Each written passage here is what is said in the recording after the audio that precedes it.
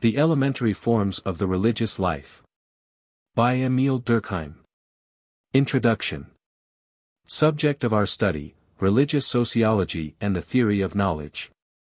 In this book we propose to study the most primitive and simple religion which is actually known. To make an analysis of it, and to attempt an explanation of it.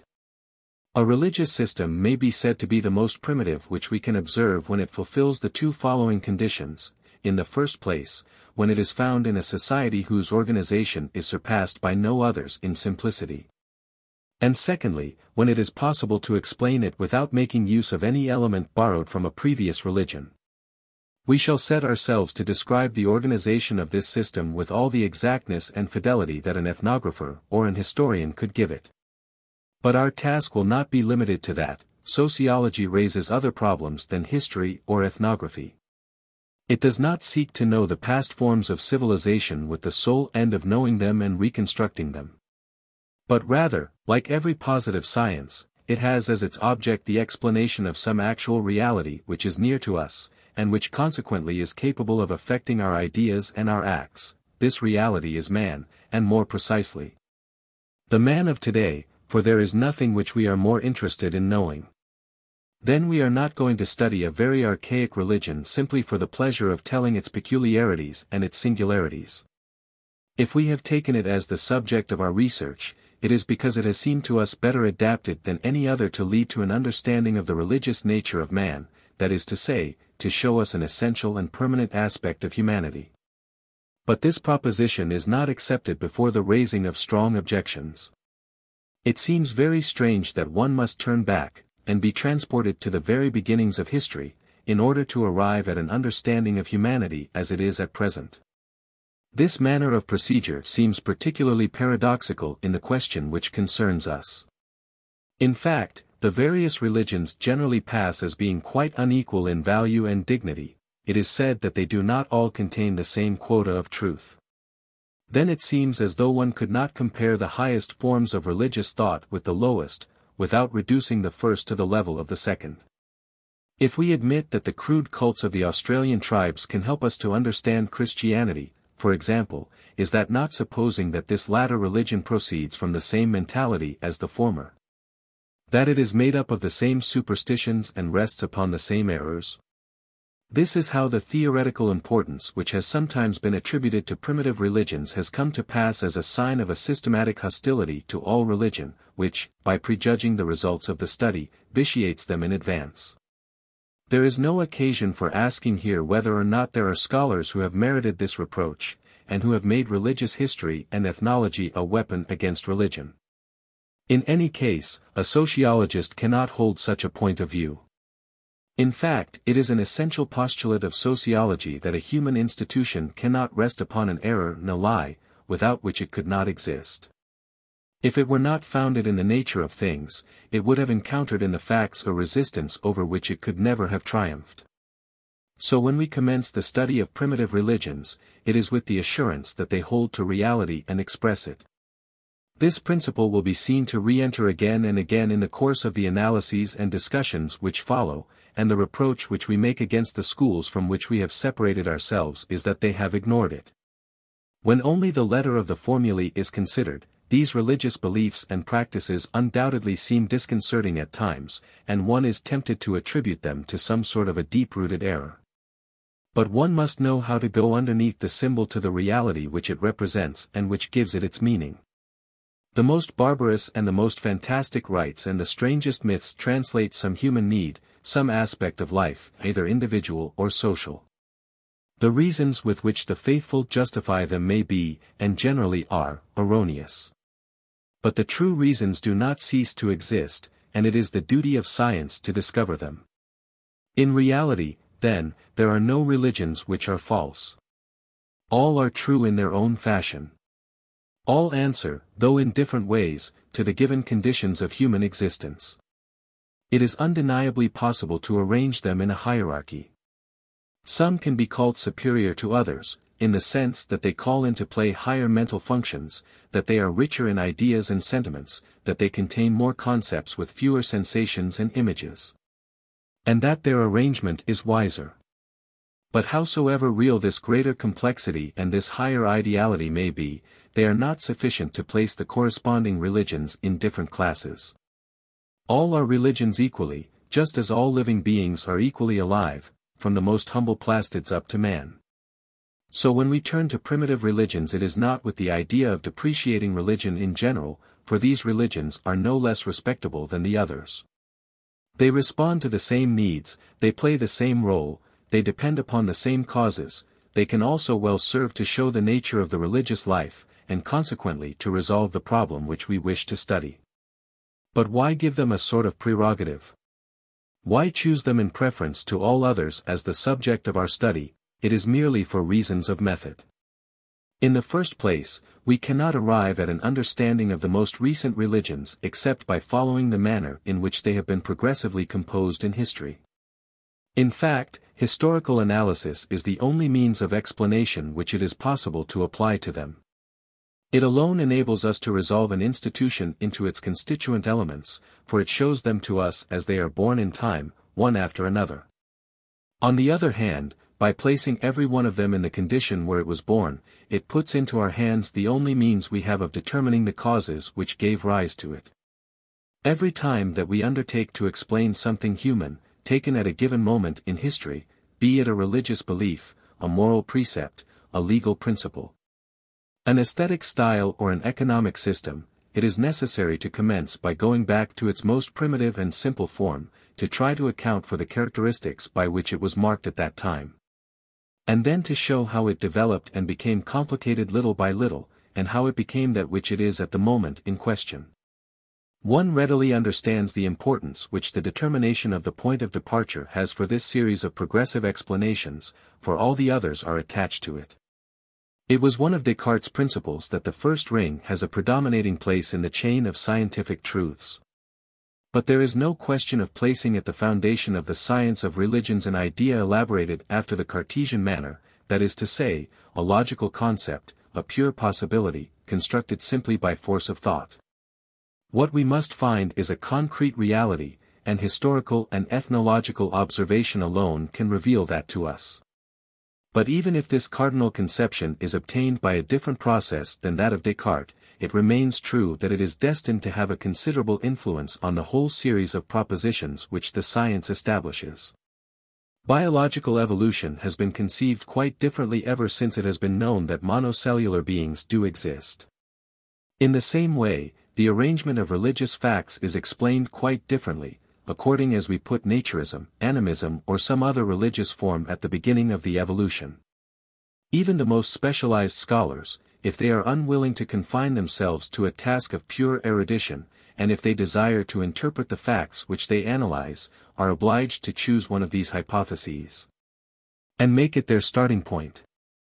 Whether they desire it or not, the questions which they raise necessarily take the following form: how has naturism or animism been led to take this particular form, here or there, or to enrich itself or impoverish itself in such and such a fashion?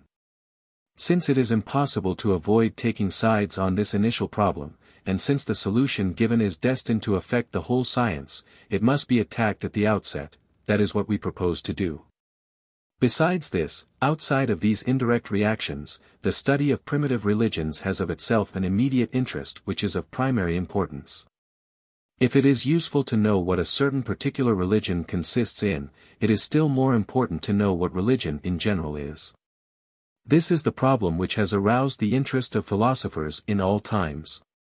And not without reason, for it is of interest to all humanity. Unfortunately, the method which they generally employ is purely dialectic. They confine themselves to analyzing the idea which they make for themselves of religion. Except as they illustrate the results of this mental analysis by examples borrowed from the religions which best realize their ideal. But even if this method ought to be abandoned, the problem remains intact, and the great service of philosophy is to have prevented its being suppressed by the disdain of scholars. Now it is possible to attack it in a different way. Since all religions can be compared to each other, and since all are species of the same class, there are necessarily many elements which are common to all. We do not mean to speak simply of the outward and visible characteristics which they all have equally, and which make it possible to give them a provisional definition from the very outset of our researches. The discovery of these apparent signs is relatively easy, for the observation which it demands does not go beneath the surface of things. But these external resemblances suppose others which are profound. At the foundation of all systems of beliefs and of all cults there ought necessarily to be a certain number of fundamental representations or conceptions and of ritual attitudes which, in spite of the diversity of forms which they have taken, have the same objective significance and fulfill the same functions everywhere. These are the permanent elements which constitute that which is permanent and human in religion. They form all the objective contents of the idea which is expressed when one speaks of religion in general. How is it possible to pick them out? Surely it is not by observing the complex religions which appear in the course of history. Every one of these is made up of such a variety of elements that it is very difficult to distinguish what is secondary from what is principal, the essential from the accessory. Suppose that the religion considered is like that of Egypt, India, or the classical antiquity. It is a confused mass of many cults, varying according to the locality, the temples, the generations, the dynasties, the invasions, etc. Popular superstitions are there confused with the purest dogmas. Neither the thought nor the activity of the religion is evenly distributed among the believers.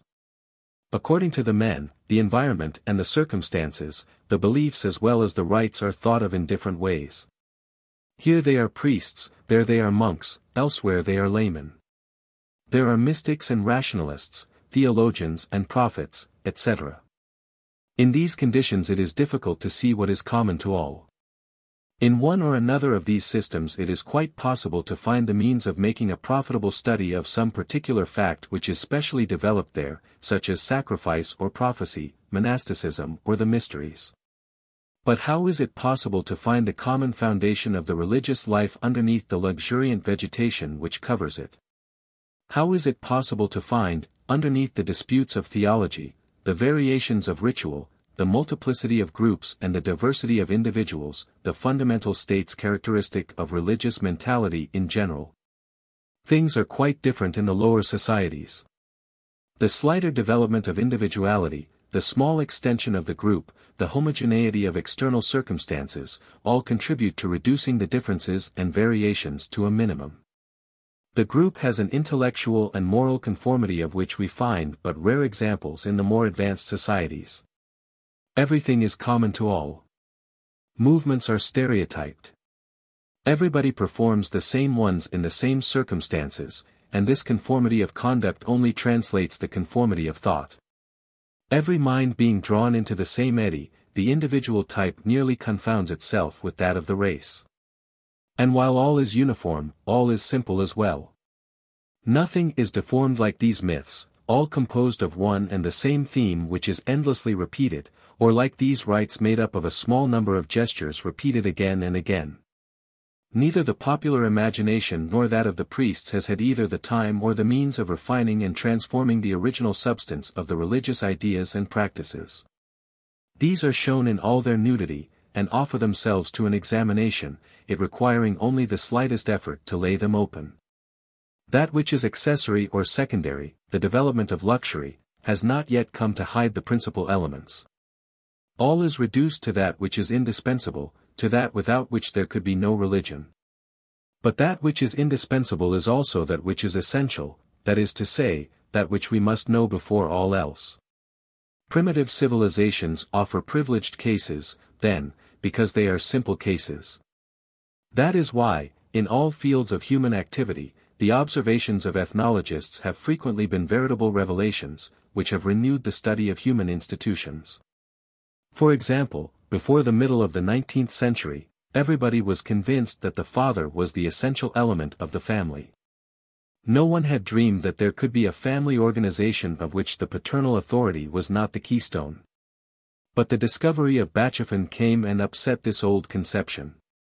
Up to very recent times it was regarded as evident that the moral and legal relations of kindred were only another aspect of the psychological relations which result from a common descent. Bachofen and his successors, MacLennan, Morgan and many others still labored under this misunderstanding.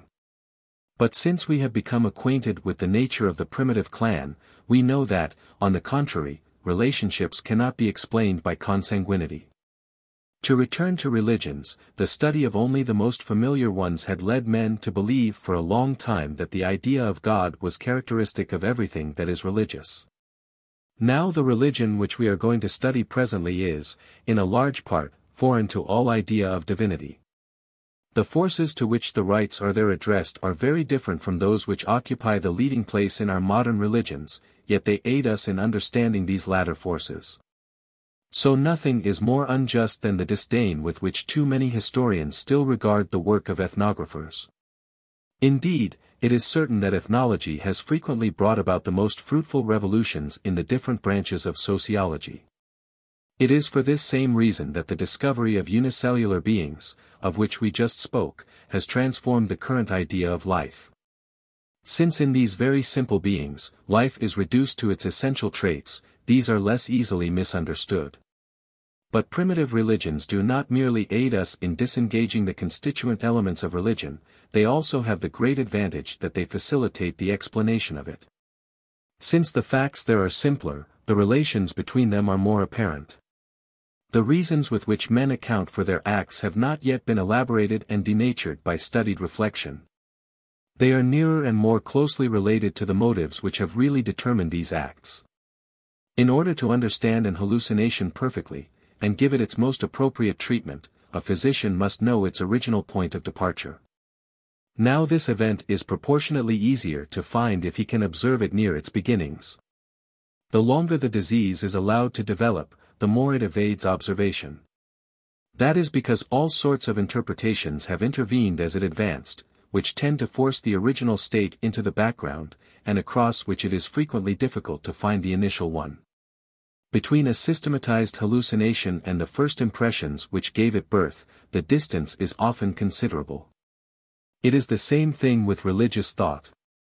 In proportion as it progresses in history, the causes which called it into existence, though remaining active, are no longer perceived, except across a vast scheme of interpretations which quite transform them. Popular mythologies and subtle theologies have done their work, they have superimposed upon the primitive sentiments others which are quite different, and which, though holding to the first, of which they are an elaborated form, only allow their true nature to appear very imperfectly. The psychological gap between the cause and the effect, between the apparent cause and the effective cause, has become more considerable and more difficult for the mind to leap.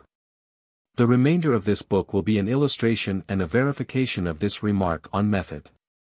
It will be seen how, in the primitive religions, the religious fact still visibly carries the mark of its origins. It would have been well nigh impossible to infer them merely from the study of the more developed religions. The study which we are undertaking is therefore a way of taking up again, but under new conditions, the old problem of the origin of religion. To be sure, if by origin we are to understand the very first beginning, the question has nothing scientific about it, and should be resolutely discarded. There was no given moment when religion began to exist, and there is consequently no need of finding a means of transporting ourselves thither in thought. Like every human institution, religion did not commence anywhere. Therefore, all speculations of this sort are justly discredited, they can only consist in subjective and arbitrary constructions which are subject to no sort of control. But the problem which we raise is quite another one.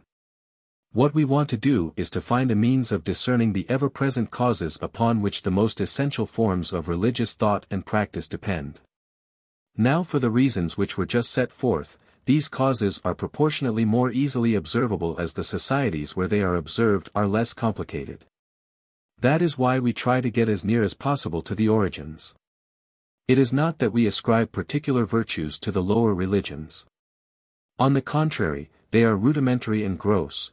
We cannot make of them a sort of model which later religions only have to reproduce. But even their grossness makes them instructive, for they thus become convenient for experiments, as in them, the facts and their relations are easily seen. In order to discover the laws of the phenomena which he studies, the physicist tries to simplify these latter and rid them of their secondary characteristics. For that which concerns institutions, nature spontaneously makes the same sort of simplifications at the beginning of history. We merely wish to put these to profit. Undoubtedly we can only touch very elementary facts by this method. When we shall have accounted for them as far as possible, the novelties of every sort which have been produced in the course of evolution will not yet be explained. But while we do not dream of denying the importance of the problems thus raised, we think that they will profit by being treated in their turn. And that it is important to take them up only after those of which we are going to undertake the study at present. 2. But our study is not of interest merely for the science of religion. In fact, every religion has one side by which it overlaps the circle of properly religious ideas, and there, the study of religious phenomena gives a means of renewing the problems which, up to the present, have only been discussed among philosophers. For a long time it has been known that the first systems of representations with which men have pictured to themselves the world and themselves were of religious origin. There is no religion that is not a cosmology at the same time that it is a speculation upon divine things. If philosophy and the sciences were born of religion, it is because religion began by taking the place of the sciences and philosophy. But it has been less frequently noticed that religion has not confined itself to enriching the human intellect, formed beforehand, with a certain number of ideas, it has contributed to forming the intellect itself. Men owe to it not only a good part of the substance of their knowledge, but also the form in which this knowledge has been elaborated.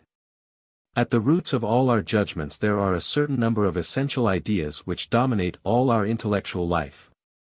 They are what philosophers since Aristotle have called the categories of the understanding, ideas of time, space, class, number, cause, substance, personality, etc. They correspond to the most universal properties of things. They are like the solid frame which encloses all thought. This does not seem to be able to liberate itself from them without destroying itself, for it seems that we cannot think of objects that are not in time and space, which have no number, etc. Other ideas are contingent and unsteady. We can conceive of their being unknown to a man, a society, or an epoch, but these others appear to be nearly inseparable from the normal working of the intellect. They are like the framework of the intelligence. Now when primitive religious beliefs are systematically analyzed, the principal categories are naturally found. They are born in religion and of religion, they are a product of religious thought. This is a statement that we are going to have occasion to make many times in the course of this work. This remark has some interest of itself already, but here is what gives it its real importance. The general conclusion of the book which the reader has before him is that religion is something eminently social. Religious representations are collective representations which express collective realities. The rites are a manner of acting which take rise in the midst of the assembled groups and which are destined to excite, maintain or recreate certain mental states in these groups. So if the categories are of religious origin, they ought to participate in this nature common to all religious facts. They too should be social affairs and the product of collective thought. At least, for in the actual condition of our knowledge of these matters, one should be careful to avoid all radical and exclusive statements. It is allowable to suppose that they are rich in social elements. Even at present, these can be imperfectly seen in some of them. For example, try to represent what the notion of time would be without the processes by which we divide it, measure it or express it with objective signs, a time which is not a succession of years, months, weeks, days and hours. This is something nearly unthinkable. We cannot conceive of time, except on condition of distinguishing its different moments. Now what is the origin of this differentiation? Undoubtedly, the states of consciousness which we have already experienced can be reproduced in us in the same order in which they passed in the first place. Thus portions of our past become present again, though being clearly distinguished from the present. But howsoever important this distinction may be for our private experience, it is far from being enough to constitute the notion or category of time. This does not consist merely in a commemoration, either partial or integral, of our past life. It is an abstract and impersonal frame which surrounds, not only our individual existence, but that of all humanity. It is like an endless chart, where all duration is spread out before the mind, and upon which all possible events can be located in relation to fixed and determined guidelines. It is not my time that is thus arranged. It is time in general, such as it is objectively thought of by everybody in a single civilization.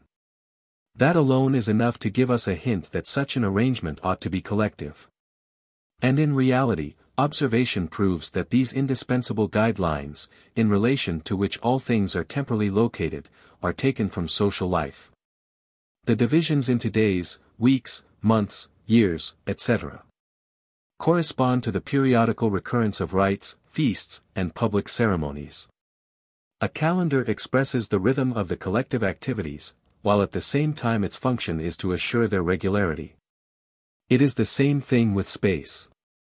As Hamelin has shown, space is not the vague and indeterminate medium which Kant imagined. If purely and absolutely homogeneous, it would be of no use, and could not be grasped by the mind. Spatial representation consists essentially in a primary coordination of the data of sensuous experience. But this coordination would be impossible if the parts of space were qualitatively equivalent and if they were really interchangeable. To dispose things spatially there must be a possibility of placing them differently, of putting some at the right, others at the left, these above, those below, at the north of or at the south of, east or west of, etc., etc. Just as to dispose states of consciousness temporally there must be a possibility of localizing them at determined dates. That is to say that space could not be what it is if it were not, like time, divided and differentiated. But whence come these divisions which are so essential? By themselves, there are neither right nor left, up nor down, north nor south, etc. All these distinctions evidently come from the fact that different sympathetic values have been attributed to various regions. Since all the men of a single civilization represent space in the same way, it is clearly necessary that these sympathetic values, and the distinctions which depend upon them, should be equally universal. And that almost necessarily implies that they be of social origin. Besides that, there are cases where this social character is made manifest.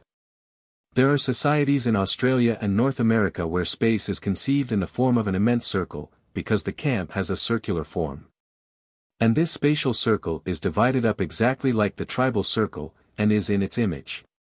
There are as many regions distinguished as there are clans in the tribe, and it is the place occupied by the clans inside the encampment which has determined the orientation of these regions. Each region is defined by the totem of the clan to which it is assigned. Among the Zuni, for example, the pueblo contains 7 quarters. Each of these is a group of clans which has had a unity. In all probability it was originally a single clan which was later subdivided. Now their space also contains 7 quarters, and each of these 7 quarters of the world is in intimate connection with a quarter of the pueblo, that is to say with a group of clans. Thus, says Cushing, one division is thought to be in relation with the north, another represents the west, another the south, etc. Each quarter of the pueblo has its characteristic color, which symbolizes it. Each region has its color, which is exactly the same as that of the corresponding quarter. In the course of history the number of fundamental clans has varied, the number of the fundamental regions of space has varied with them. Thus the social organization has been the model for the spatial organization and a reproduction of it. It is thus even up to the distinction between right and left which, far from being inherent in the nature of man in general, is very probably the product of representations which are religious and therefore collective. Analogous proofs will be found presently in regard to the ideas of class, force, personality and efficacy. It is even possible to ask if the idea of contradiction does not also depend upon social conditions. What makes one tend to believe this is that the empire which the idea has exercised over human thought has varied with times and societies. Today the principle of identity dominates scientific thought. But there are vast systems of representations which have played a considerable role in the history of ideas where it has frequently been set aside. These are the mythologies, from the grossest up to the most reasonable. There, we are continually coming upon beings which have the most contradictory attributes simultaneously, who are at the same time one and many, material and spiritual. who can divide themselves up indefinitely without losing anything of their constitution. In mythology it is an axiom that the part is worth the whole. These variations through which the rules which seem to govern our present logic have passed prove that, far from being engraven through all eternity upon the mental constitution of men, they depend, at least in part, upon factors that are historical and consequently social. We do not know exactly what they are, but we may presume that they exist. This hypothesis once admitted, the problem of knowledge is posed in new terms. Up to the present there have been only two doctrines in the field. For some, the categories cannot be derived from experience, they are logically prior to it and condition it. They are represented as so many simple and irreducible data, immanent in the human mind by virtue of its inborn constitution. For this reason they are said to be a priori. Others, however, hold that they are constructed and made up of pieces and bits, and that the individual is the artisan of this construction. But each solution raises grave difficulties.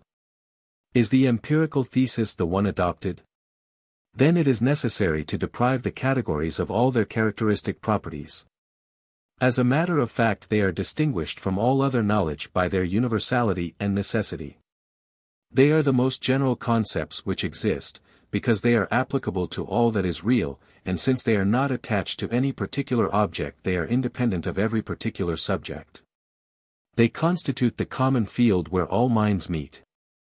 Further, they must meet there, for reason, which is nothing more than all the fundamental categories taken together, is invested with an authority which we could not set aside if we would.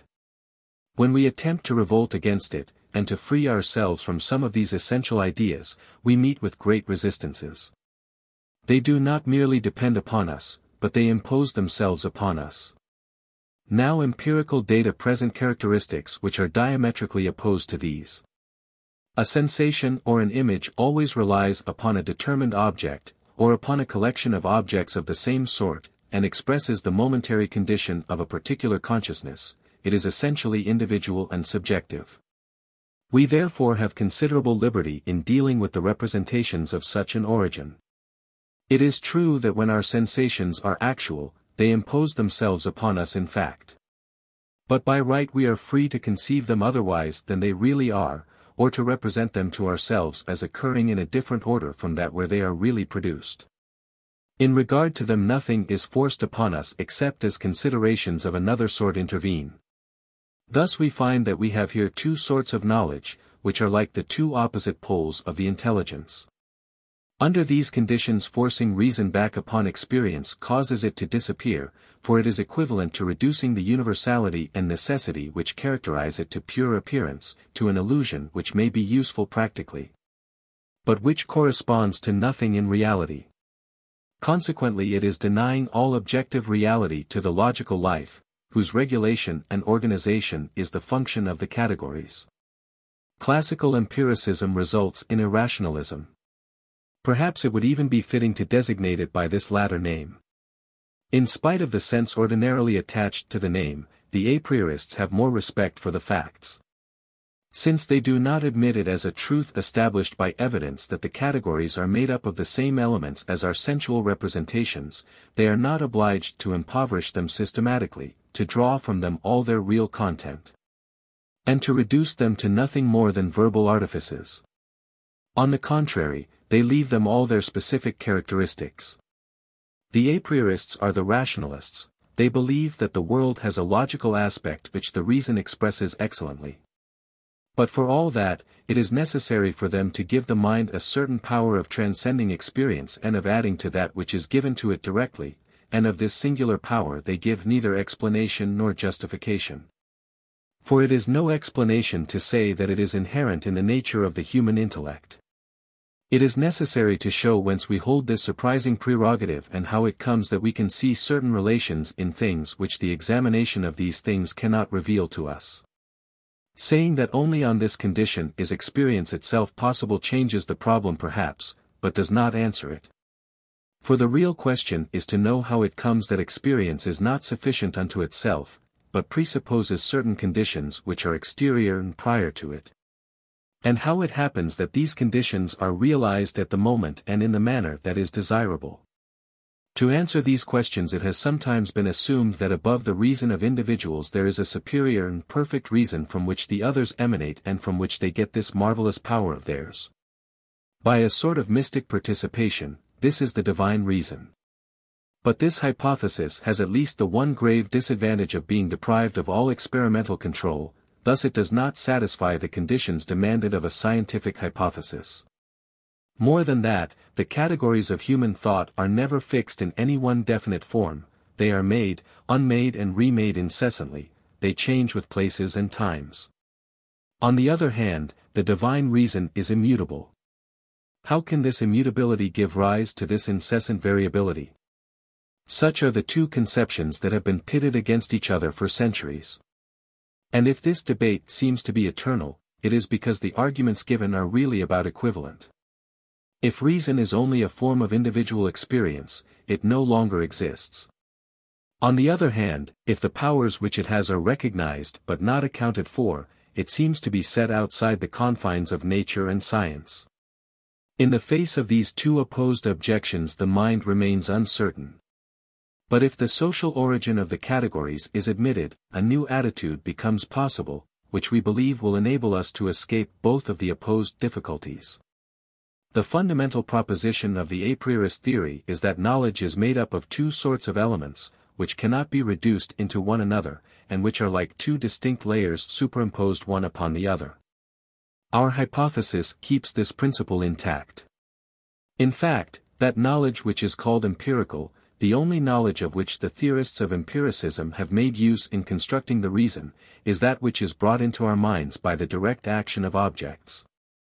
It is composed of individual states which are completely explained by the psychical nature of the individual. If, on the other hand, the categories are, as we believe they are, essentially collective representations, before all else, they should show the mental states of the group.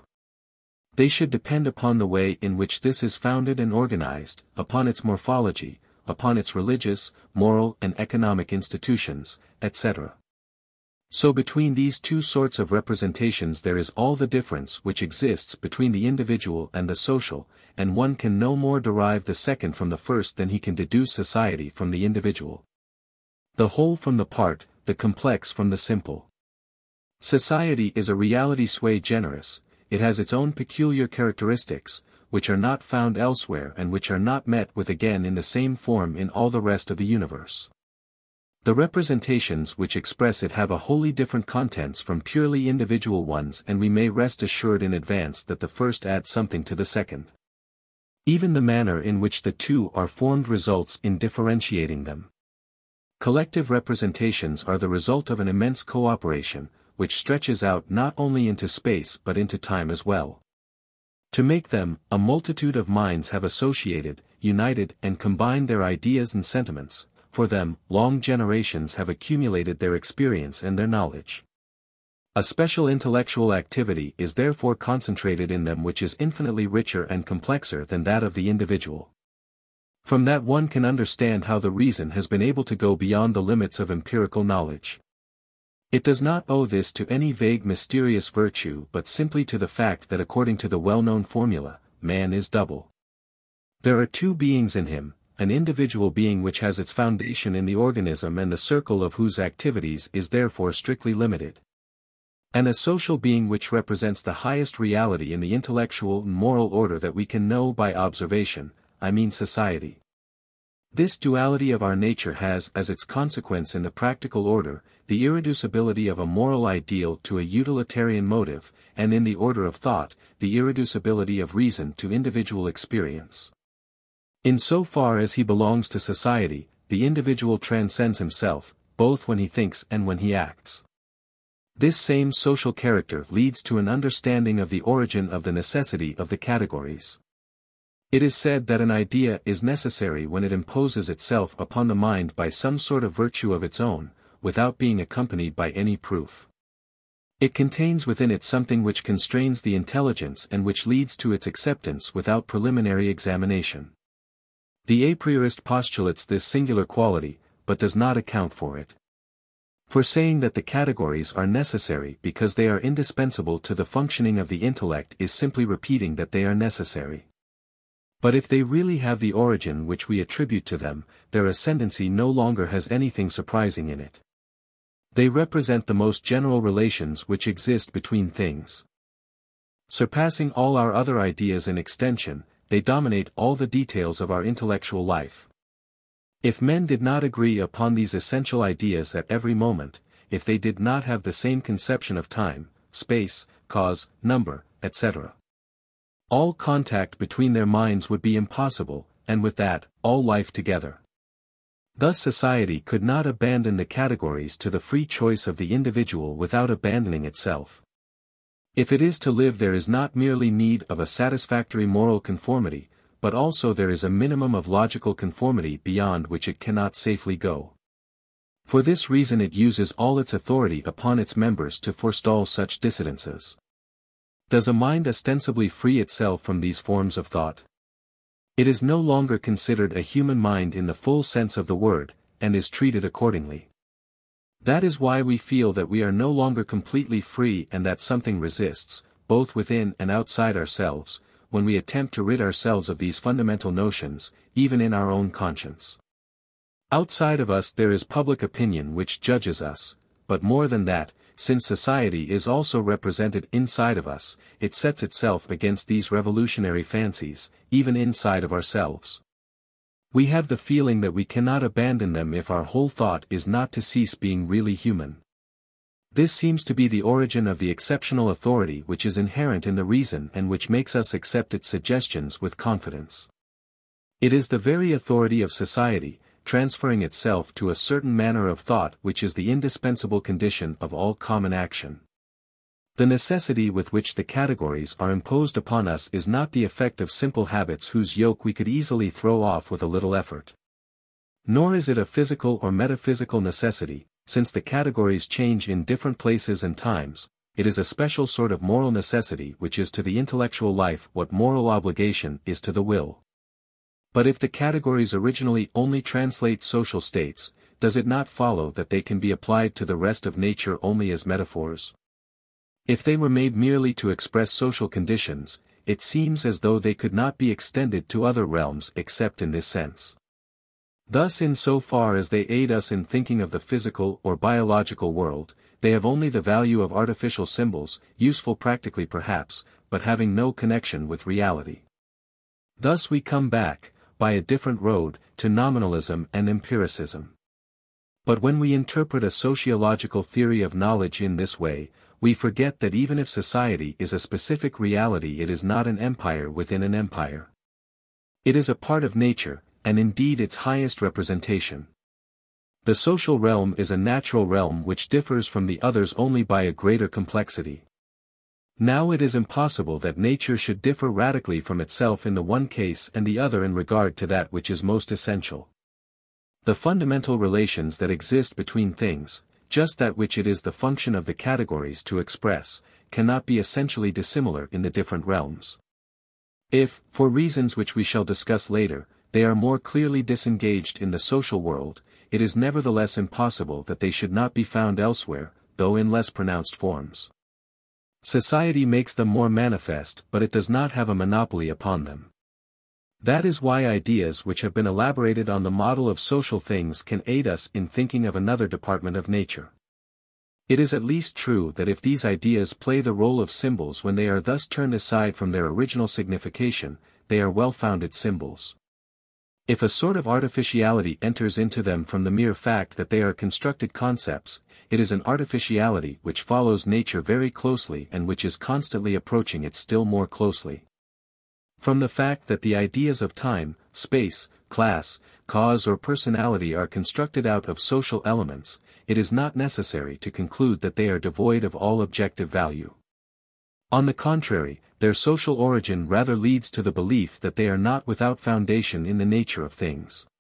Thus renovated, the theory of knowledge seems destined to unite the opposing advantages of the two rival theories, without incurring their inconveniences. It keeps all the essential principles of the a priorists. But at the same time it is inspired by that positive spirit which the empiricists have striven to satisfy.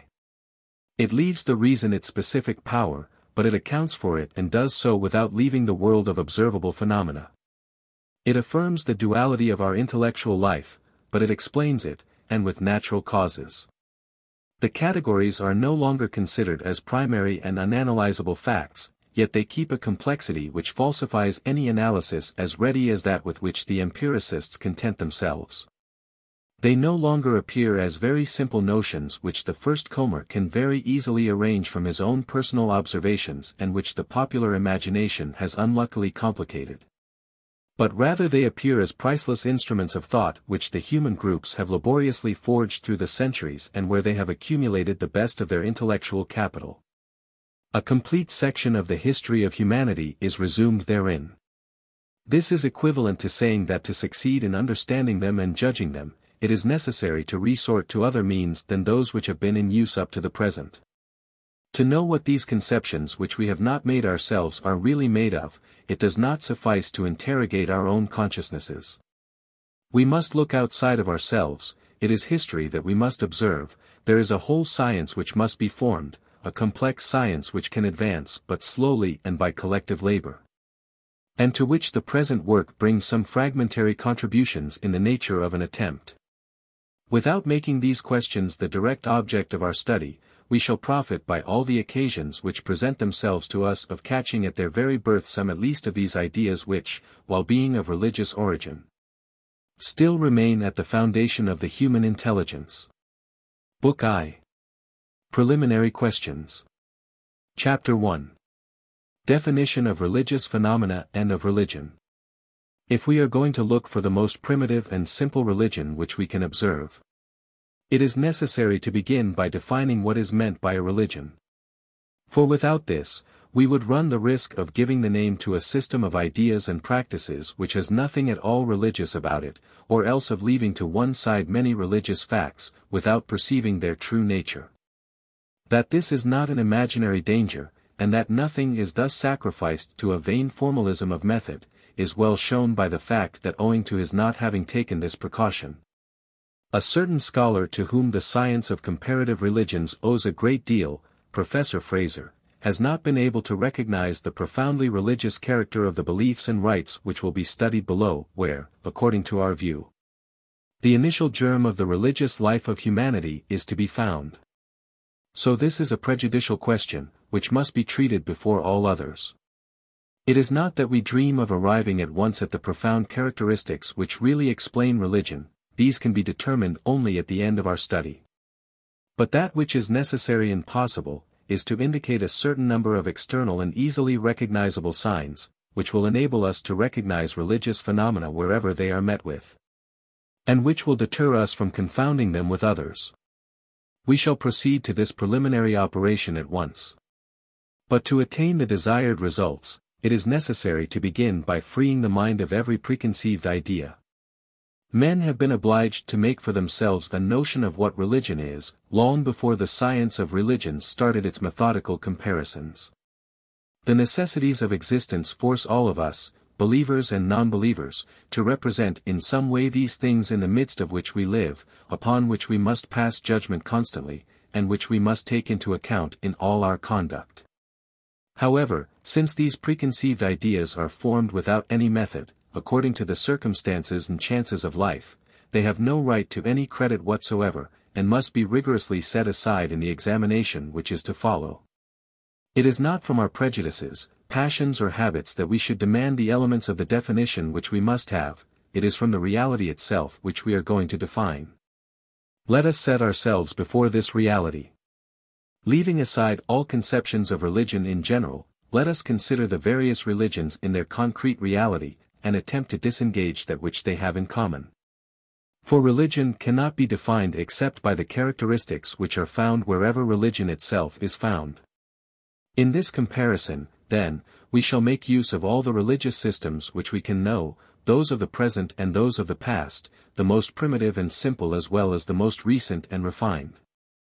For we have neither the right nor the logical means of excluding some and retaining others. For those who regard religion as only a natural manifestation of human activity, all religions, without any exception whatsoever, are instructive. For all, after their manner, express man, and thus can aid us in better understanding this aspect of our nature. Also, We have seen how far it is from being the best way of studying religion to consider by preference the forms which it presents among the most civilized peoples. But to aid the mind in freeing itself from these usual conceptions which, owing to their prestige, might prevent it from seeing things as they really are, it is fitting to examine some of the most current of the definitions in which these prejudices are commonly expressed, before taking up the question on our own account. One idea which generally passes as characteristic of all that is religious, is that of the supernatural. By this is understood all sorts of things which surpass the limits of our knowledge. The supernatural is the world of the mysterious, of the unknowable, of the ununderstandable. Thus religion would be a sort of speculation upon all that which evades science or distinct thought in general. Religions diametrically opposed in their overt dogmas, said Spencer, are perfectly at one in the tacit conviction that the existence of the world, with all it contains and all which surrounds it, is a mystery calling for an explanation. He thus makes them consist essentially in the belief in the omnipresence of something which is inscrutable. In the same manner, Max Muller sees in religion a struggle to conceive the inconceivable, to utter the unutterable, a longing after the infinite. It is certain that the sentiment of mystery has not been without a considerable importance in certain religions, notably in Christianity. It must also be said that the importance of this sentiment has varied remarkably at different moments in the history of Christianity. There are periods when this notion passes to an inferior place, and is even effaced. For example, for the Christians of the 17th century, dogma had nothing disturbing for the reason. Faith reconciled itself easily with science and philosophy, and the thinkers, such as Pascal, who really felt that there is something profoundly obscure in things, were so little in harmony with their age that they remained misunderstood by their contemporaries. It would appear somewhat hasty, therefore, to make an idea subject to parallel eclipses, the essential element of even the Christian religion. In all events, it is certain that this idea does not appear until late in the history of religions. It is completely foreign, not only to those peoples who are called primitive, but also to all others who have not attained a considerable degree of intellectual culture.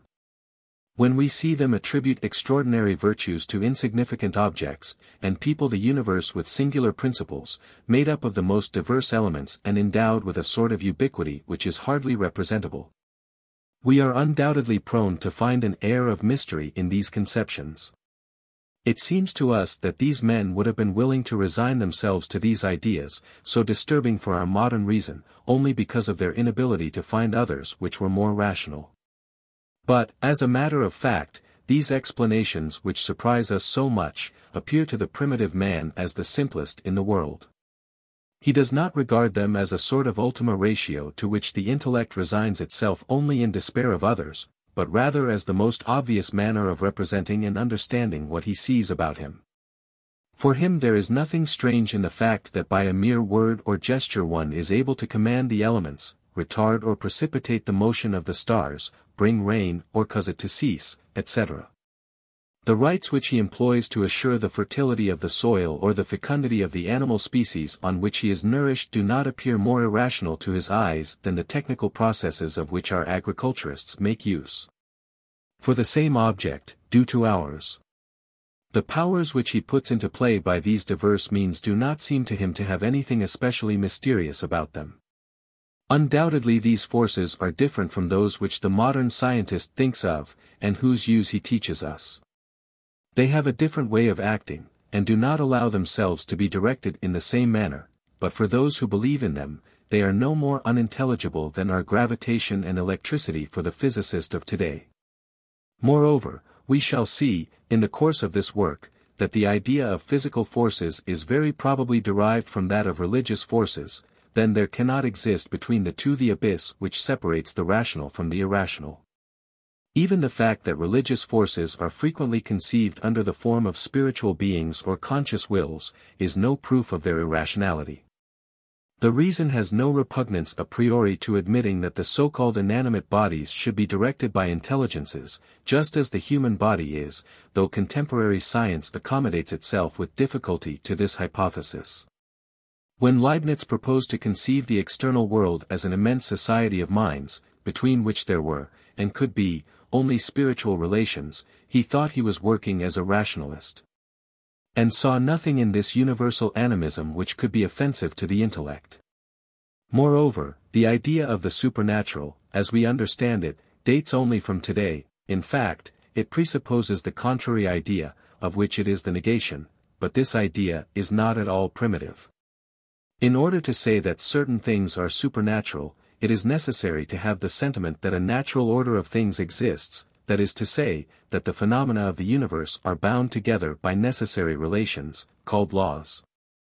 When this principle has once been admitted, all that is contrary to these laws must necessarily appear to be outside of nature, and consequently, of reason.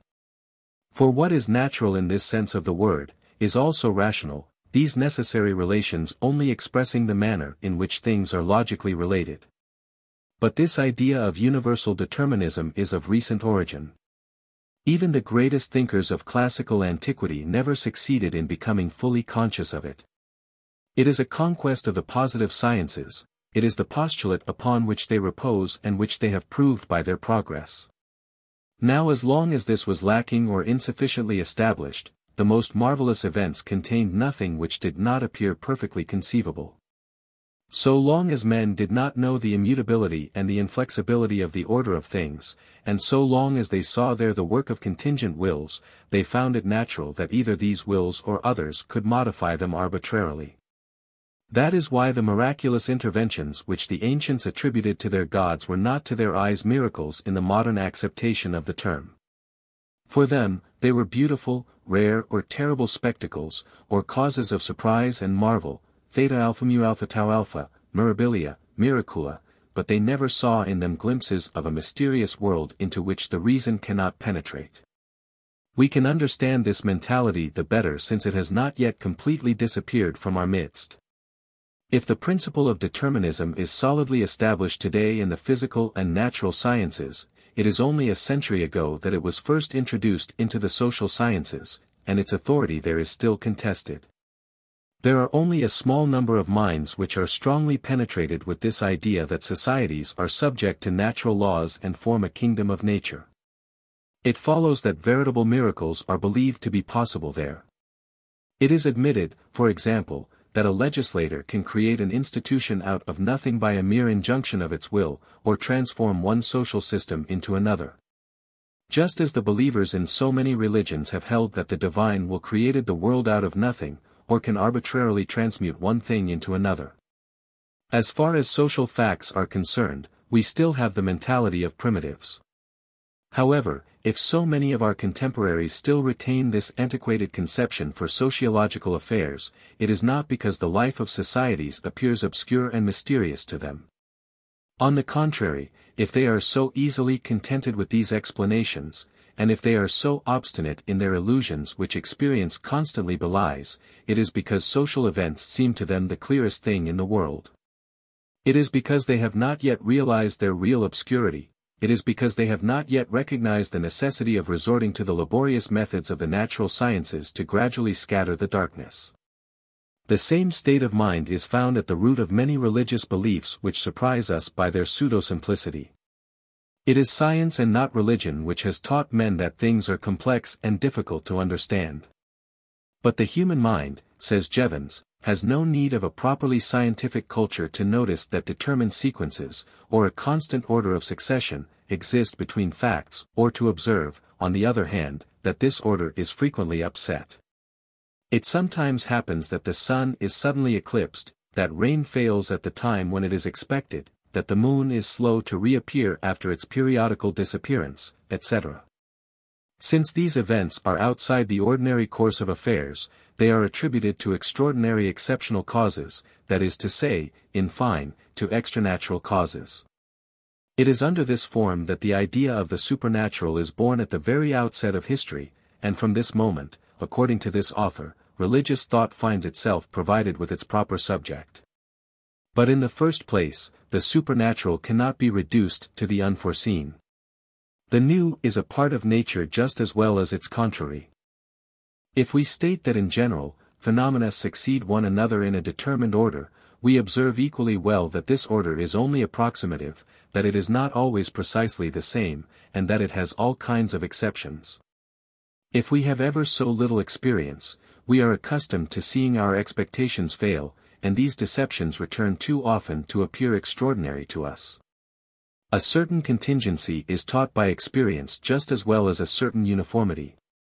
Then we have no reason for assigning the one to causes and forces entirely different from those upon which the other depends. In order to arrive at the idea of the supernatural, it is not enough, therefore, to be witnesses to unexpected events. It is also necessary that these be conceived as impossible, that is to say, irreconcilable with an order which, rightly or wrongly, appears to us to be implied in the nature of things. Now this idea of a necessary order has been constructed little by the positive sciences, and consequently the contrary notion could not have existed before them. Also, in whatever manner men have represented the novelties and contingencies revealed by experience, there is nothing in these representations which could serve to characterize religion. For religious conceptions have as their object, before everything else, to express and explain, not that which is exceptional and abnormal in things, but, on the contrary, that which is constant and regular. Very frequently, the gods serve less to account for the monstrosities, fantasies and anomalies than for the regular march of the universe, for the movement of the stars, the rhythm of the seasons, the annual growth of vegetation, the perpetuation of species, etc. It is far from being true, then, that the notion of the religions coincides with that of the extraordinary or the unforeseen. Jevons replies that this conception of religious forces is not primitive. Men commenced by imagining them to account for disorders and accidents, and it was only afterwards that they began to utilize them in explaining the uniformities of nature. But it is not clear what could have led men to attribute such manifestly contradictory functions to them. More than that, the hypothesis according to which sacred beings were at first restricted to the negative function of disturbers is quite arbitrary. In fact, we shall see that, even with the most simple religions we know, their essential task is to maintain, in a positive manner, the normal course of life. So the idea of mystery is not of primitive origin. It was not given to man. It is man who has forged it, with his own hands, along with the contrary idea. This is why it has a place only in a very small number of advanced religions. It is impossible to make it the characteristic mark of religious phenomena without excluding from the definition the majority of the facts to be defined. 2. Another idea by which the attempt to define religion is often made, is that of divinity. Religion, says M. Reville, is the determination of human life by the sentiment of a bond uniting the human mind to that mysterious mind whose domination of the world and itself it recognizes, and to whom it delights in feeling itself united. It is certain that if the word divinity is taken in a precise and narrow sense, this definition leaves aside a multitude of obviously religious facts. The souls of the dead and the spirits of all ranks and classes with which the religious imagination of so many different peoples has populated nature, are always the object of rites and sometimes even of a regular cult. Yet they are not gods in the proper sense of the term. But in order that the definition may embrace them, it is enough to substitute for the term gods the more comprehensive one of spiritual beings. This is what Tylor does. The first requisite in a systematic study of the religions of the lower races, he says, is to lay down a rudimentary definition of religion. By requiring in this definition the belief in a supreme deity. No doubt many tribes may be excluded from the category of religious. But such narrow definition has the fault of identifying religion rather with particular developments. It seems best simply to claim as a minimum definition of religion, the belief in spiritual beings. By spiritual beings must be understood conscious subjects gifted with powers superior to those possessed by common men. This qualification is found in the souls of the dead, geniuses or demons as well as in divinities properly so-called. It is important, therefore, to give our attention at once to the particular conception of religion which is implied in this definition. The relations which we can have with beings of this sort are determined by the nature attributed to them. They are conscious beings. Then we can act upon them only in the same way that we act upon consciousnesses in general, that is to say, by psychological processes, attempting to convince them or move them either with the aid of words, invocations, prayers, or by offerings and sacrifices. And since the object of religion is to regulate our relations with these special beings, there can be no religion except where there are prayers, sacrifices, propitiatory rites, etc. Thus we have a very simple criterion which permits us to distinguish that which is religious from that which is not. It is to this criterion that Fraser, and with him numerous ethnographers, systematically makes reference. But howsoever evident this definition may appear, thanks to the mental habits which we owe to our religious education, there are many facts to which it is not applicable, but which appertain to the field of religion nevertheless. In the first place, there are great religions from which the idea of gods and spirits is absent, or at least, where it plays only a secondary and minor role.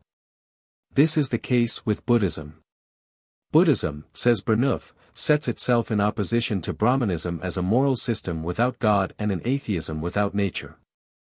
As it recognizes not a God upon whom man depends, says Barth, its doctrine is absolutely atheistic, while Oldenburg, in his turn, calls it a faith without a God. In fact, all that is essential to Buddhism is found in the four propositions which the faithful call the Four Noble Truths. The first states the existence of suffering as the accompaniment to the perpetual change of things. The second shows desire to be the cause of suffering, the third makes the suppression of desire the only means of suppressing sorrow. The fourth enumerates the three stages through which one must pass to attain this suppression. They are uprightness, meditation, and finally wisdom, the full possession of the doctrine. These three stages once traversed, one arrives at the end of the road, at the deliverance, at salvation by the nirvana. Now in none of these principles is there question of a divinity.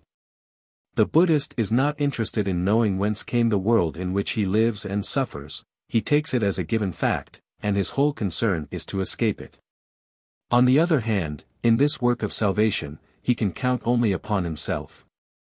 He has no God to thank, as he had previously no God to invoke during his struggle.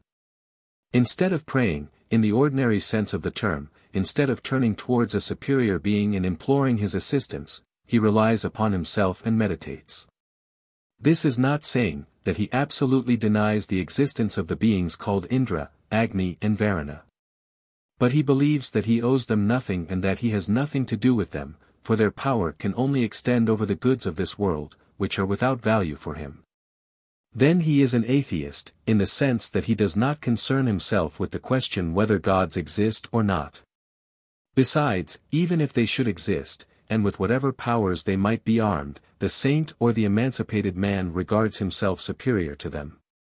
For that which causes the dignity of beings is not the extent of the action they exercise over things, but merely the degree of their advancement upon the road of salvation. It is true that Buddha, at least in some divisions of the Buddhist Church, has sometimes been considered as a sort of god. He has his temples. He is the object of a cult, which, by the way, is a very simple one, for it is reduced essentially to the offering of flowers and the adoration of consecrated relics or images. It is scarcely more than a commemorative cult. But more than that, this divinization of Buddha, granting that the term is exact, is peculiar to the form known as Northern Buddhism. The Buddhist of the South, says Kern, and the less advanced of the Northern Buddhists can be said, according to data known today, to speak of their founder as if he were a man. Of course, they attribute extraordinary powers to Buddha, which are superior to those possessed by ordinary mortals.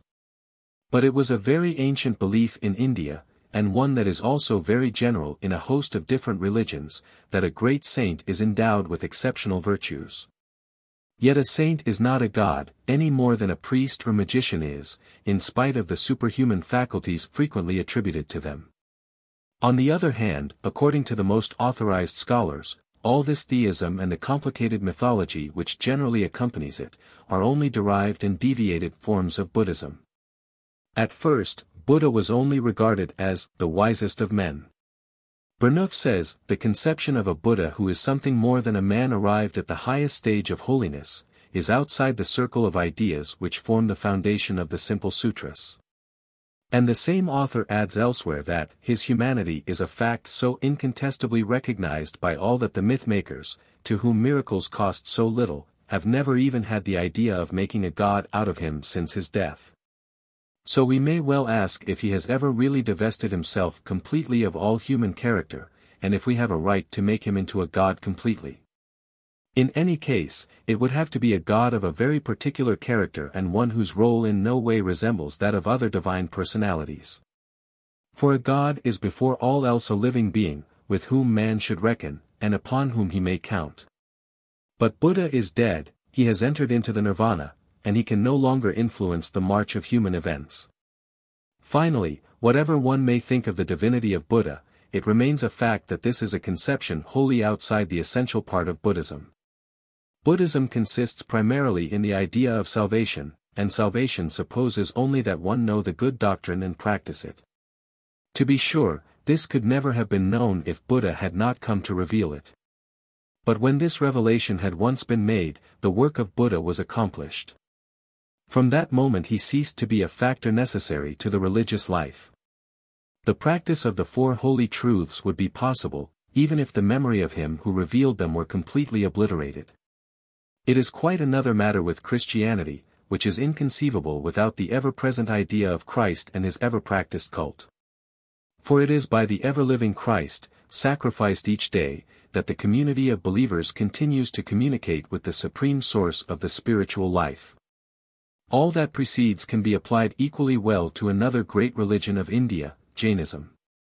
The two doctrines have nearly the same conception of the world and of life.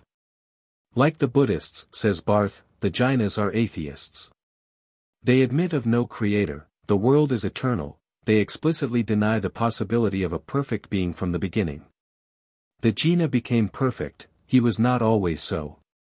Just as the Buddhists in the north, the Jainists, or at least certain of them, have come back to a sort of deism. In the inscriptions of Deccan there is mention of a Jinapati, a sort of supreme Jina, who is called the primary creator. But such language, says the same author, is in contradiction to the most explicit declarations extracted from their most authorized writings. Moreover, if this indifference for the divine is developed to such a point in Buddhism and Jainism, it is because its germ existed already in the Brahmanism from which the two were derived. In certain of its forms at least, Brahmic speculation ended in a frankly materialistic and atheistic interpretation of the universe. In time, the numerous divinities which the people of India had originally learned to adore, came to merge themselves into a sort of principal deity, impersonal and abstract, the essence of all that exists. This supreme reality, which no longer has anything of a divine personality about it, is contained within man himself, or rather, man is but one with it, for nothing exists apart from it. To find it, and unite himself to it, one does not have to search some external support outside himself, it is enough to concentrate upon himself and meditate. If in Buddhism, says Oldenburg, the proud attempt be made to conceive a deliverance in which man himself delivers himself, to create a faith without a god, it is Brahmanical speculation which has prepared the way for this thought. It thrusts back the idea of a god step by step. The forms of the old gods have faded away, and besides the Brahma, which is enthroned in its everlasting quietude, highly exalted above the destinies of the human world, there is left remaining, as the sole really active person in the great work of deliverance, man himself. Here, then, we find a considerable portion of religious evolution which has consisted in the progressive recoil of the idea of a spiritual being from that of a deity. Here are great religions where invocations, propitiations, sacrifices and prayers properly so-called are far from holding a preponderating place, and which consequently do not present that distinctive sign by which some claim to recognize those manifestations which are properly called religious. But even within deistic religions there are many rites which are completely independent of all idea of gods or spiritual beings. In the first place, there are a multitude of interdictions. For example, the Bible orders that a woman live isolated during a determined period each month. A similar isolation is obligatory during the lying in at childbirth. It is forbidden to hitch an ass and a horse together, or to wear a garment in which the hemp is mixed with flax. But it is impossible to see the part which belief in Yahweh can have played in these interdictions, for he is wholly absent from all the relations thus forbidden, and could not be interested in them.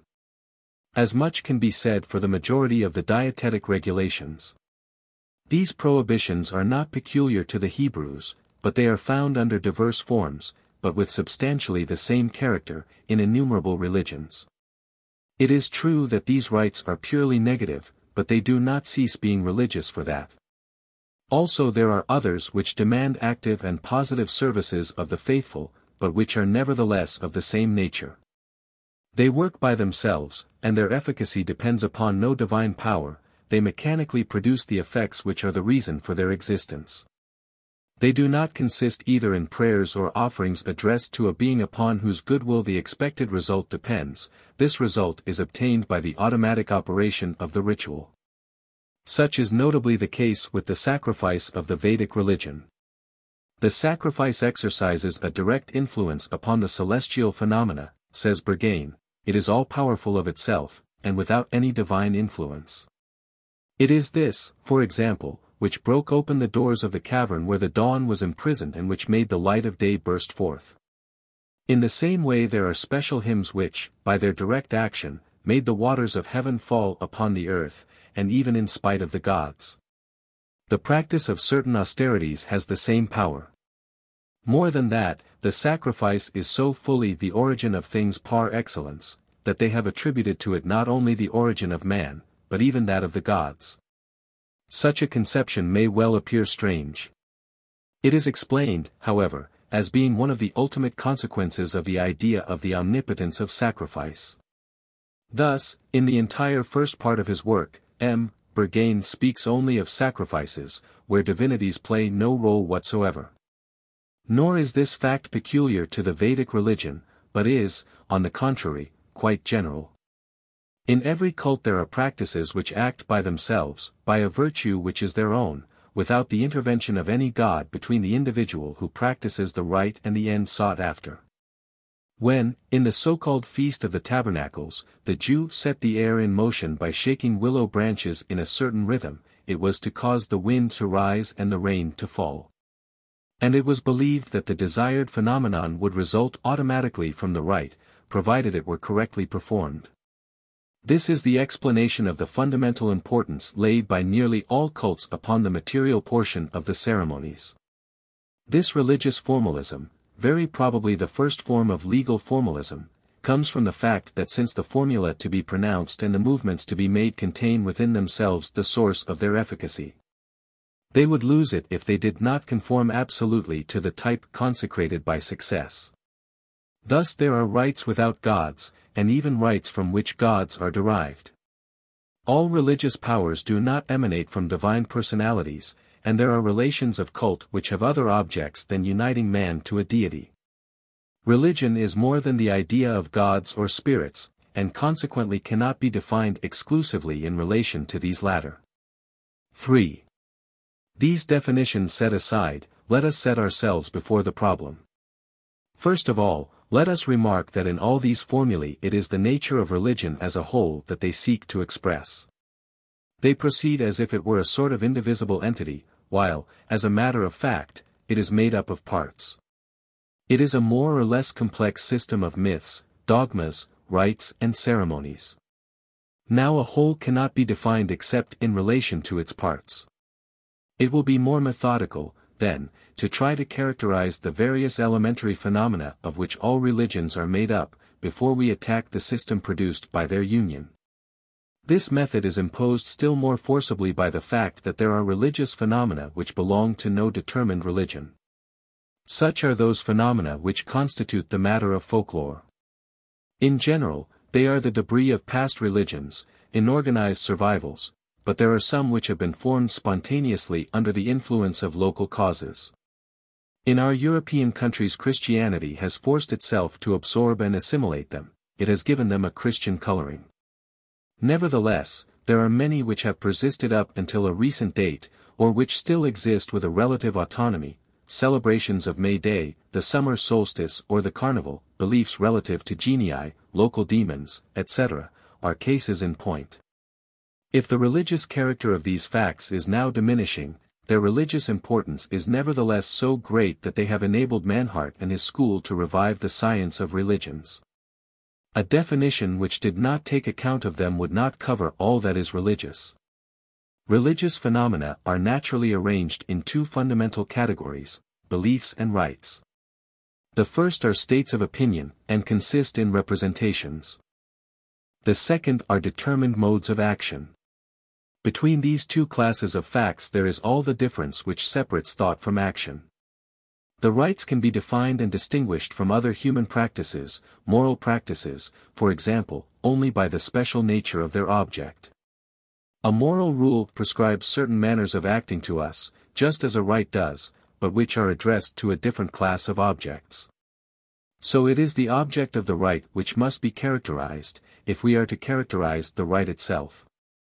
Now it is in the beliefs that the special nature of this object is expressed.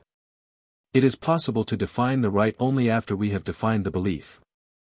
All known religious beliefs, whether simple or complex, present one common characteristic: they presuppose a classification of all the things, real and ideal, of which men think, into two classes or opposed groups. Generally designated by two distinct terms which are translated well enough by the words profane and sacred, profane, sacred. This division of the world into two domains, the one containing all that is sacred, the other all that is profane, is the distinctive trait of religious thought. The beliefs, myths, dogmas and legends are either representations or systems of representations which express the nature of sacred things, the virtues and powers which are attributed to them, or their relations with each other and with profane things. But by sacred things one must not understand simply those personal beings which are called gods or spirits, a rock, a tree, a spring, a pebble, a piece of wood, a house, in a word, anything can be sacred. A rite can have this character. In fact, the rite does not exist which does not have it to a certain degree. There are words, expressions and formulae which can be pronounced only by the mouths of consecrated persons, there are gestures and movements which everybody cannot perform. If the Vedic sacrifice has had such an efficacy that, according to mythology, it was the creator of the gods, and not merely a means of winning their favor, it is because it possessed a virtue comparable to that of the most sacred beings. The circle of sacred objects cannot be determined, then, once for all. Its extent varies infinitely, according to the different religions. That is how Buddhism is a religion. In default of gods, it admits the existence of sacred things, namely, the Four Noble Truths and the practices derived from them. Up to the present we have confined ourselves to enumerating a certain number of sacred things as examples. We must now show by what general characteristics they are to be distinguished from profane things. One might be tempted, first of all, to define them by the place they are generally assigned in the hierarchy of things. They are naturally considered superior in dignity and power to profane things, and particularly to man, when he is only a man and has nothing sacred about him. One thinks of himself as occupying an inferior and dependent position in relation to them, and surely this conception is not without some truth. Only there is nothing in it which is really characteristic of the sacred. It is not enough that one thing be subordinated to another for the second to be sacred in regard to the first. Slaves are inferior to their masters, subjects to their king, soldiers to their leaders, the miser to his gold, the man ambitious for power to the hands which keep it from him. But if it is sometimes said of a man that he makes a religion of those beings or things whose eminent value and superiority to himself he thus recognizes, it is clear that in any case the word is taken in a metaphorical sense. And that there is nothing in these relations which is really religious. On the other hand, it must not be lost to view that there are sacred things of every degree, and that there are some in relation to which a man feels himself relatively at his ease. An amulet has a sacred character, yet the respect which it inspires is nothing exceptional. Even before his gods, a man is not always in such a marked state of inferiority. For it very frequently happens that he exercises a veritable physical constraint upon them to obtain what he desires. He beats the fetish with which he is not contented, but only to reconcile himself with it again, if in the end it shows itself more docile to the wishes of its adorer. To have rain, he throws stones into the spring or sacred lake where the god of rain is thought to reside. He believes that by this means he forces him to come out and show himself. Moreover, if it is true that man depends upon his gods, this dependence is reciprocal. The gods also have need of man, without offerings and sacrifices they would die.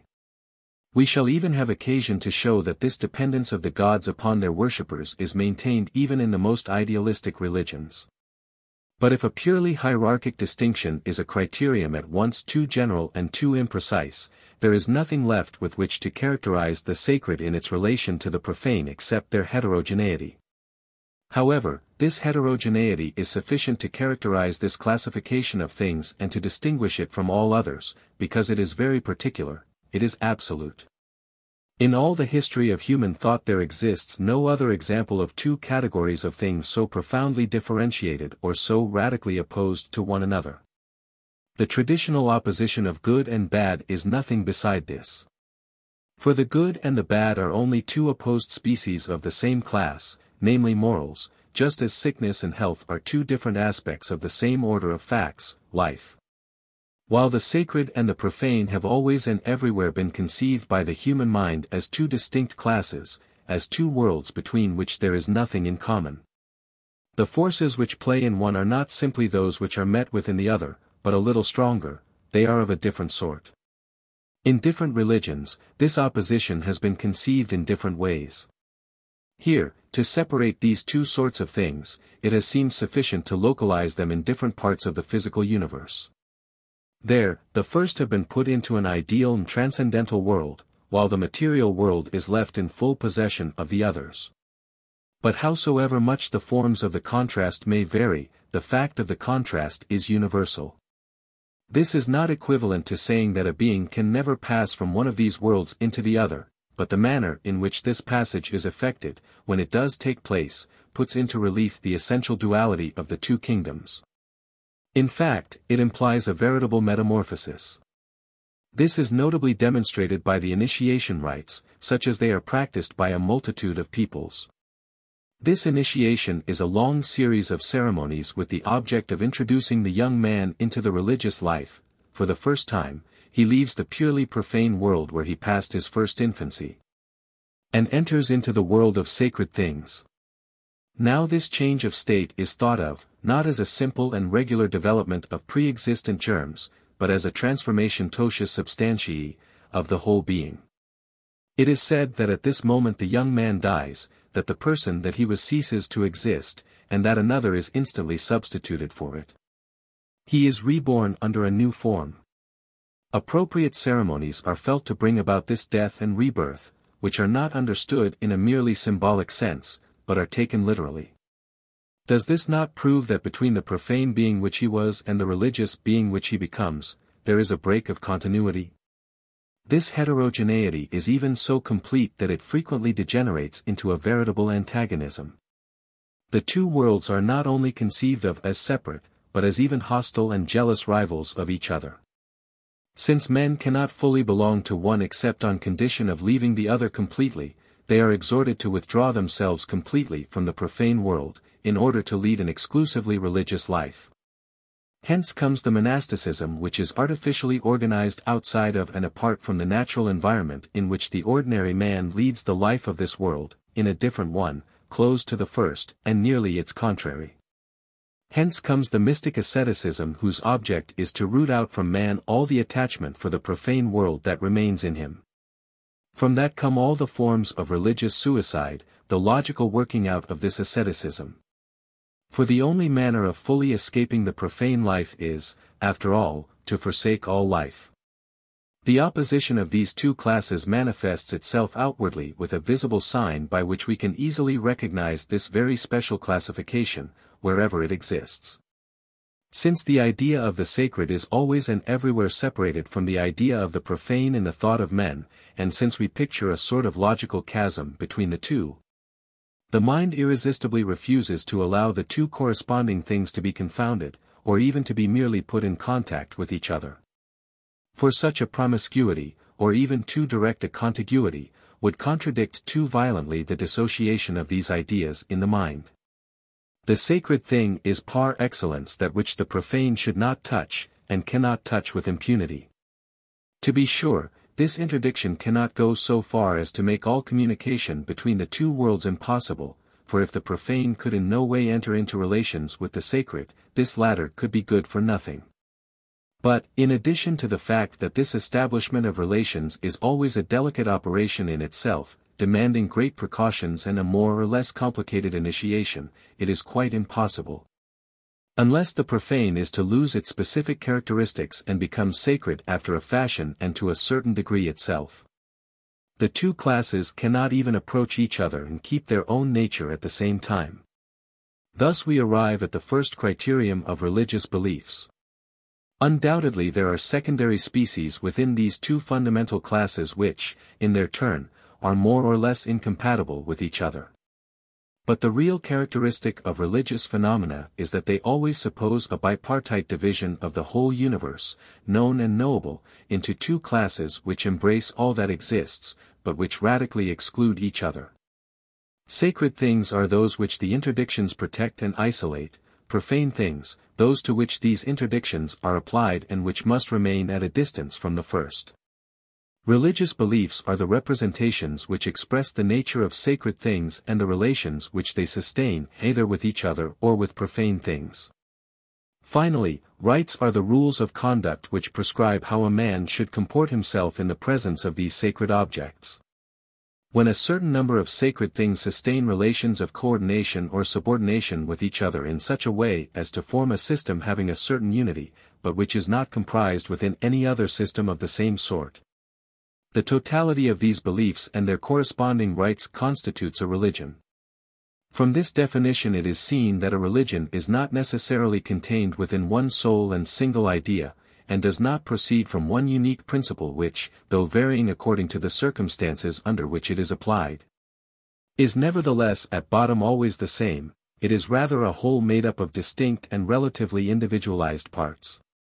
Each homogeneous group of sacred things, or even each sacred thing of some importance, constitutes a center of organization about which gravitate a group of beliefs and rites or a particular cult. There is no religion, howsoever unified it may be, which does not recognize a plurality of sacred things. Even Christianity, at least in its Catholic form, admits, in addition to the divine personality which, incidentally, is triple as well as one, the Virgin, angels, saints, souls of the dead, etc. Thus a religion cannot be reduced to one single cult generally, but rather consists in a system of cults, each endowed with a certain autonomy. Also, this autonomy is variable. Sometimes they are arranged in a hierarchy, and subordinated to some predominating cult, into which they are finally absorbed, but sometimes, also, they are merely rearranged and united. The religion which we are going to study will furnish us with an example of just this latter sort of organization. At the same time we find the explanation of how there can be groups of religious phenomena which do not belong to any special religion.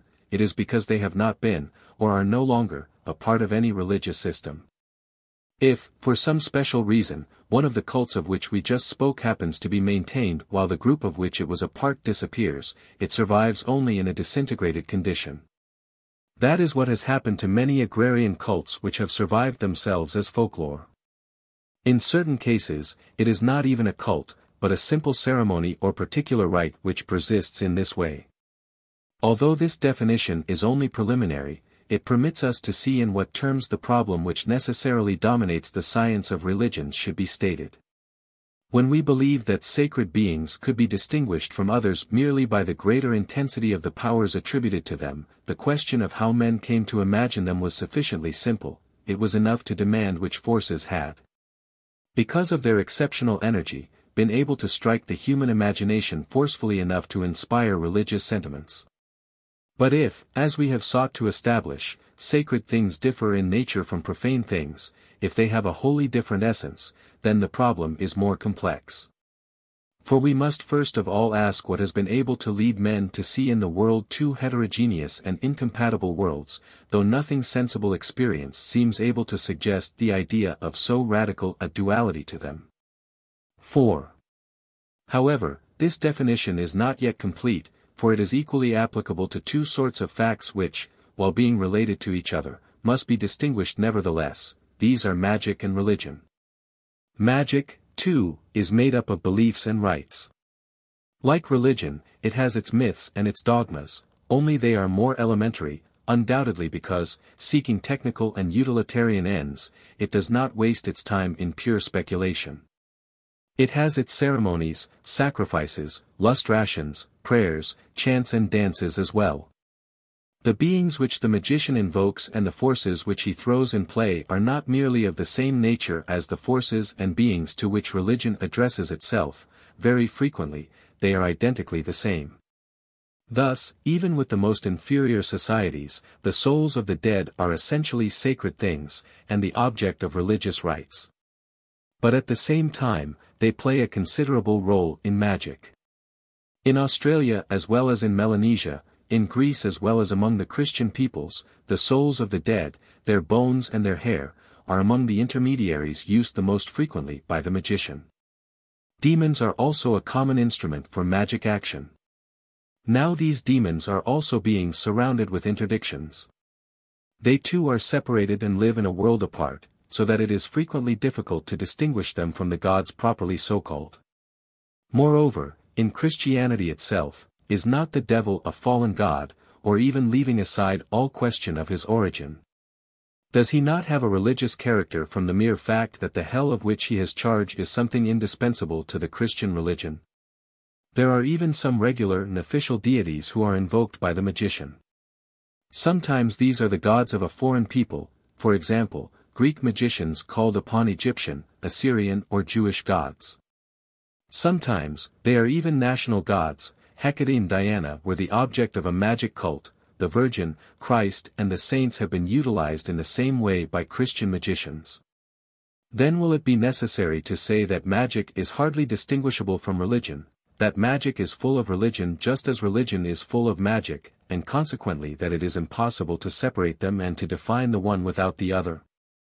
It is difficult to sustain this thesis, because of the marked repugnance of religion for magic, and in return, the hostility of the second towards the first. Magic takes a sort of professional pleasure in profaning holy things.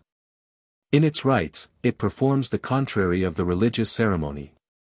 On its side, religion, when it has not condemned and prohibited magic rites, has always looked upon them with disfavor. As Hubert and Moss have remarked, there is something thoroughly anti-religious in the doings of the magician. Whatever relations there may be between these two sorts of institutions, it is difficult to imagine their not being opposed somewhere. And it is still more necessary for us to find where they are differentiated, as we plan to limit our researches to religion, and to stop at the point where magic commences. Here is how a line of demarcation can be traced between these two domains. The really religious beliefs are always common to a determined group, which makes profession of adhering to them and of practicing the rites connected with them.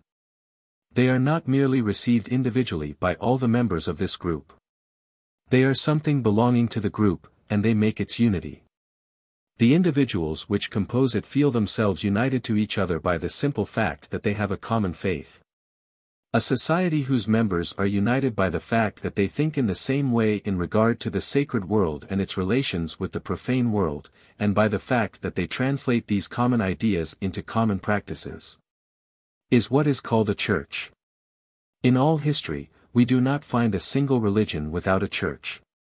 Sometimes the church is strictly national, sometimes it passes the frontiers. Sometimes it embraces an entire people, Rome, Athens, the Hebrews, sometimes it embraces only a part of them, the Christian societies since the advent of Protestantism. Sometimes it is directed by a corps of priests, sometimes it is almost completely devoid of any official directing body. But wherever we observe the religious life, we find that it has a definite group as its foundation. Even the so-called private cults, such as the domestic cult or the cult of a corporation, satisfy this condition, for they are always celebrated by a group, the family or the corporation. Moreover, even these particular religions are ordinarily only special forms of a more general religion which embraces all. These restricted churches are in reality only chapels of a vaster church which, by reason of this very extent, merits this name still more. It is quite another matter with magic. To be sure, the belief in magic is always more or less general. It is very frequently diffused in large masses of the population, and there are even peoples where it has as many adherents as the real religion. But it does not result in binding together those who adhere to it, nor in uniting them into a group leading a common life. There is no church of magic. Between the magician and the individuals who consult him, as between these individuals themselves, there are no lasting bonds which make them members of the same moral community, comparable to that formed by the believers in the same God or the observers of the same cult. The magician has a clientele and not a church, and it is very possible that his clients have no other relations between each other, or even do not know each other. Even the relations which they have with him are generally accidental and transient. They are just like those of a sick man with his physician. The official and public character with which he is sometimes invested changes nothing in this situation. The fact that he works openly does not unite him more regularly or more durably to those who have recourse to his services. It is true that in certain cases, magicians form societies among themselves. It happens that they assemble more or less periodically to celebrate certain rites in common. It is well known what a place these assemblies of witches hold in European folklore. But it is to be remarked that these associations are in no way indispensable to the working of the magic, they are even rare and rather exceptional. The magician has no need of uniting himself to his fellows to practice his art. More frequently, he is a recluse, in general, far from seeking society, he flees it. Even in regard to his colleagues, he always keeps his personal independence. Religion, on the other hand, is inseparable from the idea of a church. From this point of view, there is an essential difference between magic and religion. But what is especially important is that when these societies of magic are formed, they do not include all the adherents to magic, but only the magicians. The laymen, if they may be so called, that is to say, those for whose profit the rites are celebrated, in fine, those who represent the worshippers in the regular cults, are excluded. Now the magician is for magic what the priest is for religion, but a college of priests is not a church any more than a religious congregation which should devote itself to some particular saint in the shadow of a cloister would be a particular cult.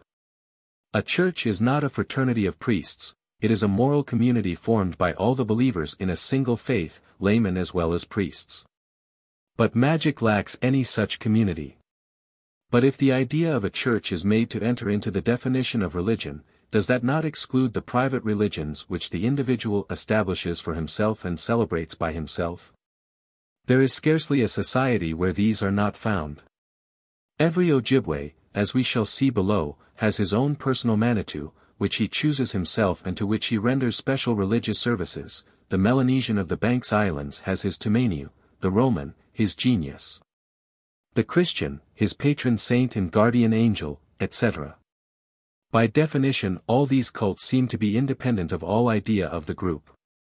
Not only are these individual religions very frequent in history, but nowadays many are asking if they are not destined to be the preeminent form of the religious life. And if the day will not come when there will be no other cult than that which each man will freely perform within himself.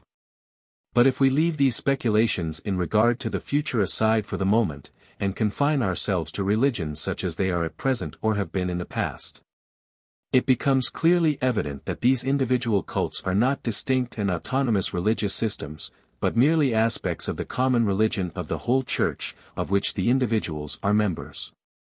The patron saint of the Christian is chosen from the official list of saints recognized by the Catholic Church. There are even canonical rules prescribing how each Catholic should perform this private cult. In the same way, the idea that each man necessarily has a protecting genius is found, under different forms, at the basis of a great number of American religions, as well as of the Roman religion, to cite only these two examples. For, as will be seen later, it is very closely connected with the idea of the soul, and this idea of the soul is not one of those which can be left entirely to individual choice. In a word, it is the church of which he is a member which teaches the individual what these personal gods are, what their function is, how he should enter into relations with them and how he should honor them. When a methodical analysis is made of the doctrines of any church whatsoever, sooner or later we come upon those concerning private cults. So these are not two religions of different types, and turned in opposite directions. Both are made up of the same ideas and the same principles, here applied to circumstances which are of interest to the group as a whole, there to the life of the individual. This solidarity is even so close that among certain peoples, the ceremonies by which the faithful first enter into communication with their protecting geniuses are mixed with rites whose public character is incontestable. Namely the rites of initiation. There still remain those contemporary aspirations towards a religion which would consist entirely in internal and subjective states, and which would be constructed freely by each of us. But howsoever real these aspirations may be, they cannot affect our definition, for this is to be applied only to facts already realized, and not to uncertain possibilities. One can define religions such as they are, or such as they have been, but not such as they more or less vaguely tend to become. It is possible that this religious individualism is destined to be realized in facts. But before we can say just how far this may be the case, we must first know what religion is, of what elements it is made up, from what causes it results, and what function it fulfills, all questions whose solution cannot be foreseen before the threshold of our study has been passed. It is only at the close of this study that we can attempt to anticipate the future. Thus we arrive at the following definition: a religion is a unified system of beliefs and practices relative to sacred things, that is to say, things set apart and forbidden, beliefs and practices which unite into one single moral community called a church, all those who adhere to them. The second element which thus finds a place in our definition is no less essential than the first. For by showing that the idea of religion is inseparable from that of the church, it makes it clear that religion should be an eminently collective thing. Chapter 2. Leading conceptions of the elementary religion. I. Animism. Armed with this definition, we are now able to set out in search of this elementary religion which we propose to study. Even the crudest religions with which history and ethnology make us acquainted are already of a complexity which corresponds badly with the idea sometimes held of primitive mentality.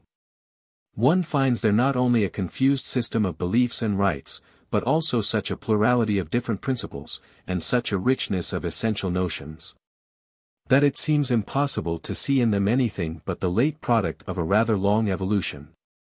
Hence it has been concluded that to discover the truly original form of the religious life, it is necessary to descend by analysis beyond these observable religions, to resolve them into their common and fundamental elements, and then to seek among these latter some one from which the others were derived. To the problem thus stated, two contrary solutions have been given.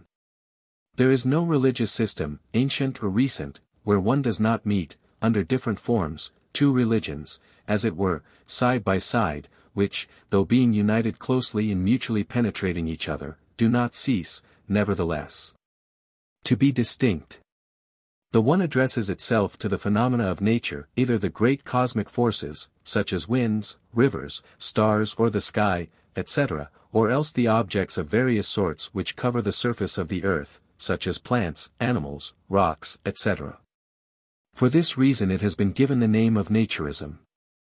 The other has spiritual beings as its object, spirits, souls, geniuses, demons, divinities properly so called, animated and conscious agents like man, but distinguished from him, nevertheless, by the nature of their powers and especially by the peculiar characteristic that they do not affect the senses in the same way. Ordinarily they are not visible to human eyes. This religion of spirits is called animism. Now, to explain the universal coexistence of these two sorts of cults, two contradictory theories have been proposed. For some, animism is the primitive religion, of which naturism is only a secondary and derived form. For the others, on the contrary, it is the nature cult which was the point of departure for religious evolution. The cult of spirits is only a peculiar case of that. These two theories are, up to the present, the only ones by which the attempt has been made to explain rationally the origins of religious thought. Thus the capital problem raised by the history of religions is generally reduced to asking which of these two solutions should be chosen, or whether it is not better to combine them, and in that case, what place must be given to each of the two elements. Even those scholars who do not admit either of these hypotheses in their systematic form, do not refuse to retain certain propositions upon which they rest. Thus we have a certain number of theories already made, which must be submitted to criticism before we take up the study of the facts for ourselves. It will be better understood how indispensable it is to attempt a new one, when we have seen the insufficiency of these traditional conceptions. It is Tyler who formed the animist theory in its essential outlines. Spencer, who took it up after him, did not reproduce it without introducing certain modifications. But in general the questions are posed by each in the same terms, and the solutions accepted are, with a single exception, identically the same. Therefore we can unite these two doctrines in the exposition which follows, if we mark, at the proper moment, the place where the two diverge from one another. In order to find the elementary form of the religious life in these animistic beliefs and practices, three desiderata must be satisfied. First, since according to this hypothesis, the idea of the soul is the cardinal idea of religion, it must be shown how this is formed without taking any of its elements from an anterior religion. Secondly, it must be made clear how souls become the object of a cult and are transformed into spirits. And thirdly and finally, since the cult of these spirits is not all of any religion, it remains to be explained how the cult of nature is derived from it. According to this theory, the idea of the soul was first suggested to men by the badly understood spectacle of the double life they ordinarily lead, on the one hand, when awake, on the other, when asleep. In fact, for the savage, the mental representations which he has while awake and those of his dreams are said to be of the same value. He objectifies the second like the first, that is to say, that he sees in them the images of external objects whose appearance they more or less accurately reproduce. So when he dreams that he has visited a distant country, he believes that he really was there. But he could not have gone there, unless two beings exist within him, the one, his body, which has remained lying on the ground and which he finds in the same position on awakening, the other, during this time, has traveled through space. Similarly, if he seems to talk with one of his companions who he knows was really at a distance, he concludes that the other also is composed of two beings, one which sleeps at a distance, and another which has come to manifest himself by means of the dream. From these repeated experiences, he little by little arrives at the idea that each of us has a double, another self, which in determined conditions has the power of leaving the organism where it resides and of going roaming at a distance. Of course, this double reproduces all the essential traits of the perceptible being which serves it as external covering, but at the same time it is distinguished from this by many characteristics. It is more active, since it can cover vast distances in an instant. It is more malleable and plastic, for, to leave the body, it must pass out by its apertures, especially the mouth and nose. It is represented as made of matter, undoubtedly, but of a matter much more subtle and ethereal than any which we know empirically. This double is the soul. In fact, it cannot be doubted that in numerous societies the soul has been conceived in the image of the body. It is believed that it reproduces even the accidental deformities such as those resulting from wounds or mutilations. Certain Australians, after having killed their enemy, cut off his right thumb, so that his soul, deprived of its thumb also, cannot throw a javelin and revenge itself. But while it resembles the body, it has, at the same time, something half spiritual about it. They say that, it is the finer or more aeriform part of the body, that, it has no flesh nor bone nor sinew.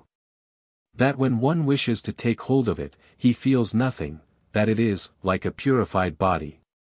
Also, other facts of experience which affect the mind in the same way naturally group themselves around this fundamental fact taught by the dream, fainting, apoplexy, catalepsy, ecstasy, in a word, all cases of temporary insensibility. In fact, they all are explained very well by the hypothesis that the principle of life and feeling is able to leave the body momentarily. Also, it is natural that this principle should be confounded with the double, since the absence of the double during sleep daily has the effect of suspending thought and life. Thus diverse observations seem to agree mutually and to confirm the idea of the constitutional duality of man. But the soul is not a spirit. It is attached to a body which it can leave only by exception. In so far as it is nothing more than that, it is not the object of any cult. The spirit, on the other hand, though generally having some special thing as its residence, can go away at will, and a man can enter into relations with it only by observing ritual precautions. The soul can become a spirit, then, only by transforming itself. The simple application of these preceding ideas to the fact of death produced this metamorphosis quite naturally. For a rudimentary intelligence, in fact, death is not distinguished from a long fainting swoon or a prolonged sleep, it has all their aspects. Thus it seems that it too consists in a separation of the soul and the body, analogous to that produced every night, but as in such cases, the body is not reanimated, the idea is formed of a separation without an assignable limit of time. When the body is once destroyed, and funeral rites have the object of hastening this destruction, the separation is taken as final. Hence come spirits detached from any organism and left free in space. As their number augments with time, a population of souls forms around the living population. These souls of men have the needs and passions of men.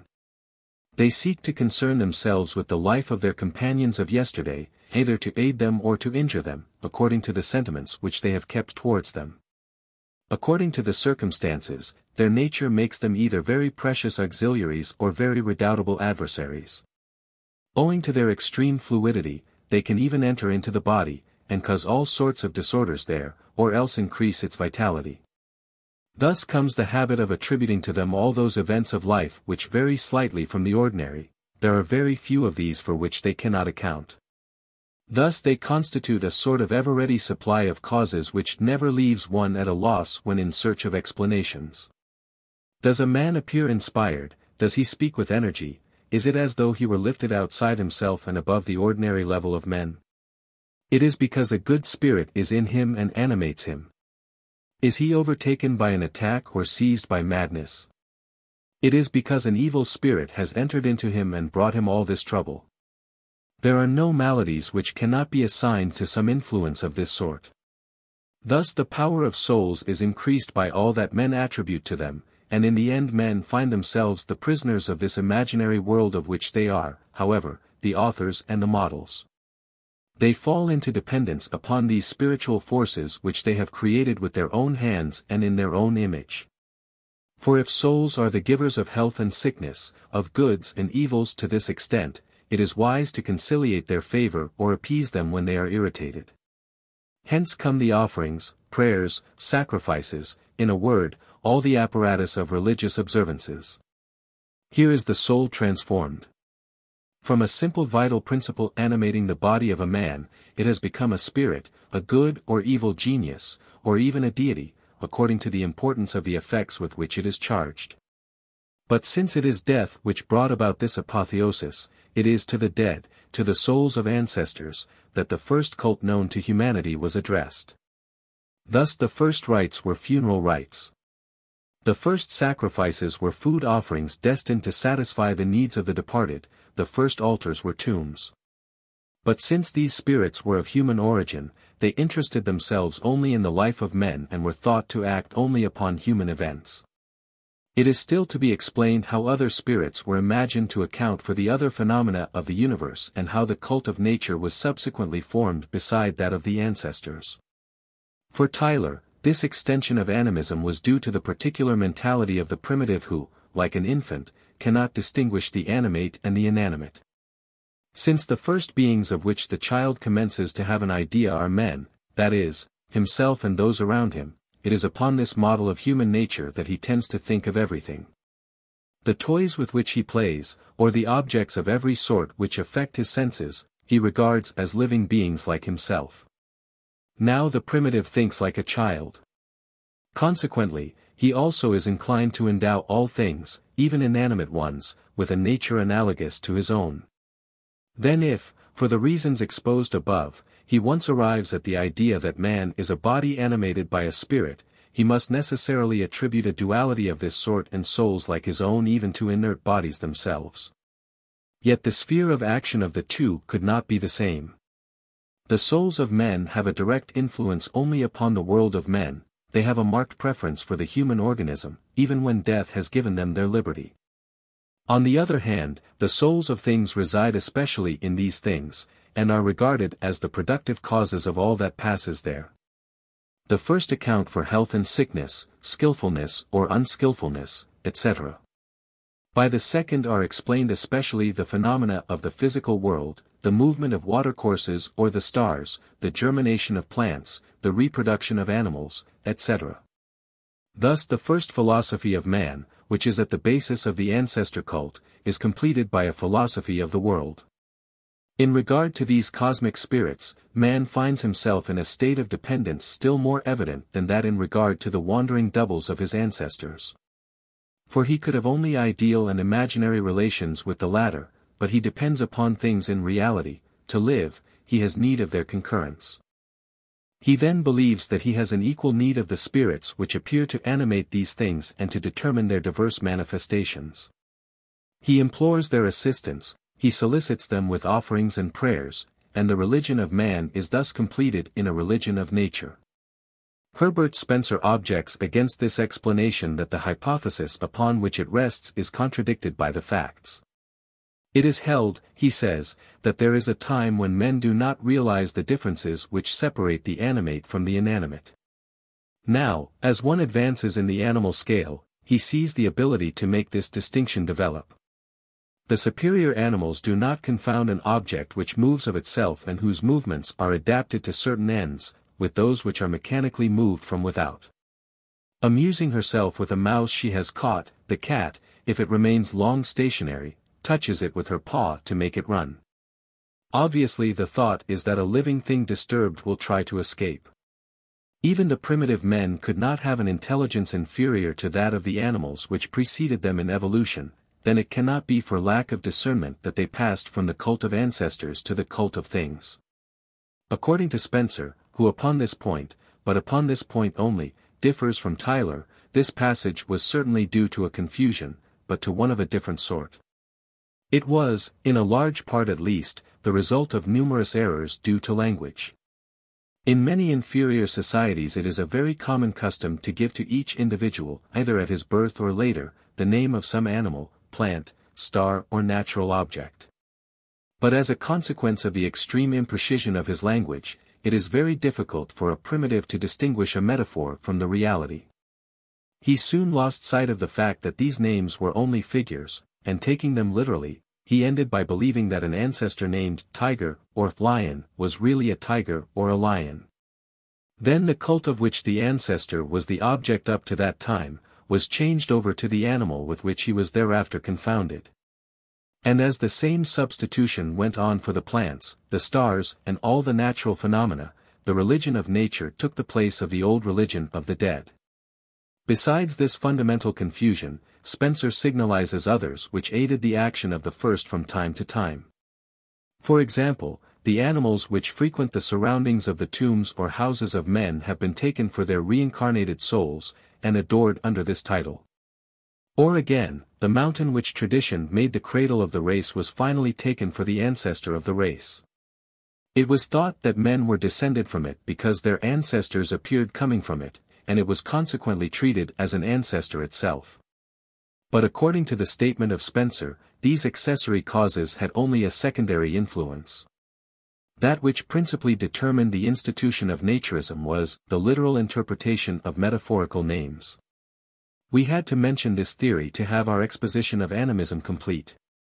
But it is too inadequate for the facts, and too universally abandoned today to demand that we stop any longer for it. In order to explain a fact as general as the religion of nature by an illusion, it would be necessary that the illusion invoked should have causes of an equal generality. Now even if misunderstandings, such as those of which Spencer gives some rare illustrations, could explain the transformation of the cult of ancestors into that of nature, it is not clear why this should be produced with a sort of universality. No psychical mechanism necessitated it. It is true that because of its ambiguity, the word might lead to an equivocation, but on the other hand, all the personal souvenirs left by the ancestor in the memories of men should oppose this confusion. Why should the tradition which represented the ancestor such as he really was, that is to say, as a man who led the life of a man, everywhere give way before the prestige of a word? Likewise, one should have a little difficulty in admitting that men were born of a mountain or a star, of an animal or a plant. The idea of a similar exception to the ordinary conceptions of generation could not fail to raise active resistance. Thus, it is far from true that the error found a road all prepared before it, but rather, all sorts of reasons should have kept it from being accepted. It is difficult to understand how, in spite of all these obstacles, it could have triumphed so generally. 2. The theory of Tylor, whose authority is always great, still remains. His hypotheses on the dream and the origin of the ideas of the soul and of spirits are still classic. It is necessary, therefore, to test their value. First of all, it should be recognized that the theorists of animism have rendered an important service to the science of religions, and even to the general history of ideas, by submitting the idea of the soul to historical analysis. Instead of following so many philosophers and making it a simple and immediate object of consciousness, they have much more correctly viewed it as a complex whole, a product of history and mythology. It cannot be doubted that it is something essentially religious in its nature, origin and functions. It is from religion that the philosophers received it. It is impossible to understand the form in which it is represented by the thinkers of antiquity, if one does not take into account the mythical elements which served in its formation. But if Tylor has had the merit of raising this problem, the solution he gives raises grave difficulties. First of all, there are reservations to be made in regard to the very principle which is at the basis of this theory. It is taken for granted that the soul is entirely distinct from the body, that it is its double, and that within it or outside of it, it normally lives its own autonomous life. Now we shall see that this conception is not that of the primitive, or at least, that it only expresses one aspect of his idea of the soul.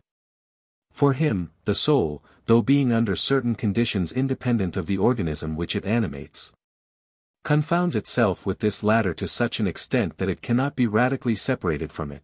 There are organs which are not only its appointed seat, but also its outward form and material manifestation. The notion is therefore more complex than the doctrine supposes, and it is doubtful consequently whether the experiences mentioned are sufficient to account for it. For even if they did enable us to understand how men have come to believe themselves double, they cannot explain how this duality does not exclude, but rather implies a deeper unity and an intimate interpenetration of the two beings thus differentiated. But let us admit that the idea of the soul can be reduced to the idea of a double, and then see how this latter came to be formed. It could not have been suggested to men except by the experience of dreams. That they might understand how they could see places more or less distant during sleep, while their bodies remained lying on the ground, it would seem that they were led to conceive of themselves as two beings, on the one hand, the body, and on the other, a second self, able to leave the organism in which it lives and to roam about in space. But if this hypothesis of a double is to be able to impose itself upon men with a sort of necessity, it should be the only one possible, or at least, the most economical one. Now as a matter of fact, there are more simple ones which, it would seem, might have occurred to the mind just as naturally. For example, why should the sleeper not imagine that while asleep he is able to see things at a distance? To imagine such a power would demand less expense to the imagination than the construction of this complex notion of a double, made of some ethereal, semi-invisible substance, and of which direct experience offers no example. But even supposing that certain dreams rather naturally suggest the animistic explanation, there are certainly many others which are absolutely incompatible with it. Often our dreams are concerned with past events. We see again the things which we saw or did yesterday or the day before or even during our youth, etc. Dreams of this sort are frequent and hold a rather considerable place in our nocturnal life. But the idea of a double cannot account for them. Even if the double can go from one point to another in space, it is not clear how it could possibly go back and forth in time. Howsoever rudimentary his intelligence may be, how could a man on awakening believe that he had really been assisting at or taking part in events which he knows passed long before? How could he imagine that during his sleep he lived a life which he knows has long since gone by? It would be much more natural that he should regard these renewed images as merely what they really are, that is, as souvenirs like those which he has during the day, but ones of a special intensity. Moreover, in the scenes of which we are the actors and witnesses while we sleep, it constantly happens that one of our contemporaries has a role as well as ourselves. We think we see and hear him in the same place where we see ourselves. According to the animists, the primitive would explain this by imagining that his double was visited by or met with those of certain of his companions. But it would be enough that on awakening he question them, to find that their experiences do not coincide with his. During this same time, they too have had dreams, but wholly different ones. They have not seen themselves participating in the same scene, they believe that they have visited wholly different places.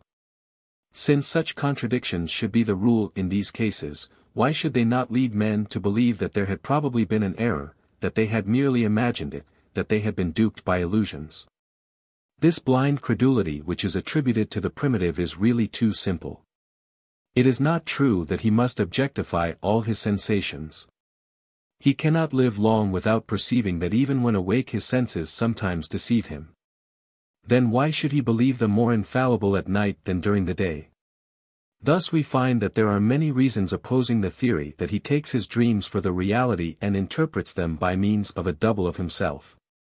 But more than that, even if every dream were well explained by the hypothesis of a double, and could not be explained otherwise, it would remain a question why men have attempted to explain them. Dreams undoubtedly constitute the matter of a possible problem.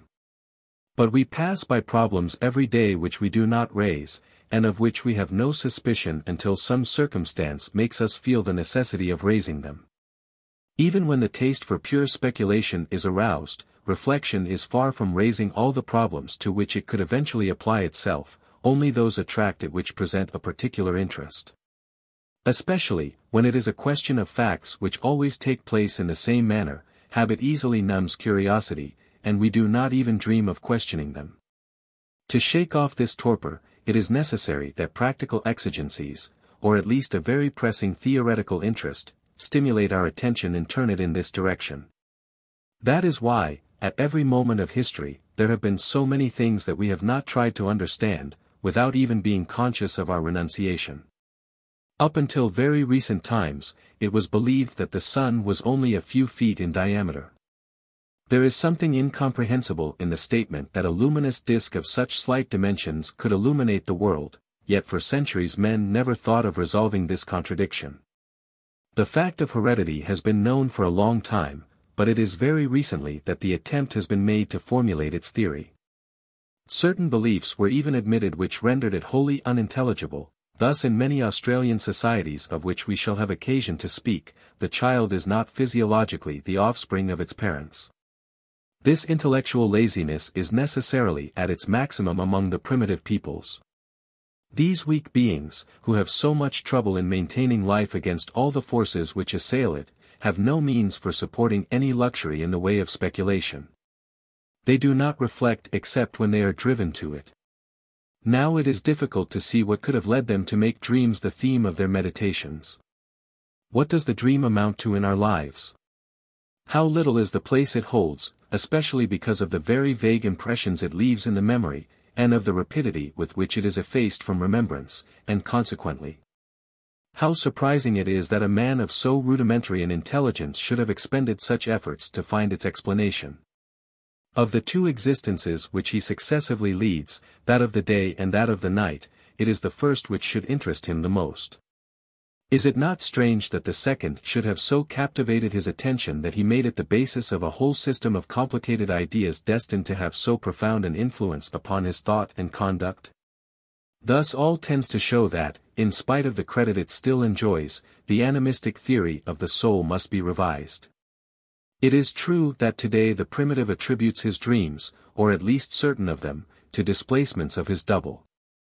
But that does not say that the dream actually furnished the materials out of which the idea of the double or the soul was first constructed.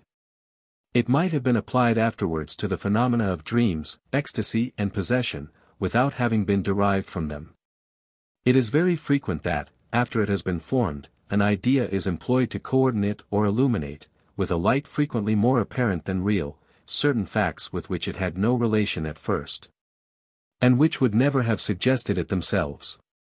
God and the immortality of the soul are frequently proven today by showing that these beliefs are implied in the fundamental principles of morality. As a matter of fact, they have quite another origin. The history of religious thought could furnish numerous examples of these retrospective justifications, which can teach us nothing of the way in which the ideas were formed, nor of the elements out of which they are composed. It is also probable that the primitive distinguishes between his dreams, and does not interpret them all in the same way. In our European societies, the still numerous persons for whom sleep is a sort of magico-religious state in which the mind, being partially relieved of the body, has a sharpness of vision which it does not enjoy during waking moments. Do not go to the point of considering all their dreams as so many mystic intuitions. On the contrary, along with everybody else, they see in the majority of their dreams only profane conditions, vain plays of images, or simple hallucinations. It might be supposed that the primitive should make analogous distinctions. Codrington says distinctly that the Melanesians do not attribute all their dreams indiscriminately to the wanderings of their souls, but merely those which strike their imagination forcibly. Undoubtedly by that should be understood those in which the sleeper imagines himself in relations with religious beings, good or evil geniuses, souls of the dead, etc. Similarly, the diary in Australia sharply distinguish ordinary dreams from those nocturnal visions in which some deceased friend or relative shows himself to them. In the first, they see a simple fantasy of their imagination. They attribute the second to the action of an evil spirit. All the facts which Howitt mentions as examples to show how the Australian attributes to the soul the power of leaving the body, have an equally mystic character. The sleeper believes himself transported into the land of the dead, or else he converses with a dead companion. These dreams are frequent among the primitives. It is probably upon these facts that the theory is based. To account for them, it is admitted that the souls of the dead come back to the living during their sleep.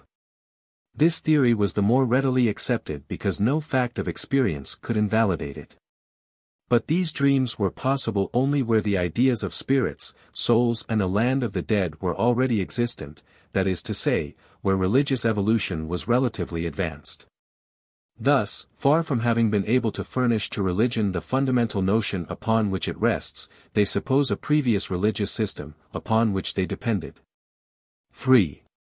We now arrive at that which constitutes the very heart of the doctrine.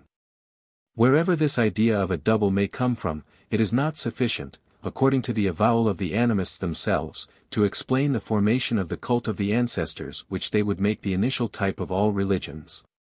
If this double is to become the object of a cult, it must cease to be a simple reproduction of the individual, and must acquire the characteristics necessary to put it in the rank of sacred beings. It is death, they say, which performs this transformation. But whence comes the virtue which they attribute to this? Even were the analogy of sleep and death sufficient to make one believe that the soul survives the body, and there are reservations to be made on this point, why does this soul, by the mere fact that it is now detached from the organism, so completely change its nature? If it was only a profane thing, a wandering vital principle, during life, how does it become a sacred thing all at once, and the object of religious sentiments? Death adds nothing essential to it, except a greater liberty of movement. Being no longer attached to a special residence, from now on, it can do at any time what it formerly did only by night, but the action of which it is capable is always of the same sort. Then why have the living considered this uprooted and vagabond double of their former companion as anything more than an equal? It was a fellow creature, whose approach might be inconvenient, it was not a divinity. It seems as though death ought to have the effect of weakening vital energies, instead of strengthening them. It is, in fact, a very common belief in the inferior societies that the soul participates actively in the life of the body. If the body is wounded, it is wounded itself and in a corresponding place. Then it should grow old along with the body. In fact, there are peoples who do not render funeral honors to men arrived at senility. They are treated as if their souls also had become senile. It even happens that they regularly put to death, before they arrive at old age, certain privileged persons, such as kings or priests, who are supposed to be the possessors of powerful spirits whose protection the community wishes to keep. They thus seek to keep the spirit from being affected by the physical decadence of its momentary keepers. With this end in view, they take it from the organism where it resides before age can have weakened it, and they transport it, while it has as yet lost nothing of its vigor, into a younger body where it will be able to keep its vitality intact. So when death results from sickness or old age, it seems as though the soul could retain only a diminished power, and if it is only its double, it is difficult to see how it could survive at all, after the body is once definitely dissolved. From this point of view, the idea of survival is intelligible only with great difficulty. There is a logical and psychological gap between the idea of a double at liberty and that of a spirit to which a cult is addressed. This interval appears still more considerable when we realize what an abyss separates the sacred world from the profane. It becomes evident that a simple change of degree could not be enough to make something pass from one category into the other. Sacred beings are not distinguished from profane ones merely by the strange or disconcerting forms which they take or by the greater powers which they enjoy. Between the two there is no common measure. Now there is nothing in the notion of a double which could account for so radical a heterogeneity. It is said that when once freed from the body, the spirit can work all sorts of good or evil for the living, according to the way in which it regards them. But it is not enough that a being should disturb his neighborhood to seem to be of a wholly different nature from those whose tranquility it menaces. To be sure, in the sentiment which the believer feels for the things he adores, there always enters in some element of reserve and fear. But this is a fear sui generis, derived from respect more than from fright, and where the dominating emotion is that which la majesté inspires in men. The idea of majesty is essentially religious. Then we have explained nothing of religion until we have found whence this idea comes, to what it corresponds and what can have aroused it in the mind. Simple souls of men cannot become invested with this character by the simple fact of being no longer incarnate. This is clearly shown by an example from Melanesia. The Melanesians believe that men have souls which leave the body at death. It then changes its name and becomes what they call a tindalo, a natmat, etc. Also, they have a cult of the souls of the dead. They pray to them, invoke them and make offerings and sacrifices to them. But every tindalo is not the object of these ritual practices, only those have this honor which come from men to whom public opinion attributed, during life, the very special virtue which the Melanesians call the mana. Later on, we shall have occasion to fix precisely the meaning which this word expresses. For the time being, it will suffice to say that it is the distinctive character of every sacred being. As Codrington says, it is what works to effect anything which is beyond the ordinary power of men, outside the common processes of nature. A priest, a sorcerer, or a ritual formula have mana as well as a sacred stone or spirit. Thus the only tindalo to which religious services are rendered are those which were already sacred of themselves, when their proprietor was still alive. In regard to the other souls, which come from ordinary men, from the crowd of the profane, the same author says that they are nobodies alike before and after death. By itself, death has no deifying virtue. Since it brings about in a more or less complete and final fashion the separation of the soul from profane things, it can well reinforce the sacred character of the soul, if this already exists, but it cannot create it. Moreover, if, as the hypothesis of the animists supposes, the first sacred beings were really the souls of the dead and the first cult that of the ancestors, it should be found that the lower the societies examined are, the more the place given to this cult in the religious life. But it is rather the contrary which is true. The ancestral cult is not greatly developed, or even presented under a characteristic form, except in advanced societies like those of China, Egypt, or the Greek and Latin cities. On the other hand, it is completely lacking in the Australian societies which, as we shall see, represent the lowest and simplest form of social organization which we know. It is true that funeral rites and rites of mourning are found there. But these practices do not constitute a cult, though this name has sometimes wrongfully been given them. In reality, a cult is not a simple group of ritual precautions which a man is held to take in certain circumstances. It is a system of diverse rites, festivals and ceremonies which all have this characteristic, that they reappear periodically. They fulfill the need which the believer feels of strengthening and reaffirming, at regular intervals of time, the bond which unites him to the sacred beings upon which he depends. That is why one speaks of marriage rites but not of a marriage cult, of rites of birth but not of a cult of the newborn child. It is because the events on the occasion of which these rites take place imply no periodicity. In the same way, there is no cult of the ancestors except when sacrifices are made on the tombs from time to time, when libations are poured there on certain more or less specific dates. Or when festivals are regularly celebrated in honor of the dead. But the Australian has no relations of this sort with his dead. It is true that he must bury their remains according to a ritual, mourn for them during a prescribed length of time and in a prescribed manner, and revenge them if there is occasion to. But when he has once accomplished these pious tasks, when the bones are once dry and the period of mourning is once accomplished, then all is said and done, and the survivors have no more duties towards their relatives who exist no longer. It is true that there is a way in which the dead continue to hold a place in the lives of their kindred, even after the mourning is finished. It is sometimes the case that their hair or certain of their bones are kept, because of special virtues which are attached to them. But by that time they have ceased to exist as persons, and have fallen to the rank of anonymous and impersonal charms. In this condition they are the object of no cult, they serve only for magical purposes. However, there are certain Australian tribes which periodically celebrate rites in honor of fabulous ancestors whom tradition places at the beginning of time. These ceremonies generally consist in a sort of dramatic representation in which are rehearsed the deeds which the myths ascribe to these legendary heroes. But the personages thus represented are not men who, after living the life of men, have been transformed into a sort of god by the fact of their death. They are considered to have exercised superhuman powers while alive. To them is attributed all that is grand in the history of the tribe, or even of the whole world.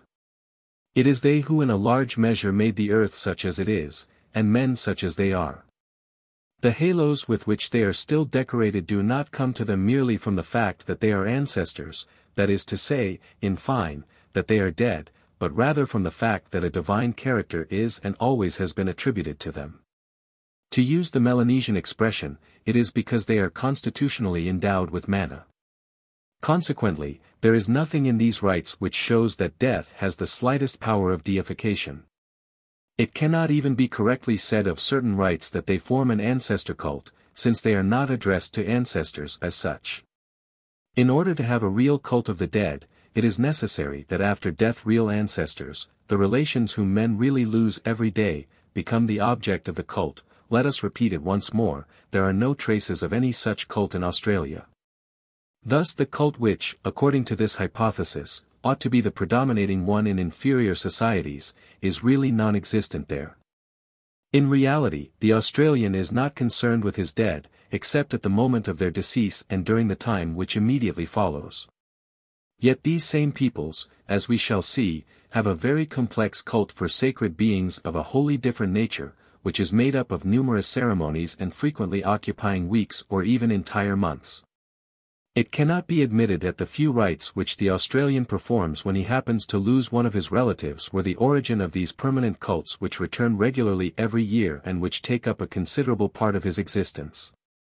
The contrast between the two is so great that we may even ask whether the first were not rather derived from the second, and if the souls of men, far from having been the model upon which the gods were originally imagined, have not rather been conceived from the very first as emanations from the divinity. 4. From the moment that the cult of the dead is shown not to be primitive, animism lacks a basis. It would then seem useless to discuss the third thesis of the system, which concerns the transformation of the cult of the dead into the cult of nature. But since the postulate upon which it rests is also found in certain historians of religion who do not admit the animism properly so-called, such as Brinton, Lang, Reville, and even Robertson Smith himself, it is necessary to make an examination of it. This extension of the cult of the dead to all nature is said to come from the fact that we instinctively tend to represent all things in our own image, that is to say, as living and thinking beings. We have seen that Spencer has already contested the reality of this so-called instinct. Since animals clearly distinguish living bodies from dead ones, it seemed to him impossible that man, the heir of the animals, should not have had this same faculty of discernment from the very first. But howsoever certain the facts cited by Spencer may be, they have not the demonstrative value which he attributes to them. His reasoning supposes that all the faculties, instincts and aptitudes of the animal have passed integrally into man. Now many errors have their origin in this principle which is wrongfully taken as a proven truth. For example, since sexual jealousy is generally very strong among the higher animals, it has been concluded that it ought to be found among men with the same intensity from the very beginnings of history. But it is well known today that men can practice a sexual communism which would be impossible if this jealousy were not capable of attenuating itself and even of disappearing when necessary. The fact is that man is not merely an animal with certain additional qualities, he is something else. Human nature is the result of a sort of recasting of the animal nature, and in the course of the various complex operations which have brought about this recasting, there have been losses as well as gains. How many instincts have we not lost? The reason for this is that men are not only in relations with the physical environment, but also with a social environment infinitely more extended, more stable and more active than the one whose influence animals undergo. To live, they must adapt themselves to this. Now in order to maintain itself, society frequently finds it necessary that we should see things from a certain angle and feel them in a certain way. Consequently it modifies the ideas which we would ordinarily make of them for ourselves and the sentiments to which we would be inclined if we listened only to our animal nature. It alters them, even going so far as to put the contrary sentiments in their place. Does it not even go so far as to make us regard our own individual lives as something of little value, while for the animal this is the greatest of things? Then it is a vain enterprise to seek to infer the mental constitution of the primitive man from that of the higher animals. But if the objection of Spencer does not have the decisive value which its author gives it, it is equally true that the animist theory can draw no authority from the confusions which children seem to make. When we hear a child angrily apostrophize an object which he has hit against, we conclude that he thinks of it as a conscious being like himself, but that is interpreting his words and acts very badly. In reality, he is quite a stranger to the very complicated reasoning attributed to him. If he lays the blame on the table which has hurt him, it is not because he supposes it animated and intelligent, but because it has hurt him. His anger, once aroused by the pain, must overflow, so it looks for something upon which to discharge itself and naturally turns toward the thing which has provoked it, even though this has no effect. The action of an adult in similar circumstances is often as slightly reasonable.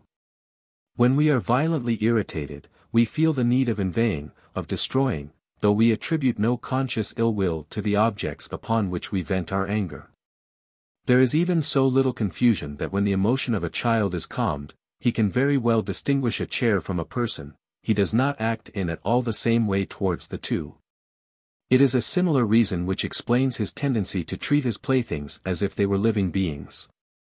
It is his extremely intense need of playing which thus finds a means of expressing itself, just as in the other case the violent sentiments caused by pain created an object out of nothing. In order that he may consciously play with his jumping jack, he imagines it a living person. This illusion is the easier for him because imagination is his sovereign mistress. He thinks almost entirely with images, and we know how pliant images are, bending themselves with docility before every exigency of the will. But he is so little deceived by his own fiction that he would be the first to be surprised if it suddenly became a reality, and his toy bit him.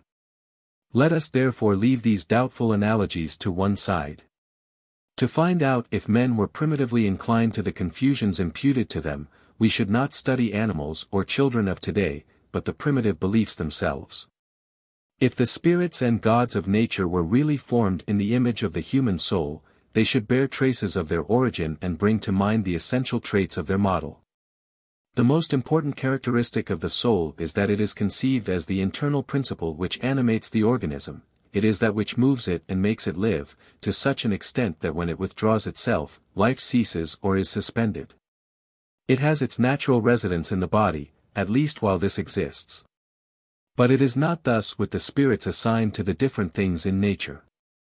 The God of the sun is not necessarily in the sun, nor is the spirit of a certain rock in the rock which is its principal place of habitation.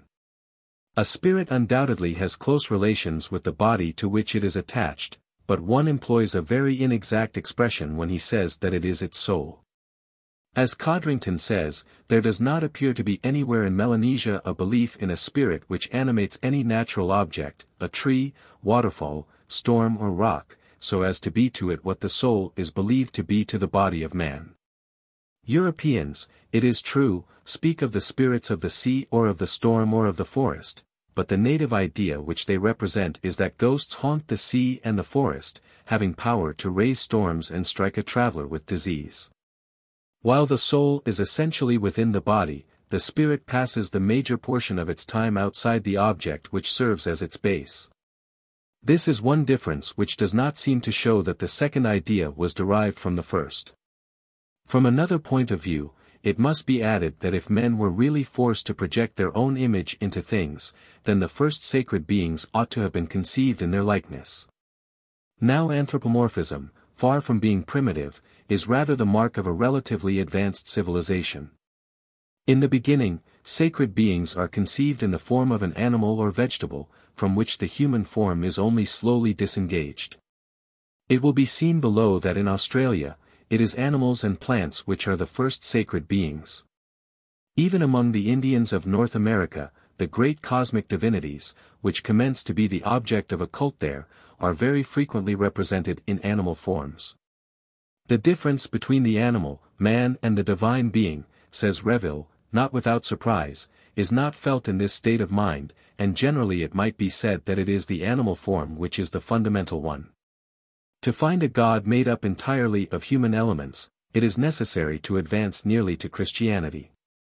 Here, God is a man, not only in the physical aspect in which he is temporarily made manifest, but also in the ideas and sentiments which he expresses. But even in Greece and Rome, though the gods were generally represented with human traits, many mythical personages still had traces of an animal origin. Thus there is Dionysus, who is often met with in the form of a bull, or at least with the horns of a bull. There is Demeter, who is often represented with a horse's mane. There are Pan and Silenus, there are the fauns, etc. It is not at all true that man has had such an inclination to impose his own form upon things. More than that, he even commenced by conceiving of himself as participating closely in the animal nature. In fact, it is a belief almost universal in Australia, and very widespread among the Indians of North America, that the ancestors of men were beasts or plants, or at least that the first men had, either in whole or in part, the distinctive characters of certain animal or vegetable species. Thus, far from seeing beings like themselves everywhere, men commenced by believing themselves to be in the image of some beings from which they differed radically. Finally, the animistic theory implies a consequence which is perhaps its best refutation. If it were true, it would be necessary to admit that religious beliefs are so many hallucinatory representations, without any objective foundation whatsoever. It is supposed that they are all derived from the idea of the soul because one sees only a magnified soul in the spirits and gods. But according to Tyler and his disciples, the idea of the soul is itself constructed entirely out of the vague and inconsistent images which occupy our attention during sleep, for the soul is the double. And the double is merely a man as he appears to himself while he sleeps. From this point of view, then, sacred beings are only the imaginary conceptions which men have produced during a sort of delirium which regularly overtakes them every day. Though it is quite impossible to see to what useful ends these conceptions serve, nor what they answer to in reality. If a man prays, if he makes sacrifices and offerings, if he submits to the multiple privations which the ritual prescribes, it is because a sort of constitutional eccentricity has made him take his dreams for perceptions. death for a prolonged sleep, and dead bodies for living, thinking beings. Thus not only is it true, as many have held, that the forms under which religious powers have been represented to the mind do not express them exactly, and that the symbols with the aid of which they have been thought of partially hide their real nature, but more than that, behind these images and figures there exists nothing but the nightmares of primitive minds. In fine, religion is nothing but a dream, systematized and lived, but without any foundation in reality. Thence it comes about that the theorists of animism, when looking for the origins of religious thought, content themselves with a small outlay of energy. When they think that they have explained how men have been induced to imagine beings of a strange, vaporous form, such as those they see in their dreams, they think the problem is resolved. In reality, it is not even approached. It is inadmissible that systems of ideas like religions, which have held so considerable a place in history, and to which, in all times, men have come to receive the energy which they must have to live, should be made up of a tissue of illusions. Today we are beginning to realize that law, morals and even scientific thought itself were born of religion, were for a long time confounded with it, and have remained penetrated with its spirit. How could a vain fantasy have been able to fashion the human consciousness so strongly and so durably? Surely it ought to be a principle of the science of religions that religion expresses nothing which does not exist in nature. For there are sciences only of natural phenomena. The only question is to learn from what part of nature these realities come and what has been able to make men represent them under this singular form which is peculiar to religious thought. But if this question is to be raised, it is necessary to commence by admitting that they are real things which are thus represented. When the philosophers of the 18th century made religion a vast error imagined by the priests, they could at least explain its persistence by the interest which the sacerdotal class had in deceiving the people. But if the people themselves have been the artisans of these systems of erroneous ideas at the same time that they were its dupes, how has this extraordinary dupery been able to perpetuate itself all through the course of history? One might even demand if under these conditions the words of science of religions can be employed without impropriety. A science is a discipline which, in whatever manner it is conceived, is always applied to some real data. Physics and chemistry are sciences because physico-chemical phenomena are real, and of a reality which does not depend upon the truths which these sciences show. There is a psychological science because there are really consciousnesses which do not hold their right of existence from the psychologist. But on the contrary, religion could not survive the animistic theory and the day when its truth was recognized by men, for they could not fail to renounce the errors whose nature and origin would thus be revealed to them. What sort of a science is it whose principal discovery is that the subject of which it treats does not exist? Chapter 3. Leading conceptions of the elementary religion, continued. 2. Naturism. The spirit of the naturistic school is quite different. In the first place, it is recruited in a different environment. The animists are, for the most part, ethnologists or anthropologists. The religions which they have studied are the crudest which humanity has ever known. Hence comes the extraordinary importance which they attribute to the souls of the dead, to spirits and to demons, and, in fact, to all spiritual beings of the second order. It is because these religions know hardly any of a higher order. On the contrary, the theories which we are now going to describe are the work of scholars who have concerned themselves especially with the great civilizations of Europe and Asia. Ever since the work of the Grimm brothers, who pointed out the interest that there is in comparing the different mythologies of the Indo-European peoples, scholars have been struck by the remarkable similarities which these present. Mythical personages were identified who, though having different names, symbolized the same ideas and fulfilled the same functions. Even the names were frequently related, and it has been thought possible to establish the fact that they are not unconnected with one another. Such resemblances seem to be explicable only by a common origin. Thus they were led to suppose that these conceptions, so varied in appearance, really came from one common source, of which they were only diversified forms, and which it was not impossible to discover.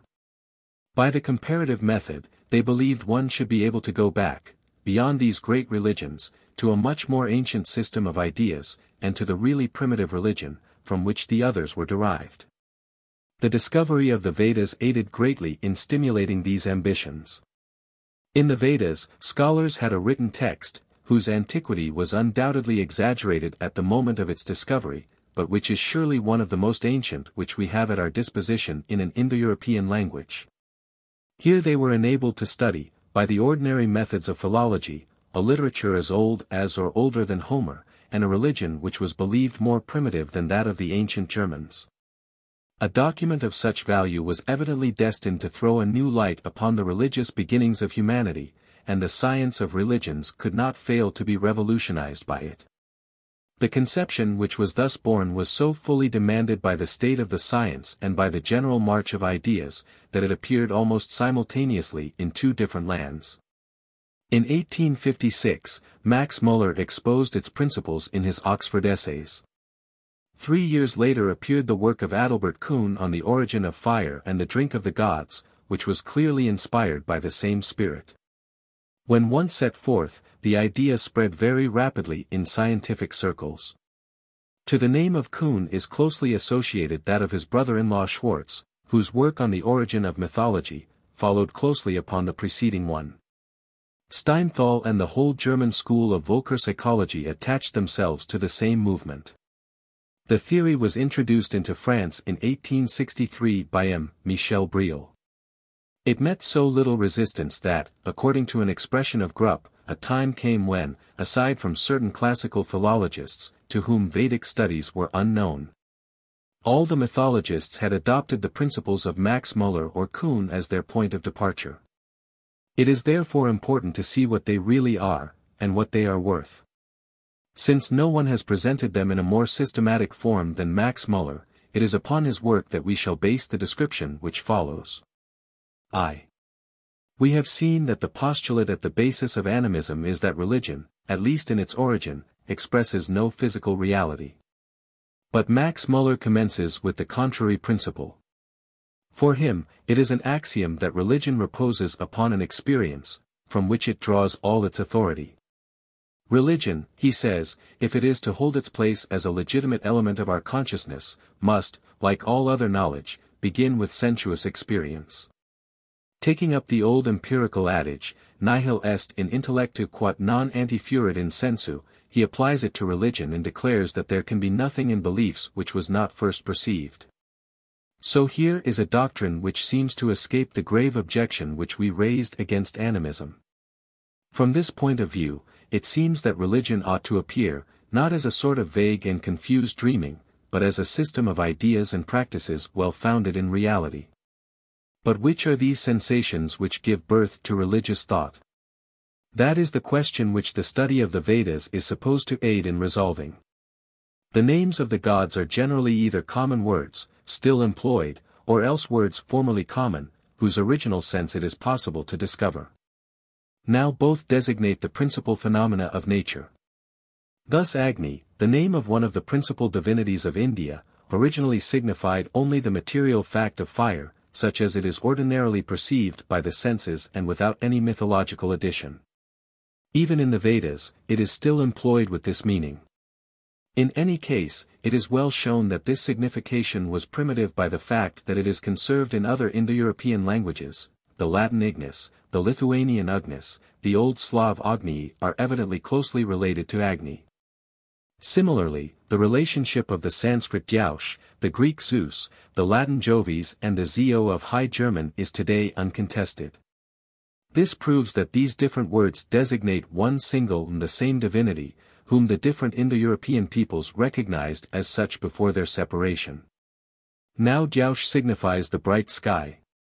These and other similar facts tend to show that among these peoples the forms and forces of nature were the first objects to which the religious sentiment attached itself, they were the first things to be deified.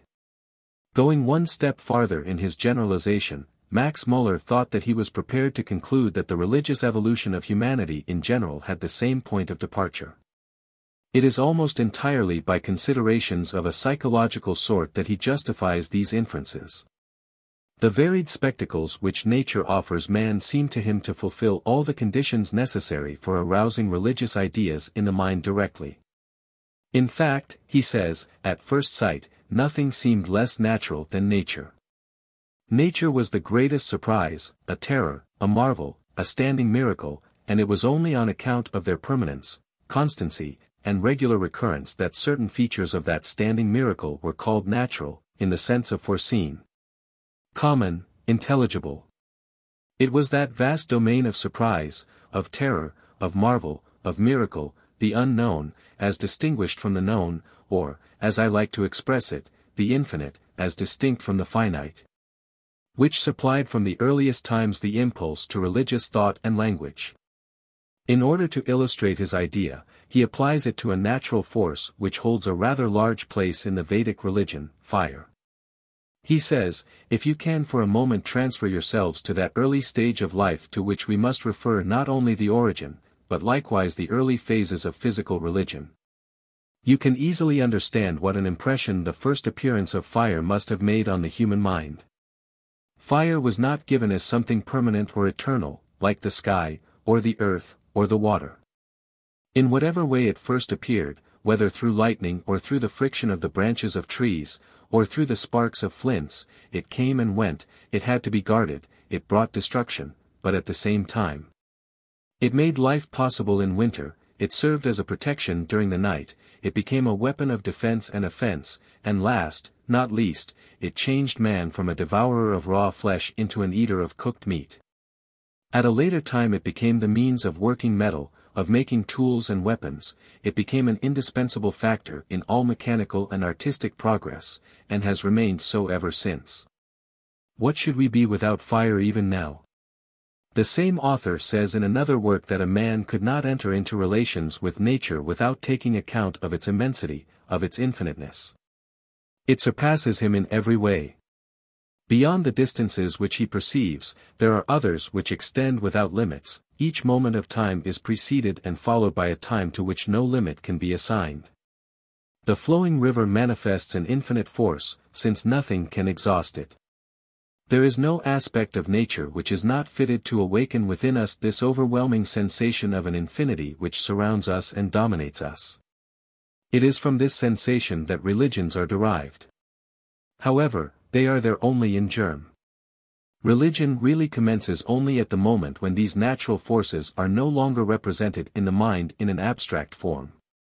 They must be transformed into personal agents, living and thinking beings, spiritual powers, or gods, for it is to beings of this sort that the cult is generally addressed. We have seen that animism itself has been obliged to raise this question. And also how it has answered it. Man seems to have a sort of native incapacity for distinguishing the animate from the inanimate and an irresistible tendency to conceive the second under the form of the first. Max Muller rejects any such solution. According to him it is language which has brought about this metamorphosis, by the action which it exercises upon thought. It is easily explained how men, being perplexed by the marvelous forces upon which they feel that they depend, have been led to reflect upon them. And how they have asked themselves what these forces are and have made an effort to substitute for the obscure sensation which they primitively had of them, a clearer idea and a better defined concept. But as our author very justly says, this idea and concept are impossible without the word. Language is not merely the external covering of a thought, it also is its internal framework. It does not confine itself to expressing this thought after it has once been formed, it also aids in making it. However, its nature is of a different sort, so its laws are not those of thought. Then since it contributes to the elaboration of this latter, it cannot fail to do it violence to some extent, and to deform it. It is a deformation of this sort which is said to have created the special characteristic of religious thought. Thinking consists in arranging our ideas, and consequently in classifying them. To think of fire, for example, is to put it into a certain category of things, in such a way as to be able to say that it is this or this and not that. But classifying is also naming, for a general idea has no existence and reality except in and by the word which expresses it and which alone makes its individuality. Thus the language of a people always has an influence upon the manner in which new things, recently learned, are classified in the mind and are subsequently thought of. These new things are thus forced to adapt themselves to pre-existing forms. For this reason, the language which men spoke when they undertook to construct an elaborated representation of the universe marked the system of ideas which was then born with an indelible trace. Nor are we without some knowledge of this language, at least in so far as the Indo-European peoples are concerned.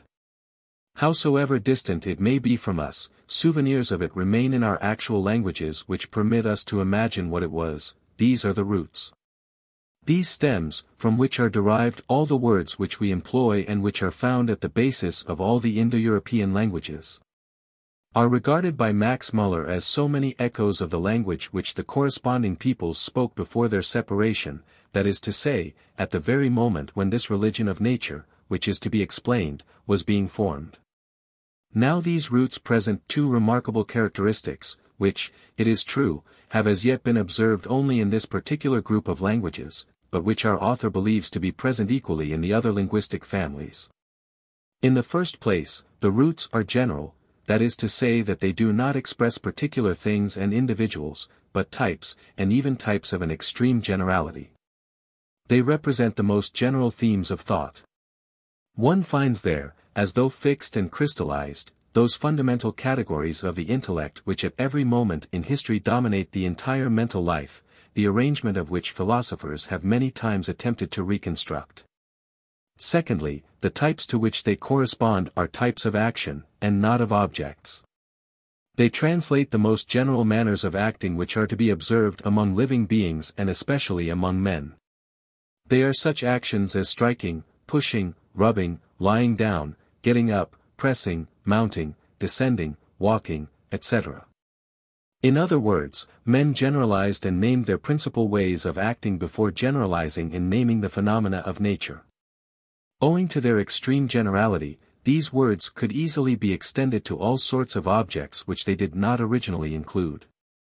It is even this extreme suppleness which has permitted them to give birth to the numerous words which are derived from them. Then when men, turning towards things, undertook to name them, that they might be able to think about them, they applied these words to them, though they were in no way designed for them.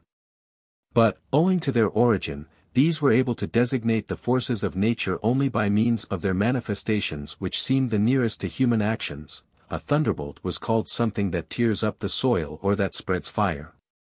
The wind, something that sighs or whistles, the sun, something that throws golden arrows across space, a river, something that flows, etc.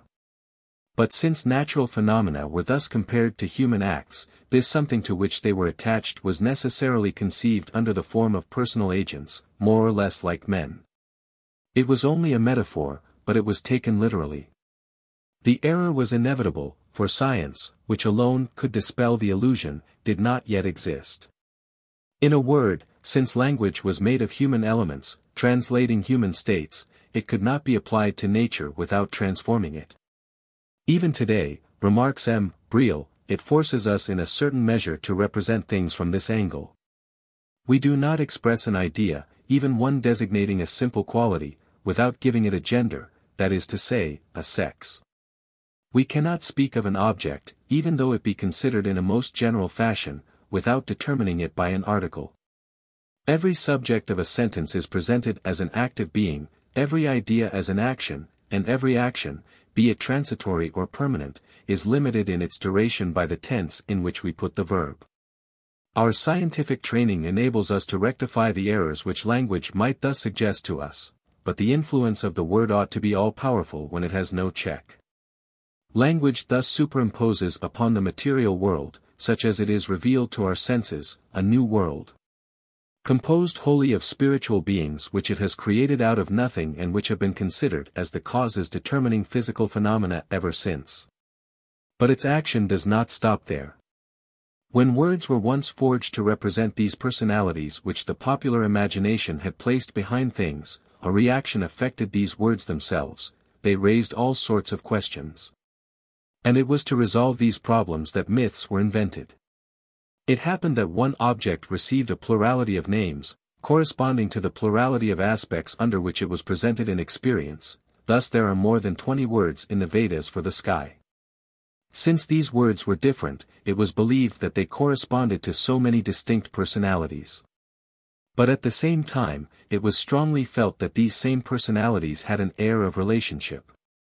To account for that, it was imagined that they formed a single family, genealogies, a civil condition and a history were invented for them. In other cases, different things were designated by the same term. To explain these homonyms, it was believed that the corresponding things were transformations of each other, and new fictions were invented to make these metamorphoses intelligible.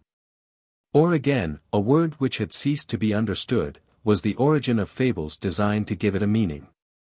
The creative work of language continued then, making constructions ever more and more complex, and then mythology came to endow each god with a biography, ever more and more extended and complete. The result of all of which was that the divine personalities, at first confounded with things, finally distinguished and determined themselves. This is how the notion of the divine is said to have been constructed. As for the religion of ancestors, it was only a reflection of this other. The idea of the soul is said to have been first formed for reasons somewhat analogous to those given by Tyler, except that according to Max Muller, they were designed to account for death, rather than for dreams. Then, under the influence of diverse, partially accidental, circumstances, the souls of men, being once disengaged from the body, were drawn little by little within the circle of divine beings, and were thus finally deified themselves. But this new cult was the product of only a secondary formation. This is proven by the fact that deified men have generally been imperfect gods or demigods, whom the people have always been able to distinguish from the genuine deities. 2. This doctrine rests, in part, upon a certain number of linguistic postulates which have been and still are very much questioned. Some have contested the reality of many of the similarities which Max Muller claimed to have found between the names of the gods in the various European languages. The interpretation which he gave them has been especially doubted. It has been asked if these names, far from being the mark of a very primitive religion, are not the slow product either of direct borrowings or of natural intercourse with others. Also, it is no longer admitted that the roots once existed in an isolated state as autonomous realities, nor that they allow us to reconstruct, even hypothetically, the original language of the Indo-Europeans. Finally, recent researches would tend to show that the Vedic divinities did not all have the exclusively naturistic character attributed to them by Max Muller and his school. But we shall leave aside those questions, the discussion of which requires a special competence as a philologist, and address ourselves directly to the general principles of the system.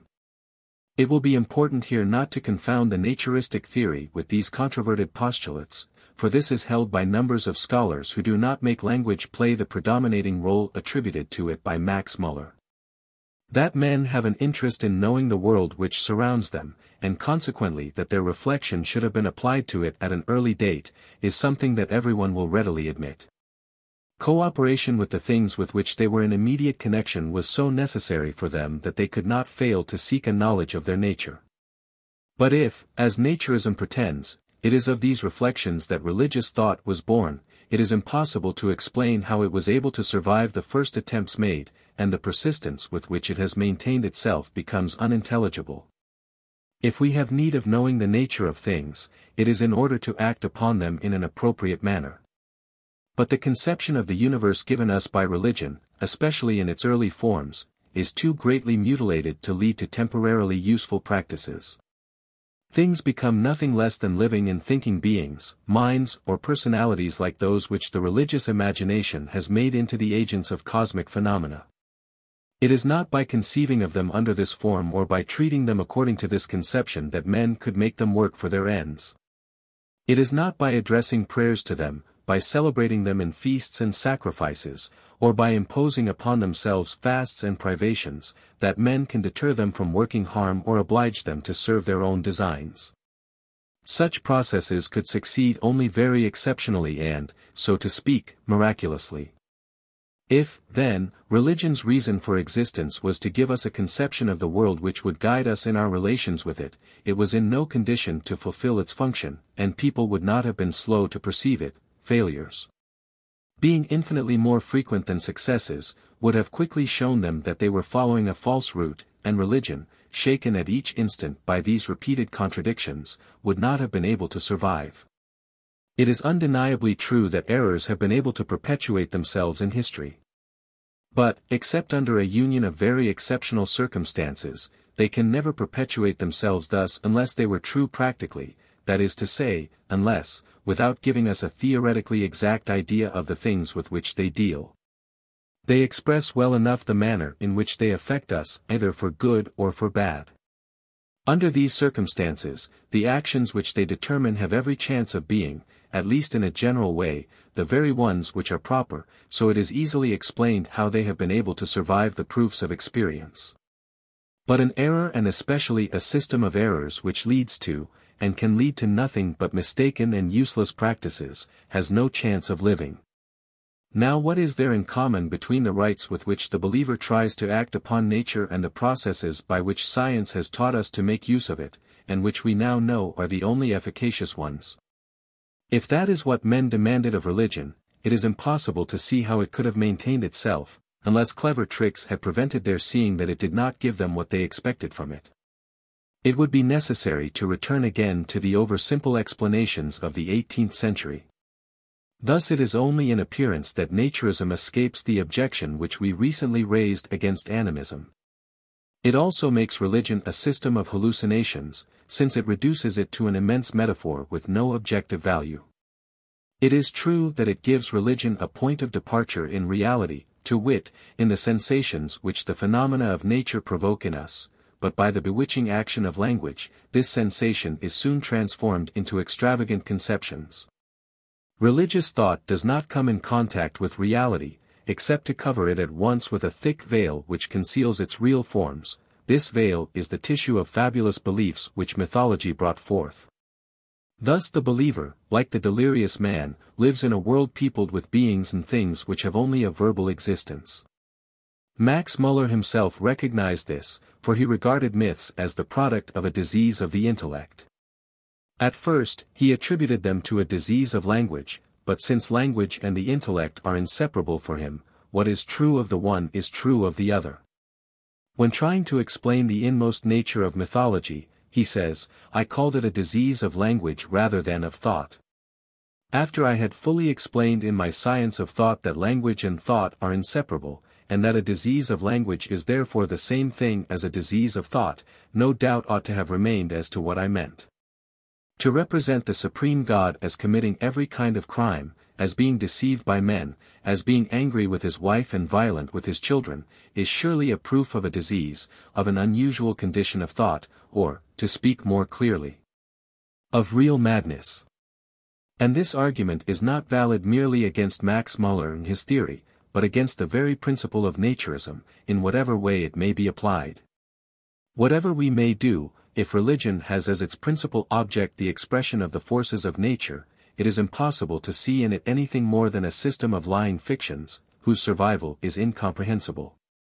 Max Muller thought he escaped this objection, whose gravity he felt, by distinguishing radically between mythology and religion, and by putting the first outside the second.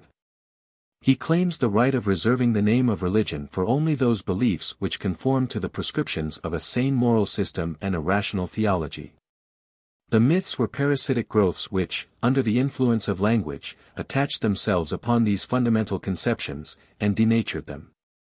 Thus the belief in Zeus was religious in so far as the Greeks considered him the supreme god, father of humanity, protector of laws, avenger of crimes, etc. But all that which concerned the biography of Zeus, his marriages and his adventures, was only mythology. But this distinction is arbitrary. It is true that mythology has an aesthetic interest as well as one for the history of religions. But it is one of the essential elements of the religious life, nevertheless. If the myth were withdrawn from religion, it would be necessary to withdraw the rite also. For the rites are generally addressed to definite personalities who have a name, a character, determined attributes and a history, and they vary according to the manner in which these personalities are conceived. The cult rendered to a divinity depends upon the character attributed to him, and it is the myth which determines this character. Very frequently, the rite is nothing more than the myth put in action. The Christian communion is inseparable from the myth of the Last Supper, from which it derives all its meaning. Then if all mythology is the result of a sort of verbal delirium, the question which we raised remains intact, the existence, and especially the persistence of the cult become inexplicable. It is hard to understand how men have continued to do certain things for centuries without any object. Moreover, it is not merely the peculiar traits of the divine personalities which are determined by mythology. The very idea that there are gods or spiritual beings set above the various departments of nature, in no matter what manner they may be represented, is essentially mythical. Now if all that which appertains to the notion of gods conceived as cosmic agents is blotted out of the religions of the past, what remains? The idea of a divinity in itself, of a transcendental power upon which man depends and upon which he supports himself. But that is only an abstract and philosophic conception which has been fully realized in no historical religion. It is without interest for the science of religions. We must therefore avoid distinguishing between religious beliefs, keeping some because they seem to us to be true and sane and rejecting others because they shock and disconcert us. All myths, even those which we find the most unreasonable, have been believed. Men have believed in them no less firmly than in their own sensations, they have based their conduct upon them. In spite of appearances, it is therefore impossible that they should be without objective foundation. However, it will be said that in whatever manner religions may be explained, it is certain that they are mistaken in regard to the real nature of things. Science has proved it. The modes of action which they counsel or prescribe to men can therefore rarely have useful effects. It is not by lust rations that the sick are cured nor by sacrifices and chance that the crops are made to grow. Thus the objection which we have made to naturism would seem to be applicable to all possible systems of explanation. Nevertheless, there is one which escapes it. Let us suppose that religion responds to quite another need than that of adapting ourselves to sensible objects, then it will not risk being weakened by the fact that it does not satisfy, or only badly satisfies, this need.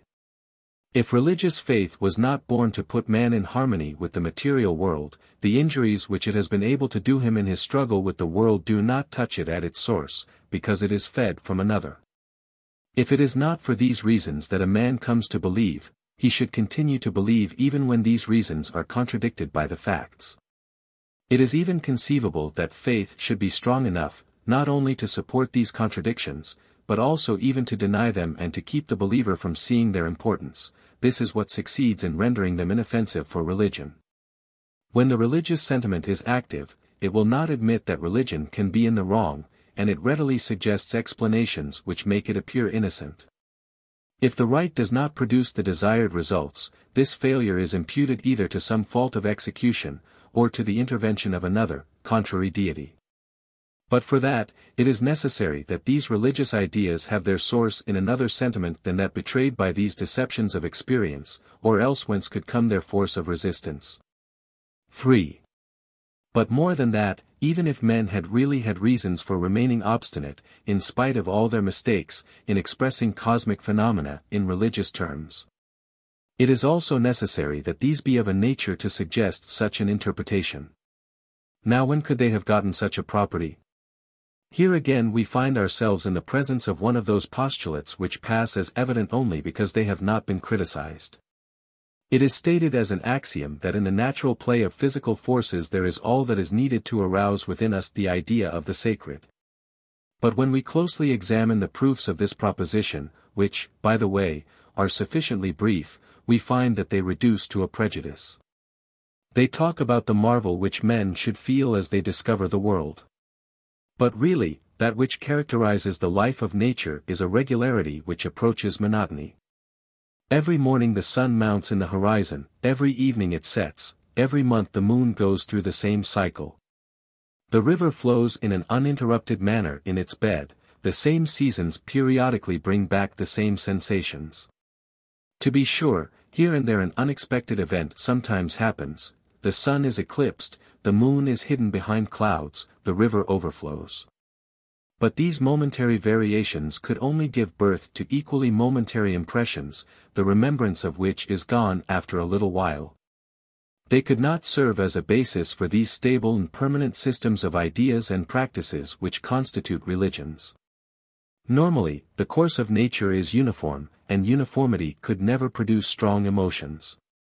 Representing the savage as filled with admiration before these marvels transports much more recent sentiments to the beginnings of history. He is much too accustomed to it to be greatly surprised by it. It requires culture and reflection to shake off this yoke of habit and to discover how marvelous this regularity itself is. Besides, as we have already remarked, admiring an object is not enough to make it appear sacred to us, that is to say, to mark it with those characteristics which make all direct contact with it appear a sacrilege and a profanation. We misunderstand what the religious sentiment really is, if we confound it with every impression of admiration and surprise. But, they say, even if it is not admiration, there is a certain impression which men cannot help feeling in the presence of nature.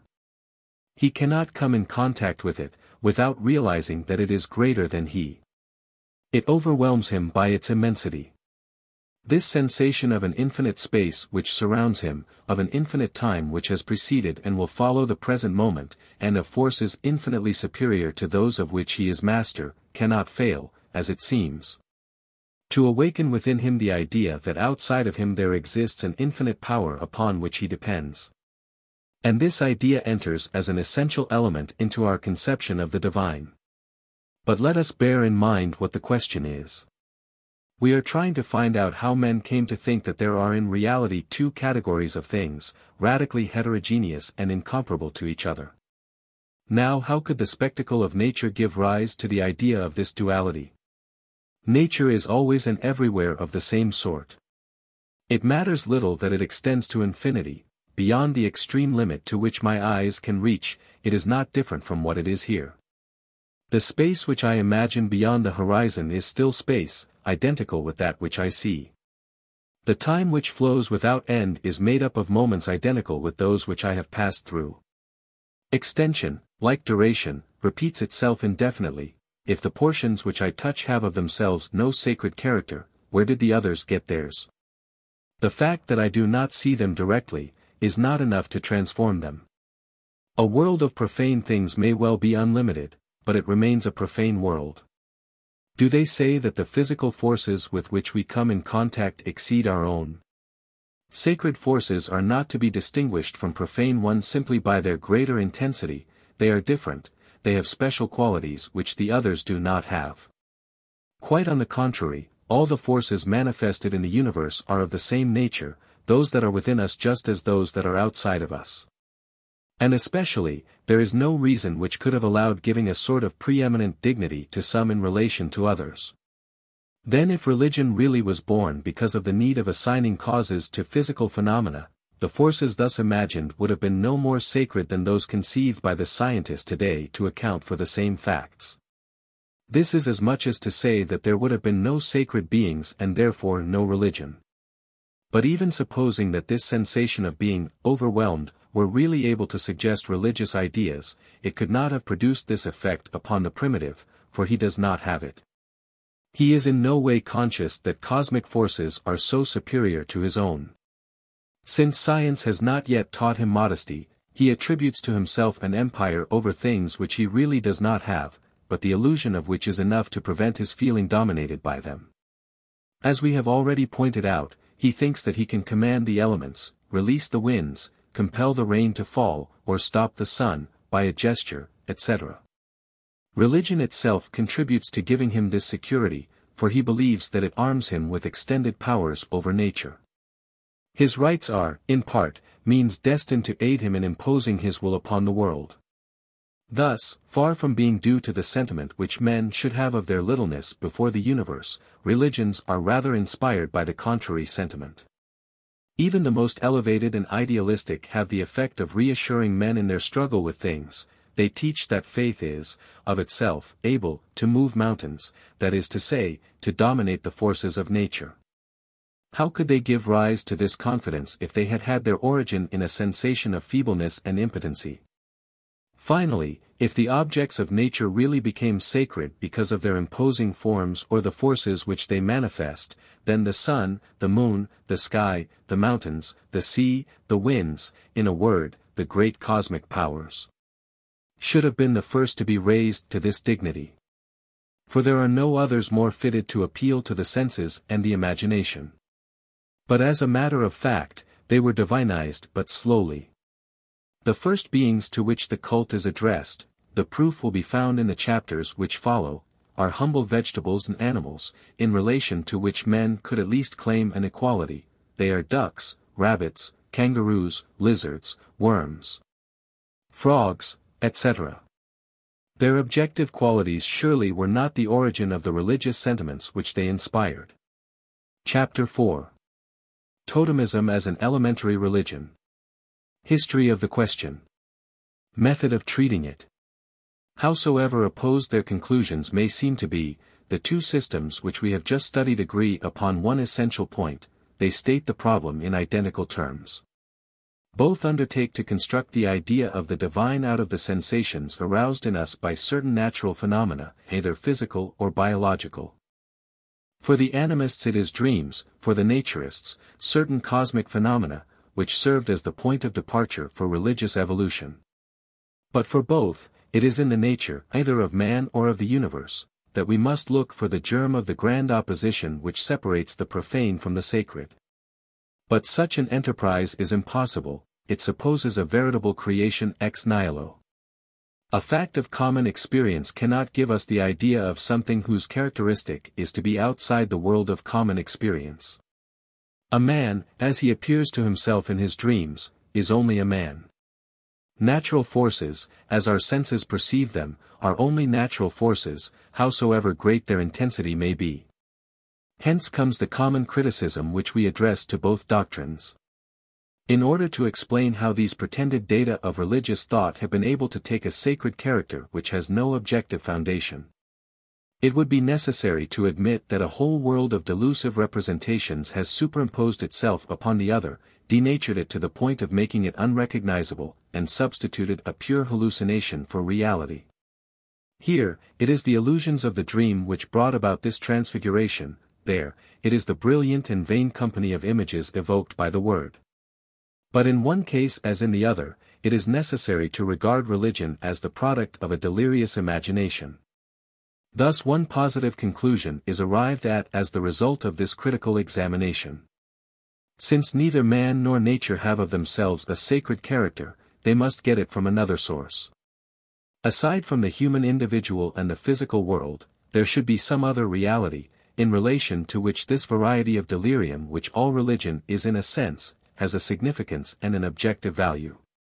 In other words, beyond those which we have called animistic and naturistic, there should be another sort of cult, more fundamental and more primitive, of which the first are only derived forms or particular aspects. In fact, this cult does exist; it is the one to which ethnologists have given the name of totemism. It was only at the end of the 18th century that the word totem appeared in ethnographical literature. It is found for the first time in the book of an Indian interpreter, J. Long, which was published in London in 1791. For nearly a half a century, totemism was known only as something exclusively American. It was only in 1841 that Gray, in a passage which has remained celebrated, pointed out the existence of wholly similar practices in Australia. From that time on, scholars began to realize that they were in the presence of a system of a certain generality. But they saw there only an essentially archaic institution, an ethnographical curiosity, having no great interest for the historian. McLennan was the first who undertook to attach totemism to the general history of humanity. In a series of articles in the Fortnightly Review, he set himself to show that totemism was not only a religion, but one from which were derived a multitude of beliefs and practices which are found in much more advanced religious systems. He even went so far as to make it the source of all the animal-worshipping and plant-worshipping cults which are found among ancient peoples. Certainly this extension of totemism was abusive. The cults of animals and plants depend upon numerous causes which cannot be reduced to one, without the error of too great simplicity. But this error, by its very exaggerations, had at least the advantage, that it put into evidence the historical importance of totemism. Students of American totemism had already known for a long time that this form of religion was most intimately united to a determined social organization, that its basis is the division of the social group into clans. In 1877, in his Ancient Society, Lewis H. Morgan undertook to make a study of it, to determine its distinctive characteristics, and at the same time to point out its generality among the Indian tribes of North and Central America. At nearly the same moment, and even following the direct suggestion of Morgan, VIII and Howitt established the existence of the same social system in Australia, as well as its relations with totemism. Under the influence of these directing ideas, observations could be made with better method. The researches which the American Bureau of Ethnology undertook, played an important part in the advance of these studies. By 1887, the documents were sufficiently numerous and significant to make Fraser consider it time to unite them and present them to us in a systematic form. Such is the object of his little book Totemism, where the system is studied both as a religion and as a legal institution. But this study was purely descriptive, no effort was made to explain totemism or to understand its fundamental notions. Robertson Smith is the first who undertook this work of elaboration. He realized more clearly than any of his predecessors how rich this crude and confused religion is in germs for the future. It is true that McLennan had already connected it with the great religions of antiquity, but that was merely because he thought he had found here and there the cult of animals or plants. Now if we reduce totemism to a sort of animal or plant worship, we have seen only its most superficial aspect, we have even misunderstood its real nature. Going beyond the mere letter of the totemic beliefs, Smith set himself to find the fundamental principles upon which they depend. In his book Upon Kinship and Marriage in Early Arabia, he had already pointed out that totemism supposes a likeness in nature, either natural or acquired, of men and animals, or plants. In his The Religion of the Semites, he makes this same idea the first origin of the entire sacrificial system. It is to totemism that humanity owes the principle of the communion meal. It is true that the theory of Smith can now be shown one-sided. It is no longer adequate for the facts actually known, but for all that, it contains an ingenious theory and has exercised a most fertile influence upon the science of religions. The Golden Bough of Fraser is inspired by these same ideas, for totemism, which McLennan had attached to the religions of classical antiquity, and Smith to the religions of the Semitic peoples, is here connected to the European folklore. The schools of McLennan and Morgan are thus united to that of Manhart. During this time, the American tradition continued to develop with an independence which it has kept up until very recent times. Three groups of societies were the special object of the researches which were concerned with totemism. These are, first, certain tribes of the Northwest, the Tlingit, the Haida, the Kwakiutl, the Salish and the Tsimshian. Then, the great nation of the Sioux, and finally, the Pueblo Indians in the southwestern part of the United States. The first were studied principally by Dahl, Krauss, Boas, Swanton, Hill-Tout, the second by Dorsey, the last by Mindlef, Mrs. Stevenson and Cushing. But however rich the harvest of facts thus gathered in all parts of the country may have been, the documents at our disposal were still fragmentary. Though the American religions contain numerous traces of totemism, they have passed the stage of real totemism. On the other hand, observations in Australia had brought little more than scattered beliefs and isolated rites, initiation rituals and interdictions relative to totemism. It was with facts taken from all these sources that Fraser attempted to draw a picture of totemism in its entirety. Whatever may be the incontestable merit of the reconstruction undertaken in such circumstances, it could not help being incomplete and hypothetical. A totemic religion in complete action had not yet been observed. It is only in very recent years that this serious deficiency has been repaired. Two observers of remarkable ability, Baldwin Spencer and F.J. Gillen, discovered in the interior of the Australian continent a considerable number of tribes whose basis and unity was founded in totemic beliefs. The results of their observations have been published in two works, which have given a new life to the study of totemism. The first of these, The Native Tribes of Central Australia, deals with the more central of these tribes, the Arunta, the Luritja, and a little farther to the south, on the shores of Lake Eyre, the Urubana. The second, which is entitled The Northern Tribes of Central Australia, deals with the societies north of the Urubana, occupying the territory between McDonnell's Range and Carpenter Gulf.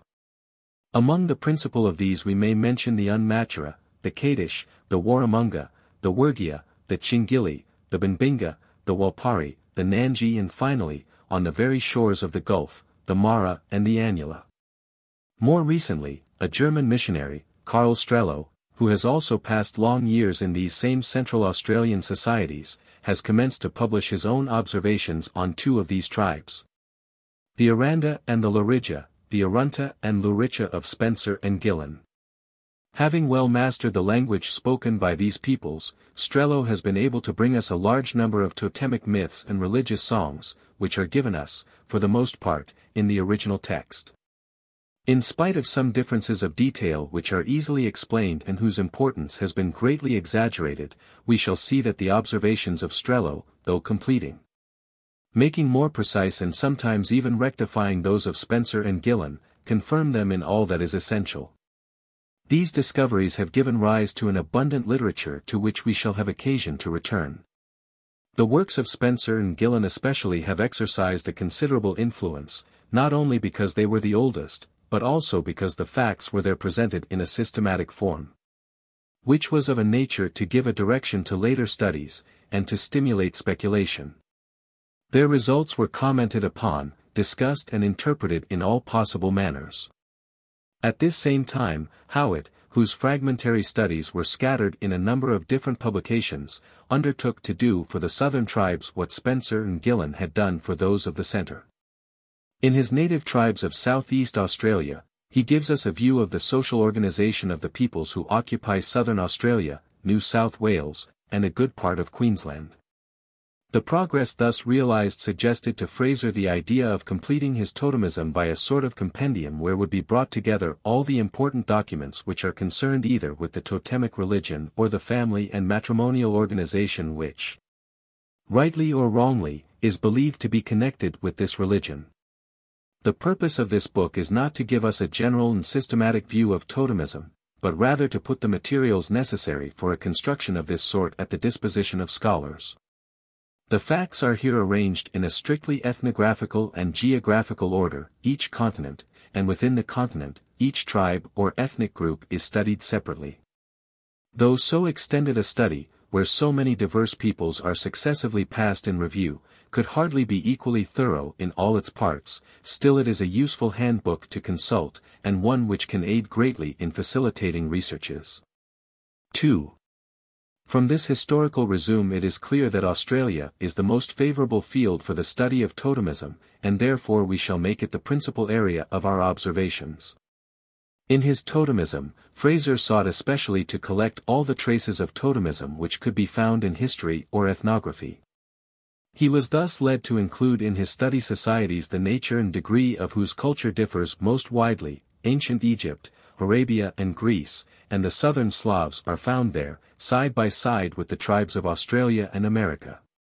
This manner of procedure is not at all surprising for a disciple of the anthropological school. For this school does not seek to locate religions in the social environments of which they are a part, and to differentiate them according to the different environments to which they are thus connected. But rather, as is indicated by the name which it has taken to itself, its purpose is to go beyond the national and historical differences to the universal and really human basis of the religious life. It is supposed that man has a religious nature of himself, in virtue of his own constitution, and independently of all social conditions, and they propose to study this. For researches of this sort, all peoples can be called upon equally well. It is true that they prefer the more primitive peoples, because this fundamental nature is more apt to be unaltered here. But since it is found equally well among the most civilized peoples, it is but natural that they too should be called as witnesses. Consequently, all those who pass as being not too far removed from the origins, and who are confusedly lumped together under the rather imprecise rubric of savages, are put on the same plane and consulted indifferently. Since from this point of view, facts have an interest only in proportion to their generality, they consider themselves obliged to collect as large a number as possible of them. The circle of comparisons could not become too large. Our method will not be such a one, for several reasons. In the first place, for the sociologist as for the historian, social facts vary with the social system of which they form a part, they cannot be understood when detached from it. This is why two facts which come from two different societies cannot be profitably compared merely because they seem to resemble each other. It is necessary that these societies themselves resemble each other, that is to say, that they be only varieties of the same species. The comparative method would be impossible, if social types did not exist, and it cannot be usefully applied except within a single type. What errors have not been committed for having neglected this precept? It is thus that facts have been unduly connected with each other which, in spite of exterior resemblances, really have neither the same sense nor the same importance, the primitive democracy and that of today. The collectivism of inferior societies and actual socialistic tendencies, the monogamy which is frequent in Australian tribes and that sanctioned by our laws, etc. Even in the work of Fraser such confusions are found. It frequently happens that he assimilates simple rites of wild animal worship to practices that are really totemic, though the distance, sometimes very great, which separates the two social systems would exclude all idea of assimilation. Then if we do not wish to fall into these same errors, instead of scattering our researches over all the societies possible, we must concentrate them upon one clearly determined type. It is even necessary that this concentration be as close as possible. One cannot usefully compare facts with which he is not perfectly well acquainted. But when he undertakes to include all sorts of societies and civilizations, one cannot know any of them with the necessary thoroughness. When he assembles facts from every country in order to compare them, he is obliged to take them hastily, without having either the means or the time to carefully criticize them. Tumultuous and summary comparisons result, which discredit the comparative method with many intelligent persons. It can give serious results only when it is applied to so limited a number of societies that each of them can be studied with sufficient precision. The essential thing is to choose those where investigations have the greatest chance to be fruitful. Also, the value of the facts is much more important than their number. In our eyes, the question whether totemism has been more or less universal or not, is quite secondary. If it interests us, it does so before all because in studying it we hope to discover relations of a nature to make us understand better what religion is. Now to establish these relations it is neither necessary nor always useful to heap up numerous experiences upon each other, it is much more important to have a few that are well studied and really significant. One single fact may make a law appear, where a multitude of imprecise and vague observations would only produce confusion. In every science, the scholar would be overwhelmed by the facts which present themselves to him, if he did not make a choice among them. It is necessary that he distinguish those which promise to be the most instructive, that he concentrate his attention upon these, and that he temporarily leave the others to one side. That is why, with one reservation which will be indicated below, we propose to limit our research to Australian societies. They fulfill all the conditions which were just enumerated. They are perfectly homogeneous, for though it is possible to distinguish varieties among them, they all belong to one common type. This homogeneity is even so great that the forms of social organization are not only the same, but that they are even designated by identical or equivalent names in a multitude of tribes, sometimes very distant from each other. Also, Australian totemism is the variety for which our documents are the most complete. Finally, that which we propose to study in this work is the most primitive and simple religion which it is possible to find. It is therefore natural that to discover it, we address ourselves to societies as slightly evolved as possible, for it is evidently there that we have the greatest chance of finding it and studying it well. Now there are no societies which present this characteristic to a higher degree than the Australian ones. Not only is their civilization most rudimentary, the house and even the hut are still unknown, but also their organization is the most primitive and simple which is actually known. It is that which we have elsewhere called organization on a basis of clans. In the next chapter, we shall have occasion to restate its essential traits. However, though making Australia the principal field of our research, we think it best not to leave completely aside the societies where totemism was first discovered, that is to say, the Indian tribes of North America. This extension of the field of comparison has nothing about it which is not legitimate. Undoubtedly these people are more advanced than those of Australia. Their civilization has become much more advanced, men there live in houses or under tents, and there are even fortified villages. The size of the society is much greater, and centralization, which is completely lacking in Australia, is beginning to appear there. We find vast confederations, such as that of the Iroquois, under one central authority. Sometimes a complicated system of differentiated classes arranged in a hierarchy is found. However, the essential lines of the social structure remain the same as those in Australia. It is always the organization on a basis of clans. Thus we are not in the presence of two different types, but of two varieties of a single type, which are still very close to each other. They represent two successive moments of a single evolution, so their homogeneousness is still great enough to permit comparisons. Also, these comparisons may have their utility. Just because their civilization is more advanced than that of the Australians, certain phases of the social organization which is common to both can be studied more easily among the first than among the second. As long as men are still making their first steps in the art of expressing their thought, it is not easy for the observer to perceive that which moves them. For there is nothing to translate clearly that which passes in these obscure minds which have only a confused and ephemeral knowledge of themselves. For example, religious symbols then consist only in formless combinations of lines and colors, whose sense it is not easy to divine, as we shall see. There are many gestures and movements by which interior states express themselves. But being essentially ephemeral, they readily elude observation. That is why totemism was discovered earlier in America than in Australia. It was much more visible there, though it held relatively less place in the totality of the religious life. Also, wherever beliefs and institutions do not take a somewhat definite material form, they are more liable to change under the influence of the slightest circumstances, or to become wholly effaced from the memory. Thus the Australian clans frequently have something floating and protean about them, while the corresponding organization in America has a greater stability and more clearly defined contours. Thus, though American totemism is further removed from its origins than that of Australia, still there are important characteristics of which it has better kept the memory. In the second place, in order to understand an institution, it is frequently well to follow it into the advanced stages of its evolution. For sometimes it is only when it is fully developed that its real signification appears with the greatest clearness. In this way also, American totemism, since it has a long history behind it, could serve to clarify certain aspects of Australian totemism.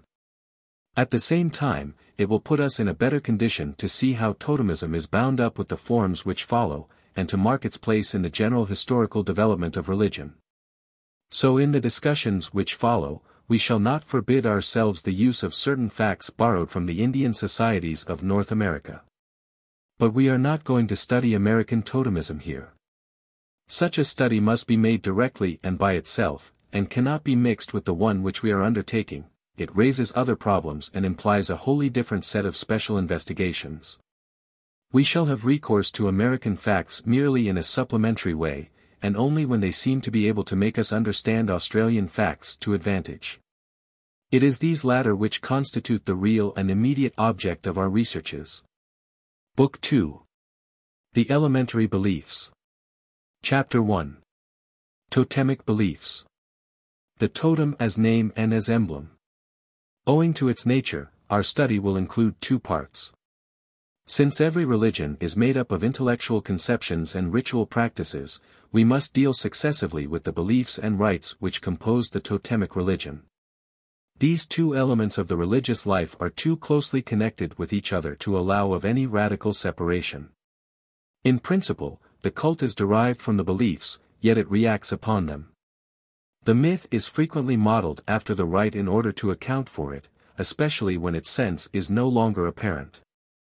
On the other hand, there are beliefs which are clearly manifested only through the rites which express them.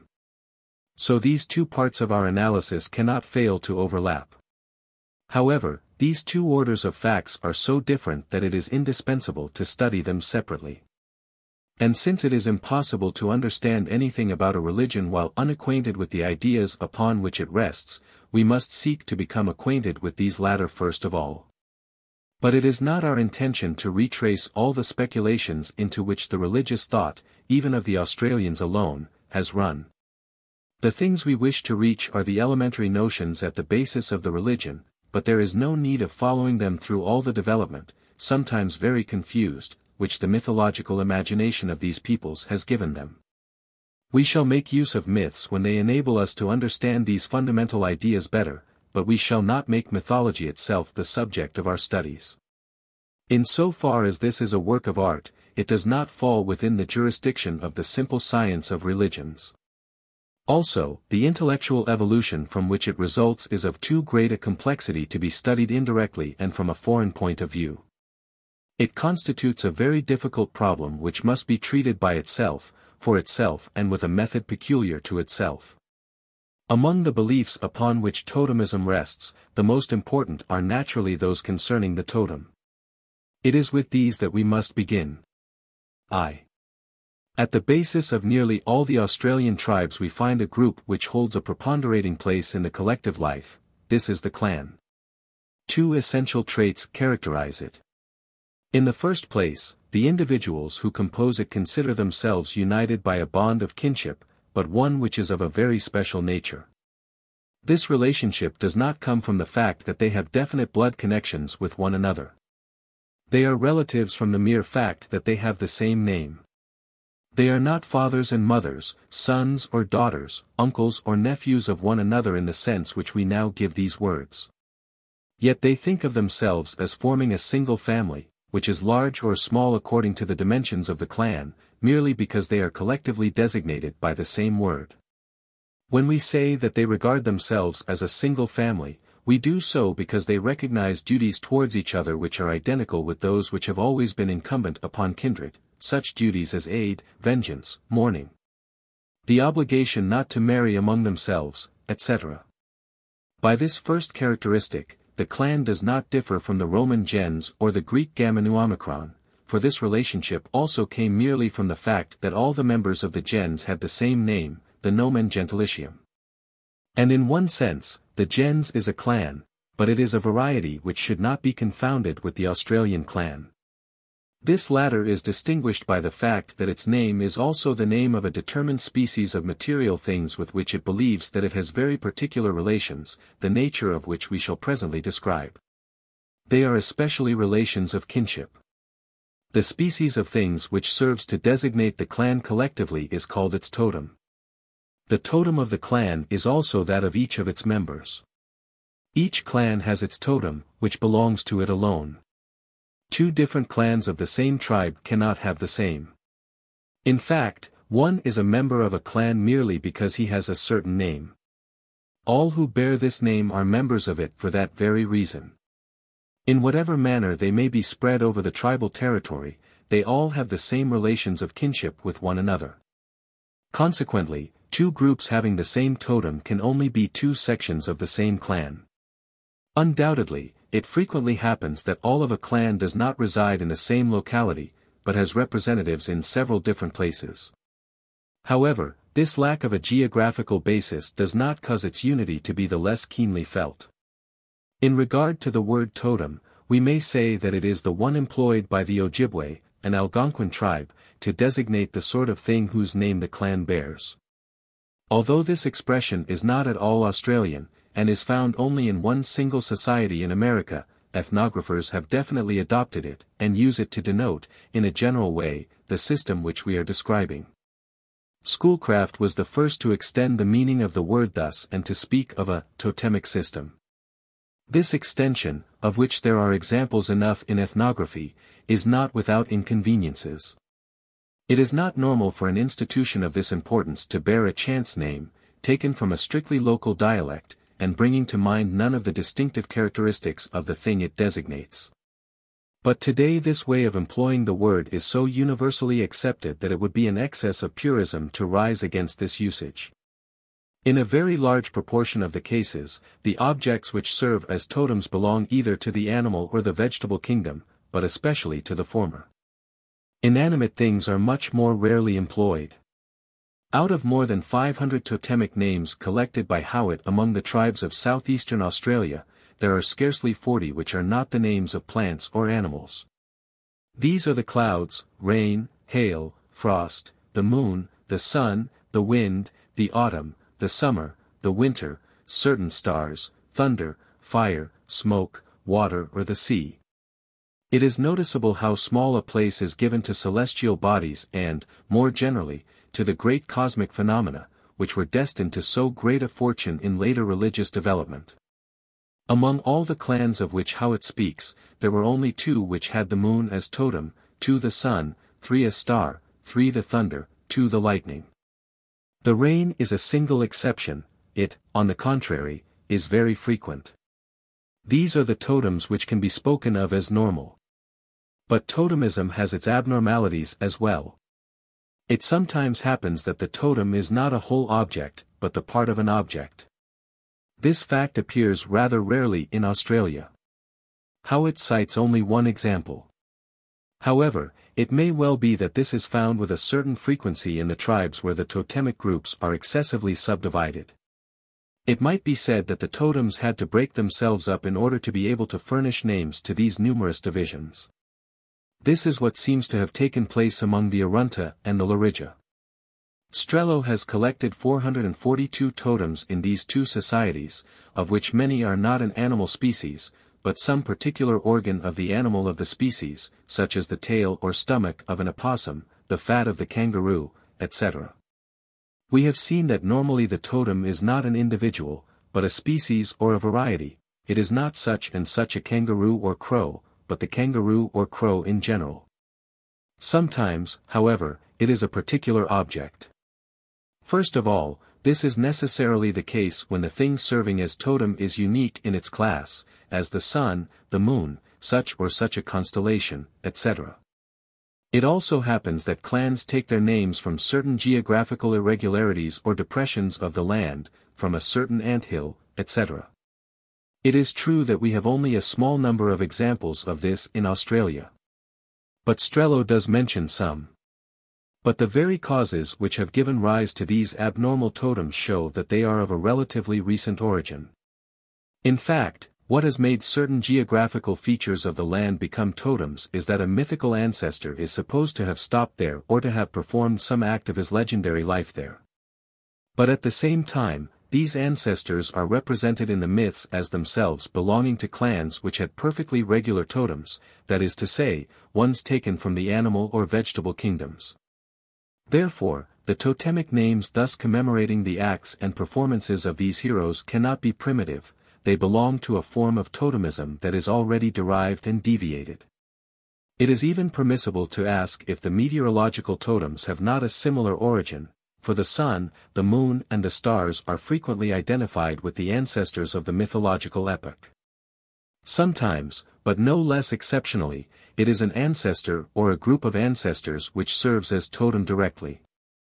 In this case, the clan takes its name, not from a thing or a species of real things, but from a purely mythical being.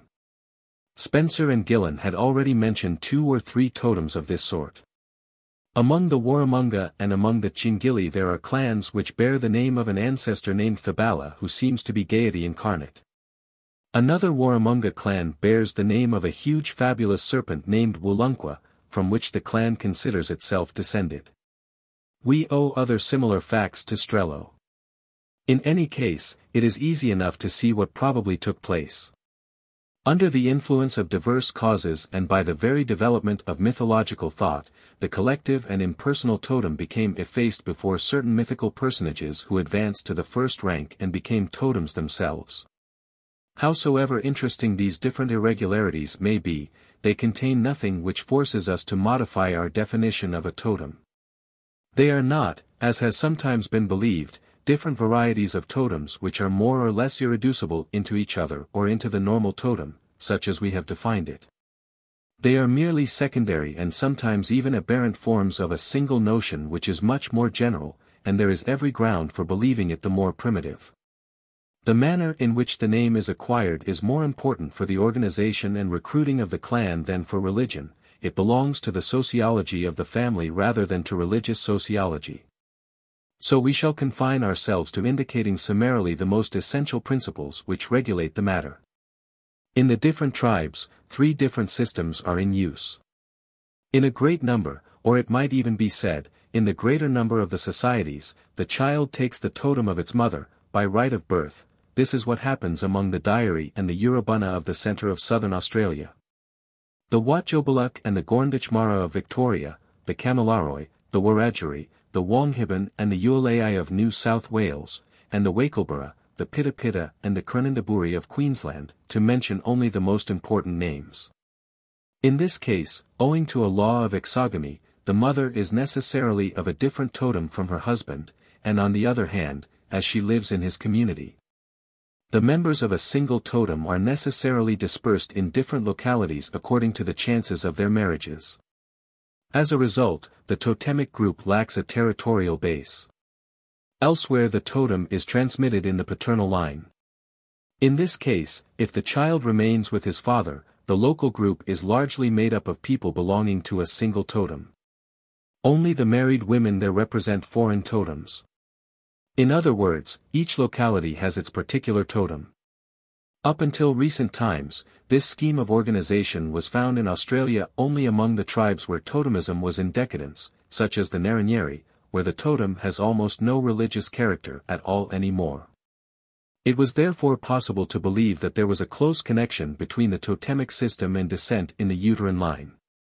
But Spencer and Gillen have observed, in the northern part of Central Australia, a whole group of tribes where the totemic religion is still practiced but where the transmission of the totem is in the paternal line. These are the Warramunga, the Kwanji, the Umbia, the Binbinga, the Mara and the Anula. Finally, a third combination is the one observed among the Arunta and Larija. Here the totem of the child is not necessarily either that of the mother or that of the father. It is that of a mythical ancestor who came, by processes which the observers recount in different ways, and mysteriously fecundated the mother at the moment of conception. A special process makes it possible to learn which ancestor it was and to which totemic group he belonged. But since it was only chance which determined that this ancestor happened to be near the mother, rather than another, the totem of the child is thus found to depend finally upon fortuitous circumstances. Outside of and above the totems of clans there are totems of phratries which, though not differing from the former in nature, must nonetheless be distinguished from them. A phratry is a group of clans which are united to each other by particular bonds of fraternity. Ordinarily the Australian tribe is divided into 2 phratries between which the different clans are distributed. Of course there are some tribes where this organization has disappeared, but everything leads us to believe that it was once general. In any case, there are no tribes in Australia where the number of phratries is greater than 2. Now in nearly all the cases where the phratries have a name whose meaning has been established, this name is that of an animal, it would therefore seem that it is a totem. This has been well demonstrated in a recent work by A. Lang. Thus, among the Gorndich, Victoria, the phratries are called Crokich and Capuch, the former of the words designates the white cockatoo and the latter the black cockatoo. The same expressions are found again among the Bwandik and the Wachobaluk. Among the Wurundjeri, the names employed are Bunjil and Wang, which designate the eaglehawk and the crow. The words Makwara and Kilpara are used for the same purpose in a large number of tribes of New South Wales, they designate the same birds. It is also the eaglehawk and the crow which have given their names to the 2 phratries of the Ngarigo and the Woolgal. Among the Quinmerbera, it is the white cockatoo and the crow. Many other examples might be cited. Thus we are led to regard the phratry as an ancient clan which has been dismembered. The actual clans are the product of this dismemberment, and the solidarity which unites them is a souvenir of their primitive unity. It is true that in certain tribes, the phratries no longer have special names, as it seems. In others where these names exist, their meaning is no longer known, even to the members. But there is nothing surprising in this. The phratries are certainly a primitive institution, for they are everywhere in a state of regression, their descendants the clans have passed to the first rank. So it is but natural that the names which they bore should have been effaced from memory little by little, when they were no longer understood, for they must belong to a very archaic language no longer in use. This is proved by the fact that in many cases where we know the animal whose name the phratry bears, the word designating this animal in the current language is very different from the one employed here. Between the totem of the phratry and the totems of the clans there exists a sort of relation of subordination. In fact, in principle each clan belongs to one and only one phratry. It is very exceptional that it has representatives in the other phratry. This is not met with at all except among certain central tribes, notably the Arunta. Also even where, owing to disturbing influences, overlappings of this sort have taken place, the great part of the clan is included entirely within one or the other of the two groups of the tribe. Only a small minority is to be found in the other one. As a rule then, the two phratries do not overlap each other, consequently, the list of totems which an individual may have is predetermined by the phratry to which he belongs. In other words, the phratry is like a species of which the clans are varieties. We shall presently see that this comparison is not purely metaphorical. In addition to the phratries and clans, another secondary group is frequently met with in Australian societies, which is not without a certain individuality. These are the matrimonial classes. By this name they designate certain subdivisions of the phratry, whose number varies with the tribe. There are sometimes 2 and sometimes 4 per phratry. Their recruiting and operation are regulated by the two following principles. In the first place, each generation in a phratry belongs to different clans from the immediately preceding one. Thus, when there are only 2 classes per phratry, they necessarily alternate with each other every generation. The children make up the class of which their parents are not members, but grandchildren are of the same class as their grandparents. Thus, among the Kamilaroi, the Cupithan phratry has 2 classes, Ipai and Kumbo. The Dilby phratry, 2 others which are called Mori and Kubi. As descent is in the uterine line, the child is in the phratry of its mother. If she is a Cupithan, the child will be one also. But if she is of the Ipai class, he will be a Kumbo. If the child is a girl, her children will again be in the Ipai class. Likewise, the children of the women of the Mori class will be in the Kubi class, and the children of the Kubi women will be Mori again. When there are 4 classes per phratry, instead of 2, the system is naturally more complex, but the principle is the same. The 4 classes form 2 couples of 2 classes each, and these 2 classes alternate with each other every generation in the manner just indicated. Secondly, the members of one class can in principle marry into only one of the classes of the other phratry. The Ipai must marry into the Kubi class and the Mori into the Kumbo class.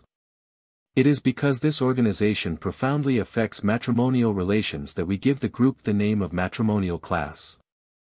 Now it may be asked whether these classes do not sometimes have totems like the phratries and clans.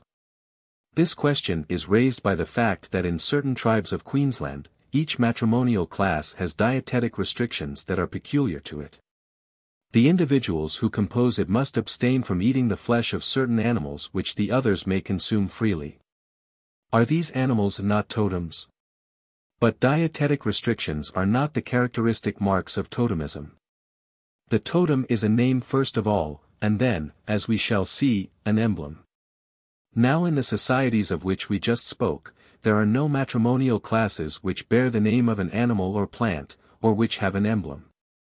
Of course it is possible that these restrictions are indirectly derived from totemism.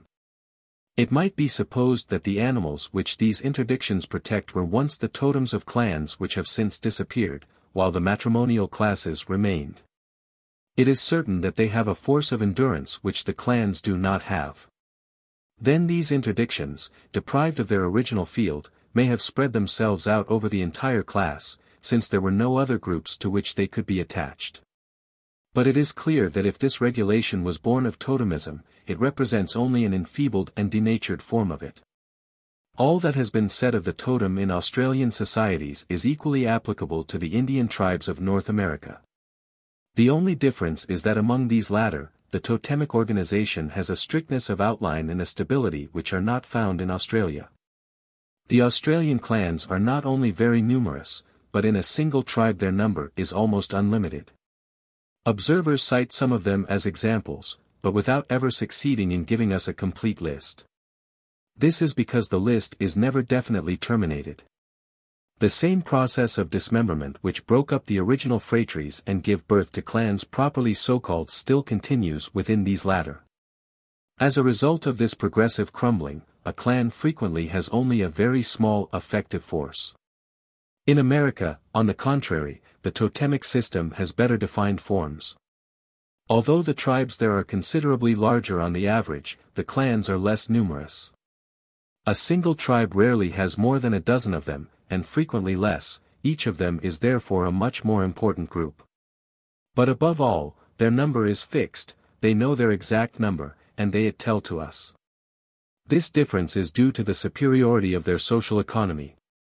From the moment when these tribes were observed for the first time, the social groups were strongly attached to the soil, and consequently better able to resist the decentralizing forces which assailed them. At the same time, the society had too keen a sentiment of its unity to remain unconscious of itself and of the parts out of which it was composed. The example of America thus enables us to explain even better the organization at the base of the clans. We would take a mistaken view, if we judged this only on the present conditions in Australia. In fact, it is in a state of change and dissolution there, which is not at all normal. It is much rather the product of a degeneration which we see, due both to the natural decay of time and the disorganizing effect of the whites. To be sure, it is hardly probable that the Australian clans ever had the dimensions and solid structure of the American ones. But there must have been a time when the distance between them was less considerable than it is today. For the American societies would never have succeeded in making so solid a structure if the clans had always been of so fluid and inconsistent a nature.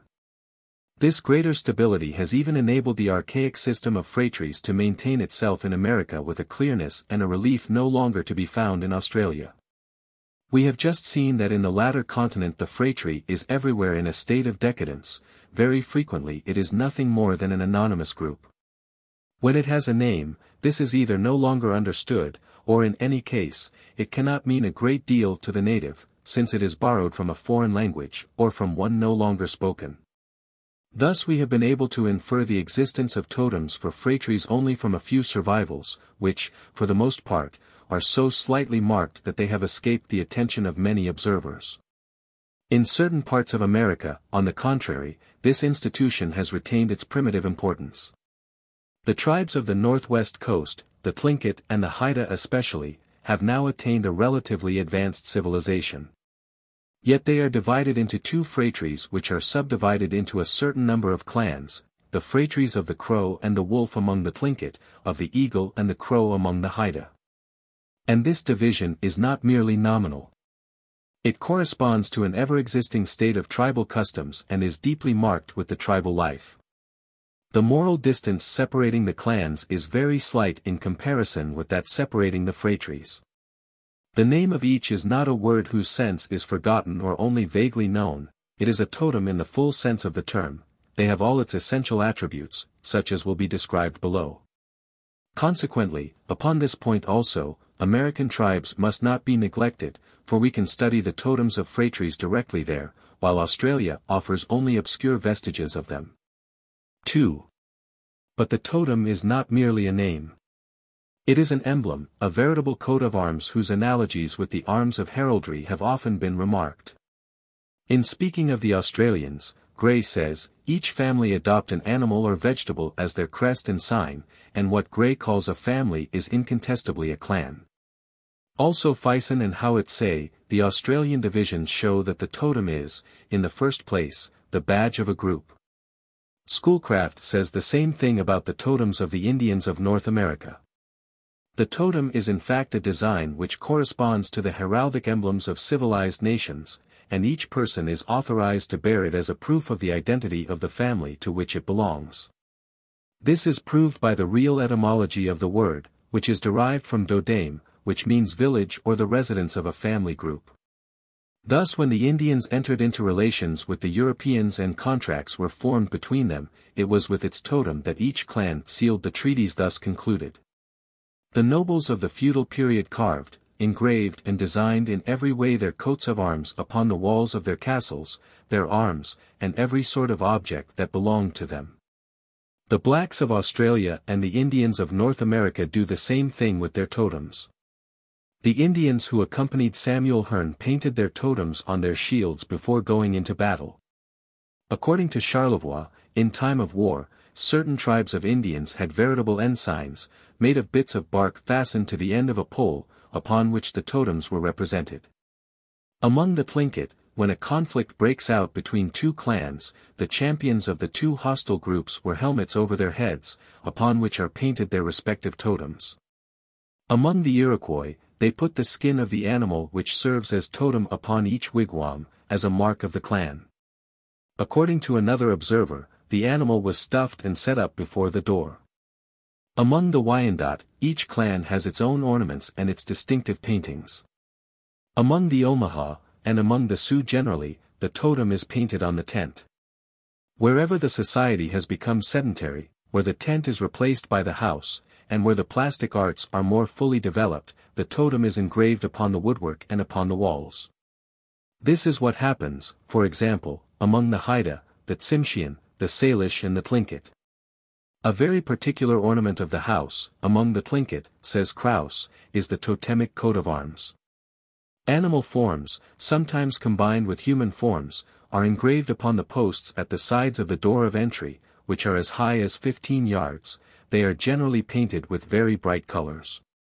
However, these totemic decorations are not very numerous in the Tlingit village, they are found almost solely before the houses of the chiefs and rich men. They are much more frequent in the neighboring tribe of the Haida. Here there are always several for each house. With its many sculptured posts arising on every hand, sometimes to a great height, a Haida village gives the impression of a sacred city, all bristling with belfries or little minarets. Among the Salish, the totem is frequently represented upon the interior walls of the house. Elsewhere, it is found upon the canoes, the utensils of every sort and the funeral piles. The preceding examples are taken exclusively from the Indians of North America. This is because sculpture, engravings and permanent figurations are not possible except where the technique of the plastic arts has reached a degree of perfection to which the Australian tribes have not yet attained. Consequently, the totemic representations of the sort which we just mentioned are rarer and less apparent in Australia than in America. However, cases of them are cited. Among the Warramunga, at the end of the burial ceremonies, the bones of the dead man are interred, after they have been dried and reduced to powder. Beside the place where they are deposited, a figure representing the totem is traced upon the ground. Among the Mara and the Anula, the body is placed in a piece of hollow wood decorated with designs characteristic of the totem. In New South Wales, Oxley found engravings upon the trees near the tomb where a native was buried to which Brough Smith attributes a totemic character. The natives of the Upper Darling carved totemic images upon their shields. According to Collins, nearly all the utensils are covered with ornaments which probably have the same significance, figures of the same sort are found upon the rocks. These totemic designs may even be more frequent than it seems, for, owing to reasons which will be discussed below, it is not always easy to see what their real meaning is. These different facts give us an idea of the considerable place held by the totem in the social life of the primitives. However, up to the present, it has appeared to us as something relatively outside of the man, for it is only upon external things that we have seen it represented. But totemic images are not placed only upon the walls of their houses, the sides of their canoes, their arms, their utensils and their tombs, they are also found on the bodies of the men. They do not put their coat of arms merely upon the things which they possess, but they put it upon their persons, they imprint it upon their flesh, it becomes a part of them, and this world of representations is even by far the more important one. In fact, it is a very general rule that the members of each clan seek to give themselves the external aspect of their totem. At certain religious festivals among the Tlingit, the person who is to direct the ceremonies wears a garment which represents, either wholly or in part, the body of the animal whose name he bears. These same usages are also found in all the northwest of America. They are found again among the Minatari, when they go into combat, and among the Indians of the Pueblos. Elsewhere, when the totem is a bird, men wear the feathers of this bird on their heads. Among the Iowa, each clan has a special fashion of cutting the hair. In the Eagle clan, 2 large tufts are arranged on the front of the head, while there is another one behind. In the Buffalo clan, they are arranged in the form of horns. Among the Omaha, analogous arrangements are found. Each clan has its own headdress. In the Turtle clan, for example, the hair is all shaved off, except 6 bunches, 2 on each side of the head, 1 in front, and 1 behind, in such a way as to imitate the legs, the head and the tail of the animal. But it is more frequently upon the body itself that the totemic mark is stamped, for this is a way of representation within the capacity of even the least advanced societies. It has sometimes been asked whether the common rite of knocking out a young man's 2 upper teeth at the age of puberty does not have the object of reproducing the form of the totem. The fact is not established, but it is worth mentioning that the natives themselves sometimes explain the custom thus. For example, among the Arunta, the extraction of teeth is practiced only in the clans of the rain and of water. Now according to tradition, the object of this operation is to make their faces look like certain black clouds with light borders which are believed to announce the speedy arrival of rain, and which are therefore considered things of the same family. This is a proof that the native himself is conscious that the object of these deformations is to give him, at least conventionally, the aspect of his totem. Among these same Arunta, in the course of the rites of sub-incision, certain gashes are cut upon the sisters and the future wife of the novice. Scars result from these, whose form is also represented upon a certain sacred object of which we shall speak presently and which is called the chiringa. As we shall see, the lines thus drawn upon the chiringa are emblematic of the totem. Among the Kaddish, the euro is believed to be closely connected with the rain. The men of the Rain clan wear little earrings made of euro teeth.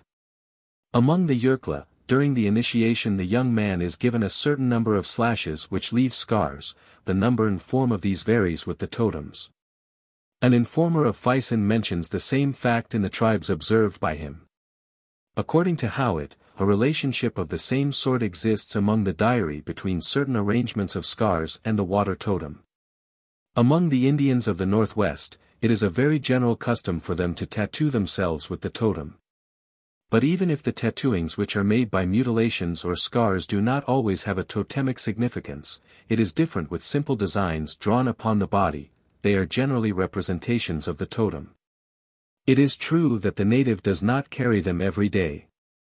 When he is occupied with purely economic occupations, or when the small family groups scatter to hunt or fish, he does not bother with all this paraphernalia, which is quite complicated. But when the clans unite to live a common life and to assist at the religious ceremonies together, then he must adorn himself. As we shall see, each of the ceremonies concerns a particular totem, and in theory the rites which are connected with a totem can be performed only by the men of that totem. Now those who perform, who take the part of officiants, and sometimes even those who assist as spectators, always have designs representing the totem on their bodies. One of the principal rites of initiation, by which a young man enters into the religious life of the tribe, consists in painting the totemic symbol on his body. It is true that among the Arunta the design thus traced does not always and necessarily represent the totem of the initiated, but these are exceptions, due, undoubtedly, to the disturbed state of the totemic organization of this tribe. Also, even among the Arunta, at the most solemn moment of the initiation, which is its crown and consecration, when the neophyte is allowed to enter the sanctuary where all the sacred objects belonging to the clan are preserved, an emblematic painting is placed upon him. This time, it is the totem of the young man which is thus represented. The bonds which unite the individual to his totem are even so strong that in the tribes on the northwest coast of North America, the emblem of the clan is painted not only upon the living but also upon the dead, before a corpse is interred. They put the totemic mark upon it. 3. These totemic decorations enable us to see that the totem is not merely a name and an emblem. It is in the course of the religious ceremonies that they are employed, they are a part of the liturgy. So while the totem is a collective label, it also has a religious character. In fact, it is in connection with it, that things are classified as sacred or profane. It is the very type of sacred thing. The tribes of Central Australia, especially the Arunta, the Larija, the Kadish, the Unmatjara, and the Ilpira, make constant use of certain instruments in their rites which are called the Chiringa by the Arunta, according to Spencer and Gillen. Or the Churunga, according to Strello. They are pieces of wood or bits of polished stone, of a great variety of forms, but generally oval or oblong. Each totemic group has a more or less important collection of these. Upon each of these is engraved a design representing the totem of this same group. A certain number of the Chiringa have a hole at one end, through which goes a thread made of human hair or that of an opossum. Those which are made of wood and are pierced in this way serve for exactly the same purposes as those instruments of the cult to which English ethnographers have given the name of bull roarers. By means of the thread by which they are suspended, they are whirled rapidly in the air in such a way as to produce a sort of humming identical with that made by the toys of this name still used by our children. This deafening noise has a ritual significance and accompanies all ceremonies of any importance. These sorts of chiringa are real bull roarers. But there are others which are not made of wood and are not pierced. Consequently they cannot be employed in this way. Nevertheless, they inspire the same religious sentiments. In fact, every chiringa, for whatever purpose it may be employed, is counted among the eminently sacred things. There are none which surpass it in religious dignity. This is indicated even by the word which is used to designate them. It is not only a substantive but also an adjective meaning sacred. Also, among the several names which each Arunta has, there is one so sacred that it must not be revealed to a stranger, it is pronounced but rarely, and then in a low voice and a sort of mysterious murmur. Now this name is called the Aritna Chiringa. Aritna means name. In general, the word Chiringa is used to designate all ritual acts, for example, Ilia Chiringa signifies the cult of the emu. Chiringa, when used substantively, therefore designates the thing whose essential characteristic is sacredness. Profane persons, that is to say, women and young men not yet initiated into the religious life, may not touch or even see the chiringa. They are only allowed to look at it from a distance, and even this is only on rare occasions. The chiringa are piously kept in a special place, which the Arunta call the Ertnachalunga. This is a cave or a sort of cavern hidden in a deserted place. The entrance is carefully closed by means of stones so cleverly placed that a stranger going past it could not suspect that the religious treasury of the clan was so near to him. The sacred character of the chiringa is so great that it communicates itself to the locality where they are stored, the women and the uninitiated cannot approach it. It is only after their initiation is completely finished that the young men have access to it. There are some who are not esteemed worthy of this favor except after years of trial. The religious nature radiates to a distance and communicates itself to all the surroundings, everything nearby participates in this same nature and is therefore withdrawn from profane touch. Is one man pursued by another? If he succeeds in reaching the Ertnachalunga, he is saved, he cannot be seized there. Even a wounded animal which takes refuge there must be respected. Quarrels are forbidden there. It is a place of peace, as is said in the Germanic societies. It is a sanctuary of the totemic group, it is a veritable place of asylum. But the virtues of the chiringa are not manifested merely by the way in which it keeps the profane at a distance. If it is thus isolated, it is because it is something of a high religious value whose loss would injure the group and the individual severely. It has all sorts of marvelous properties. By contact it heals wounds, especially those resulting from circumcision. It has the same power over sickness, it is useful for making the beard grow. It confers important powers over the totemic species, whose normal reproduction it ensures, it gives men force, courage and perseverance, while, on the other hand, it depresses and weakens their enemies. This latter belief is so firmly rooted that when two combatants stand pitted against one another, if one sees that the other has brought Chiringa against him, he loses confidence and his defeat is certain. Thus there is no ritual instrument which has a more important place in the religious ceremonies. By means of various sorts of anointings, their powers are communicated either to the officiants or to the assistants. To bring this about, they are rubbed over the members and stomach of the faithful after being covered with grease, or sometimes they are covered with a down which flies away and scatters itself in every direction when they are whirled. This a way of disseminating the virtues which are in them. But they are not useful merely to individuals, the fate of the clan as a whole is bound up with theirs. Their loss is a disaster, it is the greatest misfortune which can happen to the group. Sometimes they leave the Ernachalunga, for example when they are loaned to other groups. Then follows a veritable public mourning. For 2 weeks, the people of the totem weep and lament, covering their bodies with white clay just as they do when they have lost a relative. And the Chiringa are not left at the free disposition of everybody. The Ernachalunga where they are kept is placed under the control of the chief of the group. It is true that each individual has special rights to some of them. Yet, though he is their proprietor in a sense, he cannot make use of them except with the consent and under the direction of the chief. It is a collective treasury, it is the sacred ark of the clan. The devotion of which they are the object shows the high price that is attached to them. The respect with which they are handled is shown by the solemnity of the movements.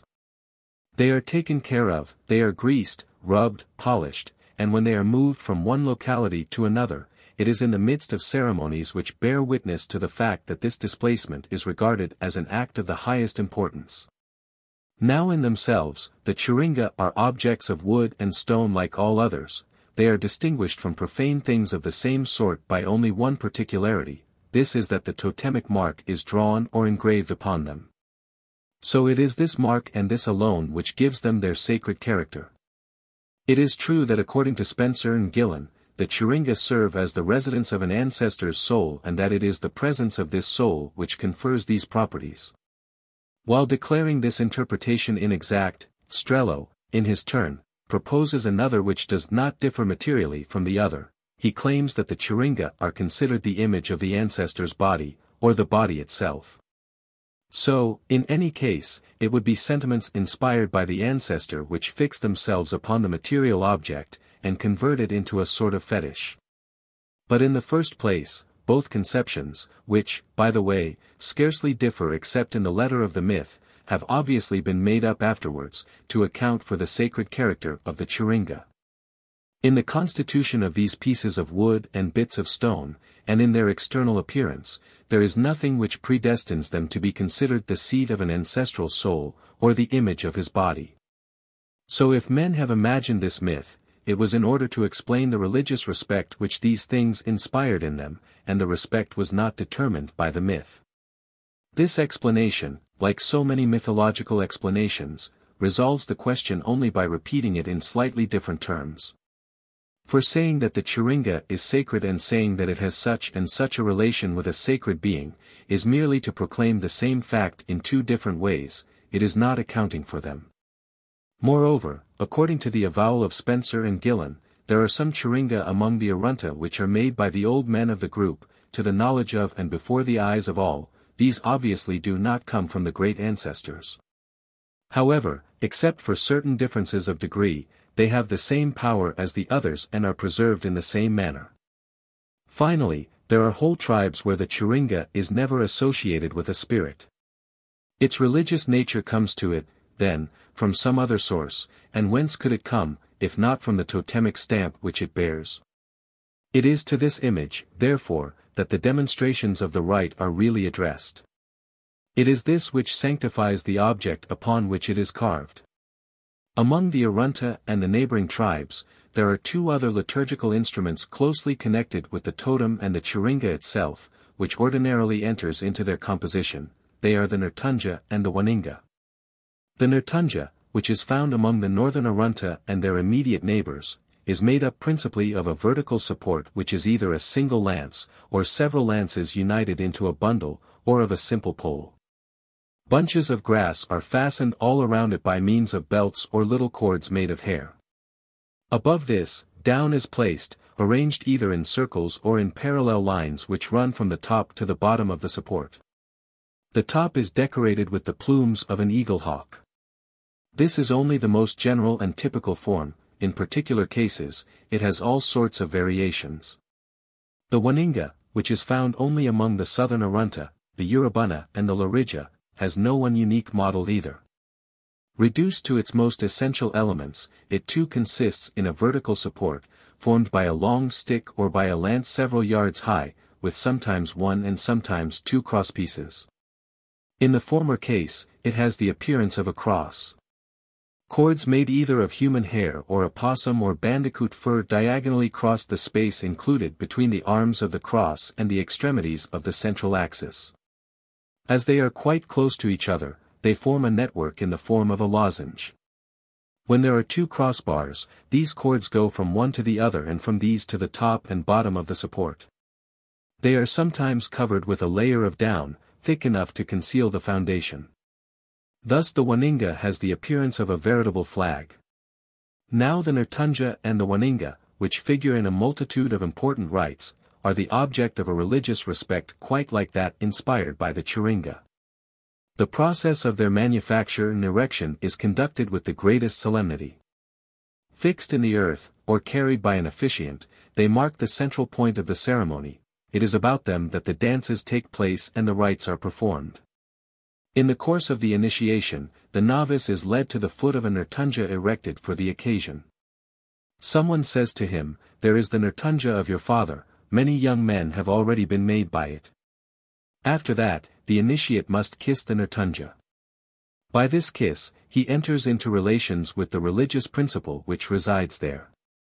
It is a veritable communion which should give the young man the force required to support the terrible operation of subincision.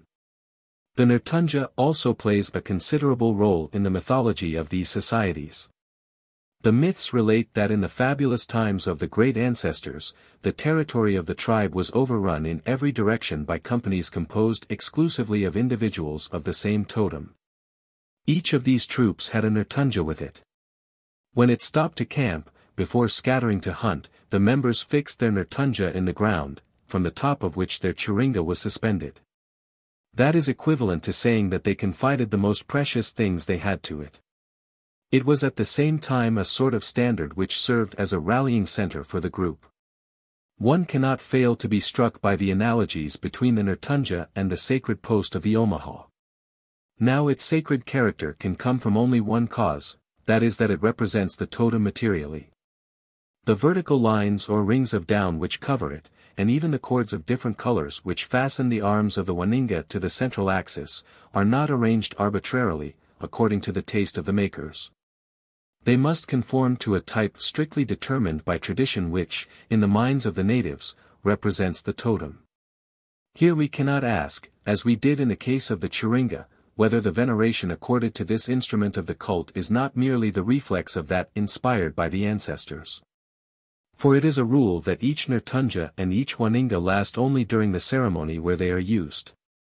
They are made all over again every time that it is necessary, and when the rite is once accomplished, they are stripped of their ornaments and the elements out of which they are made are scattered. They are nothing more than images, and temporary images at that, of the totem, and consequently it is on this ground, and on this ground alone, that they play a religious role. So the chiringa, the nirtunja and the waninga owe their religious nature solely to the fact that they bear the totemic emblem. It is the emblem that is sacred. It keeps this character, no matter where it may be represented. Sometimes it is painted upon rocks. These paintings are called chiringa ilkinia, sacred drawings. The decorations with which the officiants and assistants at the religious ceremonies adorn themselves have the same name. Women and children may not see them. In the course of certain rites, the totem is drawn upon the ground. The way in which this is done bears witness to the sentiments inspired by this design, and the high value attributed to it. It is traced upon a place that has been previously sprinkled, and saturated with human blood, and we shall presently see that the blood is in itself a sacred liquid, serving for pious uses only. When the design has been made, the faithful remain seated on the ground before it, in an attitude of the purest devotion. If we give the word a sense corresponding to the mentality of the primitive, we may say that they adore it. This enables us to understand how the totemic blazon has remained something very precious for the Indians of North America. It is always surrounded with a sort of religious halo. But if we are seeking to understand how it comes that these totemic representations are so sacred, it is not without interest to see what they consist in. Among the Indians of North America, they are painted, engraved or carved images which attempt to reproduce as faithfully as possible the external aspect of the totemic animal. The means employed are those which we use today in similar circumstances, except that they are generally cruder. But it is not the same in Australia, and it is in the Australian societies that we must seek the origin of these representations. Although the Australian may show himself sufficiently capable of imitating the forms of things in a rudimentary way, sacred representations generally seem to show no ambitions in this line. They consist essentially in geometrical designs drawn upon the chiringa, the nirtunga, rocks, the ground, or the human body. They are either straight or curved lines, painted in different ways, and the whole having only a conventional meaning. The connection between the figure and the thing represented is so remote and indirect that it cannot be seen, except when it is pointed out. Only the members of the clan can say what meaning is attached to such and such combinations of lines. Men and women are generally represented by semicircles, and animals by whole circles or spirals, the tracks of men or animals by lines of points, etc. The meaning of the figures thus obtained is so arbitrary that a single design may have two different meanings for the men of two different totems, representing one animal here, and another animal or plant there. This is perhaps still more apparent with the nirtunja and waninga. Each of them represents a different totem. But the few and simple elements which enter into their composition do not allow a great variety of combinations. The result is that two nirtunja may have exactly the same appearance, and yet express two things as different as a gum tree and an emu. When a nirtunja is made, it is given a meaning which it keeps during the whole ceremony, but which, in the last resort, is fixed by convention. These facts prove that if the Australian is so strongly inclined to represent his totem, it is in order not to have a portrait of it before his eyes which would constantly renew the sensation of it. It is merely because he feels the need of representing the idea which he forms of it by means of material and external signs, no matter what these signs may be. We are not yet ready to attempt to understand what has thus caused the primitive to write his idea of his totem upon his person and upon different objects. But it is important to state at once the nature of the need which has given rise to these numerous representations. Chapter 2. Totemic Beliefs, continued. The totemic animal and man. But totemic images are not the only sacred things. There are real things which are also the object of rites, because of the relations which they have with the totem. Before all others, are the beings of the totemic species and the members of the clan. First of all, since the designs which represent the totem arouse religious sentiments, it is natural that the things whose aspect these designs reproduce should have this same property, at least to a certain degree. For the most part, these are animals or plants. The profane function of vegetables and even of animals is ordinarily to serve as food, then the sacred character of the totemic animal or plant is shown by the fact that it is forbidden to eat them. It is true that since they are sacred things, they can enter into the composition of certain mystical repasts, and we shall see, in fact, that they sometimes serve as veritable sacraments, yet normally they cannot be used for everyday consumption. Whoever oversteps this rule, exposes himself to grave dangers. It is not that the group always intervenes to punish this infraction artificially, it is believed that the sacrilege produces death automatically. A redoubtable principle is held to reside in the totemic plant or animal, which cannot enter into the profane organism without disorganizing it or destroying it. In certain tribes at least, only the old men are free from this prohibition. We shall see the reason for this later. However, if this prohibition is formal in a large number of tribes, with certain exceptions which will be mentioned later, it is incontestable that it tends to weaken as the old totemic organization is disturbed. But the restrictions which remain even then prove that these attenuations are not admitted without difficulty. For example, when it is permitted to eat the plant or animal that serves as totem, it is not possible to do so freely. Only a little bit may be taken at a time. To go beyond this amount is a ritual fault that has grave consequences. Elsewhere, the prohibition remains intact for the parts that are regarded as the most precious, that is to say, as the most sacred. For example, the eggs or the fat. In still other parts, consumption is not allowed except when the animal in question has not yet reached full maturity. In this case, they undoubtedly think that its sacred character is not yet complete.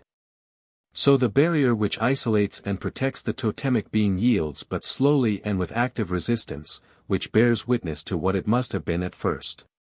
It is true that according to Spencer and Gillen these restrictions are not the remnants of what was once a rigorous prohibition now losing hold, but the beginnings of an interdiction which is only commencing to establish itself. These writers hold that at first there was a complete liberty of consumption and that the limitations which were presently brought are relatively recent. They think they find the proof of their theory in the two following facts. In the first place, as we just said, there are solemn occasions when the members of the clan or their chief not only may, but must eat the totemic animal or plant. Moreover, the myths relate that the great ancestors, the founders of the clans, ate their totems regularly. Now, it is said, these stories cannot be understood except as an echo of a time when the present prohibitions did not exist. But the fact that in the course of certain solemn ceremonies a consumption of the totem, and a moderate one at that, is ritually required in no way implies that it was once an ordinary article of food. Quite on the contrary, the food that one eats at a mystical repast is essentially sacred, and consequently forbidden to the profane. As for the myths, a somewhat summary critical method is employed, if they are so readily given the value of historical documents. In general, their object is to interpret existing rites rather than to commemorate past events. They are an explanation of the present much more than a history. In this case, the traditions according to which the ancestors of the fabulous epoch ate their totem are in perfect accord with the beliefs and rites which are always in force. The old men and those who have attained a high religious dignity are freed from the restrictions under which ordinary men are placed. They can eat the sacred thing because they are sacred themselves. This rule is in no way peculiar to totemism, but it is found in all the most diverse religions. Now the ancestral heroes were nearly gods. It is therefore still more natural that they should eat the sacred food. But that is no reason why the same privilege should be awarded to the simple profane. However, it is neither certain nor even probable that the prohibition was ever absolute. It seems to have always been suspended in case of necessity, as, for example, when a man is famished and has nothing else with which to nourish himself. A stronger reason for this is found in the totem is a form of nourishment which a man cannot do without. Thus there are a great many tribes where water is a totem. A strict prohibition is manifestly impossible in this case. However, even here, the privilege granted is submitted to certain restrictions which greatly limit its use and which show clearly that it goes against a recognized principle. Among the Kaddish and the Warramunga, a man of this totem is not allowed to drink water freely. He may not take it up himself, he may receive it only from the hands of a third party who must belong to the phratry of which he is not a member. The complexity of this procedure and the embarrassment which results from it are still another proof that access to the sacred thing is not free. This same rule is applied in certain central tribes every time that the totem is eaten, whether from necessity or any other cause. It should also be added that when this formality is not possible, that is, when a man is alone or with members of his own phratry only, he may, on necessity, do without an intermediary. It is clear that the prohibition is susceptible of various moderations. Nevertheless, it rests upon ideas so strongly ingrained in the mind that it frequently survives its original cause for being. We have seen that in all probability, the different clans of a phratry are only subdivisions of one original clan which has been dismembered. So there was a time when all the clans, being welded together, had the same totem. Consequently, wherever the souvenir of this common origin is not completely effaced, each clan continues to feel itself united to the others and to consider that their totems are not completely foreign to it. For this reason an individual may not eat freely of the totems held by the different clans of the phratry of which he is a member. He may touch them only if the forbidden plant or animal is given him by a member of the other phratry. Another survival of the same sort is the one concerning the maternal totem. There are strong reasons for believing that at first, the totem was transmitted in the uterine line. Therefore, wherever descent in the paternal line has been introduced, this probably took place only after a long period, during which the opposite principle was applied and the child had the totem of his mother along with all the restrictions attached to it. Now in certain tribes where the child inherits the paternal totem today, some of the interdictions which originally protected the totem of his mother still survive. He cannot eat it freely. In the present state of affairs, however, there is no longer anything corresponding to this prohibition. To this prohibition of eating is frequently added that of killing the totem, or picking it, when it is a plant.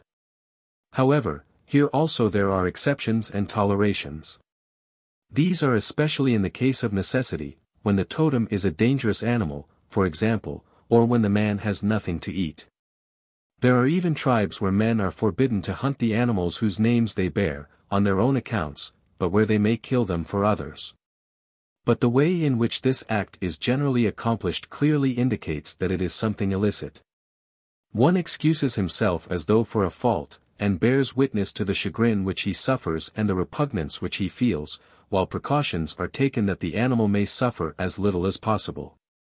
In addition to these fundamental interdictions, certain cases of a prohibition of contact between a man and his totem are cited. Thus among the Omaha, in the clan of the elk, no one may touch any part of the body of a male elk. In the subclan of the buffalo, no one is allowed to touch the head of this animal. Among the Bechuana, no man dares to clothe himself in the skin of his totem. But these cases are rare. And it is natural that they should be exceptional, for normally a man must wear the image of his totem or something which brings it to mind. The tattooings and the totemic costumes would not be possible if all contact were forbidden. It has also been remarked that this prohibition has not been found in Australia, but only in those societies where totemism has advanced far from its original form. It is therefore probably of late origin and due perhaps to the influence of ideas that are really not totemic at all. If we now compare these various interdictions with those whose object is the totemic emblem, contrarily to all that could be foreseen, it appears that these latter are more numerous, stricter, and more severely enforced than the former. The figures of all sorts which represent the totem are surrounded with a respect sensibly superior to that inspired by the very being whose form these figures reproduce. The Churinga, the Nurtunja and the Waninga can never be handled by the women or the uninitiated, who are even allowed to catch glimpses of it only very exceptionally, and from a respectful distance. On the other hand, the plant or animal whose name the clan bears may be seen and touched by everybody. The Churinga are preserved in a sort of temple, upon whose threshold all noises from the profane life must cease. It is the domain of sacred things. On the contrary, the totemic animals and plants live in the profane world and are mixed up with the common everyday life. Since the number and importance of the interdictions which isolate a sacred thing, and keep it apart, correspond to the degree of sacredness with which it is invested, we arrive at the remarkable conclusion that the images of totemic beings are more sacred than the beings themselves. Also, in the ceremonies of the cult, it is the Churinga and the Nurtunja which have the most important place. The animal appears there only very exceptionally. In a certain rite, of which we shall have occasion to speak, it serves as the substance for a religious repast, but it plays no active role. The Arunta dance around the Nurtunja, and assemble before the image of their totem to adore it, but a similar demonstration is never made before the totemic being itself. If this latter were the primarily sacred object, it would be with it, the sacred animal or plant, that the young initiate would communicate when he is introduced into the religious life. But we have seen that on the contrary, the most solemn moment of the initiation is the one when the novice enters into the sanctuary of the Churinga. It is with them and the Nurtunja that he communicates. The representations of the totem are therefore more actively powerful than the totem itself. 2. We must now determine the place of man in the scheme of religious things. By the force of a whole group of acquired habits and of language itself, we are inclined to consider the common man, the simple believer, as an essentially profane being. It may well happen that this conception is not literally true for any religion. In any case, it is not applicable to totemism. Every member of the clan is invested with a sacred character which is not materially inferior to that which we just observed in the animal. This personal sacredness is due to the fact that the man believes that while he is a man in the usual sense of the word, he is also an animal or plant of the totemic species. In fact, he bears its name. This identity of name is therefore supposed to imply an identity of nature. The first is not merely considered as an outward sign of the second, it supposes it logically. This is because the name, for a primitive, is not merely a word or a combination of sounds, it is a part of the being, and even something essential to it. A member of the kangaroo clan calls himself a kangaroo. He is therefore, in one sense, an animal of this species. The totem of any man, say Spencer and Gillen, is regarded as the same thing as himself. A native once said to us when we were discussing the matter with him, that one, pointing to his photograph which we had taken, is the same thing as me, so is a kangaroo, his totem. So each individual has a double nature, two beings coexist within him, a man and an animal. In order to give a semblance of intelligibility to this duality, so strange for us, the primitive has invented myths which, it is true, explain nothing and only shift the difficulty, but which, by shifting it, seem at least to lessen the logical scandal. With slight variations of detail, all are constructed on the same plan. Their object is to establish genealogical connections between the man and the totemic animal, making the one a relative of the other.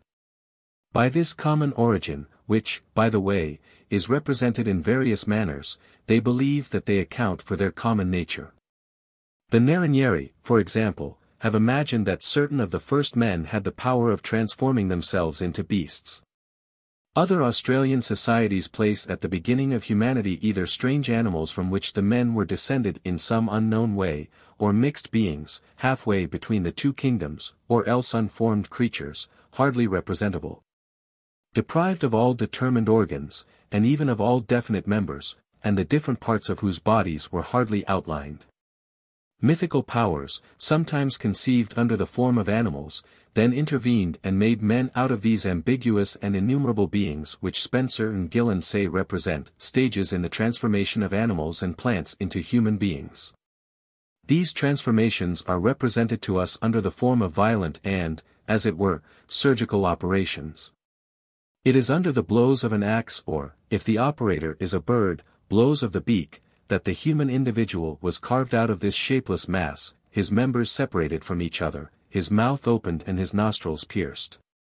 Analogous legends are found in America, except that owing to the more highly developed mentality of these peoples, the representations which they employ do not contain confusions so troublesome for the mind.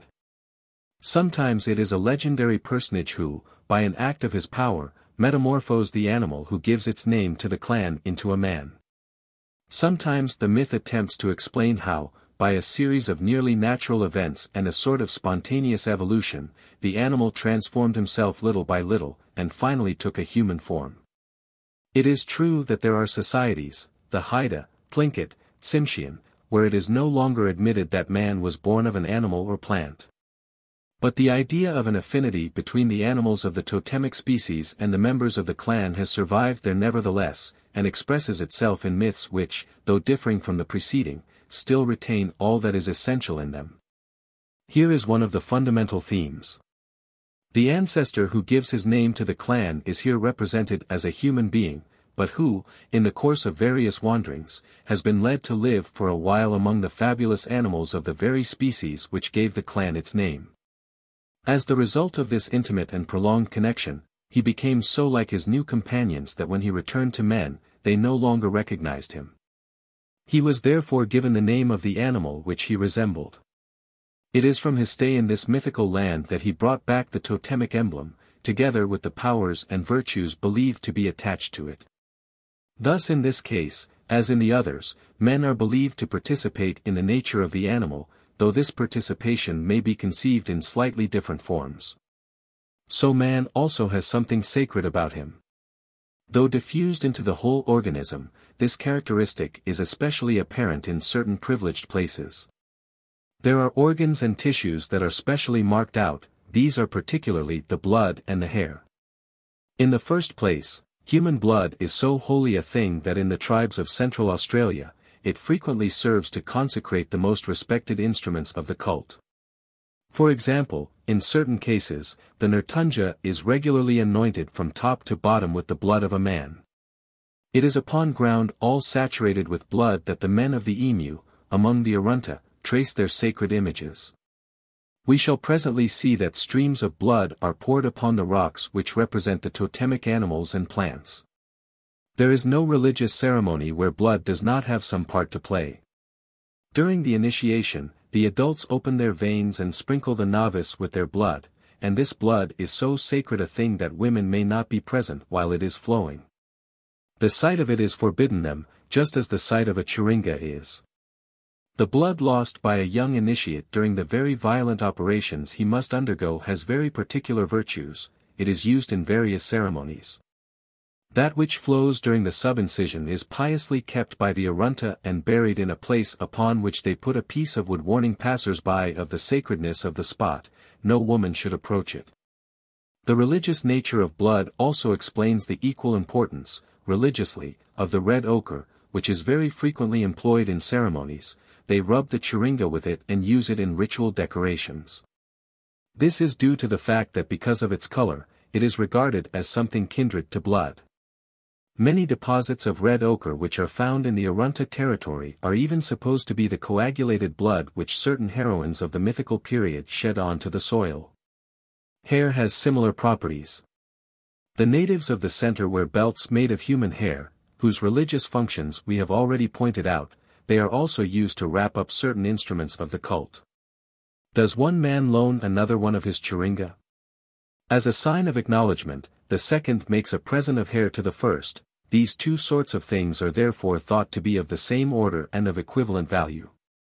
So the operation of cutting the hair is a ritual act, accompanied by definite ceremonies. The individual operated upon must squat on the ground, with his face turned in the direction of the place where the fabulous ancestors from which the clan of his mother is believed to be descended, are thought to have camped. For the same reason, as soon as a man is dead, they cut his hair off and put it away in some distant place, for neither women nor the non-initiated have the right of seeing it. It is here, far from profane eyes, that the belts are made. Other organic tissues might be mentioned which have similar properties, in varying degrees. Such are the whiskers, the foreskin, the fat of the liver, etc. But it is useless to multiply examples. Those already given are enough to prove that there is something in man which holds profane things at a distance and which possesses a religious power. In other words, the human organism conceals within its depths a sacred principle, which visibly comes to the surface in certain determined cases. This principle does not differ materially from that which causes the religious character of the totem.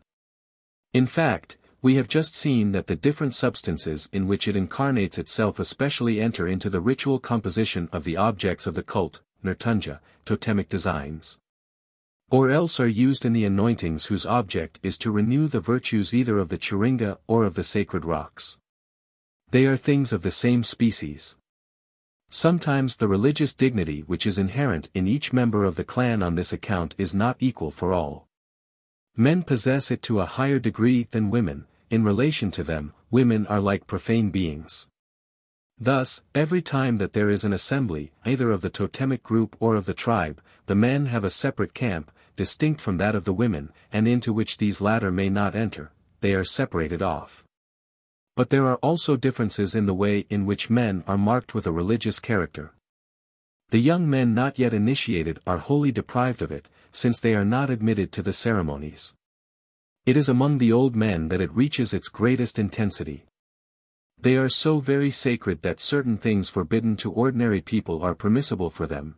They may eat the totemic animal more freely and, as we have seen, there are even some tribes where they are freed from all dietetic restrictions. So we must be careful not to consider totemism a sort of animal worship. The attitude of a man towards the animals or plants whose name he bears is not at all that of a believer towards his God, for he belongs to the sacred world himself. Their relations are rather those of two beings who are on the same level and of equal value. The most that can be said is that in certain cases, at least, the animal seems to occupy a slightly more elevated place in the hierarchy of sacred things. It is because of this that it is sometimes called the father or the grandfather of the men of the clan, which seems to show that they feel themselves in a state of moral dependence in regard to it. But in other, and perhaps even more frequent cases, it happens that the expressions used denote rather a sentiment of equality. The totemic animal is called the friend or the elder brother of its human fellows. Finally, the bonds which exist between them and it are much more like those which unite the members of a single family. The animals and the men are made of the same flesh, as the Boindics say. On account of this kinship, men regard the animals of the totemic species as kindly associates upon whose aid they think they can rely. They call them to their aid and they come, to direct their blows in the hunt and to give warning of whatever dangers there may be. In return for this, men treat them with regard and are never cruel to them. But these attentions in no way resemble a cult. Men sometimes even appear to have a mysterious sort of property right over their totems. The prohibition against killing and eating them is applied only to members of the clan, of course. It could not be extended to other persons without making life practically impossible.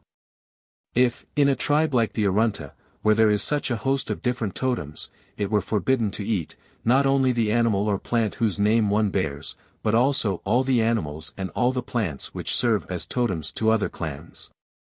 The sources of food would be reduced to nothing. Yet there are tribes where the consumption of the totemic plant or animal is not allowed without restrictions, even to foreigners. Among the Wakelbura, it must not take place in the presence of men of this totem. In other places, their permission must be given. For example, among the Kadish and the Unmatra, whenever a man of the emu totem happens to be in a place occupied by a grass seed clan, and gathers some of these seed, before eating them he must go to the chief and say to him, "I have gathered these seeds in your country." To this the chief replies, "All right, you may eat them." But if the emu man ate them before demanding permission, it is believed that he would fall sick and run the risk of dying. There are even cases where the chief of the group must take a little of the food and eat it himself. It is a sort of payment which must be made. For the same reason, the Chiringa gives the hunter a certain power over the corresponding animal. By rubbing his body with a Euro Chiringa, for example, a man acquires a greater chance of catching Euros. This is the proof that the fact of participating in the nature of a totemic being confers a sort of eminent right over this latter. Finally, there is one tribe in northern Queensland, the Caringbul, where the men of the totem are the only ones who have a right to kill the animal or, if the totem is a tree, to peel off its bark. Their aid is indispensable to all others who want to use the flesh of this animal or the wood of this tree for their own personal ends. So they appear as proprietors, though it is quite evidently over a special sort of property, of which we find it hard to form an idea. Chapter 3. Totemic Beliefs, continued. The cosmological system of totemism and the idea of class. We are beginning to see that totemism is a much more complex religion than it first appeared to be. We have already distinguished three classes of things which it recognizes as sacred, in varying degrees: the totemic emblem, the animal or plant whose appearance this emblem reproduces, and the members of the clan. However, this list is not yet complete. In fact, a religion is not merely a collection of fragmentary beliefs in regard to special objects like those we have just been discussing. To a greater or less extent, all known religions have been systems of ideas which tend to embrace the universality of things, and to give us a complete representation of the world. If totemism is to be considered as a religion comparable to the others, it too should offer us a conception of the universe. As a matter of fact, it does satisfy this condition. The fact that this aspect of totemism has generally been neglected is due to the too narrow notion of the clan which has been prevalent. Ordinarily it is regarded as a mere group of human beings. Being a simple subdivision of the tribe, it seems that like this, it is made up of nothing but men. But in reasoning thus, we substitute our European ideas for those which the primitive has of man and of society. For the Australian, things themselves, everything which is in the universe, are a part of the tribe, they are constituent elements of it and, so to speak, regular members of it. Just like men, they have a determined place in the general scheme of organization of the society. The South Australian savage, says VIII, looks upon the universe as the great tribe, to one of whose divisions he himself belongs. And all things, animate and inanimate, which belong to his class are parts of the body corporate whereof he himself is a part. As a consequence of this principle, whenever the tribe is divided into two phratries, all known things are distributed between them. All nature, says Palmer, in speaking of the Bellinger River tribe, is also divided into class, phratry, names. The sun and moon and stars are said to belong to classes, phratries, just as the blacks themselves. The Port Mackay tribe in Queensland has two phratries with the names Yungaru and Wuturo, as do the neighboring tribes. Now as Bridgman says, all things, animate and inanimate, are divided by these tribes into two classes, named Yungaru and Wuturo. Nor does the classification stop here. The men of each phratry are distributed among a certain number of clans. Likewise, the things attributed to each phratry are in their turn distributed among the clans of which the phratry is composed. A certain tree, for example, will be assigned to the kangaroo clan, and to it alone. Then, just like the human members of the clan, it will have the kangaroo as totem, another will belong to the snake clan, clouds will be placed under one totem, the sun under another, etc. All known things will thus be arranged in a sort of tableau or systematic classification embracing the whole of nature. We have given a certain number of these classifications elsewhere. At present we shall confine ourselves to repeating a few of these as examples. One of the best known of these is the one found in the Mount Gambier tribe. This tribe includes two phratries, named respectively the Cumite and the Croki. Each of these, in its turn, is subdivided into 5 clans. Now, everything in nature belongs to one or another of these 10 clans, VIII and Howitt say that they are all included within it. In fact, they are classified under these 10 totems just like species in their respective classes. This is well shown by the following table based on information gathered by Kerr and by VIII and Howitt. Phratries. Clans. Things classed in each clan. Cumite. Fishhawk. Pelican. Crow. Black cockatoo. A non-poisonous snake. Smoke, honeysuckle, certain trees, etc. Blackwood trees, dogs, fire, frost, etc. Rain, thunder, lightning, clouds, hail, winter, etc. The stars, the moon, etc. Fish, seal, eel, the stringybark tree, etc. Croaky. Tea tree. An edible root. A white crestless cockatoo. Details are lacking for the 4th and 5th Croaky clans. Duck, crayfish, owls, etc. Bustard, quail, a small kangaroo, etc. Kangaroo, the summer, the sun, wind, the autumn, etc. The list of things attached to each clan is quite incomplete. Kerr himself warns us that he has limited himself to enumerating some of them. But through the work of Matthews and of Howitt we have more extended information today on the classification adopted by the Wotjobaluk tribe, which enables us to understand better how a system of this kind is able to include the whole universe. As known to the natives. The Wotjobaluk also are divided into 2 phratries called Gurajati and Gumati, Krokich and Gamuch according to Howitt. Not to prolong this enumeration, we shall content ourselves with indicating, after Matthews, the things classed in some of the clans of the Gurajati phratry. In the clan of the Yam are classified the plain turkey, the native cat, the mopoke, the dime owl, the Mallee hen, the rosella parrot, the pewee. In the Mussel clan are the grey emu, the porcupine, the curlew, the white cockatoo, the wood duck, the Mallee lizard, the stinking turtle, the flying squirrel, the ringtail opossum, the bronze-winged pigeon, the wajugla. In the sun clan are the bandicoot, the moon, the kangaroo rat, the black and white magpies, the opossum, the ngurt hawk, the gumtree grub, the wattle-tree grub, the planet Venus.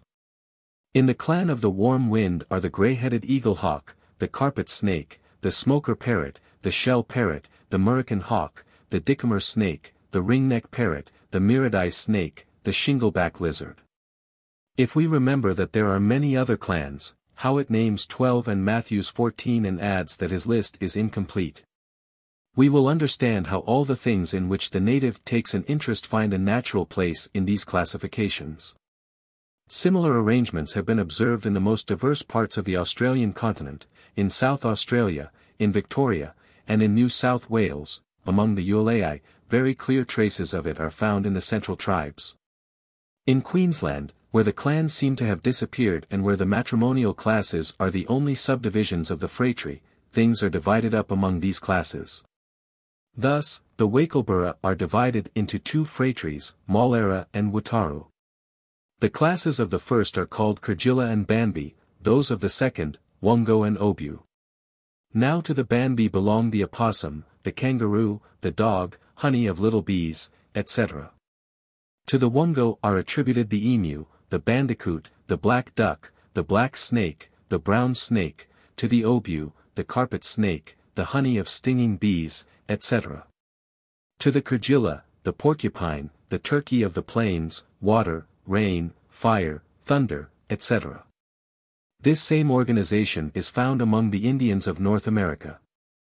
The Zuni have a system of classification which, in its essential lines, is in all points comparable to the one we have just described.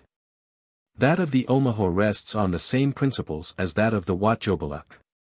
An echo of these same ideas survives even into the more advanced societies. Among the Haida, all the gods and mythical beings who are placed in charge of the different phenomena of nature are classified in one or the other of the two phratries which make up the tribe, just like men. Some are eagles, the others, crows. Now the gods of things are only another aspect of the things which they govern. This mythological classification is therefore merely another form of the preceding one. So we may rest assured that this way of conceiving the world is independent of all ethnic or geographic particularities, and at the same time it is clearly seen to be closely united to the whole system of totemic beliefs. 2. In the paper to which we have already made allusion several times, we have shown what light these facts throw upon the way in which the idea of kind or class was formed in humanity. In fact, these systematic classifications are the first we meet with in history, and we have just seen that they are modeled upon the social organization, or rather that they have taken the forms of society as their framework. It is the phratries which have served as classes, and the clans as species. It is because men were organized that they have been able to organize things, for in classifying these latter, they limited themselves to giving them places in the groups they formed themselves.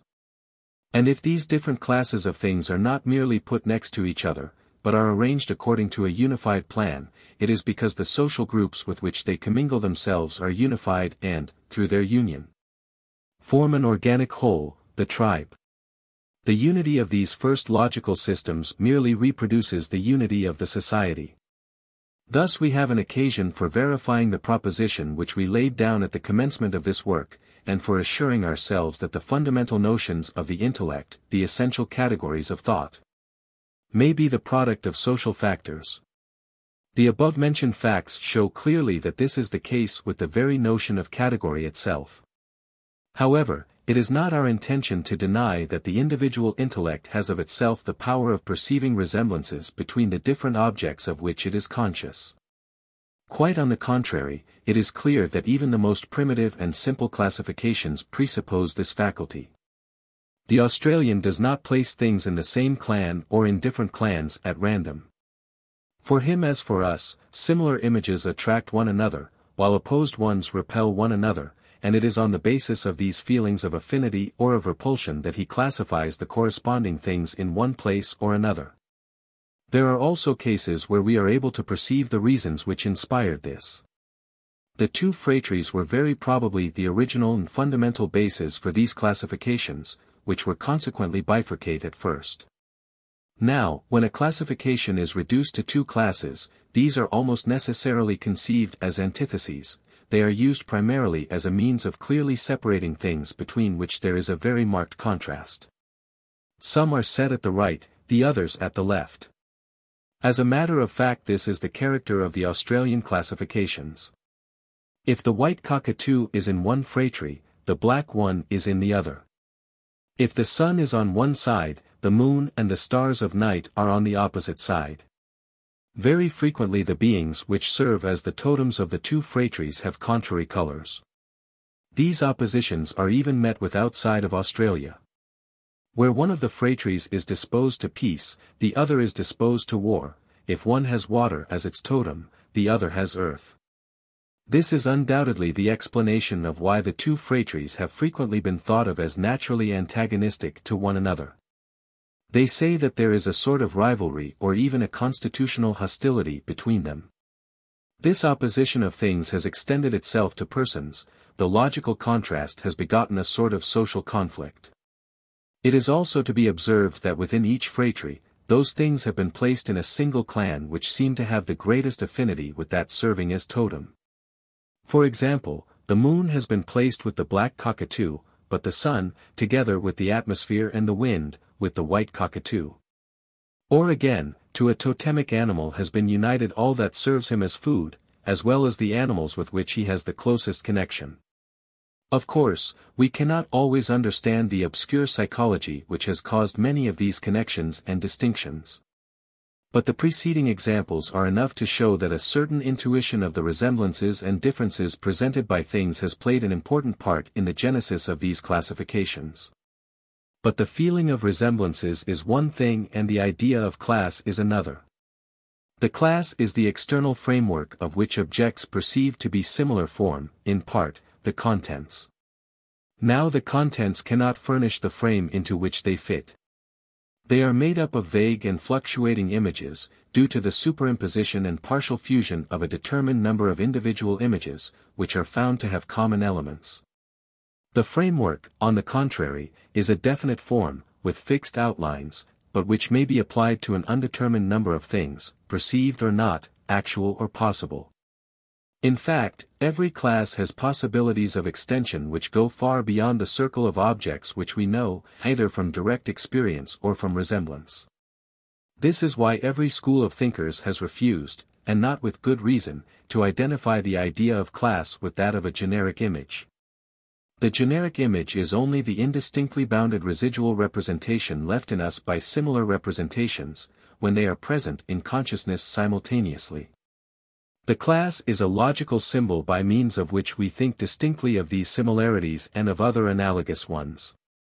Moreover, the best proof of the distance separating these two notions is that an animal is able to form generic images though ignorant of the art of thinking in classes and species. The idea of class is an instrument of thought which has obviously been constructed by men. But in constructing it, we have at least had need of a model. For how could this idea ever have been born, if there had been nothing either in us or around us which was capable of suggesting it to us? To reply that it was given to us a priori is not to reply at all. This lazy man's solution is, as has been said, the death of analysis. But it is hard to see where we could have found this indispensable model except in the spectacle of the collective life. In fact, a class is not an ideal, but a clearly defined group of things between which internal relationships exist, similar to those of kindred. Now the only groups of this sort known from experience are those formed by men in associating themselves. Material things may be able to form collections of units, or heaps, or mechanical assemblages with no internal unity, but not groups in the sense we have given the word. A heap of sand or a pile of rock is in no way comparable to that variety of definite and organized society which forms a class. In all probability, we would never have thought of uniting the beings of the universe into homogeneous groups, called classes, if we had not had the example of human societies before our eyes. If we had not even commenced by making things themselves members of men's society, and also if human groups and logical groups had not been confused at first. It is also to be borne in mind that a classification is a system whose parts are arranged according to a hierarchy. There are dominating members and others which are subordinate to the first.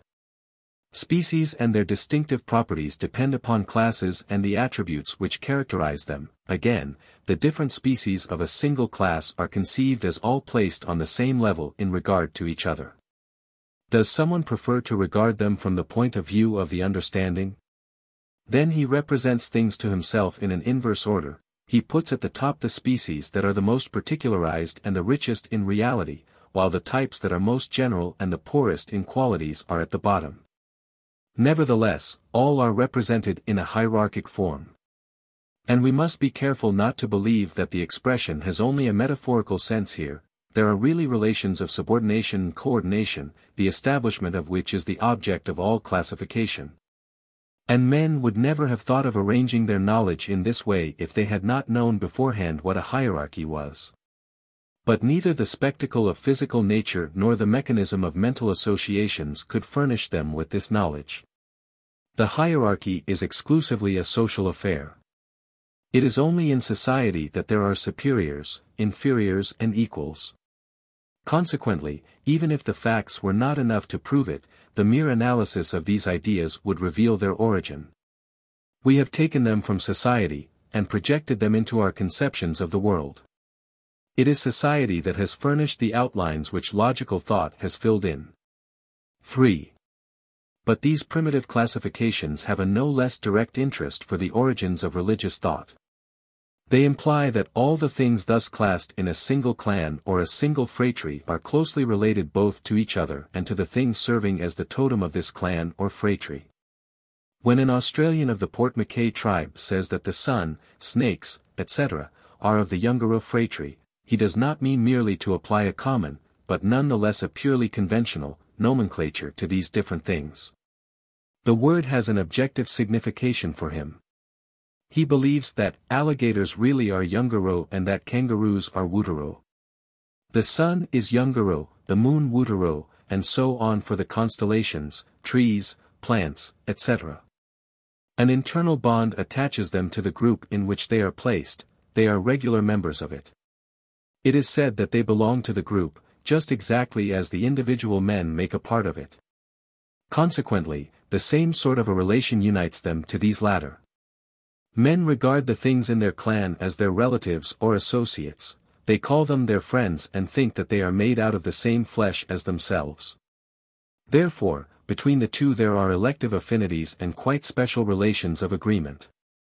Things and people have a common name, and in a certain way they naturally understand each other and harmonize with one another.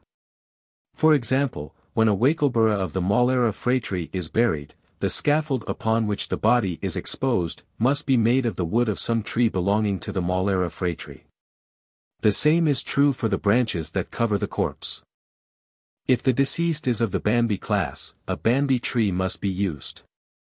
In this same tribe, a magician can use in his art only those things which belong to his own phratry, since the others are strangers to him, he does not know how to make them obey him. Thus a bond of mystic sympathy unites each individual to those beings, whether living or not, which are associated with him. The result of this is a belief in the possibility of deducing what he will do or what he has done from what they are doing. Among these same Wakelborough, when a man dreams that he has killed an animal belonging to a certain social division, he expects to meet a man of this same division the next day.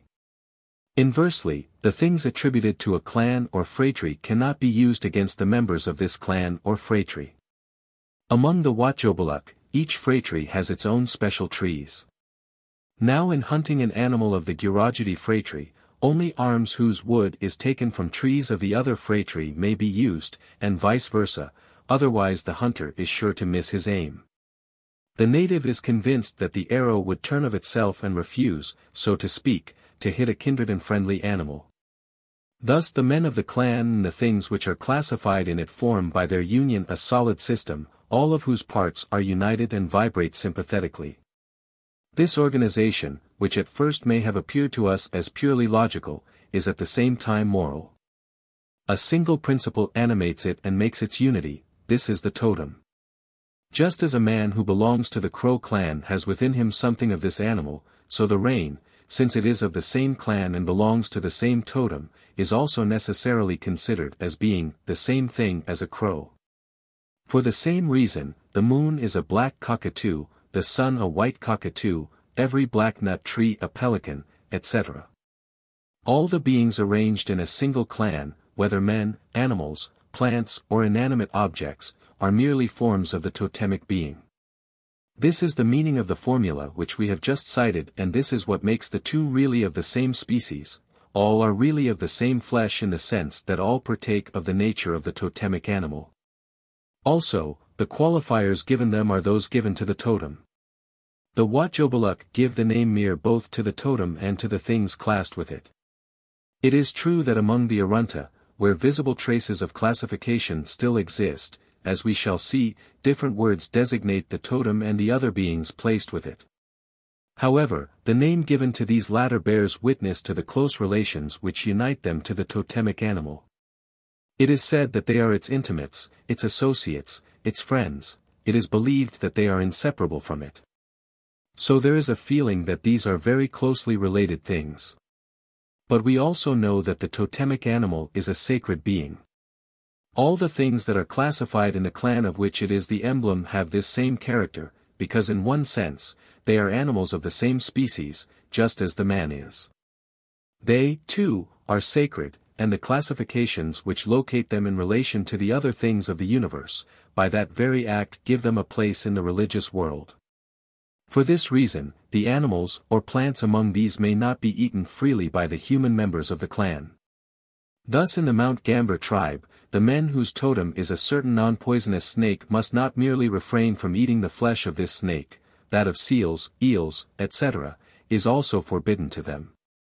If, driven by necessity, they do eat some of it, they must at least attenuate the sacrilege by expiatory rites, just as if they had eaten the totem itself. Among the Ulai, where it is permitted to use the totem, but not to abuse it, the same rule is applied to the other members of the clan. Among the Arunta, the interdictions protecting the totemic animal extend over the associated animals. And in any case, particular attention must be given to these latter. The sentiments inspired by the two are identical. But the fact that the things thus attached to the totem are not of a different nature from it, and consequently have a religious character, is best proved by the fact that on certain occasions they fulfill the same functions. They are accessory or secondary totems, or, according to an expression now consecrated by usage, they are subtotems. It is constantly happening in the clans that under the influence of various sympathies, particular affinities are forming, smaller groups and more limited associations arise, which tend to lead a relatively autonomous life and to form a new subdivision like a subclan within the larger one.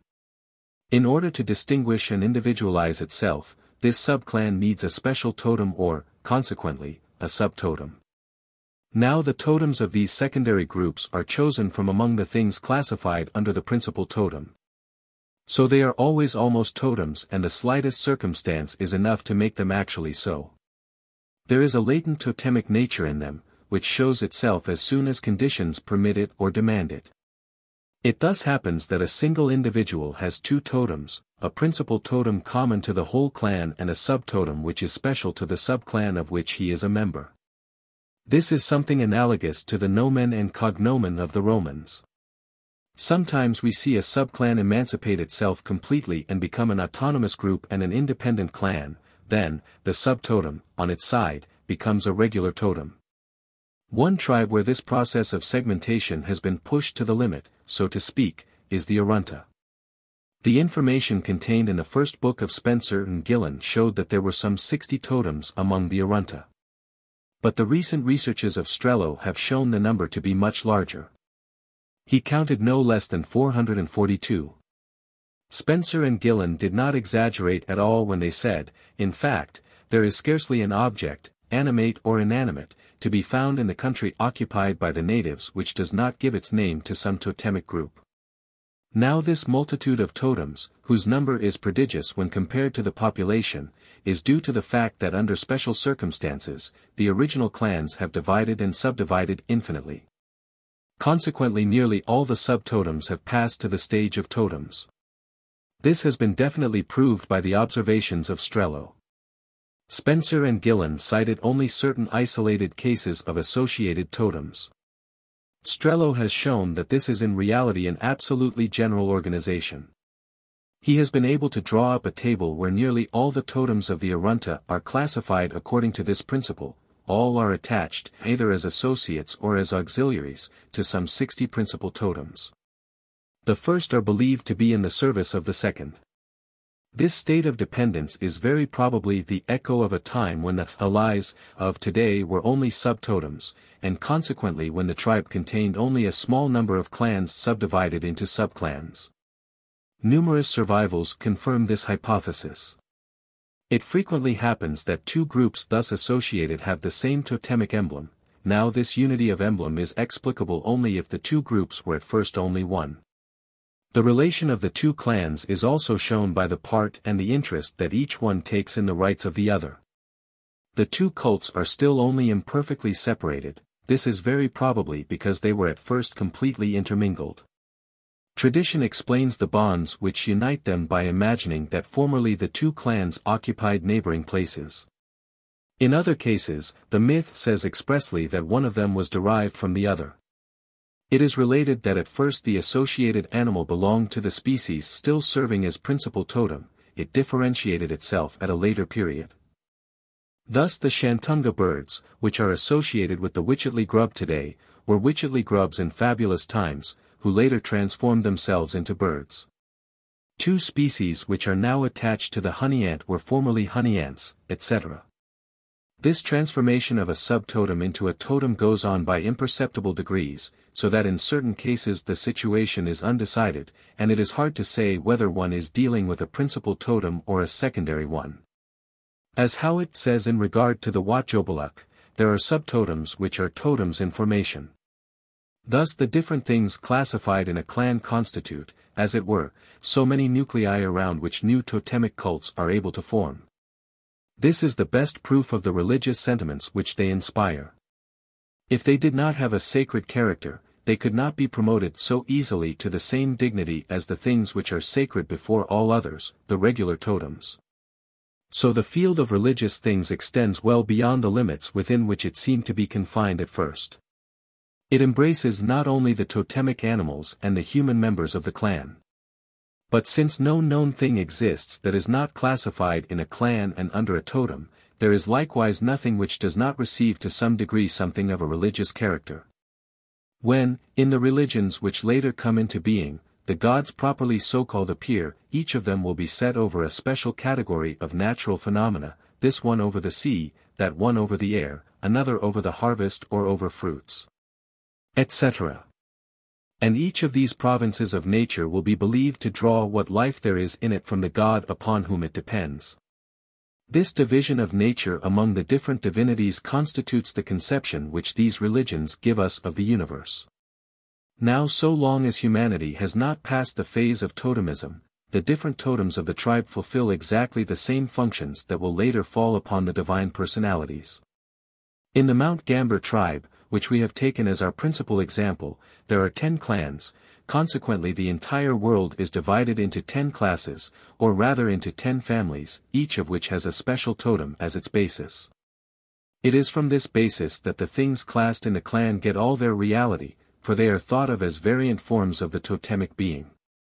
To return to our example, the rain, thunder, lightning, clouds, hail and winter are regarded as different sorts of crows. When brought together, these 10 families of things make up a complete and systematic representation of the world. And this representation is religious, for religious notions furnish its basis.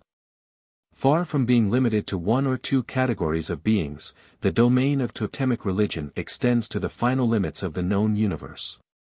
Just like the Greek religion, it puts the divine everywhere. The celebrated formula pi alpha nu tau pi lambda rho eta theta epsilon nu, everything is full of the gods, might equally well serve it as motto. However, if totemism is to be represented thus, the notion of it which has long been held must be modified on one essential point. Until the discoveries of recent years, it was made to consist entirely in the cult of one particular totem, and it was defined as the religion of the clan. From this point of view, each tribe seemed to have as many totemic religions, each independent of the others, as it had different clans. This conception was also in harmony with the idea currently held of the clan. In fact, this was regarded as an autonomous society, more or less closed to other similar societies, or having only external and superficial relations with these latter. But the reality is more complex. Undoubtedly, the cult of each totem has its home in the corresponding clan. It is there, and only there, that it is celebrated. It is members of the clan who have charge of it. It is through them that it is transmitted from one generation to another, along with the beliefs which are its basis. But it is also true that the different totemic cults thus practiced within a single tribe do not have a parallel development, though remaining ignorant of each other, as if each of them constituted a complete and self-sufficing religion. On the contrary, they mutually imply each other. They are only the parts of a single whole, the elements of a single religion. The men of one clan never regard the beliefs of neighboring clans with that indifference, skepticism or hostility which one religion ordinarily inspires for another which is foreign to it. They partake of these beliefs themselves. The Crow people are also convinced that the Snake people have a mythical serpent as ancestor, and that they owe special virtues and marvelous powers to this origin. And have we not seen that at least in certain conditions, a man may eat a totem that is not his own only after he has observed certain ritual formalities? Especially, he must demand the permission of the men of this totem, if any are present. So for him also, this food is not entirely profane. He also admits that there are intimate affinities between the members of a clan of which he is not a member and the animal whose name they bear. Also, this community of belief is sometimes shown in the cult. If in theory the rites concerning a totem can be performed only by the men of this totem, nevertheless representatives of different clans frequently assist at them. It sometimes happens that their part is not simply that of spectators. It is true that they do not officiate, but they decorate the officiants and prepare the service. They themselves have an interest in its being celebrated. Therefore, in certain tribes, it is they who invite the qualified clan to proceed with the ceremonies. There is even a whole cycle of rites which must take place in the presence of the assembled tribe. These are the totemic ceremonies of initiation. Finally, the totemic organization, such as we have just described it, must obviously be the result of some sort of an indistinct understanding between all the members of the tribe. It is impossible that each clan should have made its beliefs in an absolutely independent manner. It is absolutely necessary that the cults of the different totems should be in some way adjusted to each other, since they complete one another exactly. In fact, we have seen that normally a single totem is not repeated twice in the same tribe, and that the whole universe is divided up among the totems thus constituted in such a way that the same object is not found in two different clans. So methodical a division could never have been made without an agreement, tacit or planned, in which the whole tribe participated. So the group of beliefs which thus arise are partially, but only partially, a tribal affair. To sum up, then, in order to form an adequate idea of totemism, we must not confine ourselves within the limits of the clan, but must consider the tribe as a whole. It is true that the particular cult of each clan enjoys a very great autonomy. We can now see that it is within the clan that the active ferment of the religious life takes place. But it is also true that these cults fit into each other, and the totemic religion is a complex system formed by their union, just as Greek polytheism was made by the union of all the particular cults addressed to the different divinities. We have just shown that, thus understood, totemism also has a cosmology. Chapter 4. Totemic Beliefs, End. The individual totem and the sexual totem. Up to the present, we have studied totemism only as a public institution. The only totems of which we have spoken are common to a clan, a phratry or, in a sense, to a tribe. An individual has a part in them only as a member of a group. But we know that there is no religion which does not have an individual aspect. This general observation is applicable to totemism.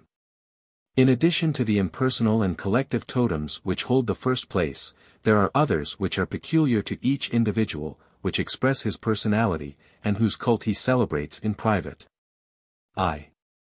In certain Australian tribes, and in the majority of the Indian tribes of North America, each individual personally sustains relations with some determined object, which are comparable to those which each clan sustains with its totem. This is sometimes an inanimate being or an artificial object, but it is generally an animal. In certain cases, a special part of the organism, such as the head, the feet or the liver, fulfills this office. The name of the thing also serves as the name of the individual. It is his personal name, his forename, which is added to that of the collective totem, as the praenomen of the Romans was to the nomen gentilicium. It is true that this fact is not reported except in a certain number of societies, but it is probably general. In fact, we shall presently show that there is an identity of nature between the individual and the thing. Now an identity of nature implies one of name. Being given in the course of especially important religious ceremonies, this forename has a sacred character. It is not pronounced in the ordinary circumstances of profane life. It even happens that the word designating this object in the ordinary language must be modified to a greater or less extent if it is to serve in this particular case. This is because the terms of the usual language are excluded from the religious life. In certain American tribes, at least, this name is reinforced by an emblem belonging to each individual and representing, under various forms, the thing designated by the name. For example, each Mandan wears the skin of the animal of which he is the namesake. If it is a bird, he decorates himself with its feathers. The Hurons and Algonquins tattoo their bodies with its image. It is represented on their arms. Among the northwestern tribes, the individual emblem, just like the collective emblem of the clan, is carved or engraved on the utensils, houses, etc. It serves as a mark of ownership. Frequently the two coats of arms are combined together, which partially explains the great diversity of aspects presented by the totemic escutcheons among these peoples. Between the individual and his animal namesake there exist the very closest bonds. The man participates in the nature of the animal, he has its good qualities as well as its faults. For example, a man having the eagle as his coat of arms is believed to possess the gift of seeing into the future. If he is named after a bear, they say that he is apt to be wounded in combat, for the bear is heavy and slow and easily caught. If the animal is despised, the man is the object of the same sentiment. The relationship of the two is even so close that it is believed that in certain circumstances, especially in case of danger, the man can take the form of the animal. Inversely, the animal is regarded as a double of the man, as his alter ego. The association of the two is so close that their destinies are frequently thought to be bound up together. Nothing can happen to one without the others feeling a reaction. If the animal dies, the life of the man is menaced. Thus it comes to be a very general rule that one should not kill the animal, nor eat its flesh.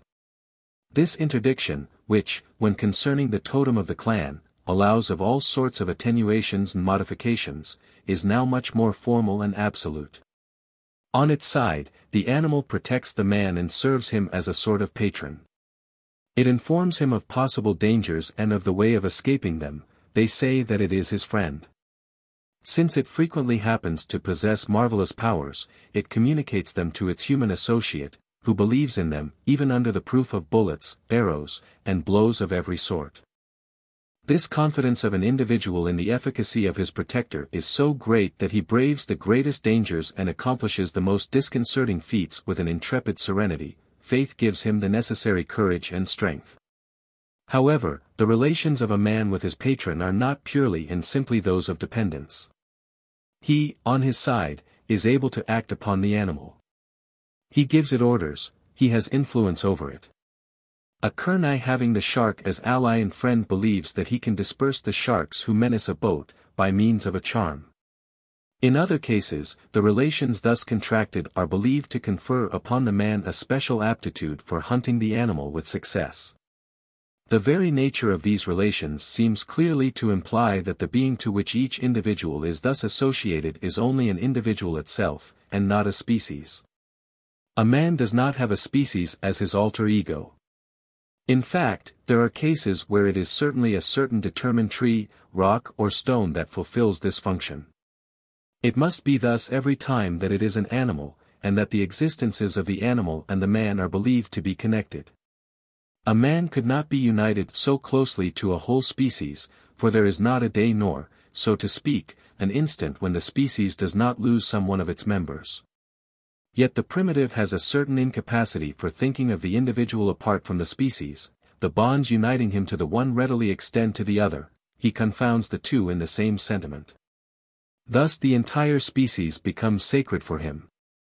This protector is naturally given different names in different societies, Nawal among the Indians of Mexico, Manitou among the Algonquins and Aki among the Hurons, Snam among certain Salish, Sulia among others, Budjan among the Yuan, Yunbi among the Ualai, etc. Owing to the importance of these beliefs and practices among the Indians of North America, some have proposed creating a word Nawalism or Manitouism to designate them. But in giving them a special and distinctive name, we run the risk of misunderstanding their relations with the rest of totemism. In fact, the same principle is applied in the one case to the clan and in the other to the individual. In both cases we find the same belief that there are vital connections between the things and the men, and that the former are endowed with special powers, of which their human allies may also enjoy the advantage.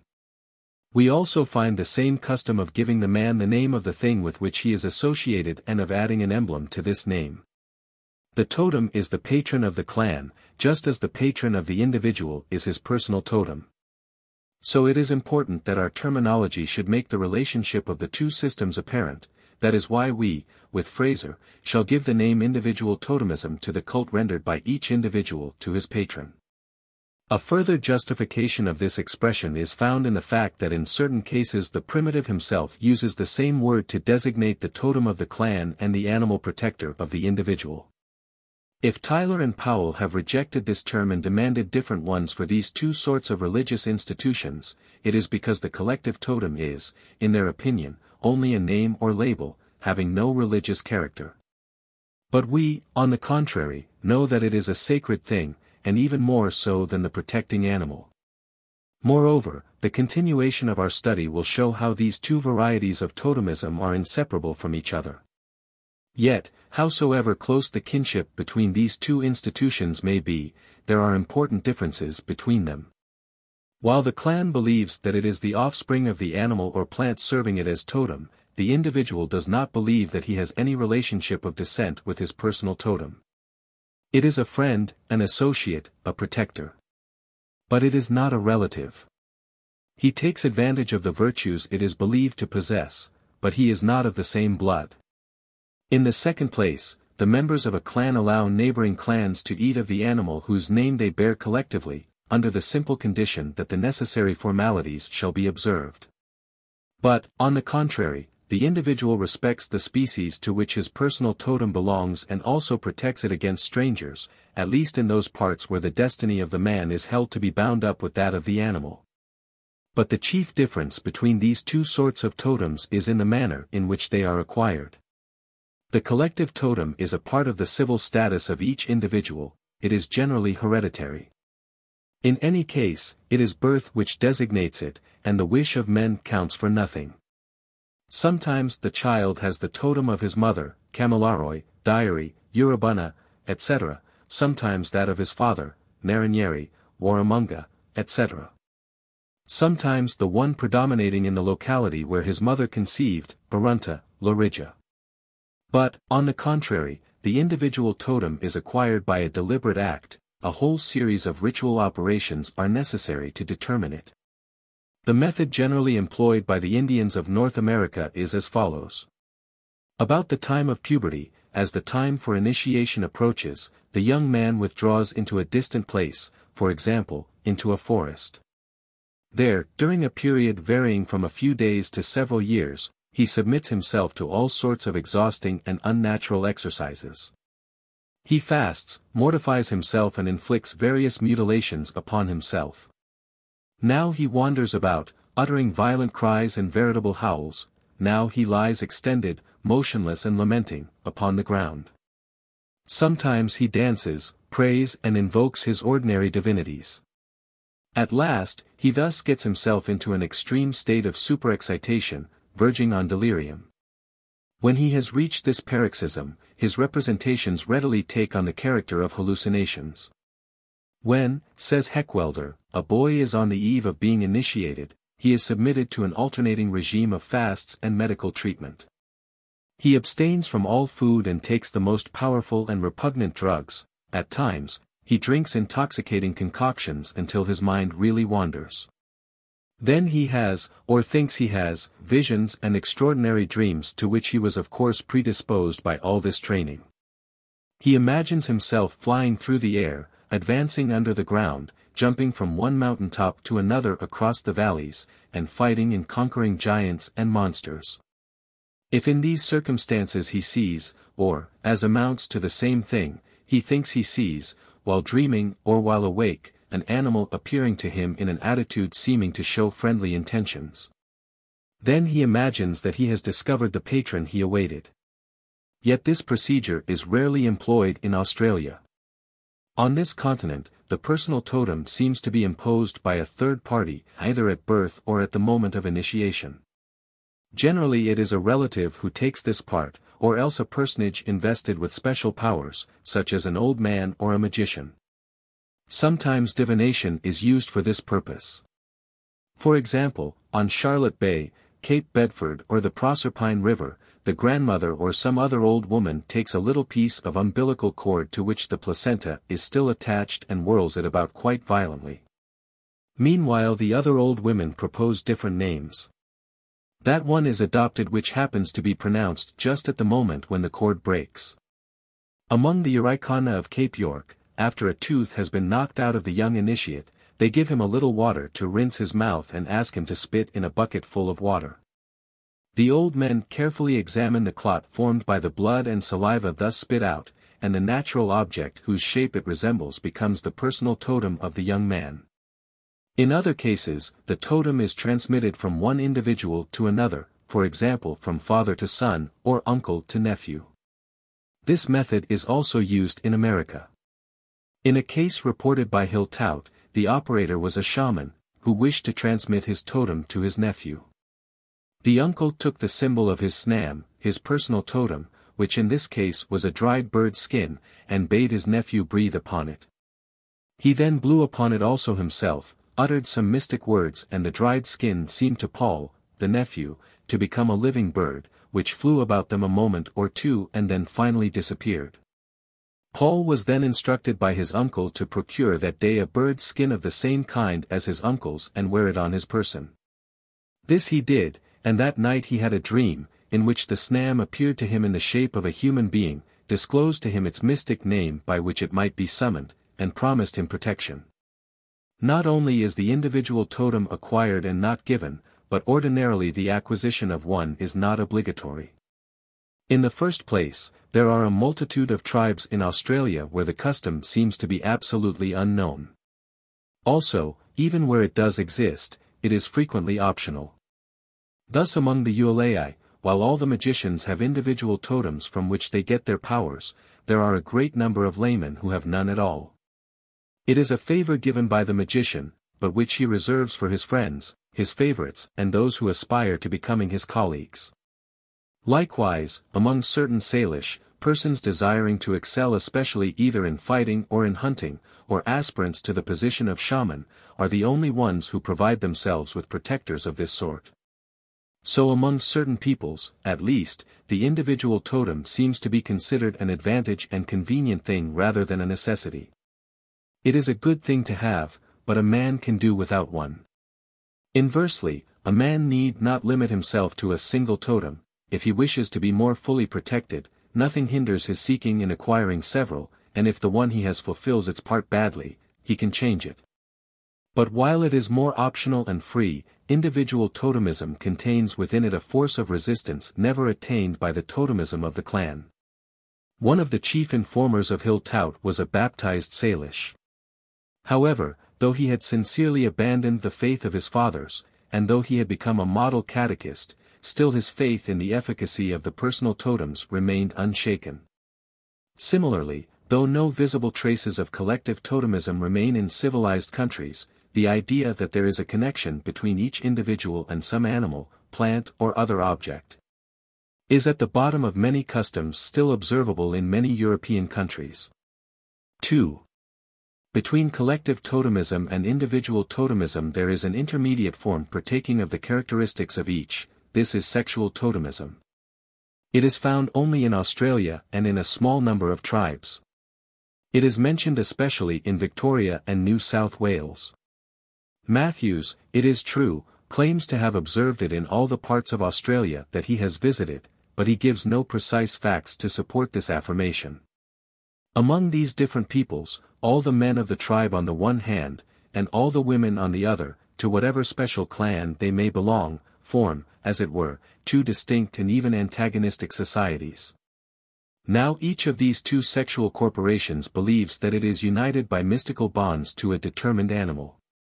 Among the Kurnai, all the men think they are brothers, as it were, of the Emuren, Yirung, all the women, that they are as sisters of the Linnet, Jeetgun, all the men are Yirung and all the women are Jeetgun. Among the Watjobaluk and the Wurundjeri, it is the bat and the nightjar, a species of screech owl, respectively who take this role. In other tribes, the woodpecker is substituted for the nightjar.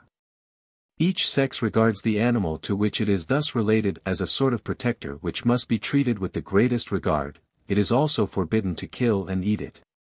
Thus this protecting animal plays the same part in relation to the sexual society that the totem of the clan plays to this latter group. So the expression sexual totemism, which we borrow from Fraser, is justified. This new sort of totem resembles that of the clan particularly in that it, too, is collective, it belongs to all the people of one sex indiscriminately. It also resembles this form in that it implies a relationship of descent and consanguinity between the animal patron and the corresponding sex. Among the Kurnai, all the men are believed to be descended from Yirung and all the women from Jeetgun. The first observer to point out this curious institution described it, in 1834, in the following terms: Tilmun, a little bird the size of a thrush, it is a sort of woodpecker, is supposed by the women to be the first maker of women. These birds are held in veneration by the women only. So it was a great ancestor. But in other ways, this same totem resembles the individual totem. In fact, it is believed that each member of a sexual group is personally united to a determined individual of the corresponding animal species. The two lives are so closely associated that the death of the animal brings about that of the man. The life of a bat, say the Watjobaluk, is the life of a man. That is why each sex not only respects its own totem, but forces the members of the other to do so as well. Every violation of this interdiction gives rise to actual bloody battles between the men and the women. Finally, the really original feature of these totems is that they are, in a sense, a sort of tribal totems. In fact, they result from men's representing the tribe as descended as a whole from one couple of mythical beings. Such a belief seems to demonstrate clearly that the tribal sentiment has acquired sufficient force to resist, at least to a considerable extent, the particularism of the clans. In regard to the distinct origins assigned to men and to women, it must be said that its cause is to be sought in the separate conditions in which the men and the women live. It would be interesting to know how the sexual totems are related to the totems of the clans, according to the theory of the Australians, what relations there were between the two ancestors thus placed at the commencement of the tribe, and from which one each special clan is believed to be descended. But the ethnographical data at our present disposal do not allow us to resolve these questions. Moreover, however natural and even necessary it may appear to us, it is very possible that the natives never raised it. They do not feel the need of coordinating and systematizing their beliefs as strongly as we do. Chapter 5. Origins of these beliefs. Critical examination of preceding theories. The beliefs which we have just summarized are manifestly of a religious nature, since they imply a division of things into sacred and profane. It is certain that there is no thought of spiritual beings, and in the course of our exposition we have not even had occasion to pronounce the words, spirits, genii or divine personalities. But if certain writers, of whom we shall have something more to say presently, have, for this reason, refused to regard totemism as a religion, it is because they have an inexact notion of what religious phenomena are. On the other hand, we are assured that this religion is the most primitive one that is now observable and even, in all probability, that has ever existed. In fact, it is inseparable from a social organization on a clan basis. Not only is it impossible, as we have already pointed out, to define it except in connection with the clan, but it even seems as though the clan could not exist, in the form it has taken in a great number of Australian societies, without the totem. For the members of a single clan are not united to each other either by a common habitat or by common blood, as they are not necessarily consanguineous and are frequently scattered over different parts of the tribal territory. Their unity comes solely from their having the same name and the same emblem, their believing that they have the same relations with the same categories of things, their practicing the same rites, or, in a word, from their participating in the same totemic cult. Thus totemism and the clan mutually imply each other, in so far, at least, as the latter is not confounded with the local group. Now the social organization on a clan basis is the simplest which we know. In fact, it exists in all its essential elements from the moment when the society includes two primary clans. Consequently, we may say that there are none more rudimentary, as long as societies reduced to a single clan have not been discovered, and we believe that up to the present no traces of such have been found. A religion so closely connected to a social system surpassing all others in simplicity may well be regarded as the most elementary religion we can possibly know.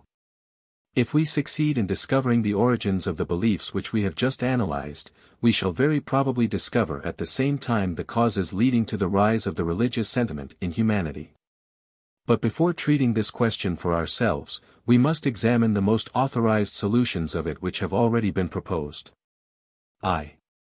In the first place, we find a group of scholars who believe that they can account for totemism by deriving it from some previous religion.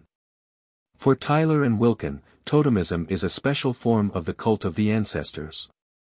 It was the widespread doctrine of the transmigration of souls that served as a bridge between these two religious systems.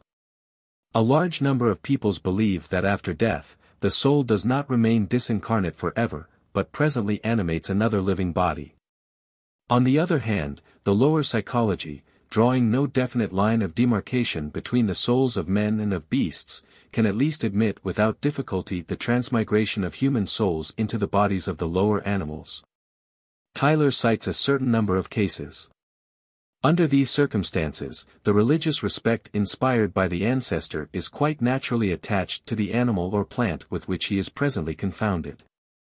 The animal thus serving as a receptacle for a venerated being becomes a holy thing, the object of a cult, that is, a totem, for all the descendants of the ancestor, who form the clan descended from him. Facts pointed out by Wilkin among the societies of the Malay archipelago would tend to prove that it really was in this manner that the totemic beliefs originated. In Java and Sumatra, crocodiles are especially honored. They are regarded as benevolent protectors who must not be killed, offerings are made to them. Now the cult thus rendered to them is due to their being supposed to incarnate the souls of ancestors. The Malays of the Philippines consider the crocodile their grandfather. The tiger is treated in the same way for the same reasons. Similar beliefs have been observed among the Bantus. In Melanesia it sometimes happens that an influential man, at the moment of death, announces his desire to reincarnate himself in a certain animal or plant. It is easily understood how the object thus chosen as his posthumous residence becomes sacred for his whole family. So, far from being a primitive fact, totemism would seem to be the product of a more complex religion which preceded it. But the societies from which these facts were taken had already arrived at a rather advanced stage of culture. In any case, they had passed the stage of pure totemism. They have families and not totemic clans. Even the majority of the animals to which religious honors are thus rendered are venerated, not by special groups of families, but by the tribes as a whole. So if these beliefs and practices do have some connection with ancient totemic cults, they now represent only altered forms of them and are consequently not very well fitted for showing us their origins. It is not by studying an institution at the moment when it is in full decadence that we can learn how it was formed. If we want to know how totemism originated, it is neither in Java nor Sumatra nor Melanesia that we must study it, but in Australia. Here we find neither a cult of the dead nor the doctrine of transmigration. Of course they believe that the mythical heroes, the founders of the clan, reincarnate themselves periodically, but this is in human bodies only. Each birth, as we shall see, is the product of one of these reincarnations. So if the animals of the totemic species are the object of rites, it is not because the ancestral souls are believed to reside in them.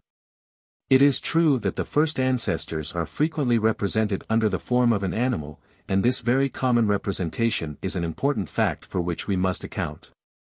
But it was not the belief in metempsychosis which gave it birth, for this belief is unknown among Australian societies. Moreover, far from being able to explain totemism, this belief takes for granted one of the fundamental principles upon which this rests, that is to say, it begs the question to be explained. It, just as much as totemism, implies that man is considered a close relative of the animal, for if these two kingdoms were clearly distinguished in the mind, men would never believe that a human soul could pass so easily from one into the other. It is even necessary that the body of the animal be considered its true home, for it is believed to go there as soon as it regains its liberty. Now while the doctrine of transmigration postulates this singular affinity, it offers no explanation of it. The only explanation offered by Tyler is that men sometimes resemble in certain traits the anatomy and physiology of the animal. The half-human features and actions and characters of animals are watched with wondering sympathy by the savage, as by the child. The beast is the very incarnation of familiar qualities of man, and such names as lion, bear, fox, owl, parrot, viper, worm, when we apply them as epithets to men, condense into a word some leading features of a human life.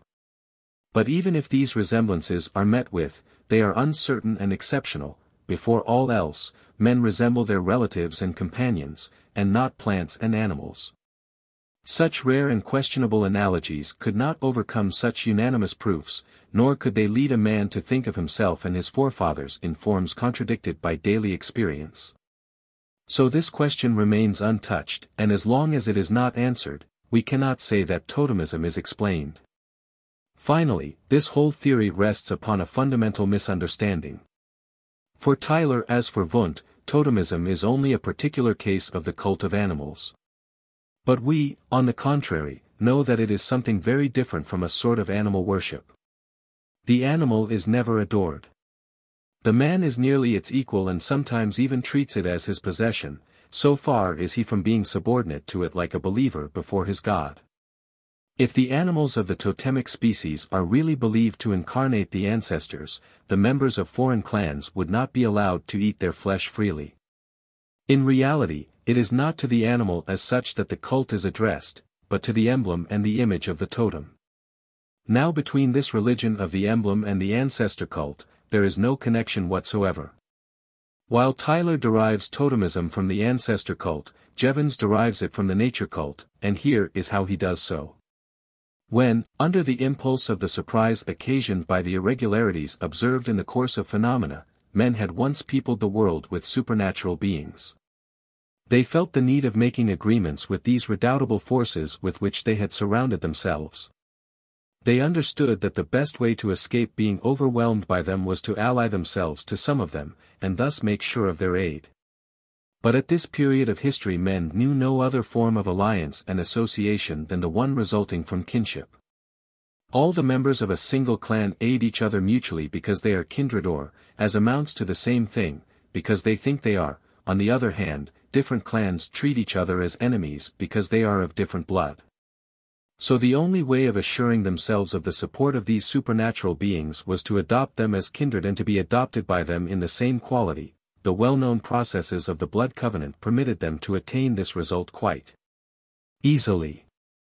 But since at this period, the individual did not yet have a real personality, and was regarded only as a part of his group, or clan, it was the clan as a whole, and not the individual, which collectively contracted this relationship.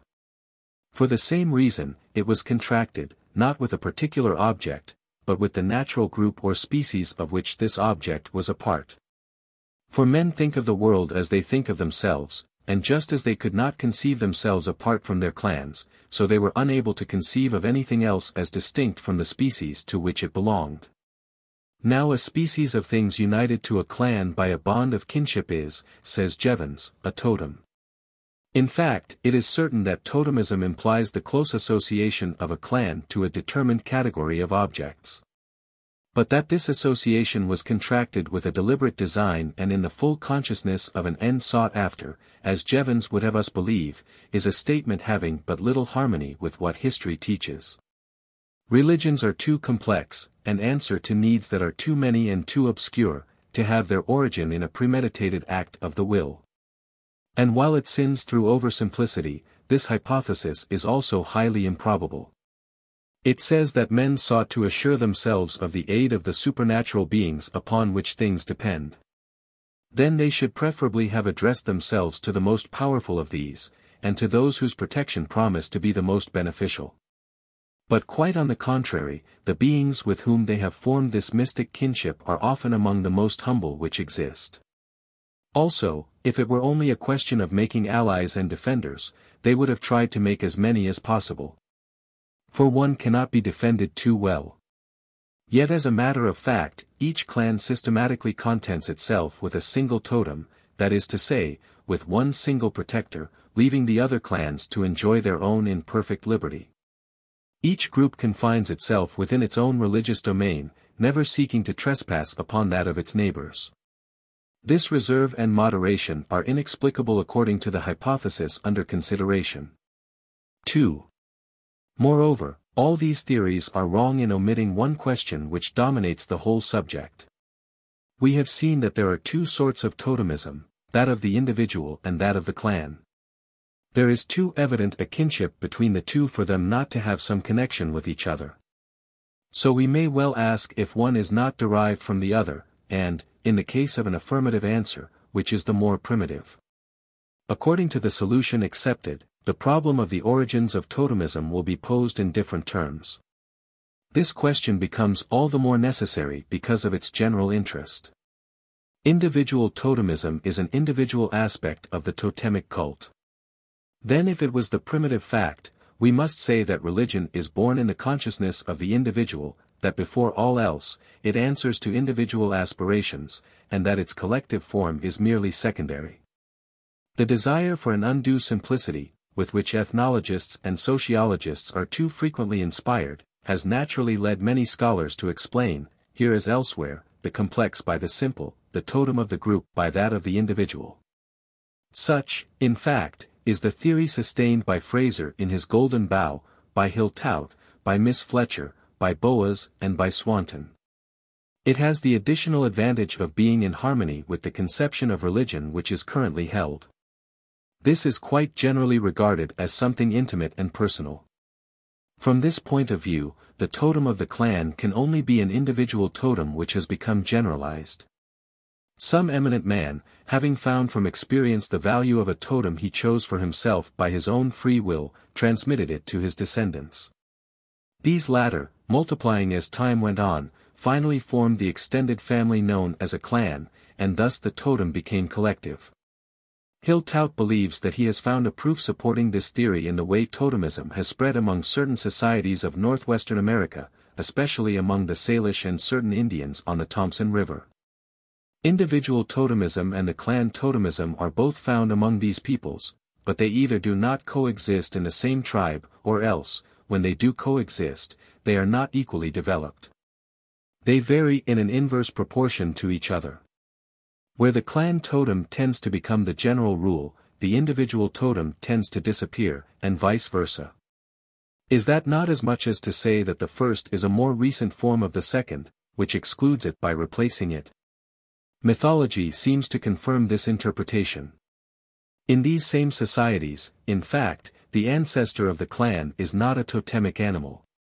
The founder of the group is generally represented in the form of a human being who, at a certain time, had entered into familiar relations with a fabulous animal from whom he received his totemic emblem. This emblem, together with the special powers which are attached to it, was then passed on to the descendants of this mythical hero by right of heritage. So these people themselves seem to consider the collective totem as an individual one, perpetuated in the same family. Moreover, it still happens today that a father transmits his own totem to his children. So if we imagine that the collective totem had, in a general way, this same origin, we are assuming that the same thing took place in the past which is still observable today. It is still to be explained whence the individual totem comes. The reply given to this question varies with different authors. Hiltout considers it a particular case of fetishism. Feeling himself surrounded on all sides by dreaded spirits, the individual experienced that sentiment which we have just seen Jevons attribute to the clan, in order that he might continue to exist. He sought some powerful protector in this mysterious world. Thus the use of a personal totem became established. For Fraser, this same institution was rather a subterfuge or trick of war, invented by men that they might escape from certain dangers. It is known that according to a belief which is very widespread in a large number of inferior societies, the human soul is able, without great inconvenience, to quit the body it inhabits for a while. Howsoever far away it may be, it continues to animate this body by a sort of detached control. Then, in certain critical moments, when life is supposed to be particularly menaced, it may be desirable to withdraw the soul from the body and lead it to some place or into some object where it will be in greater security. In fact, there are a certain number of practices whose object is to withdraw the soul in order to protect it from some danger, either real or imaginary. For example, at the moment when men are going to enter a newly built house, a magician removes their souls and puts them in a sack, to be saved and returned to their proprietors after the door-sill has been crossed. This is because the moment when one enters a new house is exceptionally critical. One may have disturbed, and consequently offended, the spirits who reside in the ground and especially under the sill, and if precautions are not taken, these could make a man pay dearly for his audacity. But when this danger is once past, and one has been able to anticipate their anger and even to make sure of their favor through the accomplishment of certain rites, the souls may safely retake their accustomed place. It is this same belief which gave birth to the personal totem. To protect themselves from sorcery, men thought it wise to hide their souls in the anonymous crowd of some species of animal or vegetable. But after these relations had once been established, each individual found himself closely united to the animal or plant where his own vital principle was believed to reside. Two beings so closely united were finally thought to be practically indistinguishable. Men believed that each participated in the nature of the other. When this belief had once been accepted, it facilitated and hastened the transformation of the personal totem into an hereditary, and consequently a collective, totem. For it seemed quite evident that this kinship of nature should be transmitted hereditarily from father to child. We shall not stop to discuss these two explanations of the individual totem at length. They are ingenious fabrications of the mind, but they completely lack all positive proof. If we are going to reduce totemism to fetishism, we must first establish that the latter is prior to the former. Now, not merely is no fact brought forward to support this hypothesis, but it is even contradicted by everything that we know.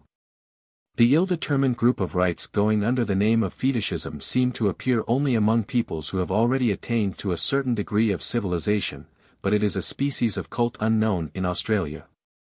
It is true that some have described the Chiringa as a fetish, but even supposing that this qualification were justified, it would not prove the priority which is postulated. Quite on the contrary, the Chiringa presupposes totemism, since it is essentially an instrument of the totemic cult and owes the virtues attributed to it to totemic beliefs alone. As for the theory of Fraser, it presupposes a thoroughgoing idiocy on the part of the primitive which known facts do not allow us to attribute to him. He does have a logic, however strange this may at times appear. Now unless he were completely deprived of it, he could never be guilty of the reasoning imputed to him. Nothing could be more natural than that he should believe it possible to assure the survival of his soul by hiding it in a secret and inaccessible place, as so many heroes of myths and legends are said to have done. But why should he think it safer in the body of an animal than in his own? Of course, if it were thus lost in space, it might have a chance to escape the spells of a magician more readily, but at the same time it would be prepared for the blows of hunters. It is a strange way of sheltering it to place it in a material form, exposing it to risks at every instant. But above all, it is inconceivable that a whole people should allow themselves to be carried into such an aberration. Finally, in a very large number of cases, the function of the individual totem is very different from that assigned it by Fraser. Before all else, it is a means of conferring extraordinary powers upon magicians, hunters, or warriors. As to the kinship of the man and the thing, with all the inconveniences it implies, it is accepted as a consequence of the right, but it is not desired in its and for itself. There is still less occasion for delaying over this controversy since it concerns no real problem. What we must know before everything else is whether or not the individual totem is really a primitive fact, from which the collective totem was derived. For, according to the reply given to this question, we must seek the home of the religious life in one or the other of two opposite directions. Against the hypothesis of Hiltout, Miss Fletcher, Boas and Fraser there is such an array of decisive facts that one is surprised that it has been so readily and so generally accepted. In the first place, we know that a man frequently has the greatest interest not only in respecting, but also in making his companions respect the species serving him as personal totem. His own life is connected with it. Then if collective totemism were only a generalized form of individual totemism, it too should repose upon this same principle. Not only should the men of a clan abstain from killing and eating their totem animal themselves, but they should also do all in their power to force this same abstention upon others. But as a matter of fact, far from imposing such a renunciation upon the whole tribe, each clan, by rites which we shall describe below, takes care that the plant or animal whose name it bears shall increase and prosper, so as to assure an abundant supply of food for the other clans. So we must at least admit that in becoming collective, individual totemism was transformed profoundly, and we must therefore account for this transformation. In the second place, how is it possible to explain, from this point of view, the fact that except where totemism is in full decay, two clans of a single tribe always have different totems? It seems that nothing prevents two or several members of a single tribe, even when there is no kinship between them, from choosing their personal totem in the same animal species and passing it on to their descendants. Does it not happen today that two distinct families have the same name? The carefully regulated way in which the totems and subtotems are divided up, first between the two phratries and then among the various clans of the phratry, obviously presupposes a social agreement and a collective organization. This is as much as to say that totemism is something more than an individual practice spontaneously generalized. Moreover, collective totemism cannot be deduced from individual totemism except by a misunderstanding of the differences separating the two. The one is acquired by the child at birth, it is a part of his civil status. The other is acquired during the course of his life, it presupposes the accomplishment of a determined right and a change of condition. Some seek to diminish this distance by inserting between the two, as a sort of middle term, the right of each possessor of a totem to transmit it to whomsoever he pleases. But wherever these transfers do take place, they are rare and relatively exceptional acts, they cannot be performed except by magicians or other personages invested with special powers. In any case, they are possible only through ritual ceremonies which bring about the change. So it is necessary to explain how this prerogative of a few became the right of all. How that which at first implied a profound change in the religious and moral constitution of the individual, was able to become an element of this constitution. And finally, how a transmission which at first was the consequence of a right was later believed to operate automatically from the nature of things and without the intervention of any human will. In support of his interpretation, Hiltout claims that certain myths give the totem of the clan an individual origin. They tell how the totemic emblem was acquired by some special individual, who then transmitted it to his descendants. But in the first place, it is to be remarked that these myths are all taken from the Indian tribes of North America, which are societies arrived at a rather high degree of culture. How could a mythology so far removed from the origins of things aid in reconstituting the primitive form of an institution with any degree of certainty? There are many chances for intermediate causes to have gravely disfigured the recollection which these people have been able to retain. Moreover, it is very easy to answer these myths with others, which seem much more primitive and whose signification is quite different. The totem is there represented as the very being from whom the clan is descended. So it must be that it constitutes the substance of the clan, men have it within them from their birth, it is a part of their very flesh and blood, so far are they from having received it from without. More than that, the very myths upon which Hill tout relies contain an echo of this ancient conception. The founder who gave his name to the clan certainly had a human form. But he was a man who, after living among animals of a certain species, finally came to resemble them. This is undoubtedly because a time came when the mind was too cultivated to admit any longer, as it had formerly done, that men might have been born of animals, so the animal ancestor, now become inconceivable, is replaced by a human being. But the idea persists that this man had acquired certain characteristics of the animal either by imitation or by some other process. Thus even this late mythology bears the mark of a more remote epoch when the totem of the clan was never regarded as a sort of individual creation.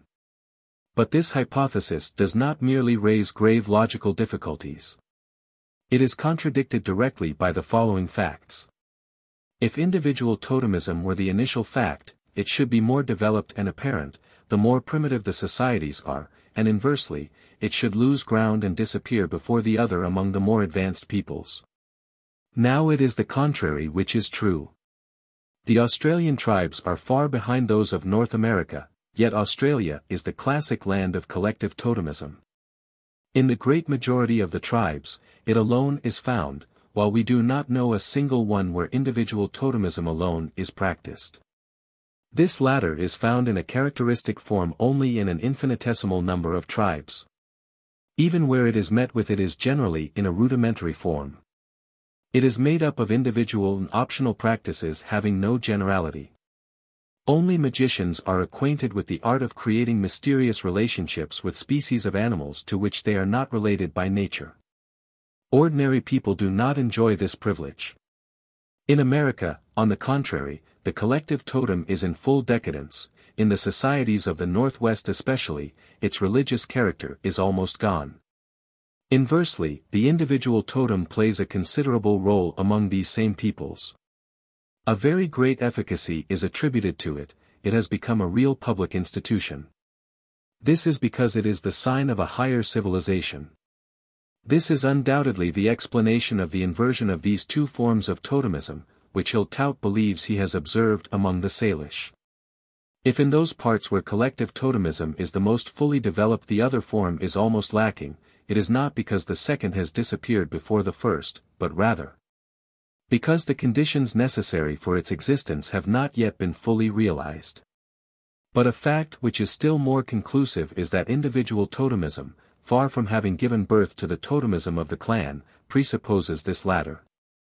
It is within the frame of collective totemism that it is born and lives, it is an integral part of it. In fact, in those very societies where it is preponderating, the novices do not have the right of taking any animal as their individual totem. To each clan a certain definite number of species are assigned, outside of which it may not choose. In return, those belonging to it thus are its exclusive property, members of other clans may not usurp them. They are thought to have relations of close dependence upon the one serving as totem to the clan as a whole. There are even cases where it is quite possible to observe these relations. The individual aspect represents a part or a particular aspect of the collective totem. Among the Wotjobaluk, each member of the clan considers the personal totems of his companions as being his own after a fashion, so they are probably subtotems. Now the subtotem supposes the totem, as the species supposes the class. Thus the first form of individual religion met with in history appears, not as the active principle of all public religion, but, on the contrary, as a simple aspect of this latter. The cult which the individual organizes for himself in his own inner conscience, far from being the germ of the collective cult, is only this latter adapted to the personal needs of the individual. 3. In a more recent study, which the works of Spencer and Gillen suggested to him, Fraser has attempted to substitute a new explanation of totemism for the one he first proposed, and which we have just been discussing. It rests on the postulate that the totemism of the Arunta is the most primitive which we know. Fraser even goes so far as to say that it scarcely differs from the really and absolutely original type. The singular thing about it is that the totems are attached neither to persons nor to determined groups of persons, but to localities. In fact, each totem has its center at some definite spot. It is there that the souls of the first ancestors, who founded the totemic group at the beginning of time, are believed to have their preferred residence. It is there that the sanctuary is located where the Chiringa are kept. There the cult is celebrated. It is also this geographical distribution of totems which determines the manner in which the clans are recruited. The child has neither the totem of his father or that of his mother, but the one whose center is at the spot where the mother believes that she felt the first symptoms of approaching maternity. For it is said that the Arunta is ignorant of the exact relation existing between generation and the sexual act. He thinks that every conception is due to a sort of mystic fecundation. According to him, it is due to the entrance of the soul of an ancestor into the body of a woman and its becoming the principle of a new life there. So at the moment when a woman feels the first tremblings of the child, she imagines that one of the souls whose principal residence is at the place where she happens to be, has just entered into her.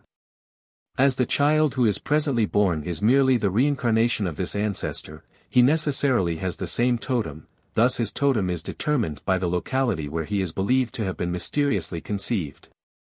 Now, it is this local totemism which represents the original form of totemism. At most, it is separated from this by a very short step. This is how Fraser explains its genesis. At the exact moment when the woman realizes that she is pregnant, she must think that the spirit by which she feels herself possessed has come to her from the objects about her.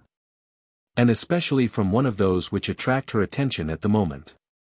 So if she is engaged in plucking a plant, or watching an animal, she believes that the soul of this plant or animal has passed into her. Among the things to which she will be particularly inclined to attribute her condition are, in the first place, the things she has just eaten. If she has recently eaten emu or yam, she will not doubt that an emu or yam has been born in her and is developing. Under these conditions, it is evident how the child, in his turn, will be considered a sort of yam or emu, how he regards himself as a relative of the plant or animal of the same species, how he has sympathy and regard for them, how he refuses to eat them, etc. From this moment, totemism exists in its essential traits. It is the native's theory of conception that gave rise to it, so Fraser calls this primitive totemism conceptional. It is from this original type that all the other forms of totemism are derived. When several women had, one after the other, felt the first premonitions of maternity at the same spot and under the same circumstances, the place would come to be regarded as haunted by spirits of a peculiar sort. And so the whole country might in time be dotted over with totem centers and distributed into totem districts. This is how the local totemism of the Arunta originated. In order that the totems may subsequently be detached from their territorial base, it is sufficient to think that the ancestral souls, instead of remaining immutably fixed to a determined spot, are able to move freely over the surface of the territory and that in their voyages they follow the men and women of the same totem as themselves. In this way, a woman may be impregnated by her own totem or that of her husband, though residing in a different totemic district. According to whether it is believed that it is the ancestor of the husband or of the wife who thus follow the family about, seeking occasions to reincarnate themselves, the totem of the child will be that of his father or mother. In fact, it is in just this way that the Gwanji and Umbea on the one hand, and the Urubana on the other, explain their systems of filiation. But this theory, like that of Tyler, rests upon a begging of the question. If he is to imagine that human souls are the souls of animals or plants, one must believe beforehand that men take either from the animal or vegetable world whatever is most essential in them. Now this belief is one of those at the foundation of totemism. To state it as something evident is therefore to take for granted that which is to be explained. Moreover, from this point of view, the religious character of the totem is entirely inexplicable, for the vague belief in an obscure kinship between the man and the animal is not enough to found a cult. This confusion of distinct kingdoms could never result in dividing the world into sacred and profane. It is true that, being consistent with himself, Fraser refuses to admit that totemism is a religion, under the pretext that he finds in it neither spiritual beings, nor prayers, nor invocations, nor offerings, etc. According to him, it is only a system of magic, by which he means a sort of crude and erroneous science, a first effort to discover the laws of things. But we know how inexact this conception, both of magic and of religion, is. We have a religion as soon as the sacred is distinguished from the profane, and we have seen that totemism is a vast system of sacred things. If we are to explain it, we must therefore show how it happened that these things were stamped with this character. But he does not even raise this problem. But this system is completely overthrown by the fact that the postulate upon which it rests can no longer be sustained. The whole argument of Fraser supposes that the local totemism of the Arunta is the most primitive we know, and especially that it is clearly prior to hereditary totemism, either in the paternal or the maternal line. Now, as soon as the facts contained in the first volume of Spencer and Gillen were at our disposal, we were able to conjecture that there had been a time in the history of the Arunta people when the totems, instead of being attached to localities, were transmitted hereditarily from mother to child. This conjecture is definitely proved by the new facts discovered by Strello, which only confirm the previous observations of Scholz. In fact, both of these authors tell us that even now, in addition to his local totem, each Arunta has another which is completely independent of all geographical conditions, and which belongs to him as a birthright. It is his mother's. This second totem, just like the first, is considered a powerful friend and protector by the natives, which looks after their food, warns them of possible dangers, etc. They have the right of taking part in its cult. When they are buried, the corpse is laid so that the face is turned towards the region of the maternal totemic center. So after a fashion this center is also that of the deceased. In fact, it is given the name Tmara al-Jira, which is translated, camp of the totem which is associated with me. So it is certain that among the Arunta, hereditary totemism in the uterine line is not later than local totemism, but, on the contrary, must have preceded it. For today, the maternal totem has only an accessory and supplementary role. It is a second totem, which explains how it was able to escape observation as attentive and careful as that of Spencer and Gillen. But in order that it should be able to retain this secondary place, being employed along with the local totem, there must have been a time when it held the primary place in the religious life. It is, in part, a fallen totem, but one recalling an epoch when the totemic organization of the Arunta was very different from what it is today. So the whole superstructure of Fraser's system is undermined at its foundation. 4. Although Andrew Lang has actively contested this theory of Fraser's, the one he proposes himself in his later works, resembles it on more than one point. Like Fraser, he makes totemism consist in the belief in a sort of consubstantiality of the man and the animal. But he explains it differently. He derives it entirely from the fact that the totem is a name. As soon as human groups were founded, each one felt the need of distinguishing between the neighboring groups with which it came into contact and, with this end in view, it gave them different names. The names were preferably chosen from the surrounding flora and fauna because animals and plants can easily be designated by movements or represented by drawings. The more or less precise resemblances which men may have with such and such objects determined the way in which these collective denominations were distributed among the groups. Now, it is a well-known fact that, to the early mind names, and the things known by names, are in a mystic and transcendental connection of rapport.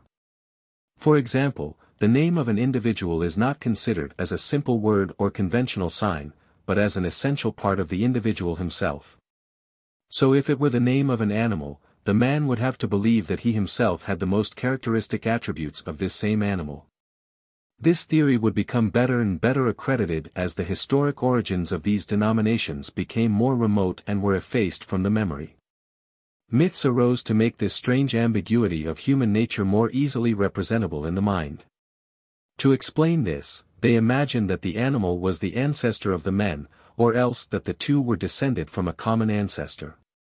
Thus came the conception of bonds of kinship uniting each clan to the animal species whose name it bore. With the origins of this fabulous kinship once explained, it seems to our author that totemism no longer contains a mystery. But whence comes the religious character of the totemic beliefs and practices? For the fact that a man considers himself an animal of a certain species does not explain why he attributes marvelous powers to this species, and especially why he renders a cult to the images symbolizing it.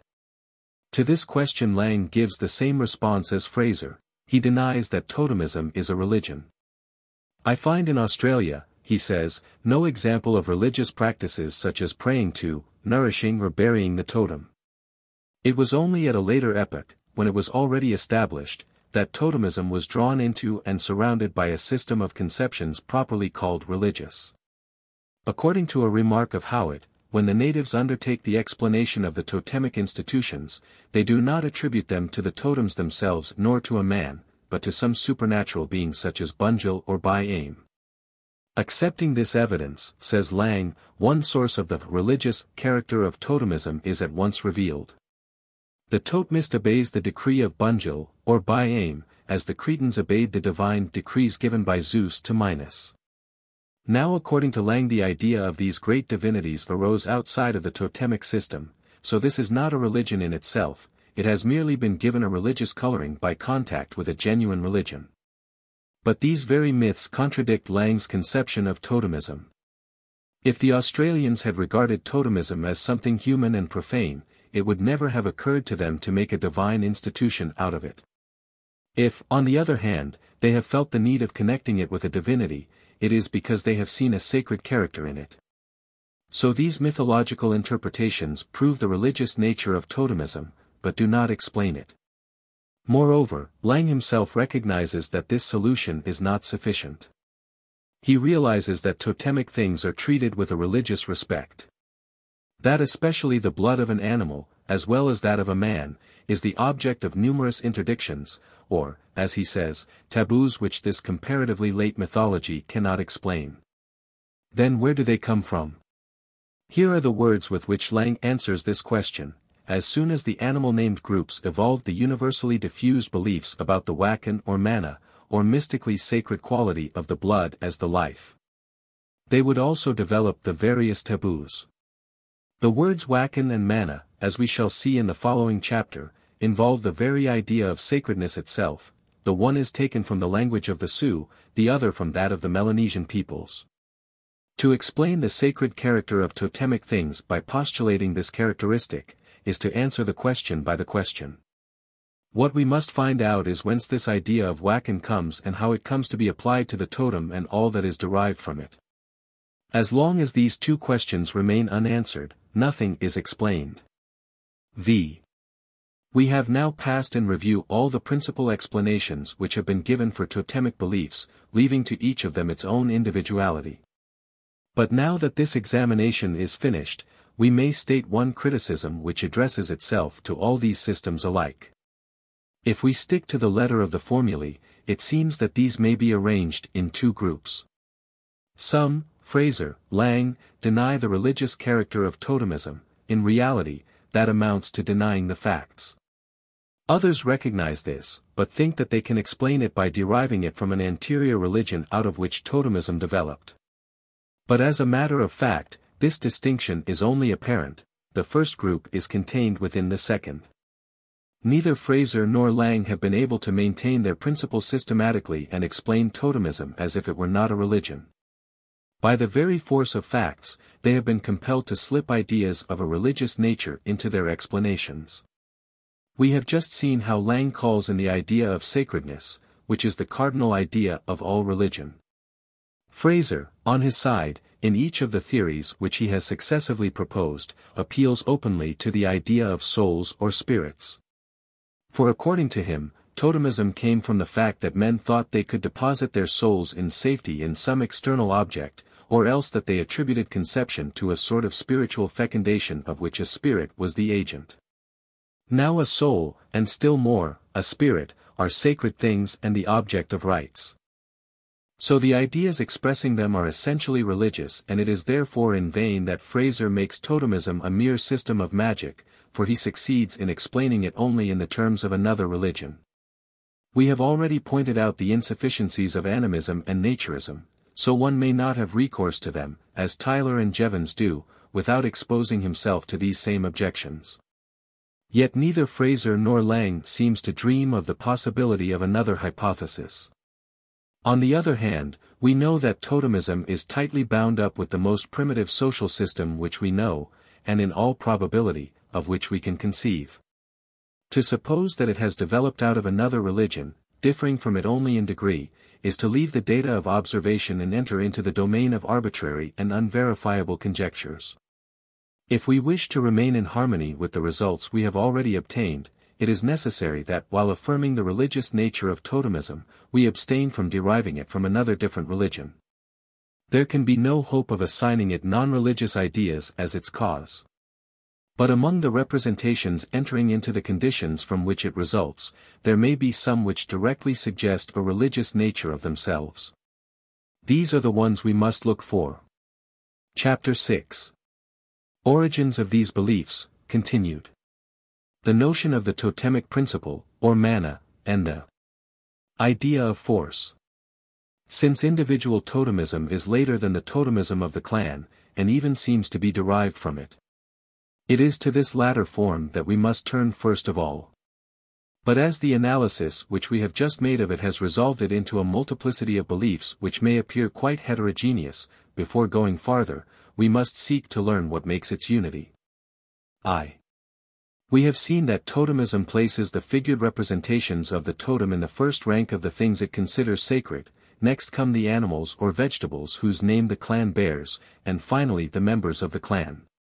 Since all these things are sacred in the same way, though to different degrees, their religious character can be due to none of the special attributes distinguishing them from each other. If a certain species of animal or vegetable is the object of a reverential fear, this is not because of its special properties, for the human members of the clan enjoy this same privilege, though to a slightly inferior degree. While the mere image of this same plant or animal inspires an even more pronounced respect. The similar sentiments inspired by these different sorts of things in the mind of the believer, which give them their sacred character, can evidently come only from some common principle partaken of alike by the totemic emblems. The men of the clan and the individuals of the species serving as totem. In reality, it is to this common principle that the cult is addressed. In other words, totemism is the religion, not of such and such animals or men or images, but of an anonymous and impersonal force, found in each of these beings but not to be confounded with any of them. No one possesses it entirely and all participate in it.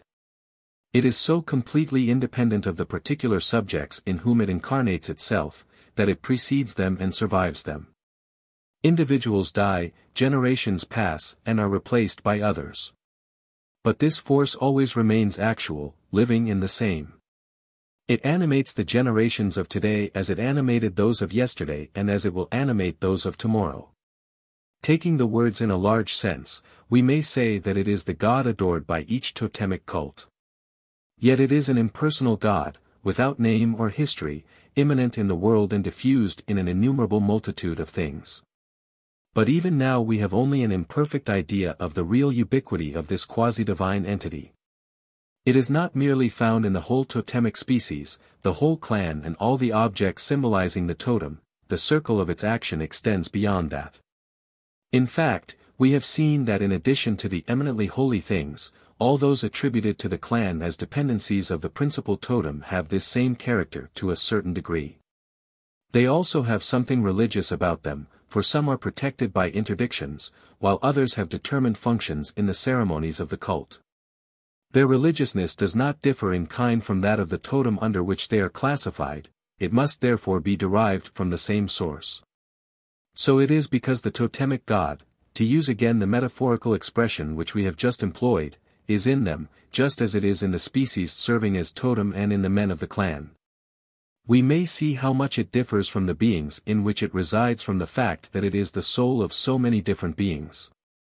But the Australian does not represent this impersonal force in an abstract form. Under the influence of causes which we must seek, he has been led to conceive it under the form of an animal or vegetable species, or, in a word, of a visible object. This is what the totem really consists in. It is only the material form under which the imagination represents this immaterial substance, this energy diffused through all sorts of heterogeneous things, which alone is the real object of the cult. We are now in a better condition for understanding what the native means when he says that the men of the crow phratry, for example, are crows.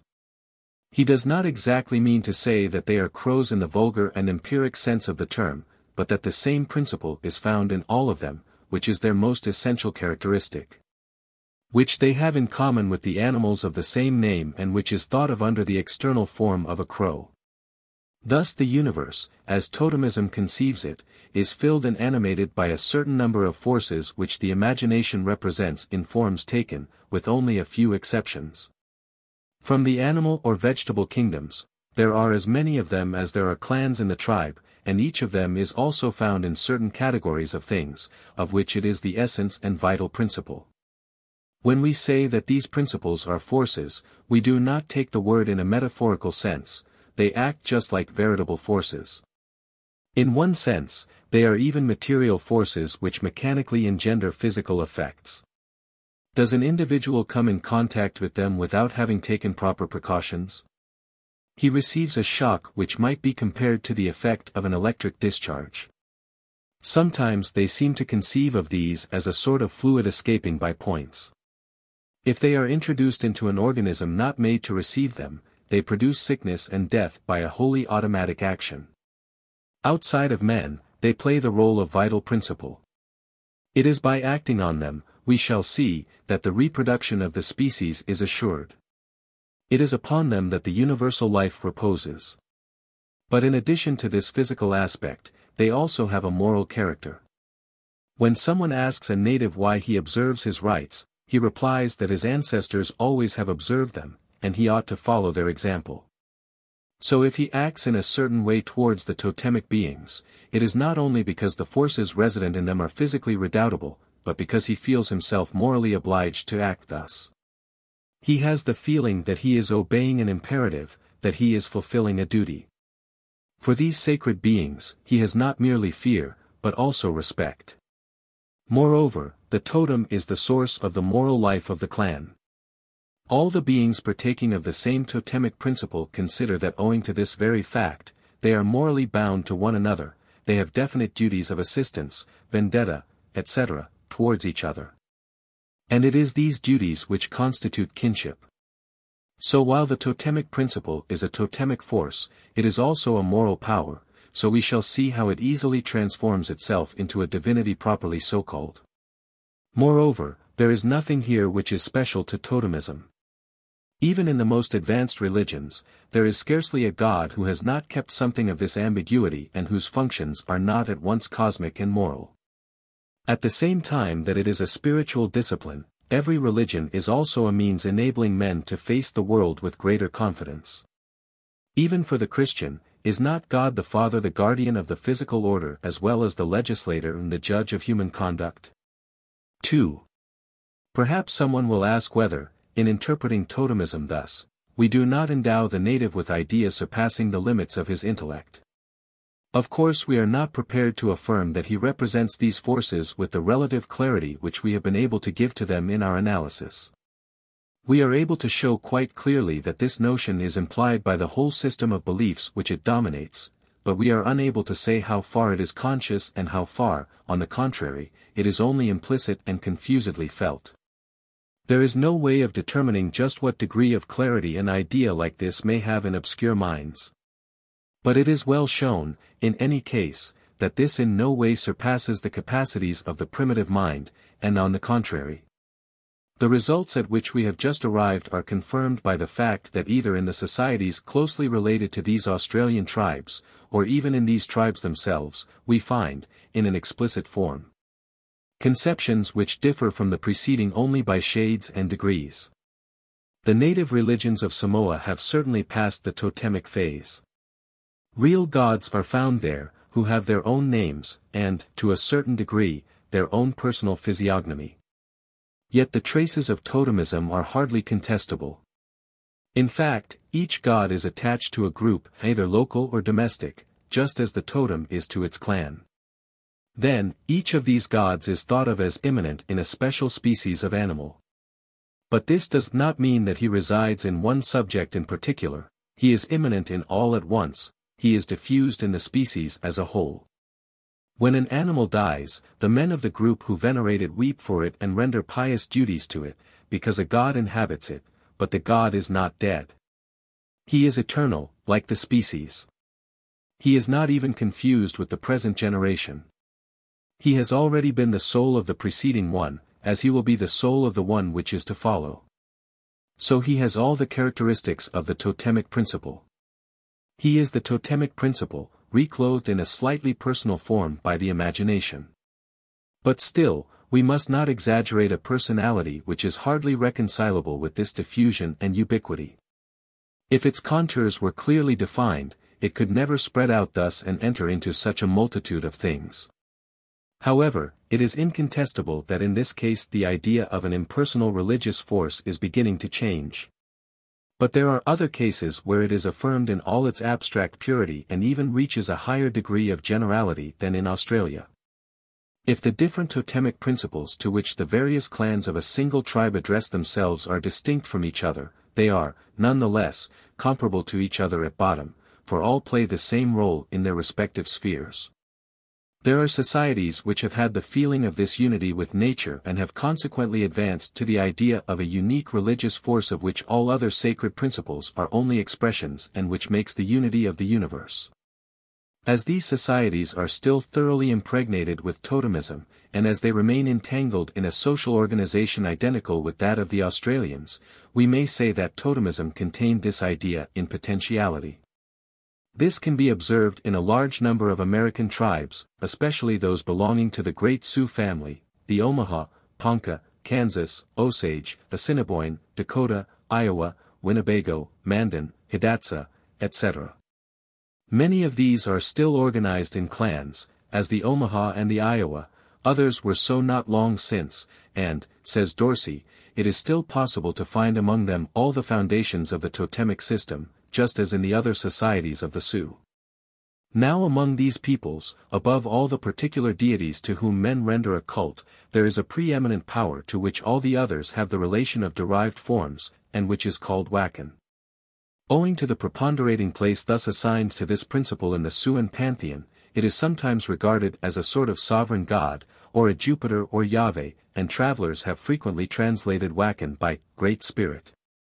This is misrepresenting its real nature gravely. The Wakan is in no way a personal being, the natives do not represent it in a determined form. According to an observer cited by Dorsey, they say that they have never seen the Wakanda, so they cannot pretend to personify it.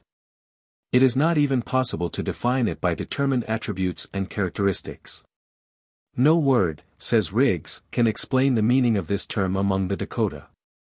It embraces all mystery, all secret power, all divinity. All the beings which the Dakota reveres, the earth, the four winds, the sun, the moon and the stars, are manifestations of this mysterious life and power, which enters into all. Sometimes it is represented in the form of a wind, as a breath having its seat in the four cardinal points and moving everything. Sometimes it is a voice heard in the crashing of the thunder. The sun, moon and stars are Wakan. But no enumeration could exhaust this infinitely complex idea. It is not a definite and definable power, the power of doing this or that, it is power in an absolute sense, with no epithet or determination of any sort. The various divine powers are only particular manifestations and personifications of it, each of them is this power seen under one of its numerous aspects. It is this which made one observer say, he is a protean god. He is supposed to appear to different persons in different forms. Nor are the gods the only beings animated by it, it is the principle of all that lives or acts or moves. All life is Wakan. So also is everything which exhibits power, whether in action, as the winds and drifting clouds, or in passive endurance, as the boulder by the wayside. Among the Iroquois, whose social organization has an even more pronouncedly totemic character. This same idea is found again. The word orenda which expresses it is the exact equivalent of the wakan of the Sioux. The savage man, says Hewitt, conceived the diverse bodies collectively constituting his environment to possess inherently mystic potence. Whether they be the rocks, the waters, the tides, the plants and the trees, the animals and man, the wind and the storms, the clouds and the thunders and the lightnings, etc. This potence is held to be the property of all things. And by the inchoate mentation of man is regarded as the efficient cause of all phenomena, all the activities of his environment. A sorcerer or shaman has orenda, but as much would be said of a man succeeding in his enterprises. At bottom, there is nothing in the world which does not have its quota of orenda, but the quantities vary. There are some beings, either men or things, which are favored. There are others which are relatively disinherited, and the universal life consists in the struggles of these orenda of unequal intensity. The more intense conquer the weaker. Is one man more successful than his companions in the hunt or at war? It is because he has more orenda. If an animal escapes from a hunter who is pursuing it, it is because the orenda of the former was the more powerful. This same idea is found among the Shoshone under the name of Pokant, among the Algonquin under the name of Manitou, of Nawala among the Kwakiutl, of Yek among the Tlingit and of Skana among the Haida. But it is not peculiar to the Indians of North America, it is in Melanesia that it was studied for the first time. It is true that in certain of the islands of Melanesia, social organization is no longer on a totemic basis. But in all, totemism is still visible, in spite of what Codrington has said about it. Now among these peoples, we find, under the name of mana, an idea which is the exact equivalent of the wakan of the Sioux and the orenda of the Iroquois. The definition given by Codrington is as follows: there is a belief in a force altogether distinct from physical power, which acts in all ways for good and evil, and which it is of the greatest advantage to possess or control. This is mana. I think I know what our people mean by it. It is a power or influence, not physical and in a way supernatural. But it shows itself in physical force, or in any kind of power or excellence which a man possesses. This mana is not fixed in anything, and can be conveyed in almost anything. All Melanesian religion consists, in fact, in getting this mana for oneself, or getting it used for one's benefit. Is this not the same notion of an anonymous and diffused force, the germs of which we recently found in the totemism of Australia? Here is the same impersonality. For, as Codrington says, we must be careful not to regard it as a sort of supreme being. Any such idea is absolutely foreign to Melanesian thought. Here is the same ubiquity, the mana is located nowhere definitely and it is everywhere. All forms of life and all the effects of the action, either of men or of living beings or of simple minerals, are attributed to its influence. Therefore there is no undue temerity in attributing to the Australians an idea such as the one we have discovered in our analysis of totemic beliefs, for we find it again, but abstracted and generalized to a higher degree. At the basis of other religions whose roots go back into a system like the Australian one and which visibly bear the mark of this. The two conceptions are obviously related.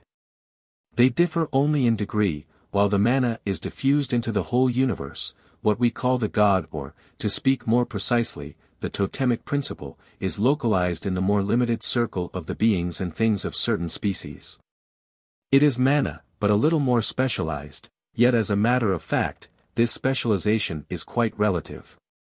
Moreover, there is one case where this connection is made especially apparent. Among the Omaha, there are totems of all sorts, both individual and collective, but both are only particular forms of wakan. The foundation of the Indian's faith in the efficacy of the totem, says Miss Fletcher, rested upon his belief concerning nature and life. This conception was complex and involved two prominent ideas: first, that all things, animate and inanimate, were permeated by a common life, and second, that this life could not be broken, but was continuous. Now this common principle of life is the wakan. The totem is the means by which an individual is put into relations with this source of energy. if the totem has any powers, it is because it incarnates the Wacken. If a man who has violated the interdictions protecting his totem is struck by sickness or death, it is because this mysterious force against which he has thus set himself, that is, the Wacken, reacts against him with a force proportionate to the shock received. Also, just as the totem is Wacken, so the Wacken, in its turn, sometimes shows its totemic origin by the way in which it is conceived. In fact, Say says that among the Dakota the Wakanda is manifested sometimes in the form of a gray bear, sometimes of a bison, a beaver, or some other animal. Undoubtedly, this formula cannot be accepted without reserve. The Wacken repels all personification, and consequently it is hardly probable that it has ever been thought of in its abstract generality with the aid of such definite symbols. But Say's remark is probably applicable to the particular forms which it takes in specializing itself in the concrete reality of life. Now, if there is a possibility that there was a time when these specializations of the Wacken bore witness to such an affinity for an animal form, that would be one more proof of the close bonds uniting this conception to the totemic beliefs. It is possible to explain why this idea has been unable to reach the same degree of abstraction in Australia as in the more advanced societies. This is not merely due to the insufficient aptitude of the Australian for abstracting and generalizing. Before all, it is the nature of the social environment which has imposed this particularism. In fact, as long as totemism remains at the basis of the cultural organization, the clan keeps an autonomy in the religious society which, though not absolute, is always very marked. Of course, we can say that in one sense each totemic group is only a chapel of the tribal church, but it is a chapel enjoying a large independence. The cult celebrated there, though not a self-sufficing whole, has only external relations with the others, they interchange without intermingling. The totem of the clan is fully sacred only for this clan. Consequently, the groups of things attributed to each clan, which are a part of it in the same way the men are, have the same individuality and autonomy. Each of them is represented as irreducible into similar groups, as separated from them by a break of continuity, and as constituting a distinct realm. Under these circumstances, it would occur to no one that these heterogeneous worlds were different manifestations of one and the same fundamental force. On the contrary, one might suppose that each of them corresponded to an organically different mana whose action could not extend beyond the clan and the circle of things attributed to it. The idea of a single and universal mana could be born only at the moment, and the tribal religion developed above that of the clans and absorbed them more or less completely. It is along with the feeling of the tribal unity that the feeling of the substantial unity of the world awakens. As we shall presently show, it is true that the Australian societies are already acquainted with a cult that is common to the tribe as a whole. But if this cult represents the highest form of the Australian religions, it has not succeeded in touching and modifying the principles upon which they repose. Totemism is essentially a federative religion which cannot go beyond a certain degree of centralization without ceasing to be itself. One characteristic fact clearly shows the fundamental reason which has kept the idea of the mana so specialized in Australia. The real religious forces, those thought of in the form of totems, are not the only ones with which the Australian feels himself obliged to reckon. There are also some over which magicians have particular control. While the former are theoretically considered healthful and beneficent, the second have it as their especial function to cause sickness and death. And at the same time that they differ so greatly in the nature of their effects, they are contrasted also by the relations which they sustain with the social organization. A totem is always a matter of the clan. But on the contrary, magic is a tribal and even an intertribal institution. Magic forces do not belong to any special portion of the tribe in particular. All that is needed to make use of them is the possession of efficient recipes. Likewise, everybody is liable to feel their effects and consequently should try to protect himself against them. These are vague forces, specially attached to no determined social division, and even able to spread their action beyond the tribe. Now it is a remarkable fact that among the Arunta and Larija, they are conceived as simple aspects and particular forms of a unique force, called in Arunta Aruncultha or Aranculta. This is a term, say Spencer and Gillen, of somewhat vague import, but always associated at bottom with the possession of supernatural evil power. The name is applied indiscriminately to the evil influence or to the object in which it is, for the time being, or permanently, resident. By Aaron Coulter, says Strello, the native signifies a force which suddenly stops life and brings death to all who come in contact with it. This name is given to the bones and pieces of wood from which evil working charms are derived, and also to poisonous animals and vegetables. So it may accurately be called a harmful manna. Gray mentions an absolutely identical notion among the tribes he observed. Thus among these different peoples, while the properly religious forces do not succeed in avoiding a certain heterogeneity, magic forces are thought of as being all of the same nature, the mind represents them in their generic unity. This is because they rise above the social organization and its divisions and subdivisions, and move in a homogeneous and continuous space where they meet with nothing to differentiate them. The others, on the contrary, being localized in definite and distinct social forms, are diversified and particularized in the image of the environment in which they are situated. From this we can see how thoroughly the idea of an impersonal religious force enters into the meaning and spirit of Australian totemism, for it disengages itself with clarity as soon as no contrary cause opposes it. It is true that the Urunqultha is purely a magic force. But between religious forces and magic forces there is no difference of kind. Sometimes they are even designated by the same name. In Melanesia, the magicians and charms have mana just like the agents and rites of the regular cult.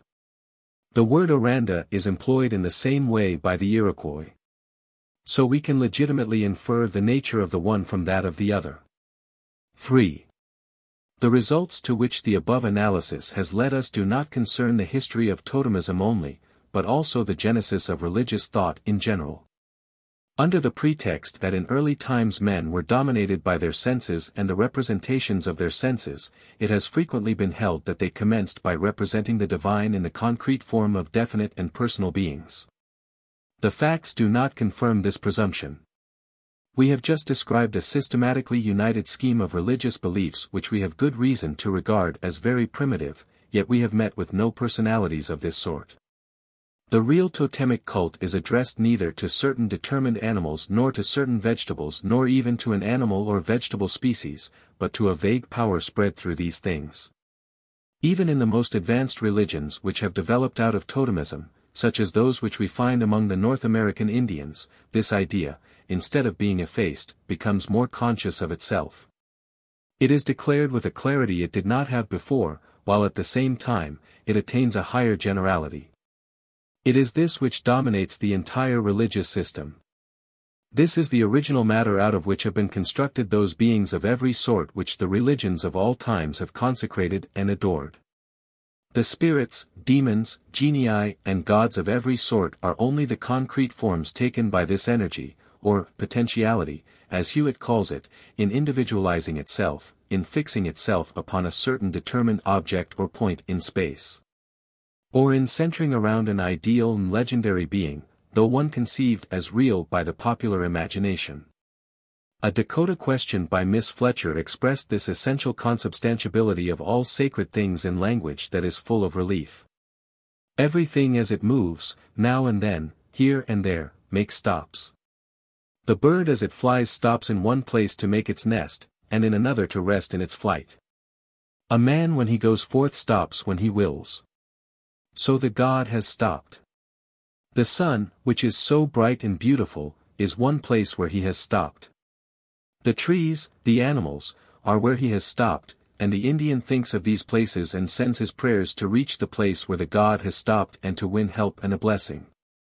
In other words, the Wakan, for this is what he was talking about, comes and goes through the world, and sacred things are the points upon which it alights.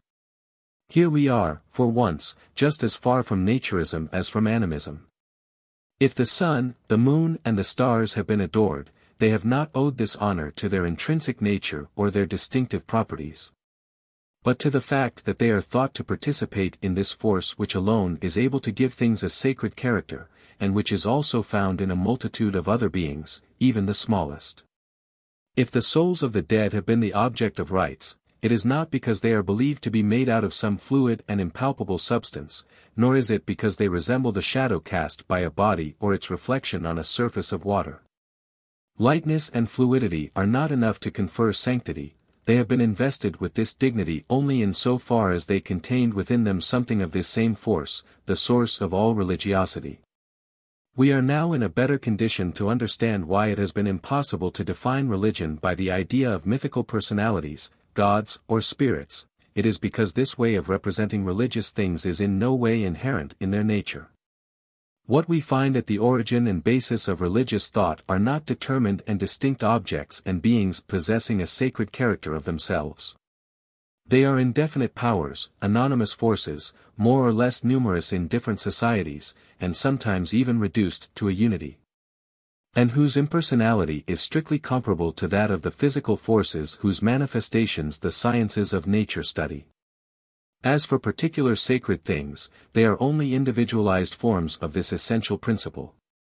So it is not surprising that even in the religions where there are avowed divinities, there are rites having an efficient virtue in themselves, independently of all divine intervention. It is because this force may be attached to words that are pronounced or movements that are made just as well as to corporal substances. The voice or the movements may serve as its vehicle, and it may produce its effects through their intermediacy, without the aid of any god or spirit. Even should it happen to concentrate itself especially in a rite, this will become a creator of divinities from that very fact.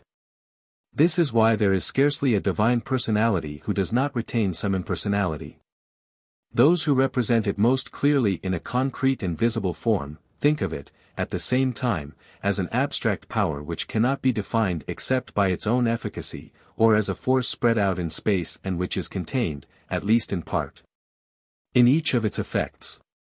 It is the power of producing rain or wind, crops or the light of day. Zeus is in each of the raindrops which falls, just as Ceres is in each of the sheaves of the harvest.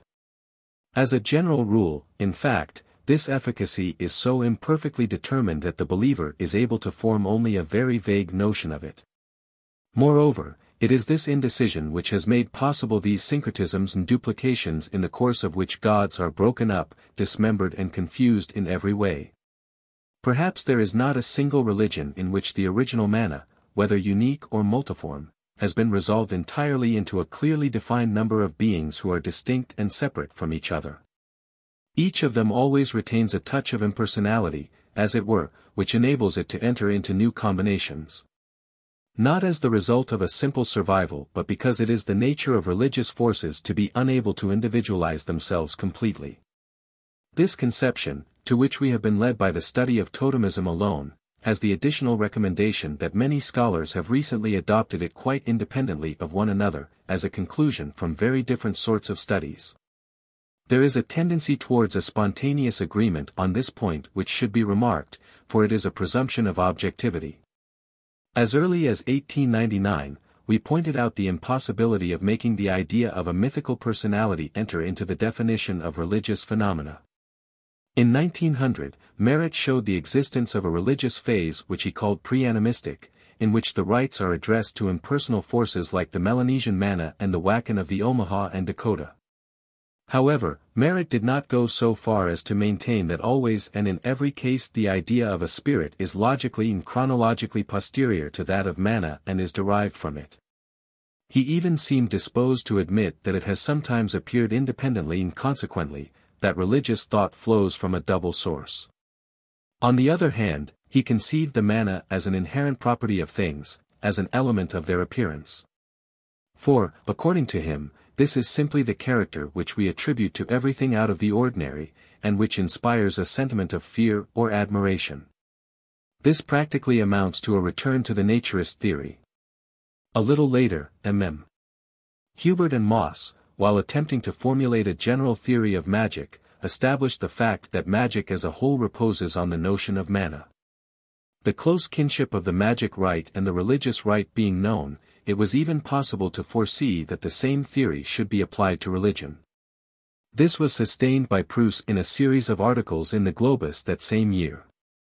Relying chiefly upon facts taken from American civilizations, Proust set out to prove that the ideas of the soul and spirit were not developed until after those of power and impersonal force, that the former are only a transformation of the latter.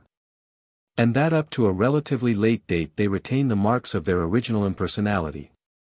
In fact, he shows that even in the advanced religions, they are represented in the form of vague emanations disengaging themselves automatically from the things in which they reside.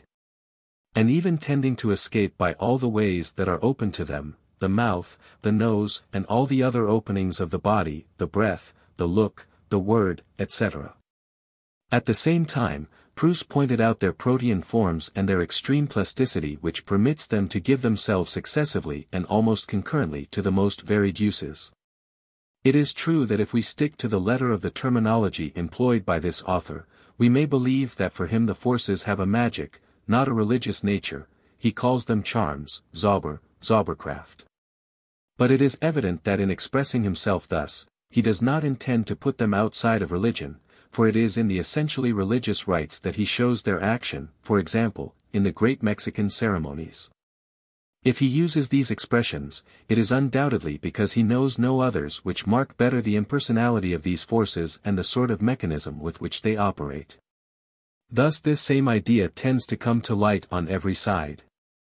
The impression becomes more and more prevalent that even the most elementary mythological constructions are secondary products which cover over a system of beliefs, at once simpler and more obscure, vaguer and more essential, which form the solid foundations upon which the religious systems are built. It is this primitive foundation which our analysis of totemism has enabled us to reach. The various writers whose studies we have just mentioned arrived at this conclusion only through facts taken from very diverse religions, some of which even correspond to a civilization that is already far advanced, such is the case, for example, with the Mexican religions, of which Proust makes great use. So it might be asked if this theory is equally applicable to the most simple religions. But since it is impossible to go lower than totemism, we are not exposed to this risk of error, and at the same time, we have an opportunity of finding the initial notion from which the ideas of Wachan and Mana are derived. This is the notion of the totemic principle. 4.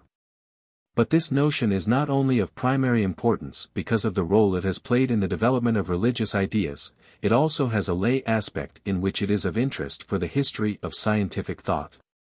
It is the first form of the idea of force. In fact, the Wachan plays the same role in the world, as the Sioux conceives it, as the one played by the forces with which science explains the diverse phenomena of nature.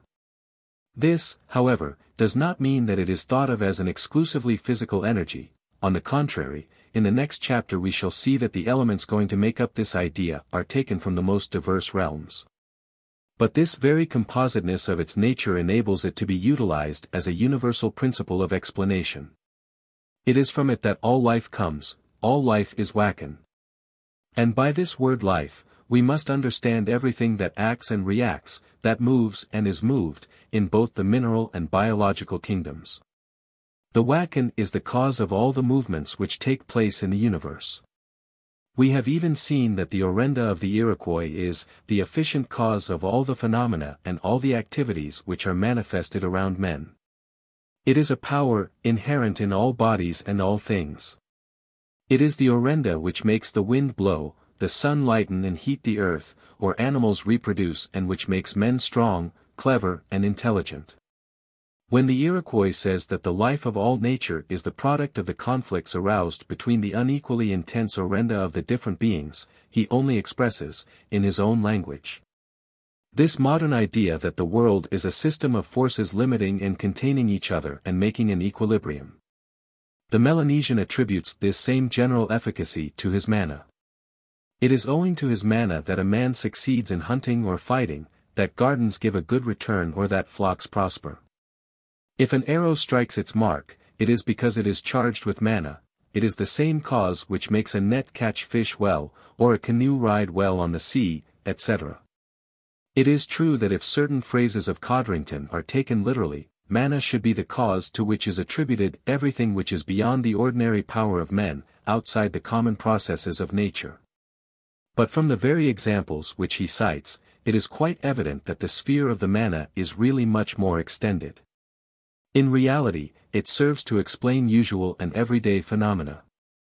There is nothing superhuman or supernatural in the fact that a ship sails or a hunter catches game, etc. However, among these events of daily life, there are some so insignificant and familiar that they pass unperceived, they are not noticed and consequently no need is felt of explaining them. The concept of mana is applied only to those that are important enough to cause reflection, and to awaken a minimum of interest and curiosity, but they are not marvelous for all that. And what is true of the mana as well as the orenda and wakan, may be said equally well of the totemic principle. It is through this that the life of the men of the clan and the animals or plants of the totemic species, as well as all the things which are classified under the totem and partake of its nature, is manifested. So the idea of force is of religious origin. It is from religion that it has been borrowed, first by philosophy, then by the sciences. This has already been foreseen by Kant, and this is why he made metaphysics the heir of theology. But he concluded from this that the idea of force is destined to disappear from science, for, owing to its mystic origins, he refused it all objective value. But we are going to show that, on the contrary, religious forces are real, howsoever imperfect the symbols may be, by the aid of which they are thought of. From this it will follow that the same is true of the concept of force in general. Chapter 7. Origins of these beliefs, end. Origin of the idea of the totemic principle or mana. The proposition established in the preceding chapter determines the terms in which the problem of the origins of totemism should be posed. Since totemism is everywhere dominated by the idea of a quasi-divine principle, immanent in certain categories of men and things and thought of under the form of an animal or vegetable, the explanation of this religion is essentially the explanation of this belief. To arrive at this, we must seek to learn how men have been led to construct this idea and out of what materials they have constructed it. It is obviously not out of the sensations which the things serving as totems are able to arouse in the mind. We have shown that these things are frequently insignificant. The lizard, the caterpillar, the rat, the ant, the frog, the turkey, the brimfish, the plum tree, the cockatoo, etc. To cite only those names which appear frequently in the lists of Australian totems, are not of a nature to produce upon men these great and strong impressions which in a way resemble religious emotions and which impress a sacred character upon the objects they create. It is true that this is not the case with the stars and the great atmospheric phenomena, which have, on the contrary, all that is necessary to strike the imagination forcibly, but as a matter of fact, these serve only very exceptionally as totems. It is even probable that they were very slow in taking this office. So it is not the intrinsic nature of the thing whose name the clan bears that marked it out to become the object of a cult. Also, if the sentiments which it inspired were really the determining cause of the totemic rites and beliefs, it would be the preeminently sacred thing. The animals or plants employed as totems would play an eminent part in the religious life. But we know that the center of the cult is actually elsewhere. It is the figurative representations of this plant or animal and the totemic emblems and symbols of every sort, which have the greatest sanctity. So it is in them that is found the source of that religious nature, of which the real objects represented by these emblems receive only a reflection. Thus the totem is before all a symbol, a material expression of something else. But of what? From the analysis to which we have been giving our attention, it is evident that it expresses and symbolizes two different sorts of things. In the first place, it is the outward and visible form of what we have called the totemic principle or God. But it is also the symbol of the determined society called the clan. It is its flag. It is the sign by which each clan distinguishes itself from the others, the visible mark of its personality, a mark borne by everything which is a part of the clan under any title whatsoever, men, beasts or things. So if it is at once the symbol of the God and of the society, is that not because the God and the society are only one? How could the emblem of the group have been able to become the figure of this quasi-divinity, if the group and the divinity were two distinct realities?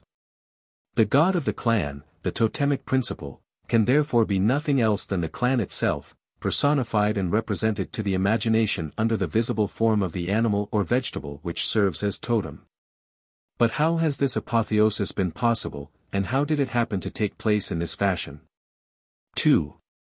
In a general way, it is unquestionable that a society has all that is necessary to arouse the sensation of the divine in minds, merely by the power that it has over them, for to its members it is what a god is to his worshippers.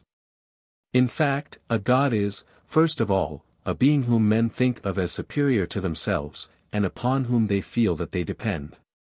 Whether it be a conscious personality, such as Zeus or Yahweh, or merely abstract forces such as those in play in totemism, the worshipper, in the one case as in the other, believes himself held to certain manners of acting which are imposed upon him by the nature of the sacred principle with which he feels that he is in communion.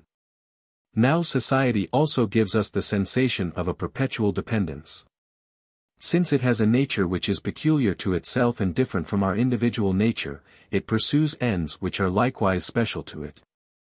But, as it cannot attain them except through our intermediacy, it imperiously demands our aid. It requires that, forgetful of our own interests, we make ourselves its servitors, and it submits us to every sort of inconvenience, privation and sacrifice, without which social life would be impossible.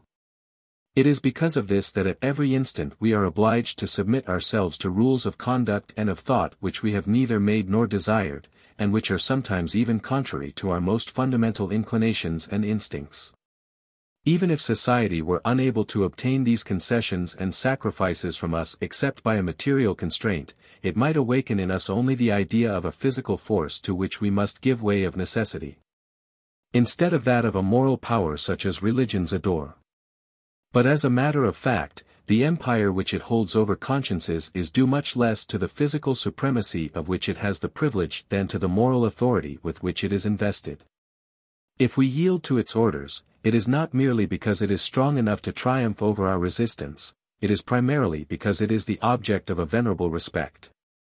We say that an object, whether individual or collective, inspires respect, and the representation expressing it in the mind is gifted with such a force that it automatically causes or inhibits actions, without regard for any consideration relative to their useful or injurious effects.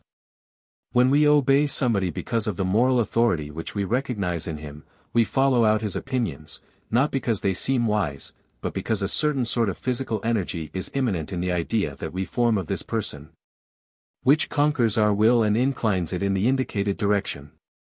Respect is the emotion which we experience when we feel this interior and wholly spiritual pressure operating upon us.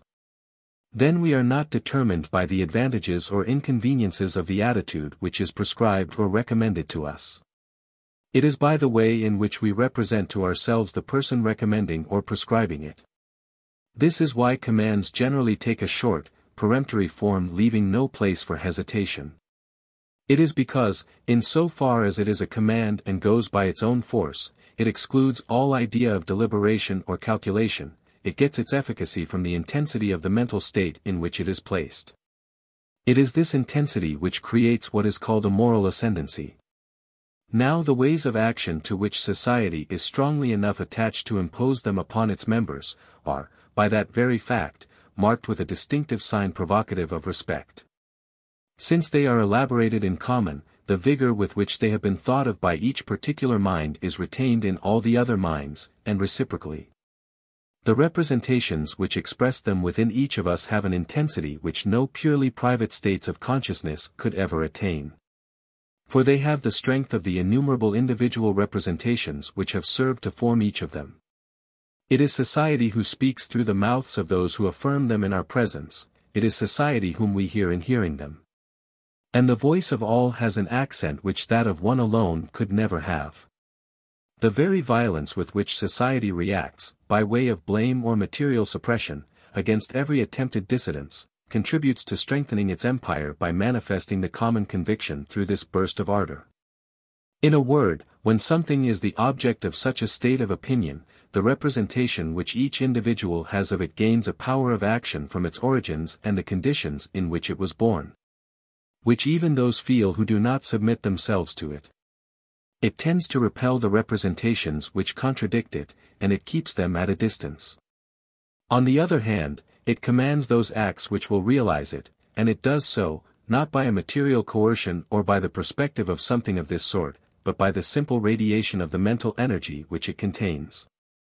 It has an efficacy coming solely from its psychical properties, and it is by just this sign that moral authority is recognized. So opinion, primarily a social thing, is a source of authority, and it might even be asked whether all authority is not the daughter of opinion. It may be objected that science is often the antagonist of opinion, whose errors it combats and rectifies. But it cannot succeed in this task if it does not have sufficient authority, and it can obtain this authority only from opinion itself. If a people did not have faith in science, all the scientific demonstrations in the world would be without any influence whatsoever over their minds. Even today, if science happened to resist a very strong current of public opinion, it would risk losing its credit there. Since it is in spiritual ways that social pressure exercises itself, it could not fail to give men the idea that outside themselves there exist one or several powers, both moral and, at the same time, efficacious, upon which they depend. They must think of these powers, at least in part, as outside themselves, for these address them in a tone of command and sometimes even order them to do violence to their most natural inclinations. It is undoubtedly true that if they were able to see that these influences which they feel emanate from society, then the mythological system of interpretations would never be born. But social action follows ways that are too circuitous and obscure, and employs psychical mechanisms that are too complex to allow the ordinary observer to see whence it comes. As long as scientific analysis does not come to teach it to them, men know well that they are acted upon, but they do not know by whom. So they must invent by themselves the idea of these powers with which they feel themselves in connection, and from that, we are able to catch a glimpse of the way by which they were led to represent them under forms that are really foreign to their nature and to transfigure them by thought. But a God is not merely an authority upon whom we depend, it is a force upon which our strength relies. The man who has obeyed his God and who, for this reason, believes that God is with him, approaches the world with confidence and with the feeling of an increased energy. Likewise, social action does not confine itself to demanding sacrifices, privations and efforts from us.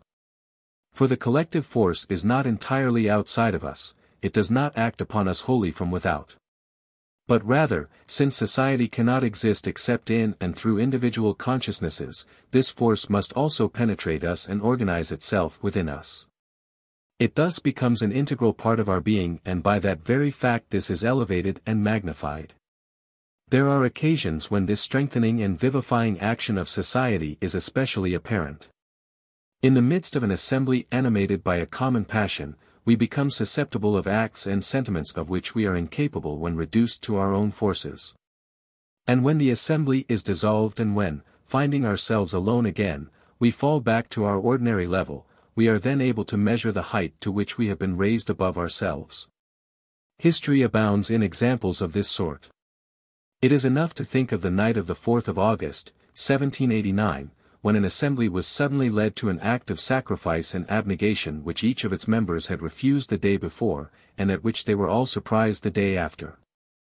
This is why all parties, political, economic or confessional, are careful to have periodical reunions where their members may revivify their common faith by manifesting it in common. To strengthen those sentiments which, if left to themselves, would soon weaken, it is sufficient to bring those who hold them together and to put them into closer and more active relations with one another. This is the explanation of the particular attitude of a man speaking to a crowd, at least if he has succeeded in entering into communion with it. His language has a grandiloquence that would be ridiculous in ordinary circumstances.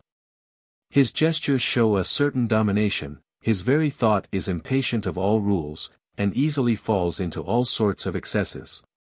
It is because he feels within him an abnormal oversupply of force which overflows and tries to burst out from him.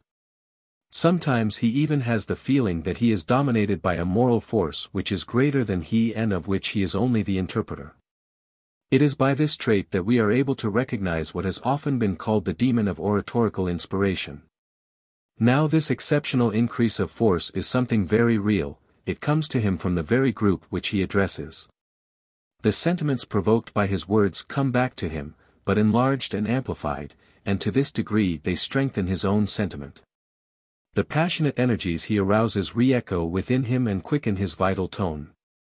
It is no longer a simple individual who speaks, it is a group incarnate and personified. Beside these passing and intermittent states, there are other more durable ones, where this strengthening influence of society makes itself felt with greater consequences and frequently even with greater brilliancy. There are periods in history when, under the influence of some great collective shock, social interactions have become much more frequent and active. Men look for each other and assemble together more than ever. That general effervescence results which is characteristic of revolutionary or creative epochs. Now this greater activity results in a general stimulation of individual forces. Men see more and differently now than in normal times. Changes are not merely of shades and degrees, men become different. The passions moving them are of such an intensity that they cannot be satisfied except by violent and unrestrained actions, actions of superhuman heroism or of bloody barbarism. This is what explains the Crusades, for example, or many of the scenes, either sublime or savage, of the French Revolution. Under the influence of the general exaltation, we see the most mediocre and inoffensive bourgeois become either a hero or a butcher. And so clearly are all these mental processes the ones that are also at the root of religion that the individuals themselves have often pictured the pressure before which they thus gave way in a distinctly religious form. The Crusaders believed that they felt God present in the midst of them, enjoining them to go to the conquest of the Holy Land. Joan of Arc believed that she obeyed celestial voices. But it is not only in exceptional circumstances that this stimulating action of society makes itself felt. There is not, so to speak, a moment in our lives when some current of energy does not come to us from without. The man who has done his duty finds, in the manifestations of every sort expressing the sympathy, esteem or affection which his fellows have for him, a feeling of comfort, of which he does not ordinarily take account, but which sustains him. None the less. The sentiments which society has for him raise the sentiments which he has for himself. Because he is in moral harmony with his comrades, he has more confidence, courage and boldness in action, just like the believer who thinks that he feels the regard of his God turned graciously towards him. It thus produces, as it were, a perpetual sustenance for our moral nature. Since this varies with a multitude of external circumstances, as our relations with the groups about us are more or less active and as these groups themselves vary, we cannot fail to feel that this moral support depends upon an external cause. But we do not perceive where this cause is nor what it is. So we ordinarily think of it under the form of a moral power which, though immanent in us, represents within us something not ourselves. This is the moral conscience, of which, by the way, men have never made even a slightly distinct representation except by the aid of religious symbols. In addition to these free forces which are constantly coming to renew our own, there are others which are fixed in the methods and traditions which we employ. We speak a language that we did not make, we use instruments that we did not invent. We invoke rights that we did not found, a treasury of knowledge is transmitted to each generation that it did not gather itself, etc. It is to society that we owe these varied benefits of civilization, and if we do not ordinarily see the source from which we get them, we at least know that they are not our own work. Now it is these things that give man his own place among things. A man is a man only because he is civilized. So he could not escape the feeling that outside of him there are active causes from which he gets the characteristic attributes of his nature and which, as benevolent powers, assist him, protect him and assure him of a privileged fate. And of course he must attribute to these powers a dignity corresponding to the great value of the good things he attributes to them. Thus the environment in which we live seems to us to be peopled with forces that are at once imperious and helpful, august and gracious, and with which we have relations. Since they exercise over us a pressure of which we are conscious, we are forced to localize them outside ourselves, just as we do for the objective causes of our sensations. But the sentiments which they inspire in us differ in nature from those which we have for simple visible objects. As long as these latter are reduced to their empirical characteristics as shown in ordinary experience, and as long as the religious imagination has not metamorphosed them, we entertain for them no feeling which resembles respect. And they contain within them nothing that is able to raise us outside ourselves. Therefore, the representations which express them appear to us to be very different from those aroused in us by collective influences. The two form two distinct and separate mental states in our consciousness, just as do the two forms of life to which they correspond. Consequently, we get the impression that we are in relations with two distinct sorts of reality and that a sharply drawn line of demarcation separates them from each other. On the one hand is the world of profane things, on the other, that of sacred things. Also, in the present day just as much as in the past, we see society constantly creating sacred things out of ordinary ones. If it happens to fall in love with a man and if it thinks it has found in him the principal aspirations that move it, as well as the means of satisfying them, this man will be raised above the others and, as it were, deified. Opinion will invest him with a majesty exactly analogous to that protecting the gods. This is what has happened to so many sovereigns in whom their age had faith. If they were not made gods, they were at least regarded as direct representatives of the deity. And the fact that it is society alone which is the author of these varieties of apotheosis, is evident since it frequently chances to consecrate men thus who have no right to it from their own merit. The simple deference inspired by men invested with high social functions is not different in nature from religious respect. It is expressed by the same movements. A man keeps at a distance from a high personage. He approaches him only with precautions. In conversing with him, he uses other gestures and language than those used with ordinary mortals. The sentiment felt on these occasions is so closely related to the religious sentiment that many peoples have confounded the two.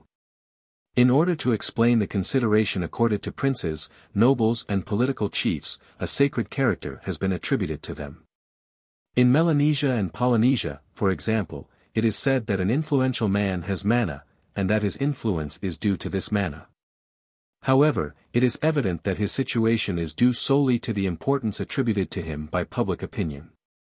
Thus the moral power conferred by opinion and that with which sacred beings are invested are at bottom of a single origin and made up of the same elements. That is why a single word is able to designate the two. In addition to men, society also consecrates things, especially ideas. If a belief is unanimously shared by a people, then, for the reason which we pointed out above, it is forbidden to touch it, that is to say, to deny it or to contest it. Now the prohibition of criticism is an interdiction like the others and proves the presence of something sacred. Even today, howsoever great may be the liberty which we accord to others, a man who should totally deny progress or ridicule the human ideal to which modern societies are attached, would produce the effect of a sacrilege. There is at least one principle which those the most devoted to the free examination of everything tend to place above discussion and to regard as untouchable, that is to say, as sacred. This is the very principle of free examination.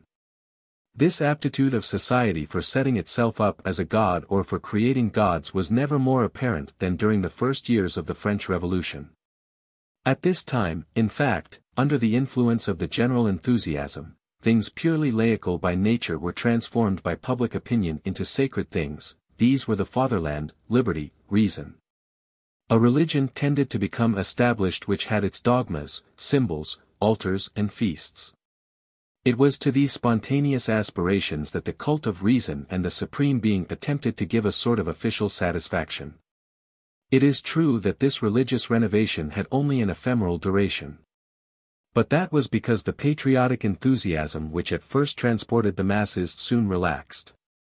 The cause being gone, the effect could not remain. But this experiment, though short-lived, keeps all its sociological interest. It remains true that in one determined case we have seen society and its essential ideas become, directly and with no transfiguration of any sort, the object of a veritable cult. All these facts allow us to catch glimpses of how the clan was able to awaken within its members the idea that outside of them there exist forces which dominate them and at the same time sustain them, that is to say in fine, religious forces, it is because there is no society with which the primitive is more directly and closely connected. The bonds uniting him to the tribe are much more lax and more feebly felt. Although this is not at all strange or foreign to him, it is with the people of his own clan that he has the greatest number of things in common. It is the action of this group that he feels the most directly, so it is this also which, in preference to all others, should express itself in religious symbols. But this first explanation has been too general, for it is applicable to every sort of society indifferently, and consequently to every sort of religion. Let us attempt to determine exactly what form this collective action takes in the clan and how it arouses the sensation of sacredness there. For there is no place where it is more easily observable or more apparent in its results. 3. The life of the Australian societies passes alternately through two distinct phases. Sometimes the population is broken up into little groups who wander about independently of one another, in their various occupations. Each family lives by itself, hunting and fishing, and in a word, trying to procure its indispensable food by all the means in its power. Sometimes, on the contrary, the population concentrates and gathers at determined points for a length of time varying from several days to several months. This concentration takes place when a clan or a part of the tribe is summoned to the gathering, and on this occasion they celebrate a religious ceremony, or else hold what is called a corroboree in the usual ethnological language. These two phases are contrasted with each other in the sharpest way. In the first, economic activity is the preponderating one, and it is generally of a very mediocre intensity. Gathering the grains or herbs that are necessary for food, or hunting and fishing are not occupations to awaken very lively passions. The dispersed condition in which the society finds itself results in making its life uniform, languishing and dull. But when a corroboree takes place, everything changes. Since the emotional and passional faculties of the primitive are only imperfectly placed under the control of his reason and will, he easily loses control of himself. Any event of some importance puts him quite outside himself. Does he receive good news? There are at once transports of enthusiasm. In the contrary conditions, he is to be seen running here and there like a madman, giving himself up to all sorts of immoderate movements, crying, shrieking, rolling in the dust, throwing it in every direction, biting himself, brandishing his arms in a furious manner, etc. The very fact of the concentration acts as an exceptionally powerful stimulant. When they are once come together, a sort of electricity is formed by their collecting which quickly transports them to an extraordinary degree of exaltation. Every sentiment expressed finds a place without resistance in all the minds, which are very open to outside impressions, each re-echoes the others, and is re-echoed by the others. The initial impulse thus proceeds, growing as it goes, as an avalanche grows in its advance. And as such active passions so free from all control could not fail to burst out, on every side one sees nothing but violent gestures, cries, veritable howls, and deafening noises of every sort, which aid in intensifying still more the state of mind which they manifest. And since a collective sentiment cannot express itself collectively except on the condition of observing a certain order permitting cooperation and movements in unison, these gestures and cries naturally tend to become rhythmic and regular. Hence come songs and dances. But in taking a more regular form, they lose nothing of their natural violence, a regulated tumult remains tumult. The human voice is not sufficient for the task. It is reinforced by means of artificial processes, boomerangs are beaten against each other, bull-roarers are whirled. It is probable that these instruments, the use of which is so general in the Australian religious ceremonies, are used primarily to express in a more adequate fashion the agitation felt. But while they express it, they also strengthen it. This effervescence often reaches such a point that it causes unheard of actions. The passions released are of such an impetuosity that they can be restrained by nothing. They are so far removed from their ordinary conditions of life, and they are so thoroughly conscious of it, that they feel that they must set themselves outside of and above their ordinary morals. The sexes unite contrarily to the rules governing sexual relations. Men exchange wives with each other. Sometimes even incestuous unions, which in normal times are thought abominable and are severely punished, are now contracted openly and with impunity. If we add to all this that the ceremonies generally take place at night in a darkness pierced here and there by the light of fires, we can easily imagine what effect such scenes ought to produce on the minds of those who participate. They produce such a violent superexcitation of the whole physical and mental life that it cannot be supported very long. The actor taking the principal part finally falls exhausted on the ground. To illustrate and make specific this necessarily schematic picture, let us describe certain scenes taken from Spencer and Gillen. One of the most important religious ceremonies among the Warramunga is the one concerning the snake Walunqua. It consists in a series of ceremonies lasting through several days. On the fourth day comes the following scene. According to the ceremonial used among the Warramunga, representatives of the two phratries take part, one as officiants, the other as preparers and assistants. Only the members of the Uluru phratry are qualified to celebrate the rite, but the members of the Kingili phratry must decorate the actors, make ready the place and the instruments, and play the part of an audience.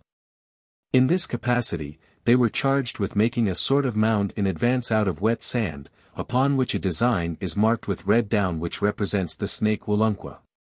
The real ceremony only commenced after nightfall. Towards 10 or 11 o'clock, the Uluru and Kingili men arrived on the ground, sat down on the mound and commenced to sing. Everyone was evidently very excited. A little later in the evening, the Uluru brought up their wives and gave them over to the Kingili, who had intercourse with them. Then the recently initiated young men were brought in and the whole ceremony was explained to them in detail, and until 3 o'clock in the morning singing went on without a pause. Then followed a scene of the wildest excitement. While fires were lighted on all sides, making the whiteness of the gum trees stand out sharply against the surrounding darkness, the Uluru knelt down one behind another beside the mound, then rising from the ground they went around it. With a movement in unison, their two hands resting upon their thighs, then a little farther on they knelt down again, and so on. At the same time they swayed their bodies, now to the right and now to the left, while uttering at each movement a piercing cry, a veritable yell, YRSH. YRSH. YRSH. In the meantime the Kingili, in a state of great excitement, clanged their boomerangs and their chief was even more agitated than his companions. When the procession of the Uluru had twice gone around the mound, quitting the kneeling position, they sat down and commenced to sing again. At moments the singing died away, then suddenly took up again. When day commenced to dawn, all leaped to their feet, the fires that had gone out were relighted and the Uluru, urged on by the Kingili, attacked the mound furiously with boomerangs, lances and clubs. In a few minutes it was torn to pieces. The fires died away and profound silence reigned again. A still more violent scene at which these same observers assisted was in connection with the fire ceremonies among the Warramunga. Commencing at nightfall, all sorts of processions, dances and songs had taken place by torchlight. The general effervescence was constantly increasing. At a given moment, 12 assistants each took a great lighted torch in their hands, and one of them holding his like a bayonet, charged into a group of natives. Blows were warded off with clubs and spears. A general melee followed. The men leaped and pranced about, uttering savage yells all the time. The burning torches continually came crashing down on the heads and bodies of the men, scattering lighted sparks in every direction. The smoke, the blazing torches, the showers of sparks falling in all directions and the masses of dancing, yelling men, say Spencer and Gillen, formed altogether a genuinely wild and savage scene of which it is impossible to convey any adequate idea in words. One can readily conceive how, when arrived at this state of exaltation, a man does not recognize himself any longer. Feeling himself dominated and carried away by some sort of an external power which makes him think and act differently than in normal times, he naturally has the impression of being himself no longer. It seems to him that he has become a new being. The decorations he puts on and the masks that cover his face figure materially in this interior transformation, and to a still greater extent, they aid in determining its nature. And as at the same time all his companions feel themselves transformed in the same way and express this sentiment by their cries, their gestures and their general attitude. Everything is just as though he really were transported into a special world, entirely different from the one where he ordinarily lives, and into an environment filled with exceptionally intense forces that take hold of him and metamorphose him. How could such experiences as these, especially when they are repeated every day, for weeks, fail to leave in him the conviction that there really exist two heterogeneous and mutually incomparable worlds? One is that where his daily life drags wearily along, but he cannot penetrate into the other without at once entering into relations with extraordinary powers that excite him to the point of frenzy. The first is the profane world, the second, that of sacred things. So it is in the midst of these effervescent social environments and out of this effervescence itself that the religious idea seems to be born. The theory that this is really its origin is confirmed by the fact that in Australia the really religious activity is almost entirely confined to the moments when these assemblies are held. To be sure, there is no people among whom the great solemnities of the cult are not more or less periodic. But in the more advanced societies, there is not, so to speak, a day when some prayer or offering is not addressed to the gods and some ritual act is not performed. But in Australia, on the contrary, apart from the celebrations of the clan and tribe, the time is nearly all filled with lay and profane occupations. Of course there are prohibitions that should be and are preserved even during these periods of temporal activity. It is never permissible to kill or eat freely of the totemic animal, at least in those parts where the interdiction has retained its original vigor, but almost no positive rites are then celebrated, and there are no ceremonies of any importance. These take place only in the midst of assembled groups. The religious life of the Australian passes through successive phases of complete lull and of superexcitation, and social life oscillates in the same rhythm. This puts clearly into evidence the bond uniting them to one another, but among the peoples called civilized, the relative continuity of the two blurs their relations. It might even be asked whether the violence of this contrast was not necessary to disengage the feeling of sacredness in its first form. By concentrating itself almost entirely in certain determined moments, the collective life has been able to attain its greatest intensity and efficacy, and consequently to give men a more active sentiment of the double existence they lead and of the double nature in which they participate. But this explanation is still incomplete. We have shown how the clan, by the manner in which it acts upon its members, awakens within them the idea of external forces which dominate them and exalt them. But we must still demand how it happens that these forces are thought of under the form of totems, that is to say, in the shape of an animal or plant. It is because this animal or plant has given its name to the clan and serves it as emblem. In fact, it is a well-known law that the sentiments aroused in us by something spontaneously attach themselves to the symbol which represents them. For us, black is a sign of mourning, it also suggests sad impressions and ideas. This transference of sentiments comes simply from the fact that the idea of a thing and the idea of its symbol are closely united in our minds. The result is that the emotions provoked by the one extend contagiously to the other.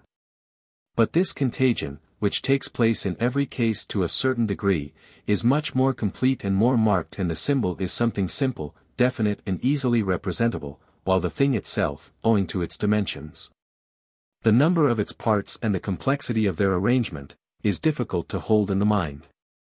For we are unable to consider an abstract entity, which we can represent only laboriously and confusedly, the source of the strong sentiments which we feel.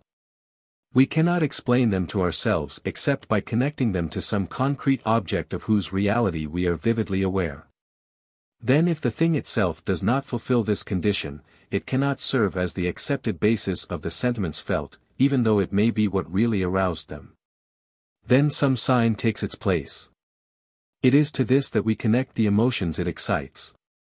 It is this which is loved, feared, respected, it is to this that we are grateful, it is for this that we sacrifice ourselves. The soldier who dies for his flag, dies for his country. But as a matter of fact, in his own consciousness, it is the flag that has the first place. It sometimes happens that this even directly determines action. Whether one isolated standard remains in the hands of the enemy or not does not determine the fate of the country, yet the soldier allows himself to be killed to regain it. He loses sight of the fact that the flag is only a sign, and that it has no value in itself, but only brings to mind the reality that it represents, it is treated as if it were this reality itself. Now the totem is the flag of the clan. It is therefore natural that the impressions aroused by the clan in individual minds, impressions of dependence and of increased vitality, should fix themselves to the idea of the totem rather than that of the clan, for the clan is too complex a reality to be represented clearly in all its complex unity by such rudimentary intelligences. More than that, the primitive does not even see that these impressions come to him from the group. He does not know that the coming together of a number of men associated in the same life results in disengaging new energies, which transform each of them. All that he knows is that he is raised above himself and that he sees a different life from the one he ordinarily leads. However, he must connect these sensations to some external object as their cause. Now what does he see about him? On every side those things which appeal to his senses and strike his imagination are the numerous images of the totem. They are the Waninga and the Nirtunja, which are symbols of the sacred being. They are Chiringa and bull-roarers, upon which are generally carved combinations of lines having the same significance. They are the decorations covering the different parts of his body, which are totemic marks. How could this image, repeated everywhere and in all sorts of forms, fail to stand out with exceptional relief in his mind? Placed thus in the center of the scene, it becomes representative. The sentiments experienced fix themselves upon it, for it is the only concrete object upon which they can fix themselves.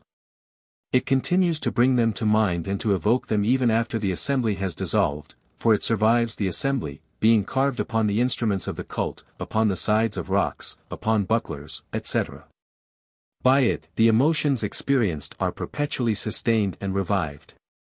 Everything happens just as if they inspired them directly. It is still more natural to attribute them to it for, since they are common to the group, they can be associated only with something that is equally common to all. Now the totemic emblem is the only thing satisfying this condition. By definition, it is common to all. During the ceremony, it is the center of all regards. While generations change, it remains the same, it is the permanent element of the social life.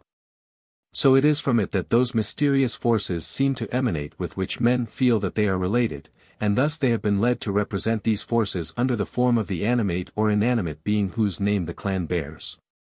When this point is once established, we are in a position to understand all that is essential in the totemic beliefs. Since religious force is nothing other than the collective and anonymous force of the clan, and since this can be represented in the mind only in the form of the totem, the totemic emblem is like the visible body of the god. Therefore, it is from it that those kindly or dreadful actions seem to emanate, which the cult seeks to provoke or prevent, consequently, it is to it that the cult is addressed. This is the explanation of why it holds the first place in the series of sacred things. But the clan, like every other sort of society, can live only in and through the individual consciousnesses that compose it. So if religious force, in so far as it is conceived as incorporated in the totemic emblem, appears to be outside of the individuals and to be endowed with a sort of transcendence over them, it, like the clan of which it is the symbol, can be realized only in and through them. In this sense, it is immanent in them and they necessarily represent it as such. They feel it present and active within them, for, it is this which raises them to a superior life. This is why men have believed that they contain within them a principle comparable to the one residing in the totem, and consequently, why they have attributed a sacred character to themselves, but one less marked than that of the emblem. It is because the emblem is the preeminent source of the religious life, the man participates in it only indirectly, as he is well aware. He takes into account the fact that the force that transports him into the world of sacred things is not inherent in him, but comes to him from the outside. But for still another reason, the animals or vegetables of the totemic species should have the same character, and even to a higher degree. If the totemic principle is nothing else than the clan, it is the clan thought of under the material form of the totemic emblem. Now this form is also that of the concrete beings whose name the clan bears. Owing to this resemblance, they could not fail to evoke sentiments analogous to those aroused by the emblem itself. Since the latter is the object of a religious respect, they too should inspire respect of the same sort and appear to be sacred. Having external forms so nearly identical, it would be impossible for the native not to attribute to them forces of the same nature. It is therefore forbidden to kill or eat the totemic animal, since its flesh is believed to have the positive virtues resulting from the rites. It is because it resembles the emblem of the clan, that is to say, it is in its own image. And since the animal naturally resembles the emblem more than the man does, it is placed on a superior rank in the hierarchy of sacred things. Between these two beings there is undoubtedly a close relationship, for they both partake of the same essence, both incarnate something of the totemic principle. However, since the principle itself is conceived under an animal form, the animal seems to incarnate it more fully than the man. Therefore, if men consider it and treat it as a brother, it is at least as an elder brother. But even if the totemic principle has its preferred seat in a determined species of animal or vegetable, it cannot remain localized there. A sacred character is to a high degree contagious. It therefore spreads out from the totemic being to everything that is closely or remotely connected with it. The religious sentiments inspired by the animal are communicated to the substances upon which it is nourished and which serve to make or remake its flesh and blood, to the things that resemble it, and to the different beings with which it has constant relations. Thus, little by little, subtotems are attached to the totems and from the cosmological systems expressed by the primitive classifications. At last, the whole world is divided up among the totemic principles of each tribe. We are now able to explain the origin of the ambiguity of religious forces as they appear in history, and how they are physical as well as human, moral as well as material. They are moral powers because they are made up entirely of the impressions this moral being, the group, arouses in those other moral beings, its individual members. They do not translate the manner in which physical things affect our senses, but the way in which the collective consciousness acts upon individual consciousnesses. Their authority is only one form of the moral ascendancy of society over its members. But, on the other hand, since they are conceived of under material forms, they could not fail to be regarded as closely related to material things. Therefore they dominate the two worlds. Their residence is in men, but at the same time they are the vital principles of things. They animate minds and discipline them, but it is also they who make plants grow and animals reproduce. It is this double nature which has enabled religion to be like the womb from which come all the leading germs of human civilization. Since it has been made to embrace all of reality, the physical world as well as the moral one, the forces that move bodies as well as those that move minds have been conceived in a religious form. That is how the most diverse methods and practices, both those that make possible the continuation of the moral life, law, morals, beaux-arts, and those serving the material life, the natural, technical and practical sciences, are either directly or indirectly derived from religion. 4. The first religious conceptions have often been attributed to feelings of weakness and dependence, of fear and anguish which seized men when they came into contact with the world.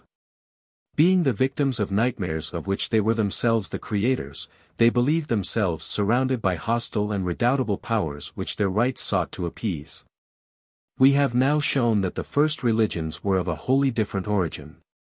The famous formula primus in orb deos fecit timor is in no way justified by the facts. The primitive does not regard his gods as foreigners, enemies or thoroughly and necessarily malevolent beings whose favors he must acquire at any price. Quite on the contrary, they are rather friends, kindred or natural protectors for him. Are these not the names he gives to the beings of the totemic species? The power to which the cult is addressed is not represented as soaring high above him and overwhelming him by its superiority. On the contrary, it is very near to him and confers upon him very useful powers which he could never acquire by himself. Perhaps the deity has never been nearer to men than at this period of history, when it is present in the things filling their immediate environment and is, in part, immanent in himself. In fine, the sentiments at the root of totemism are those of happy confidence rather than of terror and compression. If we set aside the funeral rites, the sober side of every religion, we find the totemic cult celebrated in the midst of songs, dances, and dramatic representations. As we shall see, cruel expiations are relatively rare. Even the painful and obligatory mutilations of the initiations are not of this character.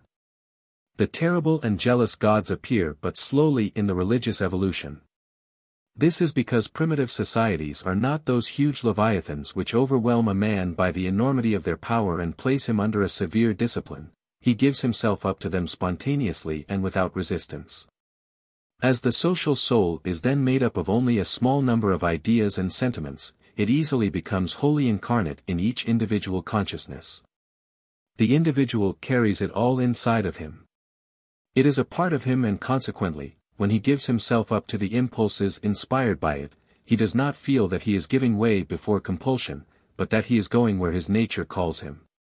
This way of understanding the origins of religious thought escapes the objections raised against the most accredited classical theories. We have seen how the naturists and animists pretend to construct the idea of sacred beings out of the sensations evoked in us by different phenomena of the physical or biological order. And we have shown how this enterprise is impossible and even self-contradictory. Nothing is worth nothing. The impressions produced in us by the physical world can, by definition, contain nothing that surpasses this world. Out of the visible, only the visible can be made. Out of that which is heard, we cannot make something not heard. Then, to explain how the idea of sacredness has been able to take form under these conditions, the majority of the theorists have been obliged to admit that men have superimposed upon reality, such as it is given by observation, an unreal world. Constructed entirely out of the fantastic images which agitate his mind during a dream, or else out of the frequently monstrous aberrations produced by the mythological imagination under the bewitching but deceiving influence of language. But it remained incomprehensible that humanity should have remained obstinate in these errors through the ages, for experience should have very quickly proven them false. But from our point of view, these difficulties disappear. Religion ceases to be an inexplicable hallucination and takes a foothold in reality. In fact, we can say that the believer is not deceived when he believes in the existence of a moral power upon which he depends and from which he receives all that is best in himself. This power exists, it is society. When the Australian is carried outside himself and feels a new life flowing within him whose intensity surprises him, he is not the dupe of an illusion. This exaltation is real and is really the effect of forces outside of and superior to the individual. It is true that he is wrong in thinking that this increase of vitality is the work of a power in the form of some animal or plant. But this error is merely in regard to the letter of the symbol by which this being is represented to the mind and the external appearance which the imagination has given it, and not in regard to the fact of its existence. Behind these figures and metaphors, be they gross or refined, there is a concrete and living reality. Thus religion acquires a meaning and a reasonableness that the most intransigent rationalist cannot misunderstand. Its primary object is not to give men a representation of the physical world, for if that were its essential task, we could not understand how it has been able to survive, for, on this side, it is scarcely more than a fabric of errors. Before all, it is a system of ideas with which the individuals represent to themselves the society of which they are members, and the obscure but intimate relations which they have with it. This is its primary function. And though metaphorical and symbolic, this representation is not unfaithful. Quite on the contrary, it translates everything essential in the relations which are to be explained, for it is an eternal truth that outside of us there exists something greater than us, with which we enter into communion. That is why we can rest assured in advance that the practices of the cult, whatever they may be, are something more than movements without importance and gestures without efficacy. By the mere fact that their apparent function is to strengthen the bonds attaching the believer to his God, they at the same time really strengthen the bonds attaching the individual to the society of which he is a member. Since the God is only a figurative expression of the society, we are even able to understand how the fundamental truth thus contained in religion has been able to compensate for the secondary errors which it almost necessarily implies. And how believers have consequently been restrained from tearing themselves off from it, in spite of the misunderstandings which must result from these errors. It is undeniably true that the recipes which it recommends that men use to act upon things are generally found to be ineffective. But these checks can have no profound influence, for they do not touch religion in its fundamentals. However, it may be objected that even according to this hypothesis, religion remains the object of a certain delirium. What other name can we give to that state when, after a collective effervescence, men believe themselves transported into an entirely different world from the one they have before their eyes? It is certainly true that religious life cannot attain a certain degree of intensity without implying a psychical exaltation not far removed from delirium. That is why the prophets, the founders of religions, the great saints, in a word, the men whose religious consciousness is exceptionally sensitive, very frequently give signs of an excessive nervousness that is even pathological. These physiological defects predestine them to great religious roles. The ritual use of intoxicating liquors is to be explained in the same way. Of course, this does not mean that an ardent religious faith is necessarily the fruit of the drunkenness and mental derangement which accompany it. But as experience soon informed people of the similarities between the mentality of a delirious person and that of a seer, they sought to open a way to the second by artificially exciting the first. But if, for this reason, it may be said that religion is not without a certain delirium, it must be added that this delirium, if it has the causes which we have attributed to it, is well founded. The images out of which it is made are not pure illusions like those the naturists and animists put at the basis of religion, they correspond to something in reality. Of course, it is only natural that the moral forces they express should be unable to affect the human mind powerfully without pulling it outside itself and without plunging it into a state that may be called ecstatic. Provided that the word be taken in its etymological sense, kappa sigma tau alpha sigma iota. But it does not follow that they are imaginary.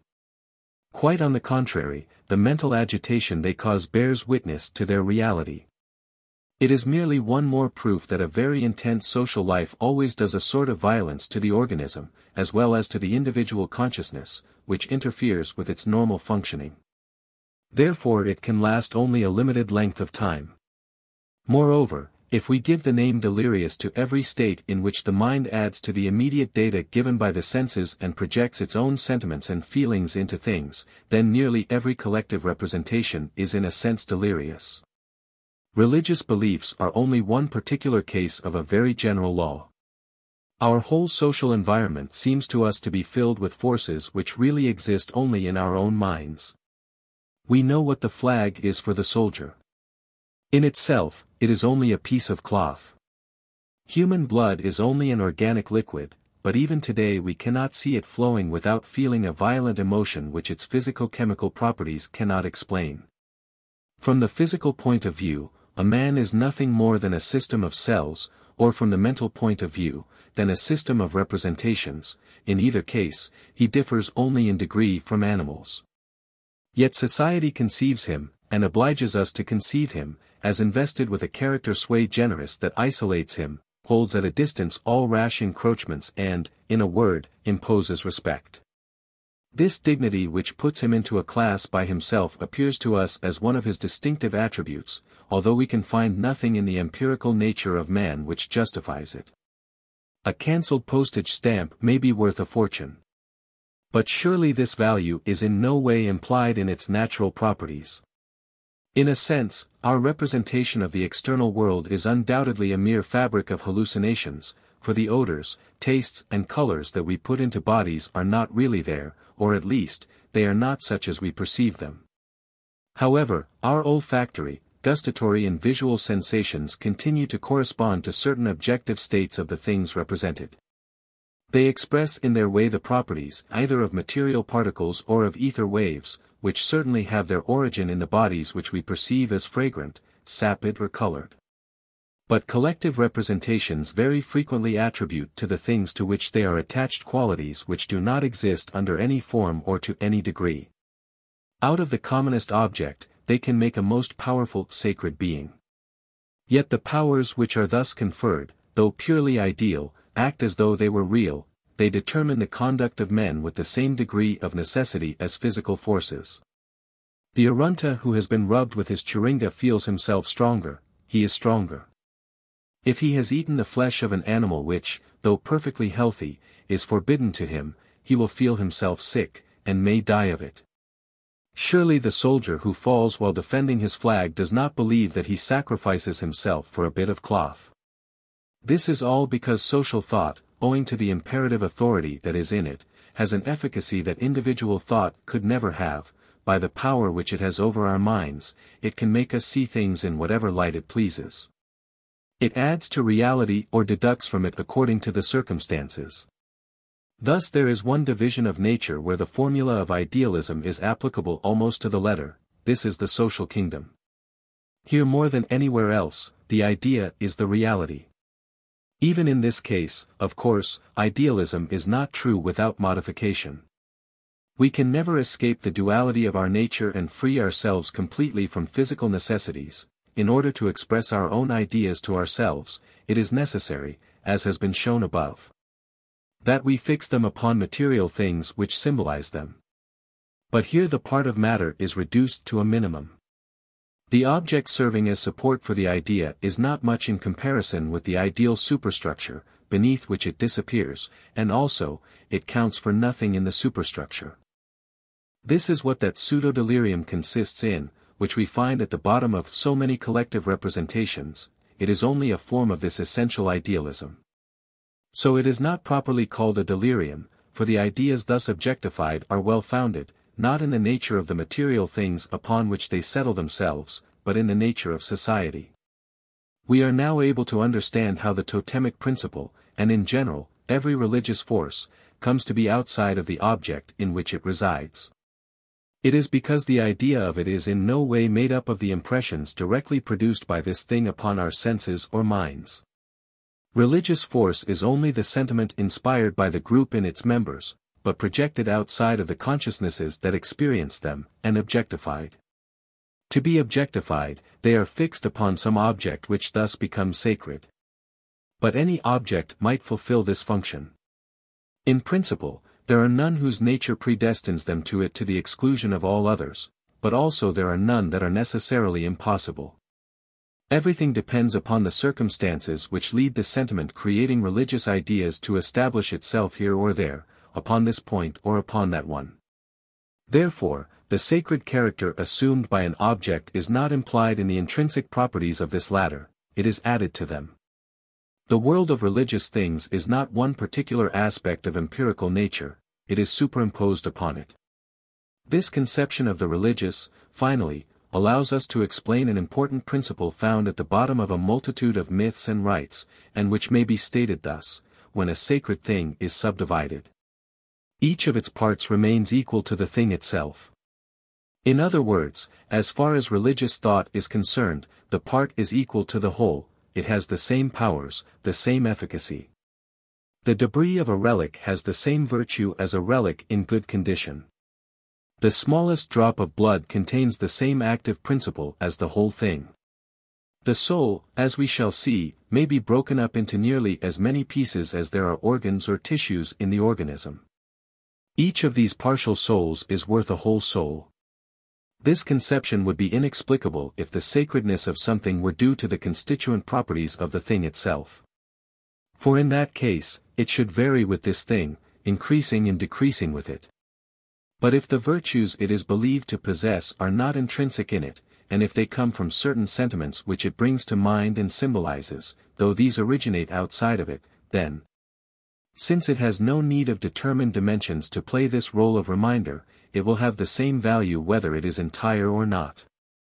Since the part makes us think of the whole, it evokes the same sentiments as the whole. A mere fragment of the flag represents the fatherland just as well as the flag itself, so it is sacred in the same way and to the same degree. V. But if this theory of totemism has enabled us to explain the most characteristic beliefs of this religion, it rests upon a fact not yet explained. When the idea of the totem, the emblem of the clan, is given, all the rest follows. But we must still investigate how this idea has been formed. This is a double question and may be subdivided as follows: what has led the clan to choose an emblem? And why have these emblems been borrowed from the animal and vegetable worlds, and particularly from the former? That an emblem is useful as a rallying center for any sort of a group it is superfluous to point out. By expressing the social unity in a material form, it makes this more obvious to all, and for that very reason the use of emblematic symbols must have spread quickly when once thought of. But more than that, this idea should spontaneously arise out of the conditions of common life, for the emblem is not merely a convenient process for clarifying the sentiment society has of itself, it also serves to create this sentiment. It is one of its constituent elements. In fact, if left to themselves, individual consciousnesses are closed to each other, they can communicate only by means of signs which express their internal states. If the communication established between them is to become a real communion, that is to say, a fusion of all particular sentiments into one common sentiment, the signs expressing them must themselves be fused into one single and unique resultant. It is the appearance of this that informs individuals that they are in harmony and makes them conscious of their moral unity.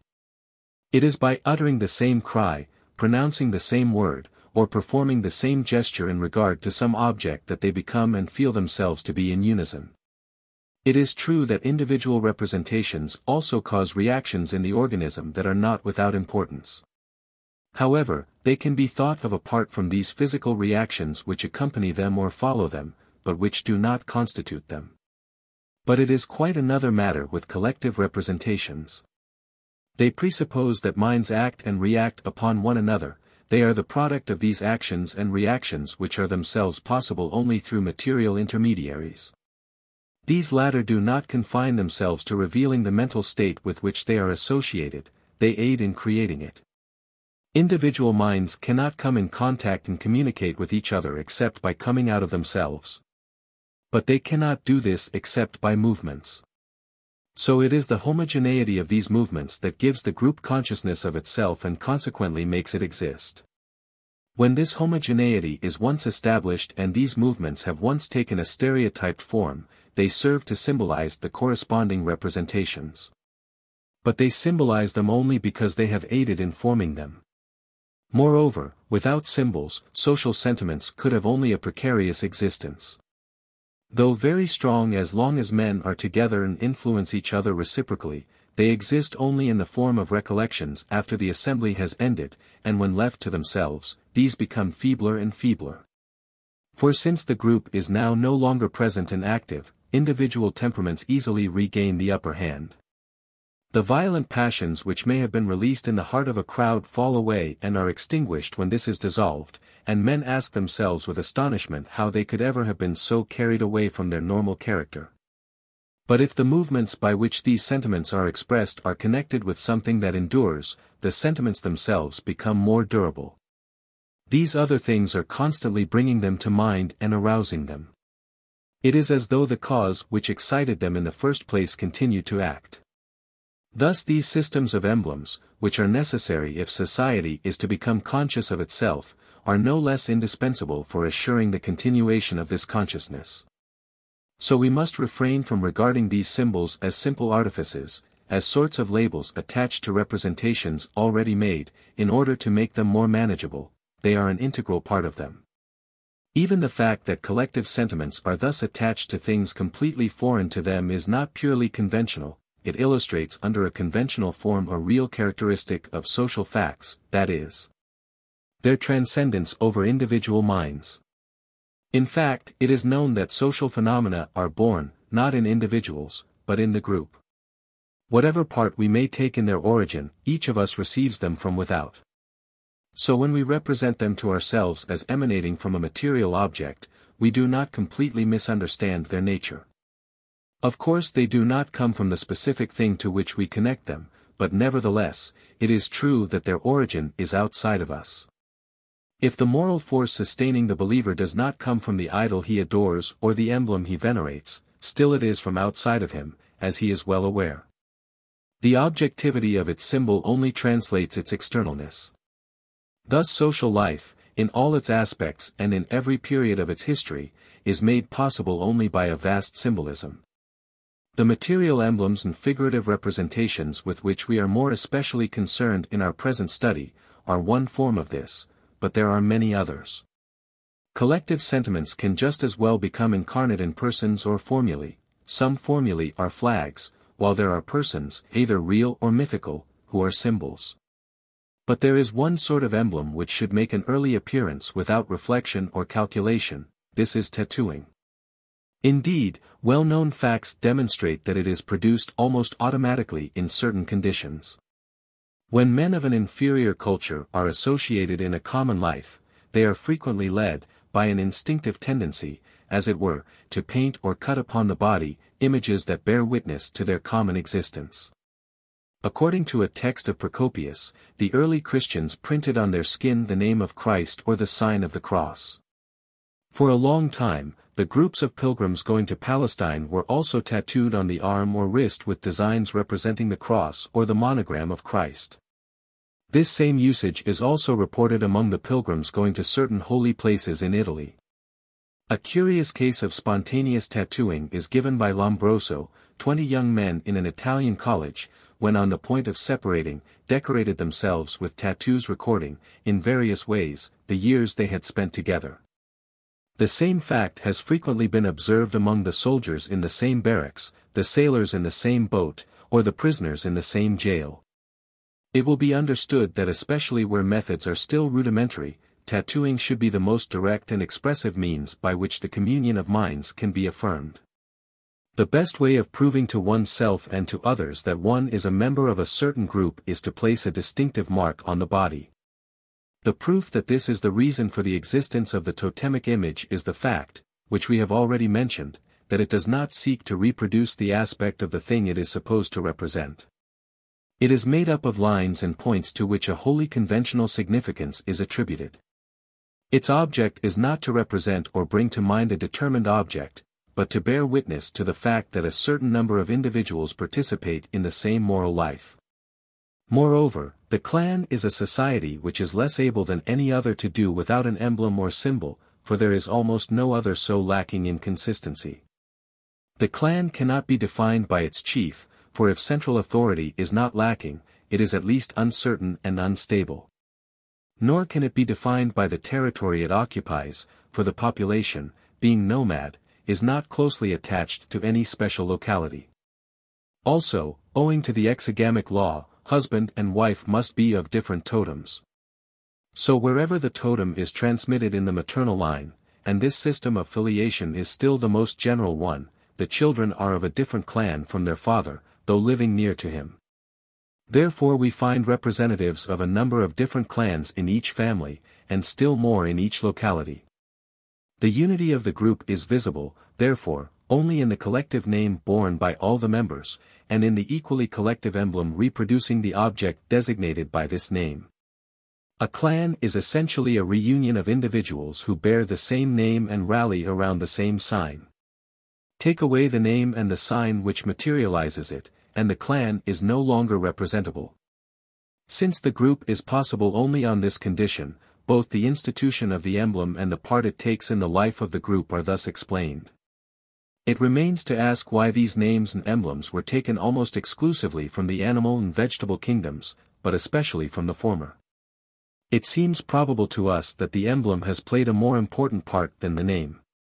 In any case, the written sign still holds a more central place in the life of the clan today than does the spoken sign.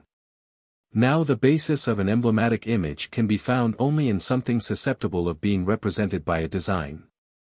On the other hand, these things had to be those with which the men of the clan were the most immediately and habitually coming in contact. Animals fulfilled this condition to a preeminent degree. For these nations of hunters and fishers, the animal constituted an essential element of the economic environment. In this connection plants had only a secondary place, for they can hold only a secondary place as food as long as they are not cultivated.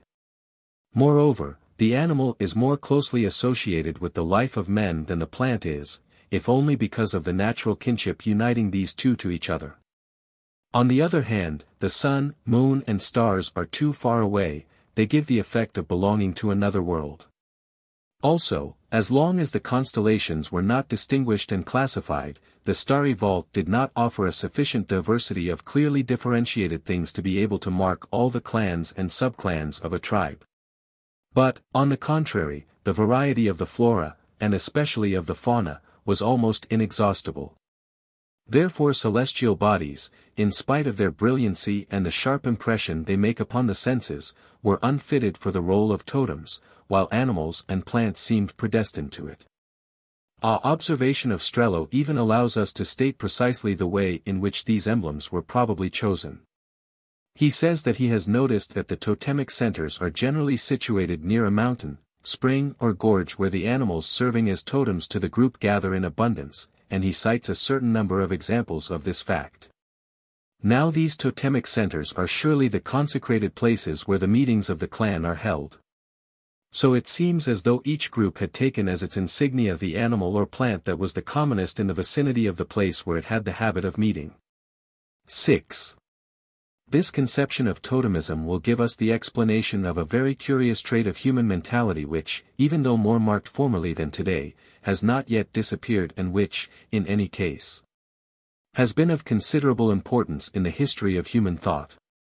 It will furnish still another occasion for showing how logical evolution is closely connected with religious evolution and how it, like this latter, depends upon social conditions. If there is one truth which appears to be absolutely certain today, it is that beings differing not only in their outward appearance but also in their most essential properties, such as minerals, plants, animals and men, cannot be considered equivalent and interchangeable. Long usage, which scientific culture has still more firmly embedded in our minds, has taught us to establish barriers between the kingdoms, whose existence transformism itself does not deny. For though this admits that life may have arisen from non-living matter and men from animals, still, it does not fail to recognize the fact that living beings, once formed, are different from minerals, and men different from animals. Within each kingdom the same barriers separate the different classes. We cannot conceive of one mineral having the same distinctive characteristics as another, or of one animal species having those of another species. But these distinctions, which seem so natural to us, are in no way primitive. In the beginning, all the kingdoms are confounded with each other. Rocks have a sex, they have the power of begetting. The sun, moon and stars are men or women who feel and express human sentiments, while men, on the contrary, are thought of as animals or plants. This state of confusion is found at the basis of all mythologies. Hence comes the ambiguous character of the beings portrayed in the mythologies. They can be classified in no definite group, for they participate at the same time in the most opposed groups. It is also readily admitted that they can go from one into another, and for a long time men believed that they were able to explain the origin of things by these transmutations. That the anthropomorphic instinct, with which the animists have endowed primitive men, cannot explain their mental condition is shown by the nature of the confusions of which they are guilty.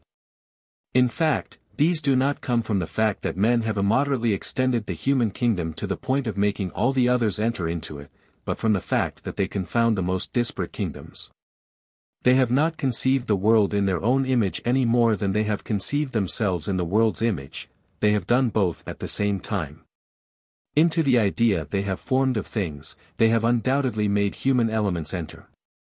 But into the idea they have formed of themselves, they have made enter elements coming from things. Yet there is nothing in experience which could suggest these connections and confusions. As far as the observation of the senses is able to go, everything is different and disconnected. Nowhere do we really see beings mixing their natures and metamorphosing themselves into each other. It is therefore necessary that some exceptionally powerful cause should have intervened to transfigure reality in such a way as to make it appear under an aspect that is not really its own. It is religion that was the agent of this transfiguration. It is religious beliefs that have substituted for the world, as it is perceived by the senses, another different one. This is well shown by the case of totemism. The fundamental thing in this religion is that the men of the clan and the different beings whose form the totemic emblems reproduce pass as being made of the same essence. Now when this belief was once admitted, the bridge between the different kingdoms was already built. The man was represented as a sort of animal or plant. The plants and animals were thought of as the relatives of men, or rather, all these beings, so different for the senses, were thought of as participating in a single nature. So this remarkable aptitude for confusing things that seem to be obviously distinct comes from the fact that the first forces with which the human intellect has peopled the world were elaborated by religion. Since these were made up of elements taken from the different kingdoms, men conceived a principle common to the most heterogeneous things, which thus became endowed with a soul and single essence. But we also know that these religious conceptions are the result of determined social causes. Since the clan cannot exist without a name and an emblem, and since this emblem is always before the eyes of men, it is upon this, and the objects whose image it is, that the sentiments which society arouses in its members are fixed. Men were thus compelled to represent the collective force, whose action they felt, in the form of the thing serving as flag to the group. Therefore, in the idea of this force were mixed up the most different kingdoms. In one sense, it was essentially human, since it was made up of human ideas and sentiments, but at the same time, it could not fail to appear as closely related to the animate or inanimate beings who gave it its outward form. Moreover, the cause whose action we observe here is not peculiar to totemism. There is no society where it is not active. In a general way, a collective sentiment can become conscious of itself only by being fixed upon some material object. But by this very fact, it participates in the nature of this object, and reciprocally, the object participates in its nature. So it was social necessity which brought about the fusion of notions appearing distinct at first, and social life has facilitated this fusion by the great mental effervescences it determines. This is one more proof that logical understanding is a function of society, for it takes the forms and attitudes that this latter presses upon it. It is true that this logic is disconcerting for us. Yet we must be careful not to depreciate it. Howsoever crude it may appear to us, it has been an aid of the greatest importance in the intellectual evolution of humanity. In fact, it is through it that the first explanation of the world has been made possible. Of course, the mental habits it implies prevented men from seeing reality as their senses show it to them. But as they show it, it has the grave inconvenience of allowing of no explanation. For to explain is to attach things to each other and to establish relations between them which make them appear to us as functions of each other and as vibrating sympathetically according to an internal law founded in their nature. But sensations, which see nothing except from the outside, could never make them disclose these relations and internal bonds. The intellect alone can create the notion of them. When I learn that A regularly precedes B, my knowledge is increased by a new fact, but my intelligence is not at all satisfied with a statement which does not show its reason. I commence to understand only if it is possible for me to conceive B in a way that makes it appear to me as something that is not foreign to A, and as united to A by some relation of kinship. The great service that religions have rendered to thought is that they have constructed a first representation of what these relations of kinship between things may be. In the circumstances under which it was attempted, the enterprise could obviously attain only precarious results. But then, does it ever attain any that are definite, and is it not always necessary to reconsider them? And also, it is less important to succeed than to try. The essential thing was not to leave the mind enslaved to visible appearances, but to teach it to dominate them and to connect what the senses separated. For from the moment when men have an idea that there are internal connections between things, science and philosophy become possible. Religion opened up the way for them. But if it has been able to play this part, it is only because it is a social affair.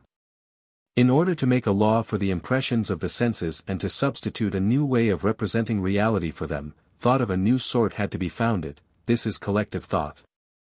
If this alone has had this efficacy, it is because of the fact that to create a world of ideals through which the world of experienced realities would appear transfigured, a superexcitation of the intellectual forces was necessary.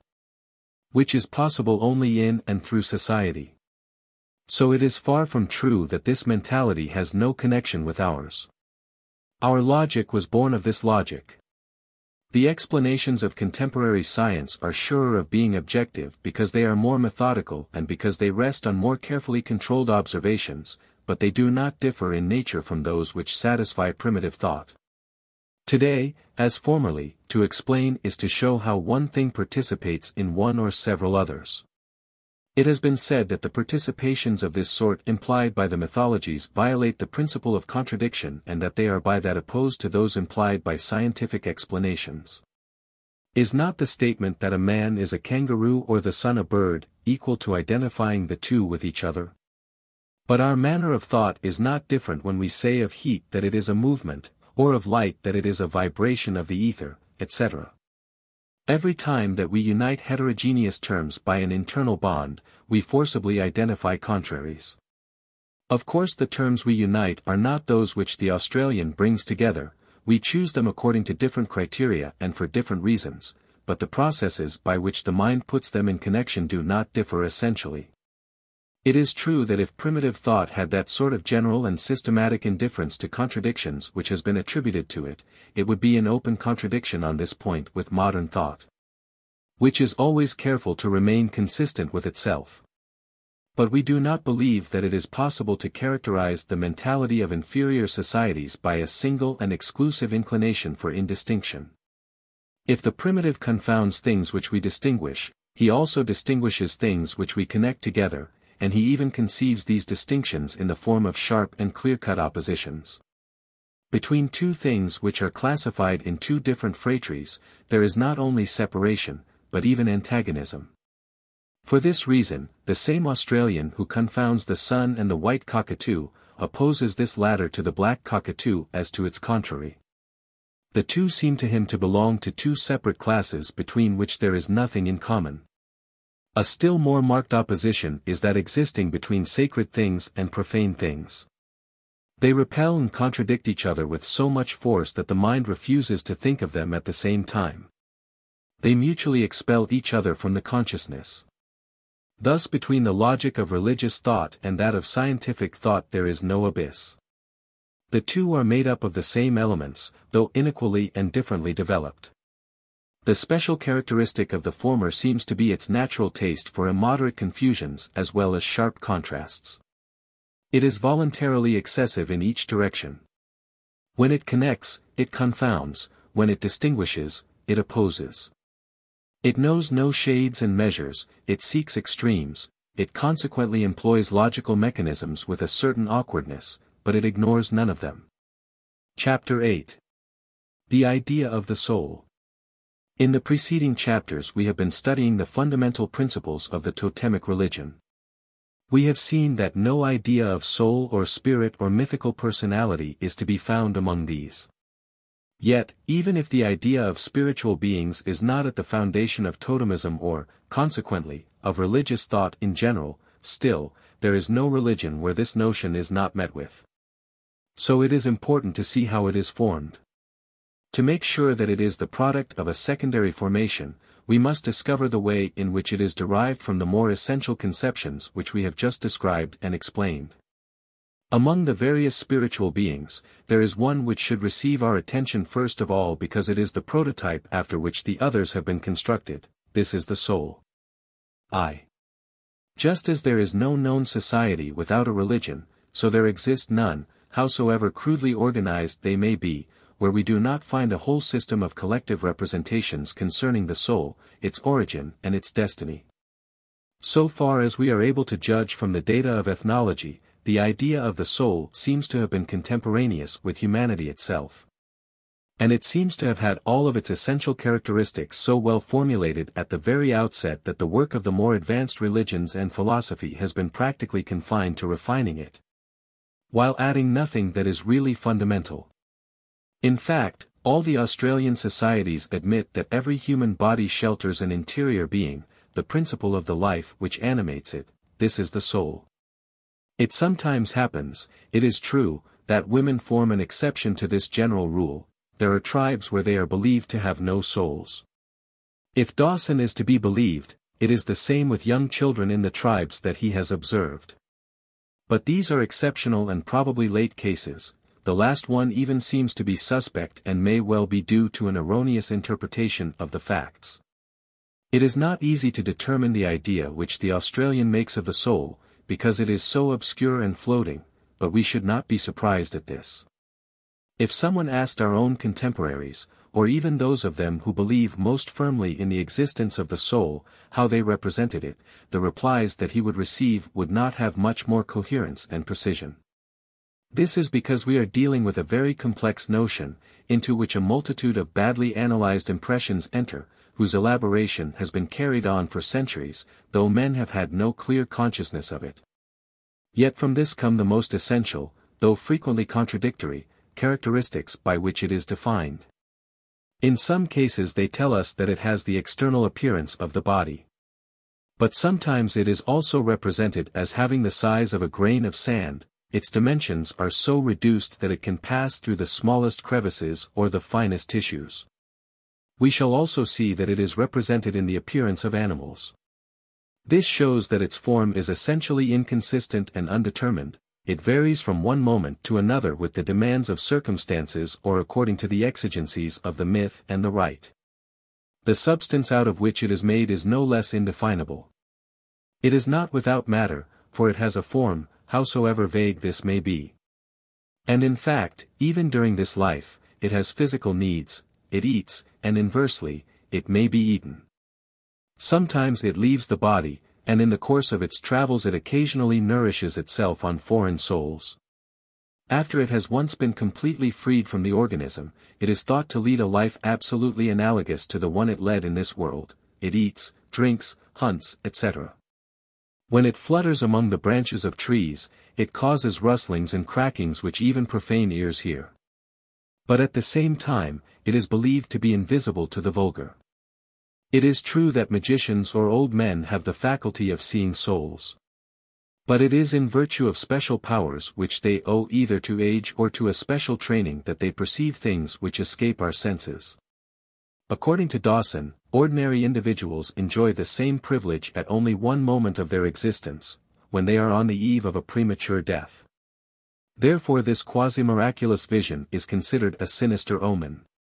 Now, invisibility is generally considered one of the signs of spirituality.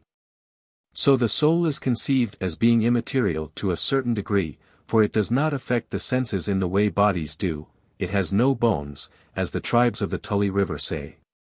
In order to conciliate all these opposed characteristics, they represent it as made of some infinitely rare and subtle matter, like something ethereal, and comparable to a shadow or breath. It is distinct and independent of the body, for during this life it can leave it at any moment. It does leave it during sleep, fainting spells, etc.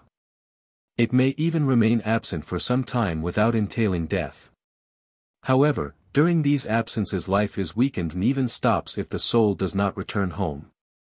But it is especially at death that this distinction and independence manifest themselves with the greatest clarity.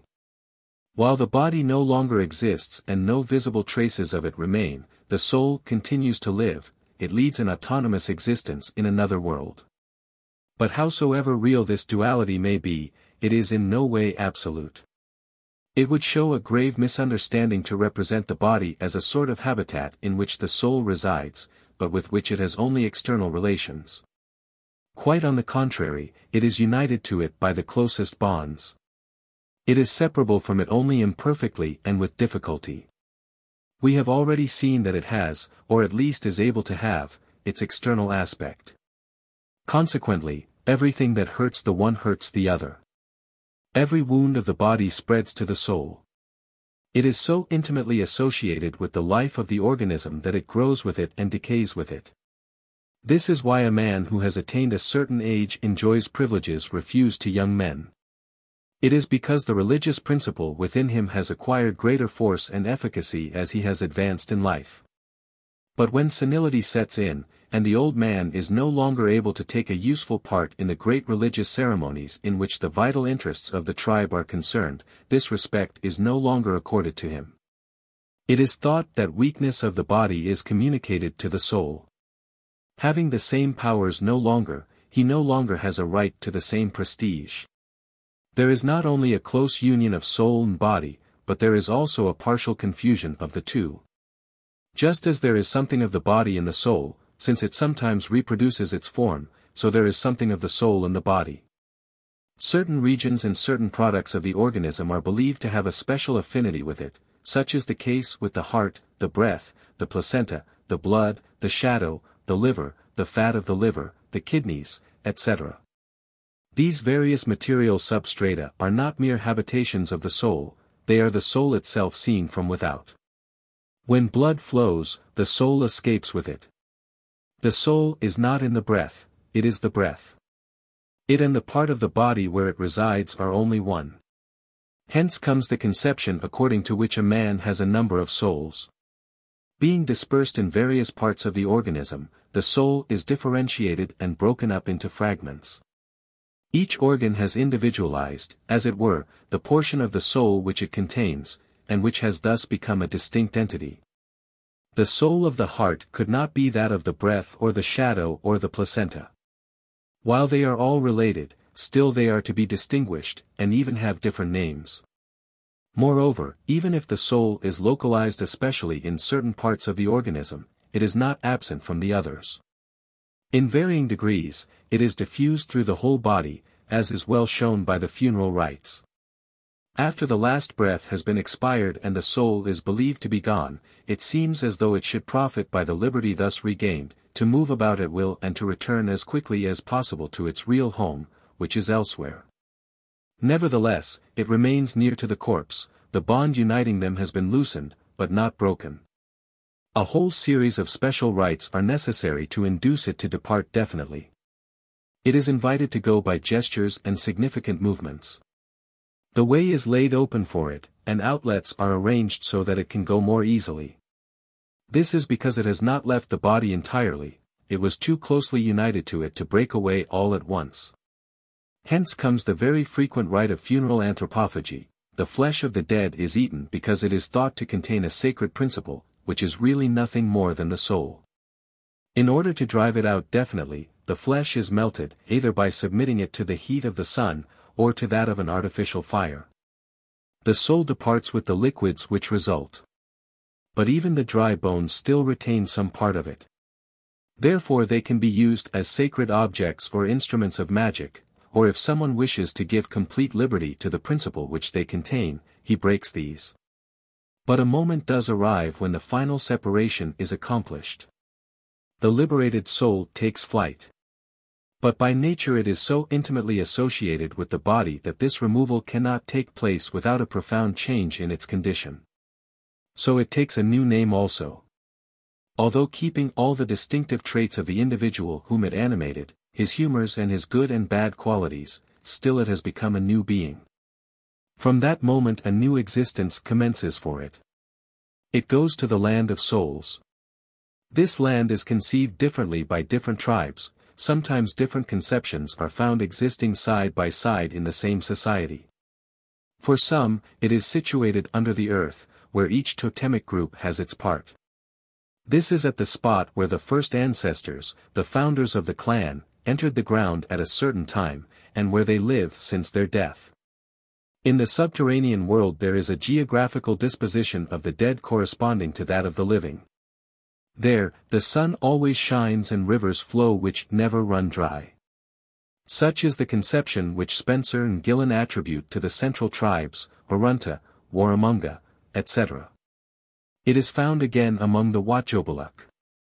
In other places, all the dead, no matter what their totems may have been, are believed to live together in the same place, which is more or less vaguely localized as beyond the sea, in an island, or on the shores of a lake.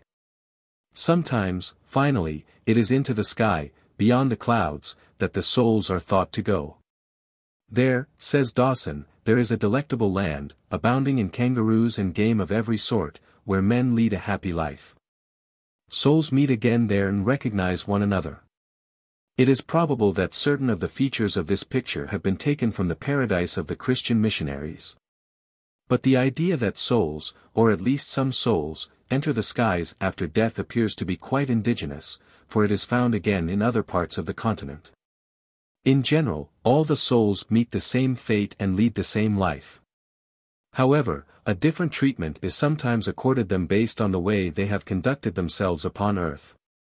And we can see the first outlines of these two distinct and even opposed compartments into which the world to come will later be divided. The souls of those who have excelled, during life, as hunters, warriors, dancers, etc., are not confounded with the common horde of the others, a special place is granted to them. Sometimes, this is the sky. Strello even says that according to one myth, the souls of the wicked are devoured by dreadful spirits, and destroyed. Nevertheless, these conceptions always remain very vague in Australia. They begin to have a clarity and determination only in the more advanced societies, such as those of America. 2. Such are the beliefs relative to the soul and its destiny, in their most primitive form, and reduced to their most essential traits. We must now attempt to explain them. What is it that has been able to lead men into thinking that there are two beings in them, one of which possesses these very special characteristics which we have just enumerated?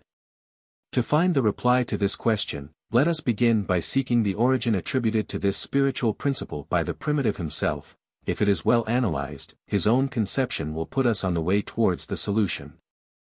Following out the method which we have set before ourselves, we shall study these ideas in a determined group of societies where they have been observed with an especial precision. These are the tribes of Central Australia. Though not narrow, the area of our observations will be limited. But there is good reason for believing that these same ideas are quite generally held, in various forms, even outside of Australia. It is also to be noted that the idea of the soul, as it is found among these central tribes, does not differ specifically from the one found in other tribes. It has the same essential characteristics everywhere. As one effect always has the same cause, we may well think that this idea, which is everywhere the same, does not result from one cause here and another there. So the origin which we shall be led to attribute to it as a result of our study of these particular tribes with which we are going to deal, ought to be equally true for the others. These tribes will give us a chance to make an experiment, as it were, whose results, like those of every well-made experiment, are susceptible of generalization. The homogeneity of the Australian civilization would of itself be enough to justify this generalization, but we shall be careful to verify it afterwards with facts taken from other peoples, both in Australia and America. As the conceptions which are going to furnish us with the basis of our demonstration have been reported in different terms by Spencer and Gillen on the one hand and Strello on the other, we must give these two versions one after the other. We shall see that when they are well understood, they differ in form more than in matter, and that they both have the same sociological significance. According to Spencer and Gillen, the souls which, in each generation, come to animate the bodies of newly born children, are not special and original creations. All these tribes hold that there is a definite stock of souls, whose number cannot be augmented at all, and which reincarnate themselves periodically. When an individual dies, his soul quits the body in which it dwelt, and after the mourning is accomplished, it goes to the land of the souls. But after a certain length of time, it returns to incarnate itself again, and these reincarnations are the cause of conception and birth. At the beginning of things, it was these fundamental souls which animated the first ancestors, the founders of the clan. At an epoch, beyond which the imagination does not go and which is considered the very beginning of time, there were certain beings who were not derived from any others. For this reason, the Arunta call them the Alcharangamagina, the uncreated ones, those who exist from all eternity, and, according to Spencer and Gillen, they give the name Alcharinga to the period when these fabulous beings are thought to have lived. Being organized in totemic clans just as the men of today are, they passed their time in travels, in the course of which they accomplished all sorts of prodigious actions, the memory of which is preserved in the myths. But a moment arrived when this terrestrial life came to a close, singly or in groups, they entered into the earth. But their souls live forever, they are immortal. They even continue to frequent the places where the existence of their former hosts came to an end. Moreover, owing to the memories attached to them, these places have a sacred character. It is here that the Oknanakilla are located, the sorts of sanctuaries where the Chiringa of the clan is kept, and the centers of the different totemic cults. When one of the souls which wander about these sanctuaries enters into the body of a woman, the result is a conception and later a birth. So each individual is considered as a new appearance of a determined ancestor. It is this ancestor himself, come back in a new body and with new features. Now, what were these ancestors? In the first place, they were endowed with powers infinitely superior to those possessed by men today, even the most respected old men and the most celebrated magicians. They are attributed virtues which we may speak of as miraculous. They could travel on, or above, or beneath the ground. By opening a vein in the arm, each of them could flood whole tracts of country or cause level plains to arise. In rocky ranges they could make pools of water spring into existence, or could make deep gorges and gaps through which to traverse the ranges, and where they planted their sacred poles, Nertunja, their rocks or trees arose to mark the spot. It is they who gave the earth the form it has at present. They created all sorts of beings, both men and animals. They are nearly gods. So their souls also have a divine character. And since the souls of men are these ancestral souls reincarnated in the human body, these are sacred beings too. In the second place, these ancestors were not men in the proper sense of the word, but animals or vegetables, or perhaps mixed beings in which the animal or vegetable element predominated, in the Alcheringa, say Spencer and Gillen. Lived ancestors who, in the native mind, are so intimately associated with the animals or plants the name of which they bear that an Alcheringa man of, say, the kangaroo totem may sometimes be spoken of either as a man-kangaroo or a kangaroo man. The identity of the human individual is often sunk in that of the animal or plant from which he is supposed to have originated. Their immortal souls necessarily have the same nature. In them, also, the human element is wedded to the animal element, with a certain tendency for the latter to predominate over the former. So they are made of the same substance as the totemic principle, for we know that the special characteristic of this is to present this double nature, and to synthesize and confound the two realms in itself. Since no other souls than these exist, we reach the conclusion that, in a general way, the soul is nothing other than the totemic principle incarnate in each individual. And there is nothing to surprise us in this derivation. We already know that this principle is immanent in each of the members of the clan. But in penetrating into these individuals, it must inevitably individualize itself. Because the consciousnesses, of which it becomes thus an integral part, differ from each other, it differentiates itself according to their image. Since each has its own physiognomy, it takes a distinct physiognomy in each. Of course it remains something outside of and foreign to the man, but the portion of it which each is believed to possess cannot fail to contract close affinities with the particular subject in which it resides. It becomes his to a certain extent.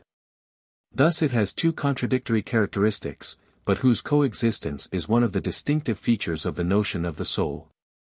Today, as formerly, the soul is what is best and most profound in ourselves, and the preeminent part of our being. Yet it is also a passing guest which comes from the outside, which leads in us an existence distinct from that of the body, and which should one day regain its entire independence. In a word, just as society exists only in and through individuals, the totemic principle exists only in and through the individual consciousnesses whose association forms the clan. If they did not feel it in them, it would not exist. It is they who put it into things. So it must of necessity be divided and distributed among them. Each of these fragments is a soul. A myth which is found in a rather large number of the societies of the center, and which, moreover, is only a particular form of the preceding ones, shows even better that this is really the matter out of which the idea of the soul is made. In these tribes, tradition puts the origin of each clan, not in a number of ancestors, but in only two, or even in one. This unique being, as long as he remained single, contained the totemic principle within him integrally, for at this moment there was nothing to which this principle could be communicated. Now, according to this same tradition, all the human souls which exist, both those which now animate the bodies of men and those which are at present unemployed, being held in reserve for the future, have issued from this unique personage. They are made of his substance. While traveling over the surface of the ground, or moving about, or shaking himself, he made them leave his body and planted them in the various places he is believed to have passed over. Is this not merely a symbolic way of saying that they are parts of the totemic divinity? But this conclusion presupposes that the tribes of which we have just been speaking admit the doctrine of reincarnation. Now according to Strello, this doctrine is unknown to the Arunta, the society which Spencer and Gillen have studied the longest and the best. If, in this particular case, these two observers have misunderstood things to such an extent, their whole testimony would become suspect. So it is important to determine the actual extent of this divergence. According to Strello, after the soul has once been definitely freed from the body by the rites of mourning, it never reincarnates itself again. It goes off to the isles of the dead, where it passes its days in sleeping and its nights in dancing, until it returns again to earth. Then it comes back into the midst of the living and plays the role of protecting genius to the young sons, or if such are lacking, to the grandsons whom the dead man left behind him. It enters their body and aids their growth. It remains thus in the midst of its former family for a year or two, after which it goes back to the land of the souls. But after a certain length of time it goes away once more to make another sojourn upon earth, which is to be the last. A time will come when it must take up again, and with no hope of return this time, the route to the isles of the dead. Then, after various incidents, the details of which it is useless to relate, a storm will overtake it, in the course of which it will be struck by a flash of lightning. Thus its career is definitely terminated. So it cannot reincarnate itself. Nor can conceptions and births be due to the reincarnation of souls which periodically commence new existences in new bodies. It is true that Strello, as Spencer and Gillen, declares that for the Arunta commerce of the sexes is in no way the determining condition of generation, which is considered the result of mystic operations. But different from the ones which the other observers told us about. It takes place in one or the other of the two following ways. Wherever an ancestor of the Alcharinga times is believed to have entered into the ground, there is either a stone or a tree representing his body. The tree or rock which has this mystic relation with the departed hero is called Nanja according to Spencer and Gillen, or Ngara according to Strello. Sometimes it is a water hole which is believed to have been formed in this way.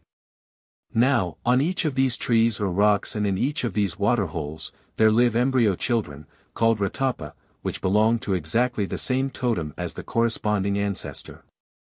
For example, on a gum tree representing an ancestor of the kangaroo totem there are Ratapa, all of which have the kangaroo as their totem.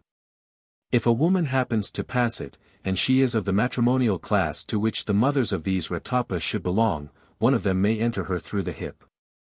The woman learns of this act by the characteristic pains which are the first symptoms of pregnancy.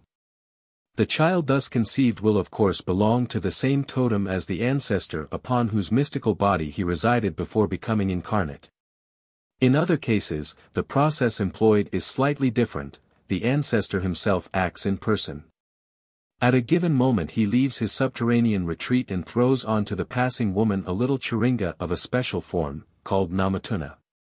The Churinga enters the body of the woman and takes a human form there, while the ancestor disappears again into the earth.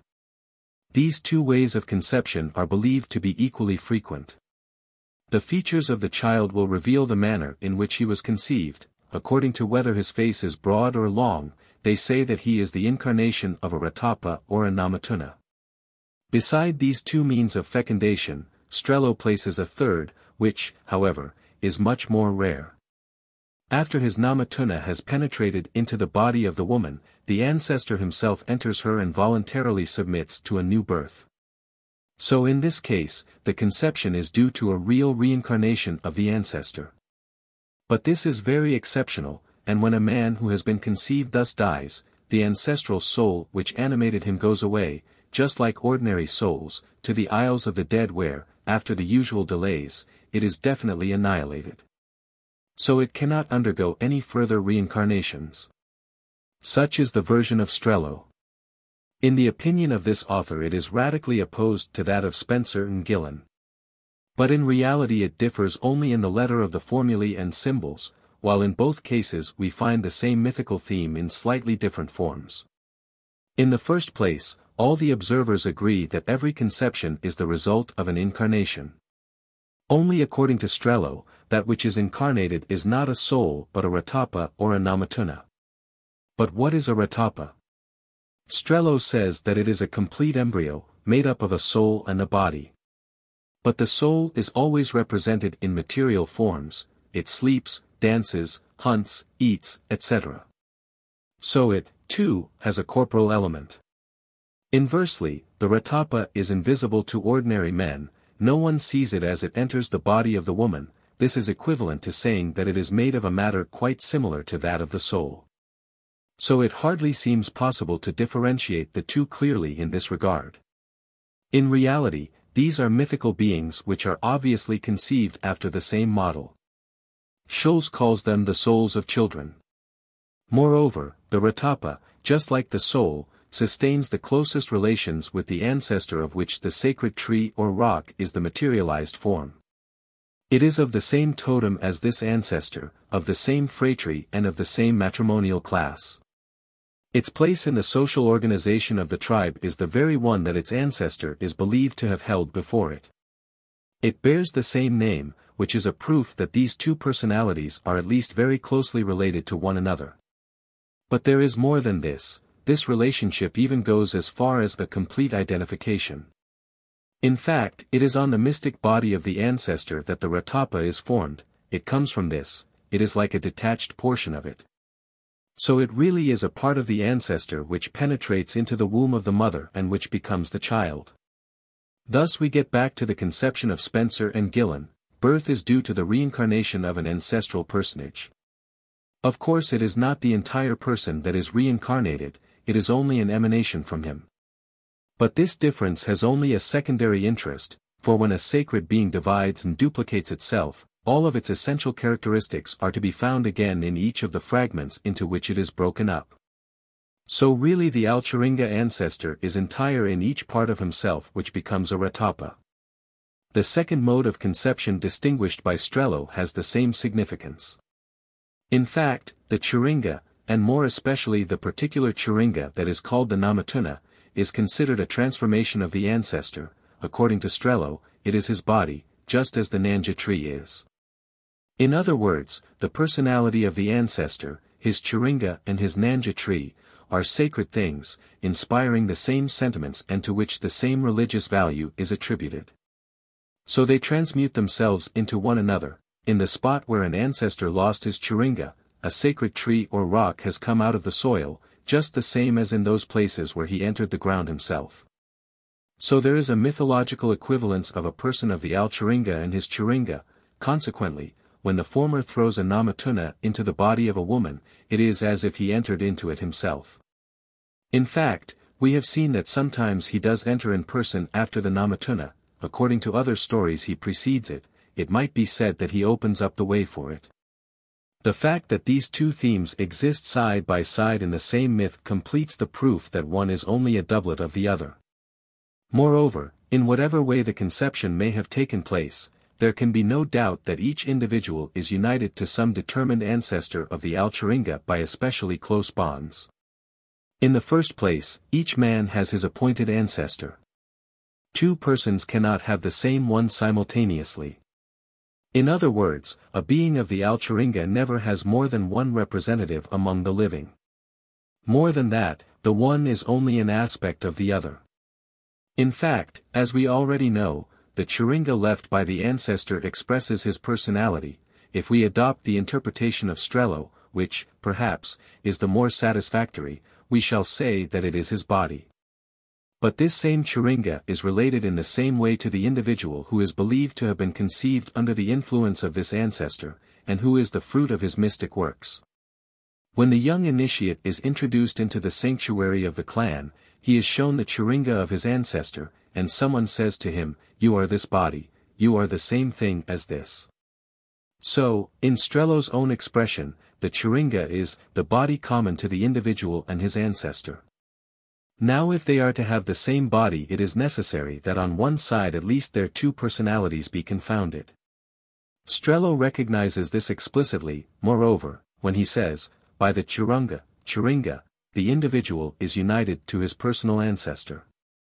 So for Strello as well as for Spencer and Gillen, there is a mystic, religious principle in each newborn child, which emanates from an ancestor of the Alcharinga. It is this principle which forms the essence of each individual, therefore it is his soul, or in any case the soul is made of the same matter and the same substance. Now it is only upon this one fundamental fact that we have relied in determining the nature and origin of the idea of the soul. The different metaphors by means of which it may have been expressed have only a secondary interest for us. Far from contradicting the data upon which our theory rests, the recent observations of Strello bring new proofs confirming it. Our reasoning consisted in inferring the totemic nature of the human soul from the totemic nature of the ancestral soul, of which the former is an emanation and a sort of replica. Now, some of the new facts which we owe to Strello show this character of both even more categorically than those we had at our disposal before due. In the first place, Strello, like Spencer and Gillen, insists on the intimate relations uniting each ancestor to an animal, to a plant, or to some other natural object. Some of these Alcheringa, these are Spencer and Gillen's men of the Alcheringa, should, he says, be manifested directly as animals, others take the animal form in a way.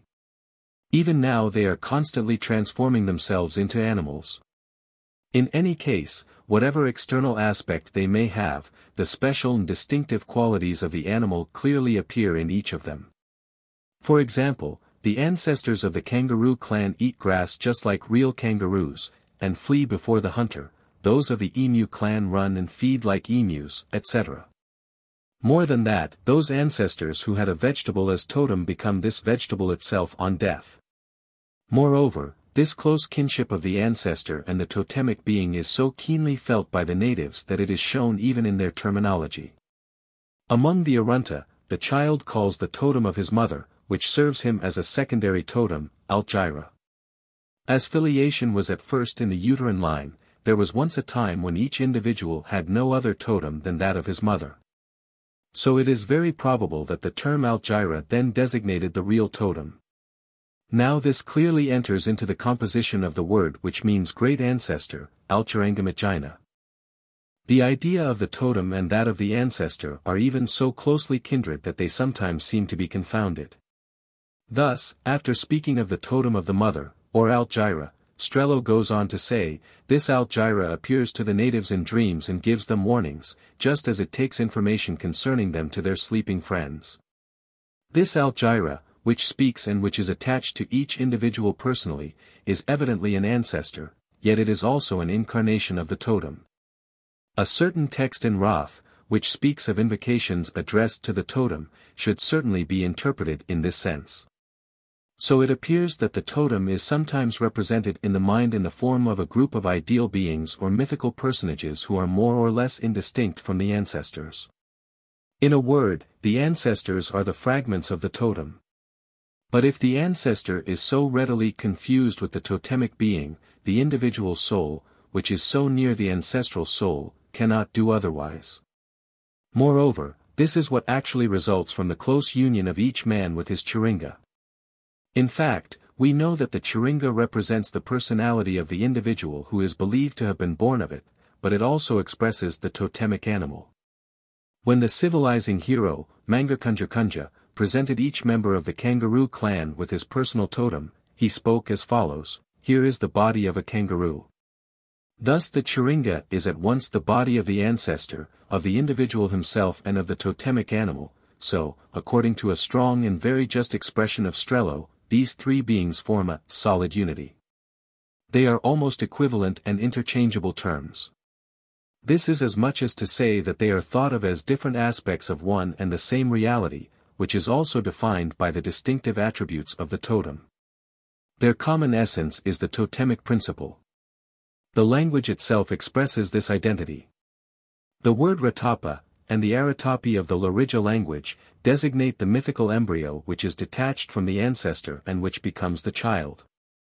Now these same words also designate the totem of this same child, such as is determined by the spot where the mother believes that she conceived. 3.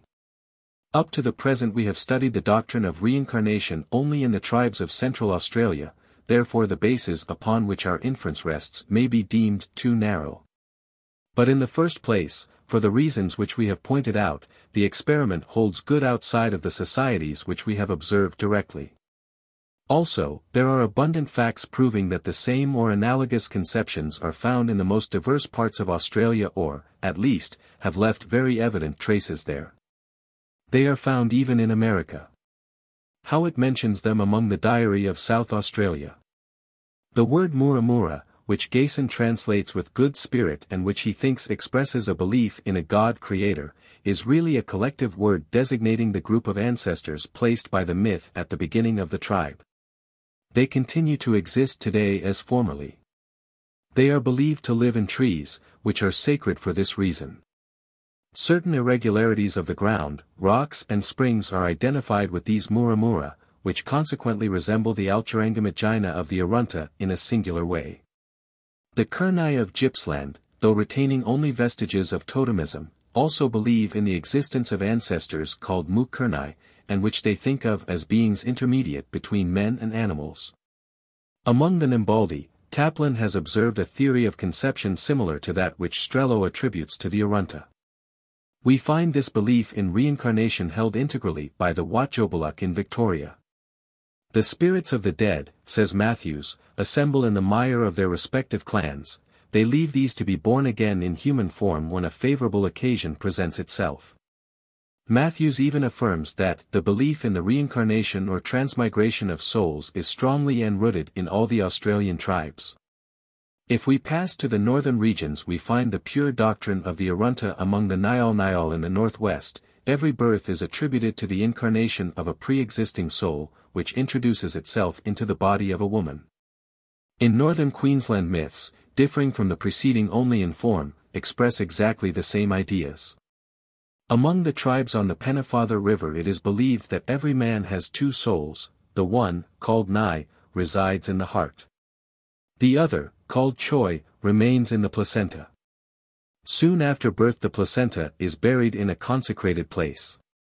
A particular genius, named Anjay, who has charge of the phenomena of procreation, comes to get this Choi and keeps it until the child, being grown up, is married. When the time comes to give him a son, Anjay takes a bit of the Choi of this man, places it in the embryo he is making, and inserts it into the womb of the mother. So it is out of the soul of the father that of the child is made. It is true that the child does not receive the paternal soul integrally at first, for the Nai remains in the heart of the father as long as he lives. But when he dies the Nai, being liberated, also incarnates itself in the bodies of the children. If there are several children it is divided equally among them. Thus there is a perfect spiritual continuity between the generations. It is the same soul which is transmitted from a father to his children and from these to their children, and this unique soul, always remaining itself in spite of its successive divisions and subdivisions, is the one which animated the first ancestor at the beginning of all things. Between this theory and the one held by the central tribes there is only one difference of any importance. This is that the reincarnation is not the work of the ancestors themselves but that of a special genius who takes charge of this function professionally. But it seems probable that this genius is the product of a syncretism which has fused the numerous figures of the first ancestors into one single being. This hypothesis is at least made probable by the fact that the words Anjay and Anger are evidently very closely related. Now the second designates the first man, the original ancestor from whom all men are descended.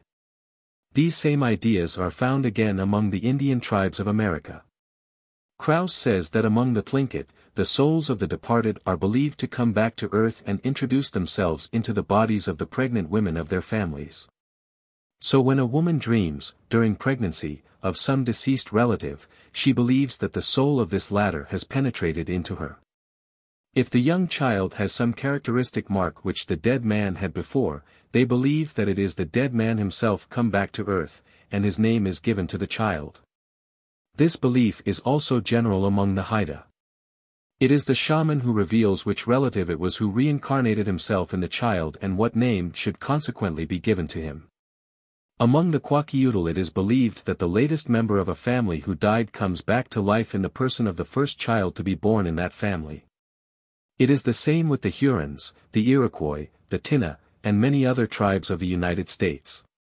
The universality of these conceptions extends, of course, to the conclusion which we have deduced from them, that is, to the explanation of the idea of the soul which we have proposed. Its general acceptability is also proved by the following facts. We know that each individual contains within him something of that anonymous force which is diffused in the sacred species. He is a member of this species himself.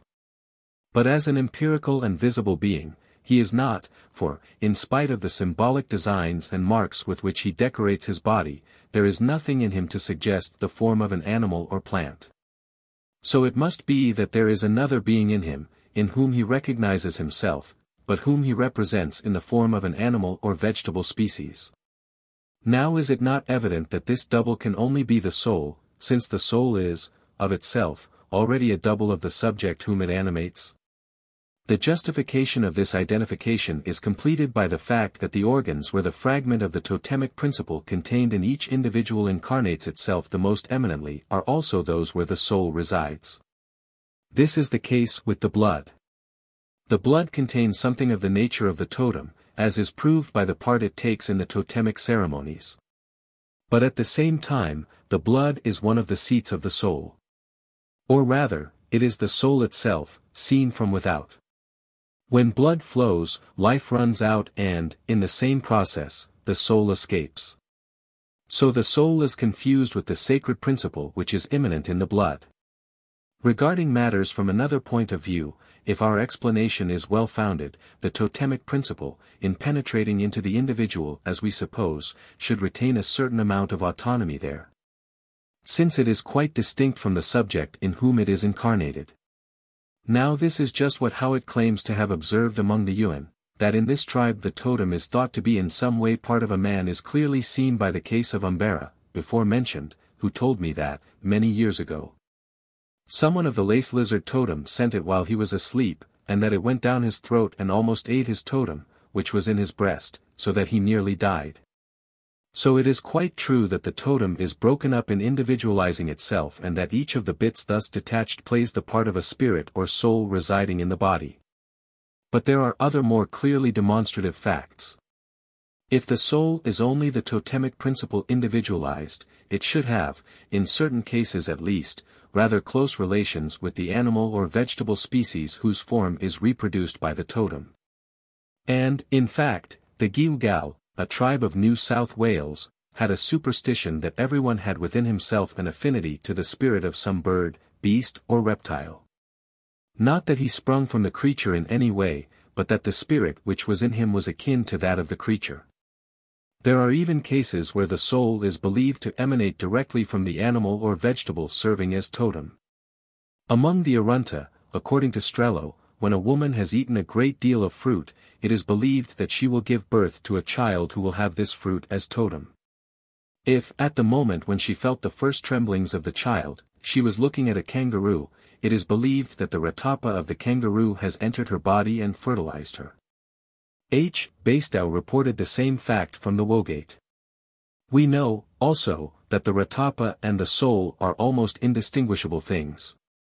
Now, such an origin could never have been attributed to the soul if men did not think that it was made out of the same substances as the plants and animals of the totemic species. Thus the soul is frequently represented in an animal form. It is known that in inferior societies, death is never considered a natural event, due to the action of purely physical causes. It is generally attributed to the evil workings of some sorcerer.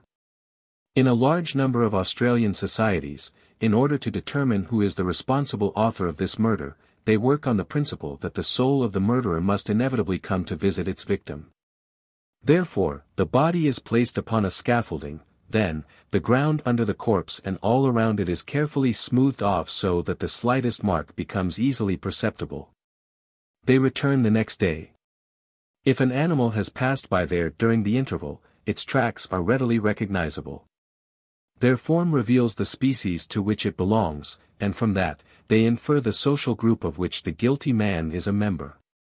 They say that it is a man of such a class or such a clan, according to whether the animal is the totem of this or that class or clan. So the soul is believed to have come in the form of the totemic animal.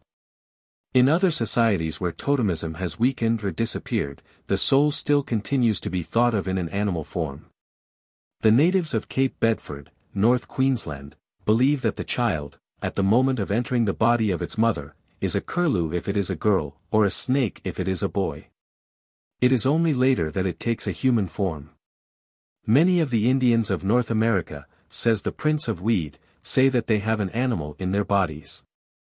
The Bororo of Brazil represent the soul in the form of a bird, and therefore believe that they are birds of the same variety. In other places, it is thought of as a snake, a lizard, a fly, a bee, etc. But it is especially after death that this animal nature of the soul is manifested. During life, this characteristic is partially veiled, as it were, by the very form of the human body. But when death has once set it free, it becomes itself again. Among the Omaha, in at least 2 of the buffalo clans, it is believed that the souls of the dead go to rejoin the buffalo, their ancestors. The Hopi are divided into a certain number of clans, whose ancestors were animals or beings with animal forms. Now Schoolcraft tells us that they say that at death, they take their original form again. Each becomes a bear or deer, according to the clan to which he belongs. Very frequently the soul is believed to reincarnate itself in the body of an animal. It is probably from this that the widely spread doctrine of metempsychosis was derived. We have already seen how hard-pressed Tyler is to account for it. If the soul is an essentially human principle, what could be more curious than this marked predilection which it shows, in so large a number of societies, for the animal form? On the other hand, everything is explained if, by its very constitution, the soul is closely related to the animal, for in that case, when it returns to the animal world at the close of this life, it is only returning to its real nature. Thus the generality of the belief in metempsychosis is a new proof that the constituent elements of the idea of the soul have been taken largely from the animal kingdom, as is presupposed by the theory which we have just set forth. 4. Thus the notion of the soul is a particular application of the beliefs relative to sacred beings. This is the explanation of the religious character which this idea has had from the moment when it first appeared in history, and which it still retains today. In fact, the soul has always been considered a sacred thing. On this ground, it is opposed to the body which is, in itself, profane. It is not merely distinguished from its material envelope as the inside from the outside, it is not merely represented as made out of a more subtle and fluid matter. But more than this, it inspires those sentiments which are everywhere reserved for that which is divine. If it is not made into a god, it is at least regarded as a spark of the divinity. This essential characteristic would be inexplicable if the idea of the soul were only a pre-scientific solution given to the problem of dreams. For there is nothing in the dream to awaken religious emotions, so the cause by which these are explained could not have such a character. But if the soul is a part of the divine substance, it represents something not ourselves that is within us. If it is made of the same mental matter as the sacred beings, it is natural that it should become the object of the same sentiments. And the sacred character which men thus attribute to themselves is not the product of a pure illusion either. Like the notions of religious force and of divinity, the notion of the soul is not without a foundation in reality. It is perfectly true that we are made up of 2 distinct parts, which are opposed to one another as the sacred to the profane, and we may say that, in a certain sense, there is divinity in us. For society, this unique source of all that is sacred, does not limit itself to moving us from without and affecting us for the moment, it establishes itself within us in a durable manner. It arouses within us a whole world of ideas and sentiments which express it but which, at the same time, form an integral and permanent part of ourselves. When the Australian goes away from a religious ceremony, the representations which this communal life has aroused or re-aroused within him are not obliterated in a second. The figures of the great ancestors, the heroic exploits whose memory these rites perpetuate, the great deeds of every sort in which he, too, has participated through the cult, in a word.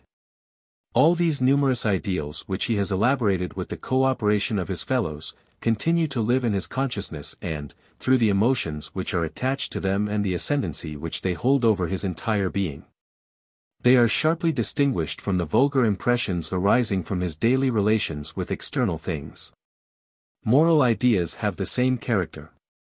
It is society which forces them upon us, and as the respect inspired by it is naturally extended to all that comes from it, its imperative rules of conduct are invested, by reason of their origin, with an authority and a dignity which is shared by none of our internal states. Therefore, we assign them a place apart in our psychical life. Although our moral conscience is a part of our consciousness, we do not feel ourselves on an equality with it. In this voice which makes itself heard only to give us orders and establish prohibitions, we cannot recognize our own voices. The very tone in which it speaks to us warns us that it expresses something within us that is not of ourselves.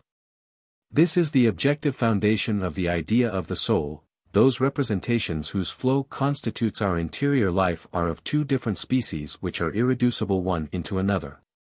Some concern themselves with the external and material world, others, with an ideal world to which we attribute a moral superiority over the first. So we are really made up of two beings facing in different and almost contrary directions, one of whom exercises a real preeminence over the other. Such is the profound meaning of the antithesis which all men have more or less clearly conceived between the body and the soul, the material and the spiritual beings who coexist within us. Moralists and preachers have often maintained that no one can deny the reality of duty and its sacred character without falling into materialism. And it is true that if we have no idea of moral and religious imperatives, our psychical life will all be reduced to one level, all our states of consciousness will be on the same plane, and all feeling of duality will perish. To make this duality intelligible, it is, of course, in no way necessary to imagine a mysterious and unrepresentable substance, under the name of the soul, which is opposed to the body. But here, as in regard to the idea of sacredness, the error concerns the letter of the symbol employed, not the reality of the fact symbolized. It remains true that our nature is double. There really is a particle of divinity in us because there is within us a particle of these great ideas which are the soul of the group. So the individual soul is only a portion of the collective soul of the group. It is the anonymous force at the basis of the cult, but incarnated in an individual whose personality it espouses. It is mana individualized. Perhaps dreams aided in determining certain secondary characteristics of the idea. The inconsistency and instability of the images which fill our minds during sleep, and their remarkable aptitude for transforming themselves into one another, may have furnished the model for this subtle, transparent and protean matter out of which the soul is believed to be made. Also, the facts of swooning, catalepsy, etc., may have suggested the idea that the soul was mobile, and quitted the body temporarily during this life. This, in its turn, has served to explain certain dreams. But all these experiences and observations could have had only a secondary and complementary influence, whose very existence it is difficult to establish. All that is really essential in the idea comes from elsewhere. But does not this genesis of the idea of the soul misunderstand its essential characteristic? If the soul is a particular form of the impersonal principle which is diffused in the group, the totemic species and all the things of every sort which are attached to these, at bottom it is impersonal itself. So, with differences only of degree, it should have the same properties as the force of which it is a special form, and particularly, the same diffusion, the same aptitude for spreading itself contagiously and the same ubiquity. But quite on the contrary, the soul is voluntarily represented as a concrete, definite being, wholly contained within itself and not communicable to others. It is made the basis of our personality. But this way of conceiving the soul is the product of a late and philosophic elaboration. The popular representation, as it is spontaneously formed from common experience, is very different, especially at first. For the Australian, the soul is a very vague thing, undecided and wavering in form, and spread over the whole organism. Though it manifests itself especially at certain points, there are probably none from which it is totally absent. So it has a diffusion, a contagiousness and an omnipresence comparable to those of the mana. Like the mana, it is able to divide and duplicate itself infinitely, though remaining entire in each of its parts. It is from these divisions and duplications that the plurality of souls is derived. On the other hand, the doctrine of reincarnation, whose generality we have established, shows how many impersonal elements enter into the idea of the soul and how essential those are. For if the same soul is going to clothe a new personality in each generation, the individual forms in which it successively develops itself must all be equally external to it, and have nothing to do with its true nature. It is a sort of generic substance which individualizes itself only secondarily and superficially. Moreover, this conception of the soul is by no means completely gone. The cult of relics shows that for a host of believers even today, the soul of a saint, with all its essential powers, continues to adhere to his different bones. And this implies that he is believed to be able to diffuse himself, subdivide himself and incorporate himself in all sorts of different things simultaneously. Just as the characteristic attributes of the mana are found in the soul, so secondary and superficial changes are enough to enable the mana to individualize itself in the form of a soul. We pass from the first idea to the second with no break of continuity. Every religious force which is attached in a special way to a determined being participates in the characteristics of this being, takes on its appearance and becomes its spiritual double. Tréguier, in his Maori Polynesian dictionary, has thought it possible to connect the word mana with another group of words, such as manawa, manamana, etc., which seem to belong to the same family, and which signify heart, life, consciousness. Is this not equivalent to saying that some sort of kinship ought to exist between the corresponding ideas as well, that is to say, between the idea of impersonal force and those of internal life, mental force and, in a word, of the soul? This is why the question whether the Chiringa is sacred because it serves as the residence of a soul, as Spencer and Gillen believe, or because it has impersonal virtues, as Strello thinks, seems to us to have little interest and to be without sociological importance. Whether the efficacy of a sacred object is represented in an abstract form in the mind or is attributed to some personal agent does not really matter. The psychological roots of both beliefs are identical. An object is sacred because it inspires, in one way or another, a collective sentiment of respect which removes it from profane touches. In order to explain this sentiment, men sometimes fall back on to a vague and imprecise cause, and sometimes on to a determined spiritual being endowed with a name and a history. But these different interpretations are superadded to one fundamental phenomenon which is the same in both cases. This, moreover, is what explains the singular confusions, examples of which we have met with as we have progressed. The individual, the soul of the ancestor which he reincarnates or from which his own is an emanation, his Chiringa and the animals of the totemic species are, as we have said, partially equivalent and interchangeable things. This is because in certain connections, they all affect the collective consciousness in the same way. If the Chiringa is sacred, it is because of the collective sentiments of respect inspired by the totemic emblem carved upon its surface. Now the same sentiment attaches itself to the animals or plants whose outward form is reproduced by the totem, to the soul of the individual, for it is thought of in the form of the totemic being, and finally to the ancestral soul, of which the preceding one is only a particular aspect. So all these various objects, whether real or ideal, have one common element by which they arouse a single affective state in the mind, and through this, they become confused. In so far as they are expressed by one and the same representation, they are indistinct. This is how the Arunta has come to regard the Chiringa as the body common to the individual, the ancestor, and even the totemic being. It is his way of expressing the identity of the sentiments of which these different things are the object. However, it does not follow from the fact the idea of the soul is derived from the idea of mana that the first has a relatively later origin, or that there was a period in history when men were acquainted with religious forces only in their impersonal forms. When some wish to designate by the word preanimist an historical period during which animism was completely unknown, they build up an arbitrary hypothesis. For there is no people among whom the ideas of the soul and of mana do not coexist side by side. So there is no ground for imagining that they were formed at two distinct times. Everything, on the contrary, goes to show that the two are coeval. Just as there is no society without individuals, so those impersonal forces which are disengaged from the group cannot establish themselves without incarnating themselves in the individual consciousnesses where they individualize themselves. In reality, we do not have two different developments, but two different aspects of one and the same development. It is true that they do not have an equal importance, one is more essential than the other. The idea of manna does not presuppose the idea of the soul.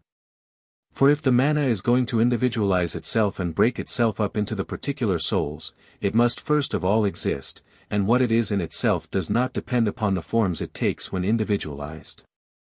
But on the contrary, the idea of the soul cannot be understood except when taken in connection with the idea of manna. So on this ground, it is possible to say that it is the result of a secondary formation. But we are speaking of a secondary formation in the logical, not the chronological, sense of the word. But how does it come that men have believed that the soul survives the body and is even able to do so for an indefinite length of time? From the analysis which we have made, it is evident that the belief in immortality has not been established under the influence of moral ideas. Men have not imagined the prolongation of their existence beyond the tomb in order that a just retribution for moral acts may be assured in another life, if it fails in this one. For we have seen that all considerations of this sort are foreign to the primitive conception of the beyond. Nor is the other hypothesis any better, according to which the other life was imagined as a means of escaping the agonizing prospect of annihilation. In the first place, it is not true that the need of personal survival was actively felt at the beginning.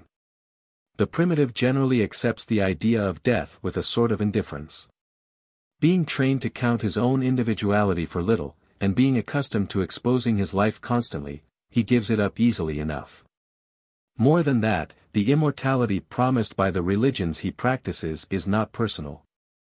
In a large number of cases, the soul does not continue the personality of the dead man, or does not continue it long, for, forgetful of its previous existence, it goes away, after a while, to animate another body and thus becomes the vivifying principle of a new personality.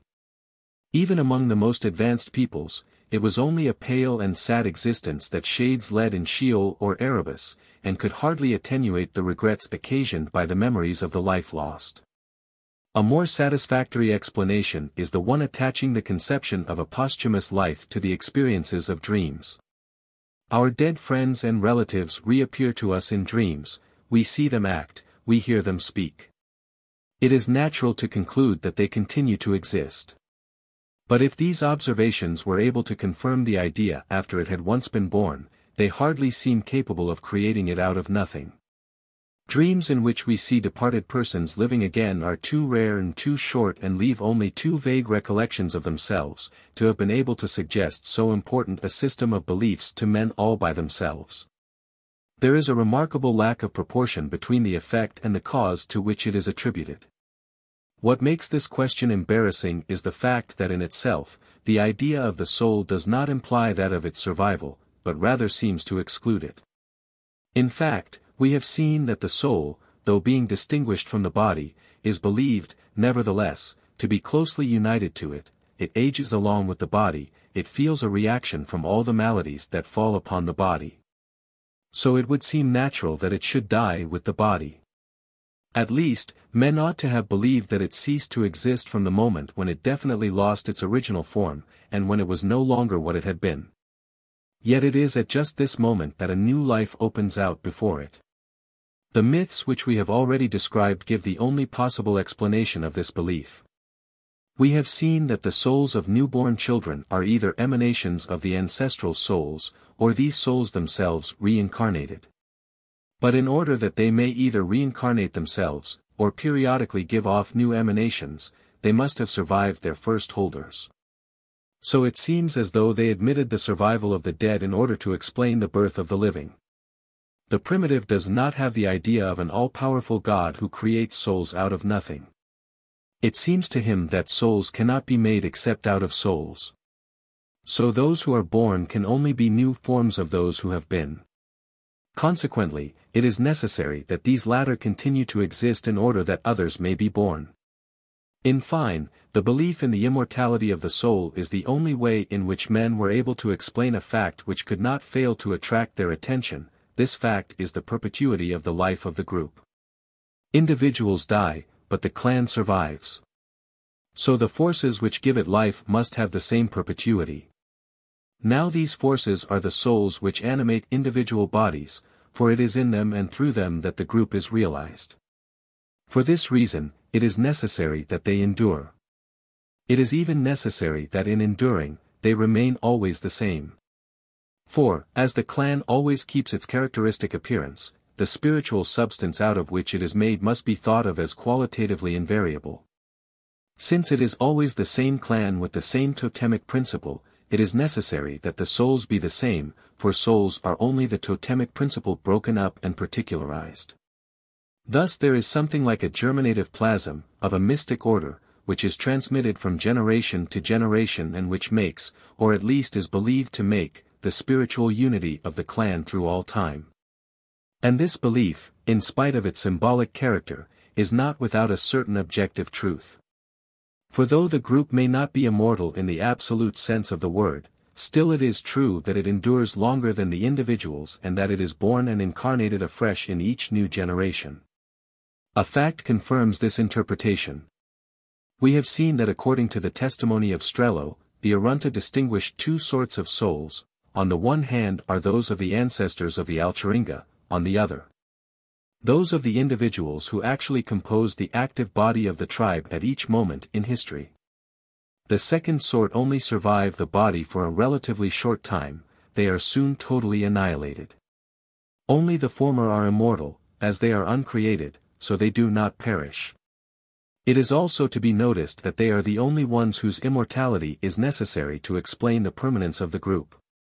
For it is upon them, and upon them alone, that it is incumbent to assure the perpetuity of the clan, for every conception is their work. In this connection, the others have no part to play. So souls are not said to be immortal except in so far as this immortality is useful in rendering intelligible the continuity of the collective life. Thus the causes leading to the first beliefs in a future life had no connections with the functions to be filled at a later period by the institutions beyond the tomb. But when that had once appeared, they were soon utilized for other purposes besides those which had been their original reasons for existence. Even in the Australian societies, we see them beginning to organize themselves for this other purpose. Moreover, there was no need of any fundamental transformation for this. How true it is that the same social institution can successively fulfill different functions without changing its nature. 6. The idea of the soul was for a long time, and still is in part, the popular form of the idea of personality. So the genesis of the former of these ideas should aid us in understanding how the second one was formed. From what has already been said, it is clear that the notion of person is the product of two sorts of factors. One of these is essentially impersonal, it is the spiritual principle serving as the soul of the group. In fact, it is this which constitutes the very substance of individual souls. Now this is not the possession of any one in particular, it is a part of the collective patrimony, in it and through it, all consciousnesses communicate. But on the other hand, in order to have separate personalities, it is necessary that another factor intervene to break up and differentiate this principle, in other words, an individualizing factor is necessary.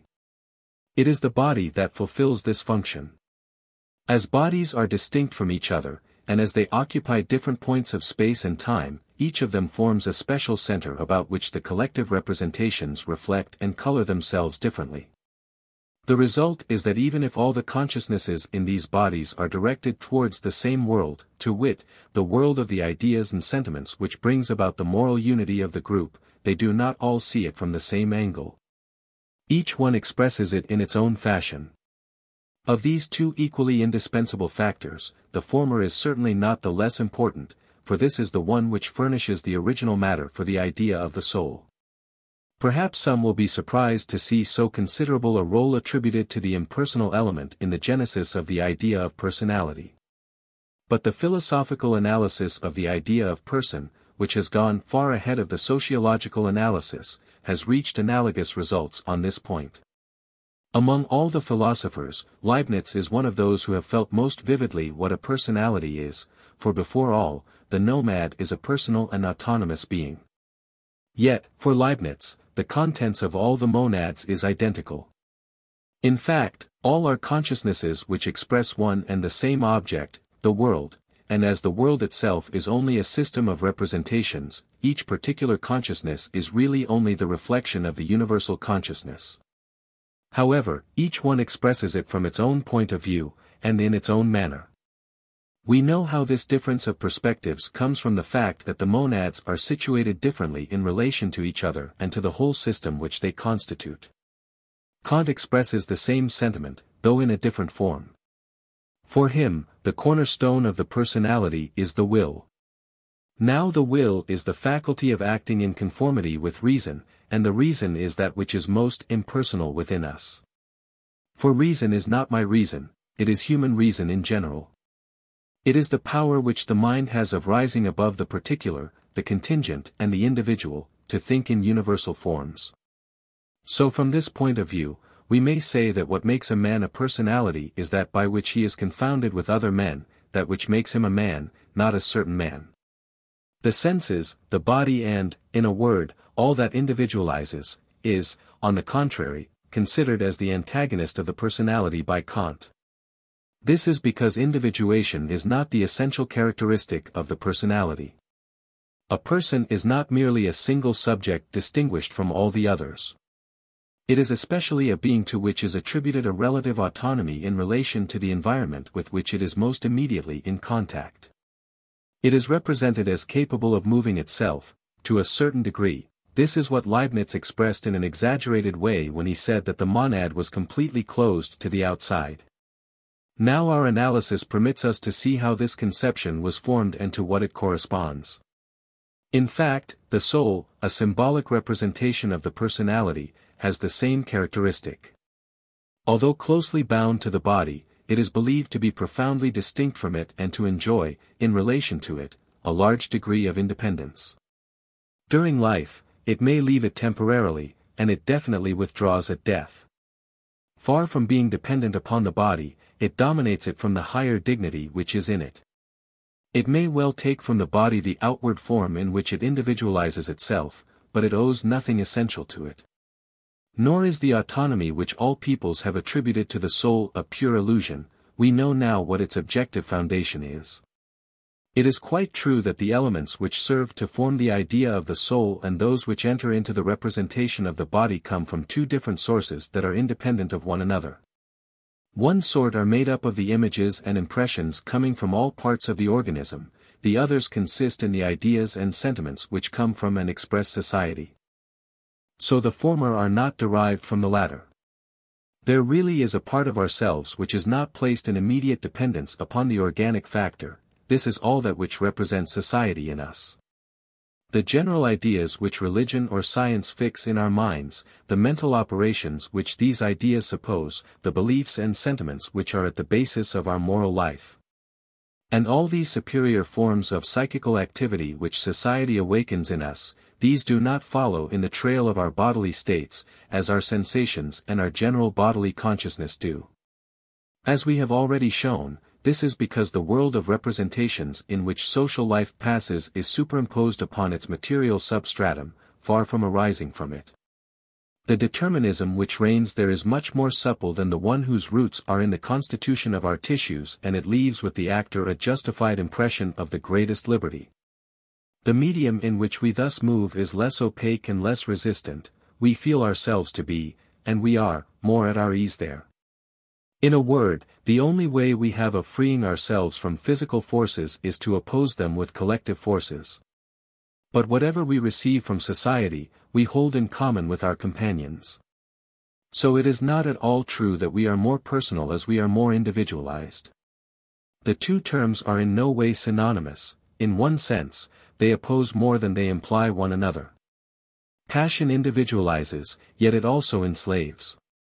Our sensations are essentially individual. Yet we are more personal the more we are freed from our senses and able to think and act with concepts. So those who insist upon all the social elements of the individual do not mean by that to deny or debase the personality. They merely refuse to confuse it with the fact of individuation. Chapter 9. The idea of spirits and gods. When we come to the idea of the soul, we have left the circle of purely impersonal forces. But above the soul, the Australian religions already recognize mythical personalities of a superior order, spirits, civilizing heroes, and even gods who are properly so-called. While it will be unnecessary to enter into the detail of the mythologies, we must at least seek the form in which these three categories of spiritual beings are presented in Australia, and the way in which they are connected with the whole religious system. A soul is not a spirit. In fact, it is shut up in a determined organism, though it may leave it at certain moments, it is ordinarily a prisoner there. It definitely escapes only at death, and we have already seen the difficulties under which the separation is accomplished. A spirit, on the contrary, though often tied by the closest bonds to some particular object, such as a spring, a rock, a tree, a star, etc., and though residing there by preference, may go away at will and lead an independent existence in free space. So it has a more extended circle of action. It can act upon the individuals who approach it or whom it approaches. The soul, on the contrary, has almost no influence except over the body it animates. It is very exceptional that it succeeds in influencing outside objects during the course of its terrestrial life. But if the soul does not have the distinctive characteristics of the spirit, it acquires them, at least in part, at death. In fact, when it has been disincarnated, so long as it does not descend into a body again, it has the same liberty of movement as a spirit. Of course, after the rites of mourning have been accomplished, it is thought to go to the land of souls, but before this it remains about the tomb for a rather long time. Also, even after it has definitely departed, it is believed to prowl about in the brush near the camp. It is generally represented as a rather beneficent being, especially for the surviving members of its family. We have seen that the soul of the father comes to aid the growth of his children or his grandchildren. But it also happens sometimes that it shows signs of a veritable cruelty. Everything depends upon its humor and the manner in which it is treated by the living. So it is recommended, especially to women and children, not to venture outside of the camp during the night so as not to expose oneself to dangerous encounters. However, a ghost is not a real spirit. In the first place, it generally has only a limited power of action, also, it does not have a definite province. It is a vagabond, upon whom no determined task is incumbent, for the effect of death has been to put it outside of all regular forms. As regards the living, it is a sort of exile.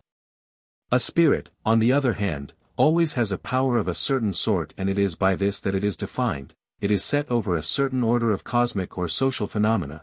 It has a more or less precise function to fulfill in the system of the universe. But there are some souls which satisfy this double condition and which are consequently spirits, in the proper sense of the word. These are the souls of the mythical personages whom popular imagination has placed at the beginning of time, the Alcharangamagina or the men of the Alcharinga among the Arunta, the Muramura among the tribes of Lake Eyre, the Mukkurnai among the Kurnai, etc. In one sense, they are still souls, for they are believed to have formerly animated bodies from which they separated themselves at a certain moment. But even when they led a terrestrial life, they already had, as we have seen, exceptional powers. They had a mana superior to that of ordinary men, and they have kept it. Also, they are charged with definite functions. In the first place, whether we accept the version of Spencer and Gillen or that of Strello, it is to them that the care of assuring the periodical recruiting of the clan falls. They have charge of the phenomena of conception. Even when the conception has been accomplished, the task of the ancestor is not yet completed. It is his duty to guard over the newborn child.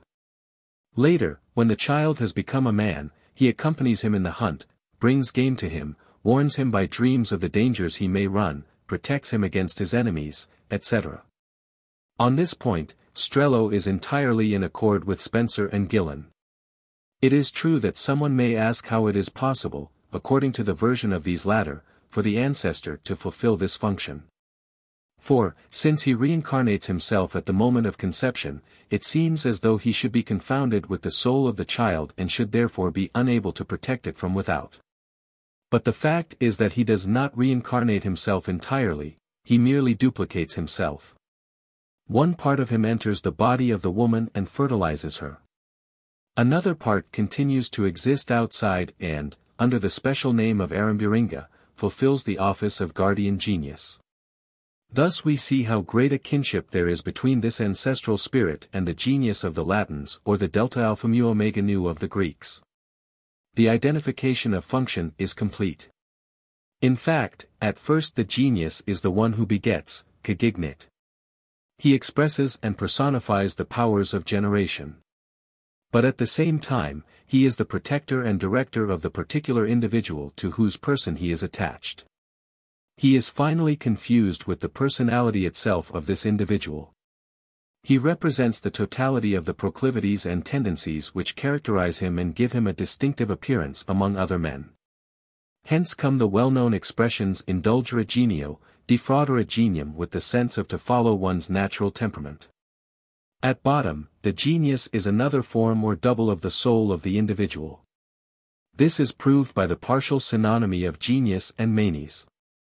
The manes is the genius after death, but it is also all that survives of the dead man, that is to say, his soul. In the same way, the soul of the Arunta and the ancestral spirit which serves as his genius are only two different aspects of one and the same being. But it is not only in relation to persons that the ancestor has a definite situation. He also has one in relation to things. Though he is believed to have his real residence under the ground, they think that he is always haunting the place where his nanja tree or rock is. Or the water hole which was spontaneously formed at the exact spot where he disappeared into the ground, having terminated his first existence. As this tree or rock is believed to represent the body of the hero, they imagine that the soul itself is constantly coming back there, and lives there more or less permanently. It is by the presence of this soul that they explain the religious respect inspired by these localities. No one can break the branch of a nanja tree without a risk of falling sick. Formerly the act of breaking it down or injuring it was punished with death. An animal or bird taking refuge there could not be killed. Even the surrounding bushes had to be respected, the grass could not be burned, the rocks also had to be treated with respect. It was forbidden to remove them or break them. As this sacred character is attributed to the ancestor, he appears as the spirit of this tree or rock, of this water hole or spring. If the spring is thought of as having some connection with rain, he will become a spirit of rain. Thus, the same souls which serve as protecting geniuses for men also fulfill cosmic functions at the same time. It is undoubtedly in this sense that we must understand the text of Roth where he says that in northern Queensland, the spirits of nature are the souls of the dead who have chosen to live in the forests or caves. So we have here some spiritual beings that are different from the wandering souls with no definite powers. Strello calls them gods, but this expression is inexact, at least in the great majority of cases. If it were true, then in a society like the Arunta where each one has his protecting ancestor, there would be as many or more gods than there are individuals. It would merely introduce confusion into our terminology to give the name of God to a sacred being with only one worshipper. It may be, of course, that the figure of the ancestor grows to a point where it resembles a real divinity. Among the Warramunga, as we have already pointed out, the clan as a whole is thought to be descended from one sole and unique ancestor. It is easily seen how this collective ancestor might, under certain circumstances, become the object of a collective devotion. To choose a notable example, this is what has happened to the snake Wollunqua. This mythical beast, from whom the clan of the same name is held to be descended, continues to live, they believe, in waterholes which are therefore surrounded with a religious respect. Thus it becomes the object of a cult which the clan celebrates collectively. Through determined rites, they attempt to please him and to win his favors, and they address to him all sorts of prayers, etc. So we may say that he is like a god of the clan. But this is a very exceptional case, or even, according to Spencer and Gillen, a unique one. Normally, the word spirits is the only one suitable for designating these ancestral personages. As to the manner in which this conception has been formed, we may say that it is evident from what has preceded. As we have already shown, the existence of individual souls, when once admitted, cannot be understood unless one imagines an original supply of fundamental souls at the origin of things, from which all the others were derived. Now these archetype souls had to be conceived as containing within them the source of all religious efficacy. For, since the imagination does not go beyond them, it is from them and only from them that all sacred things are believed to come, both the instruments of the cult, the members of the clan and the animals of the totemic species. They incarnate all the sacredness diffused in the whole tribe and the whole world, and so they are attributed powers noticeably superior to those enjoyed by the simple souls of men. Moreover, time by itself increases and reinforces the sacred character of things. A very ancient chiringa inspires much more respect than a new one, and is supposed to have more virtues. The sentiments of veneration of which it has been the object during the series of successive generations who have handled it are, as it were, accumulated in it. For the same reason, the personages who for centuries have been the subject of myths respectfully passed on from mouth to mouth, and periodically put into action by the rites, could not fail to take a very especial place in the popular imagination. But how does it happen that, instead of remaining outside of the organized society, they have become regular members of it? This is because each individual is the double of an ancestor. Now when two beings are related as closely as this, they are naturally conceived as incorporated together. Since they participate in the same nature, it seems as though that which affects one ought to affect the other as well. Thus the group of mythical ancestors became attached to the society of the living, the same interests and the same passions were attributed to each, they were regarded as associates. However, as the former had a higher dignity than the latter, this association takes, in the public mind, the form of an agreement between superiors and inferiors, between patrons and clients, benefactors and recipients. Thus comes this curious idea of a protecting genius who is attached to each individual. The question of how this ancestor came to have relations not only with men, but also with things, may appear more embarrassing. For, at the first glance, we do not see what connection there can be between a personage of this sort and a rock or tree. But a fact which we owe to Strello furnishes us with a solution of this problem, which is at least probable. These trees and rocks are not situated at any point in the tribal territory, but, for the most part, they are grouped around the sanctuaries, called Ernachalunga by Spencer and Gillen and Arknanaw by Strello, where the chiringa of the clan is kept. We know the respect with which these localities are enhallowed from the mere fact that the most precious instruments of the cult are there. Each of these spreads sanctity all about it. It is for this reason that the neighboring trees and rocks appear sacred, that it is forbidden to destroy or harm them, and that all violence used against them is a sacrilege. This sacred character is really due to a simple phenomenon of psychic contagiousness. But in order to explain it, the native must admit that these different objects have relations with the different beings in whom he sees the source of all religious power, that is to say, with the ancestors of the Alchiringa. Hence comes the system of myths of which we have spoken. They imagine that each Ernachalunga marked the spot where a group of ancestors entered into the ground. The mounds or trees which covered the ground were believed to represent their bodies. But as the soul retains, in a general way, a sort of affinity for the body in which it dwelt, they were naturally led to believe that these ancestral souls continued to frequent these places where their material envelope remained. So they were located in the rocks, the trees, or the waterholes. Thus each of them, though remaining attached to some determined individual, became transformed into a sort of genius loci and fulfilled its functions. The conceptions thus elucidated enable us to understand a form of totemism which we have left unexplained up to the present. This is individual totemism. An individual totem is defined, in its essence, by the two following characteristics. 1. It is a being in an animal or vegetable form whose function is to protect an individual.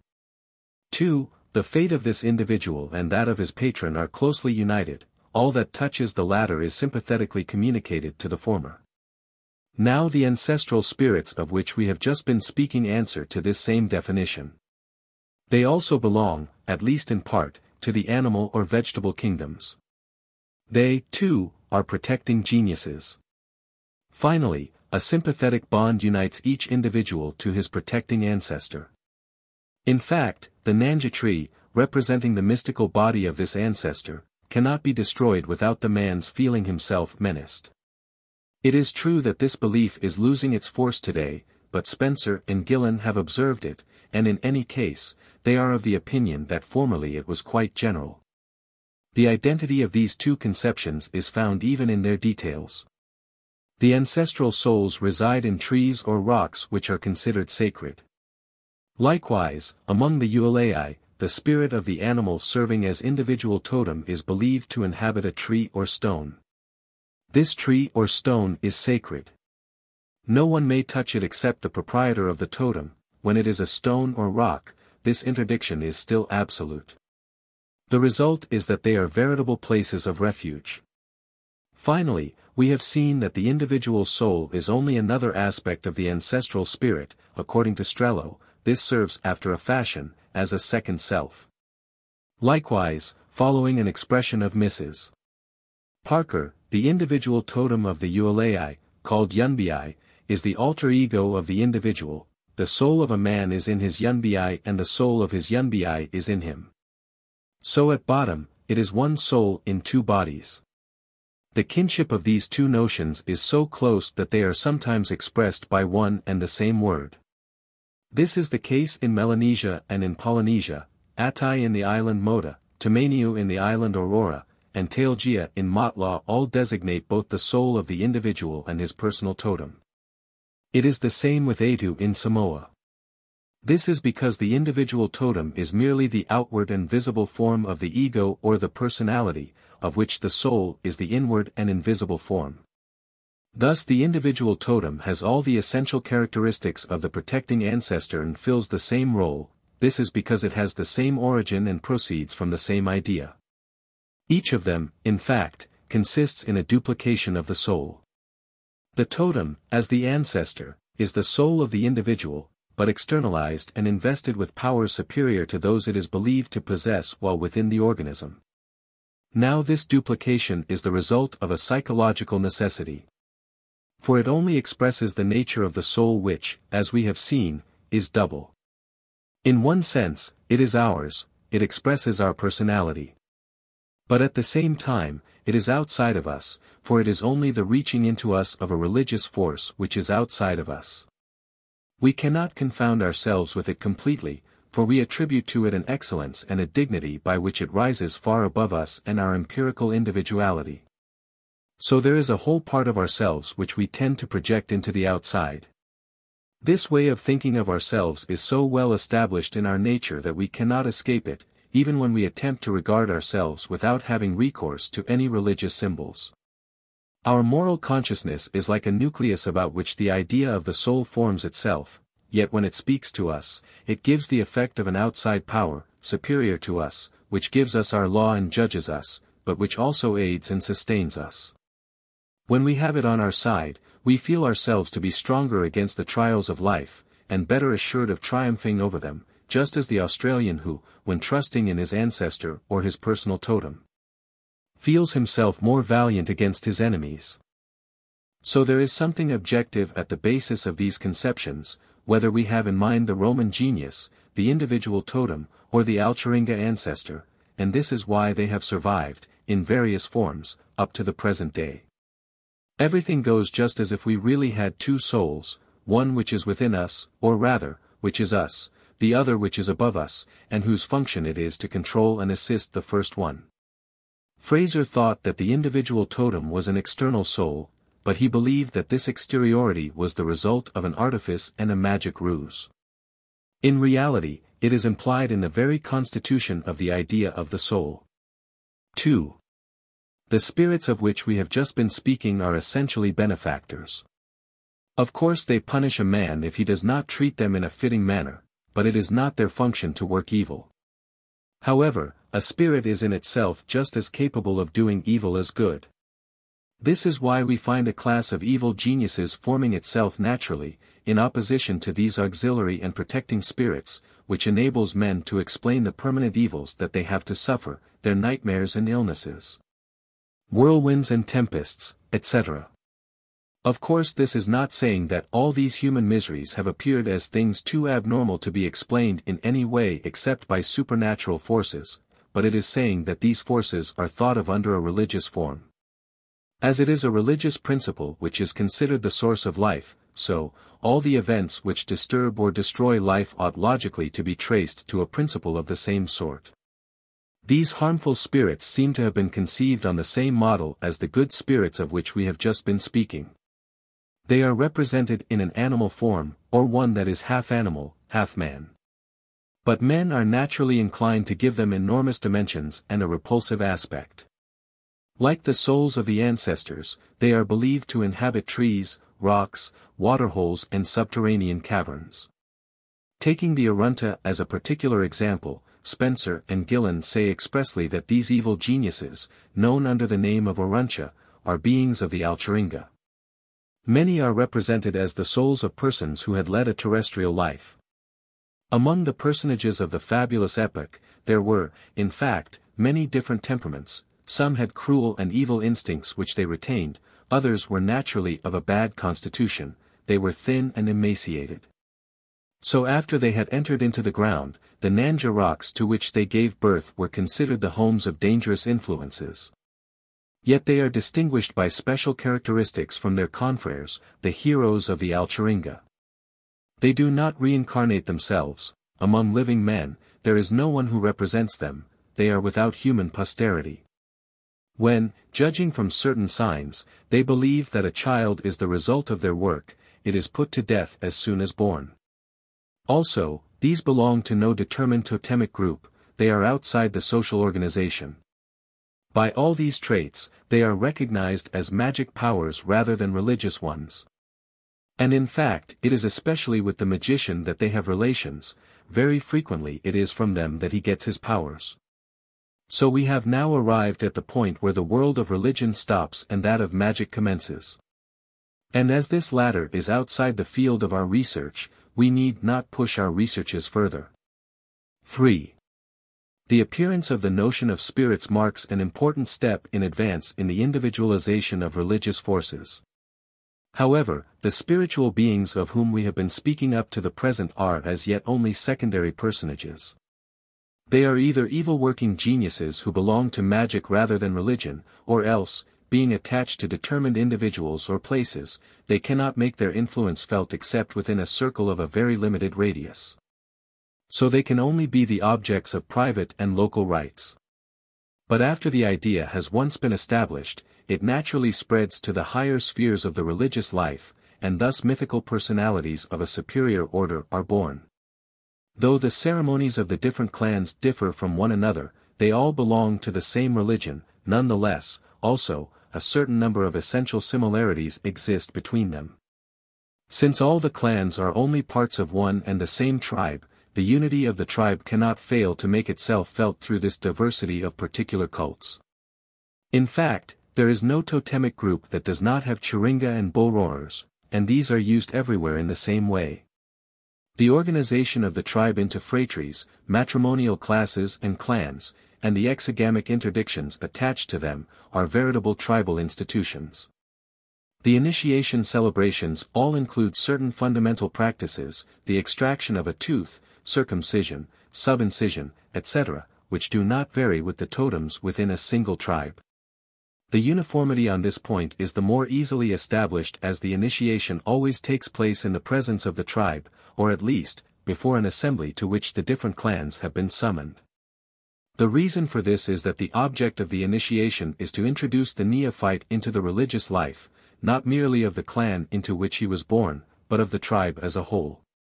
So it is necessary that the various aspects of the tribal religion be represented before him and take place, in a way, under his very eyes. It is on this occasion that the moral and religious unity of the tribe is affirmed the best. Thus, in each society there are a certain number of rites which are distinguished from all the others by their homogeneity and their generality. So noticeably a harmony seemed to be explicable only by a unity of origin. So they imagined that each group of similar rites had been founded by one and the same ancestor, who came to reveal them to the tribe as a whole. Thus, among the Arunta, it was an ancestor of the wild cat clan, named Putiapusha, who is thought to have taught men the way of making churinga and using it ritually. Among the Waramunga, it was Murtumurtu, among the Urubana, Waturna. It was Atnatu among the Kadish and Tendun among the Kurnai. Likewise, the practice of circumcision is attributed by the Eastern Diary in many other tribes to two special Muramura, and by the Arunta to a hero of the Alchuringa, of the lizard totem, named Mangakunjakunja. To this same personage are ascribed the foundation of the matrimonial institutions and the social organization they imply, the discovery of fire, the invention of the spear, the buckler, the boomerang, etc. It also happens very frequently that the inventor of the bull roarer is also considered the founder of the rites of initiation. These special ancestors cannot be put in the same rank as the others. On the one hand, the sentiments of veneration which they inspire are not limited to one clan, but are common to the whole tribe. On the other hand, it is to them that men ascribe all that is most esteemed in the tribal civilization. For this double reason, they became the object of a special consideration. For example, they say of Atnatu that he was born in heaven at an epoch even prior to the times of the Alchuringa, that he made himself and that he gave himself the name he bears. The stars are his wives and daughters. Beyond the heaven where he lives, there is another one with another son. His name is sacred, and should never be pronounced before women or non-initiated persons. Yet, howsoever great the prestige enjoyed by these personages may be, there was no occasion for founding special rites in their honor, for they themselves are only rites personified. They have no other reason for existence than to explain existing practices, they are only another aspect of these. The Churinga and the ancestor who invented it are only one, sometimes, both have the same name. When someone makes the bull roarer resound, they say that it is the voice of the ancestor making himself heard. But, for the very reason that each of these heroes is confounded with the cult he is believed to have founded, they believe that he is attentive to the way in which it is celebrated. He is not satisfied unless the worshippers fulfill their duties exactly, he punishes those who are negligent. So he is thought of as the guardian of the rite, as well as its founder, and for this reason, he becomes invested with a veritable moral role. 4. However, this mythological formation is not the highest which is to be found among the Australians. There are at least a certain number of tribes who have arrived at a conception of a god who, if not unique, is at least supreme, and to whom is attributed a preeminent position among all the other religious entities. The existence of this belief was pointed out long ago by different observers, but it is Howitt who has contributed the most to establishing its relative generality. In fact, he has verified it over a very extended geographical area embracing the state of Victoria and New South Wales and even extending up to Queensland. In all this entire region, a considerable number of tribes believe in the existence of a veritable tribal divinity, who has different names, according to the district. The ones most frequently employed are Bunjil or Punjil, Duramulan and Bai-Aim. But we also find Nurali or Nurel, Koheen and Mangangawa. The same conception is found again farther west, among the Naranyeri, where the great god is called Nurundari or Ngurundari. Among the Diary, it is probable that there is one of the Muramura, or ordinary ancestors, who enjoys a sort of supremacy over the others. Finally, in opposition to the affirmations of Spencer and Gillen, who declare that they have observed no belief in a real divinity among the Arunta, Strello assures us that this people, as well as the Larija, recognize, under the name Algyra, a veritable, good god. The essential characteristics of this personage are the same everywhere. It is an immortal, and even an eternal being, for it was not derived from any other. After having lived on earth for a certain length of time, he ascended to heaven, or else was taken up there, and continues to live there, surrounded by his family, for generally he is said to have one or several wives, children and brothers, who sometimes assist him in his functions. Under the pretext of a visit he is said to have made to them, he and his family are frequently identified with certain stars. Moreover, they attribute to him a power over stars. It is he who regulates the journey of the sun and moon. He gives them orders. It is he who makes the lightning leap from the clouds and who throws the thunderbolts. Since he is the thunder, he is also connected with the rain. It is to him that men address themselves when there is a scarcity of water, or when too much falls. They speak of him as a sort of creator. He is called the father of men, and they say that he made them. According to a legend current around Melbourne, Bunjil made the first man in the following manner. He made a little statue out of white clay. Then, after he had danced all around it several times and had breathed into its nostrils, the statue became animated and commenced to walk about. According to another myth, he lighted the sun, thus the earth became heated and men came out of it. At the same time that he made men, this divine personage made the animals and trees. It is to him that men owe all the arts of life, arms, language and tribal rights. He is the benefactor of humanity. Even yet, he plays the role of a sort of providence for them. It is he who supplies his worshippers with all that is necessary for their existence. He is in communication with them, either directly or through intermediaries. But being at the same time guardian of the morals of the tribe, he treats them severely when these are violated.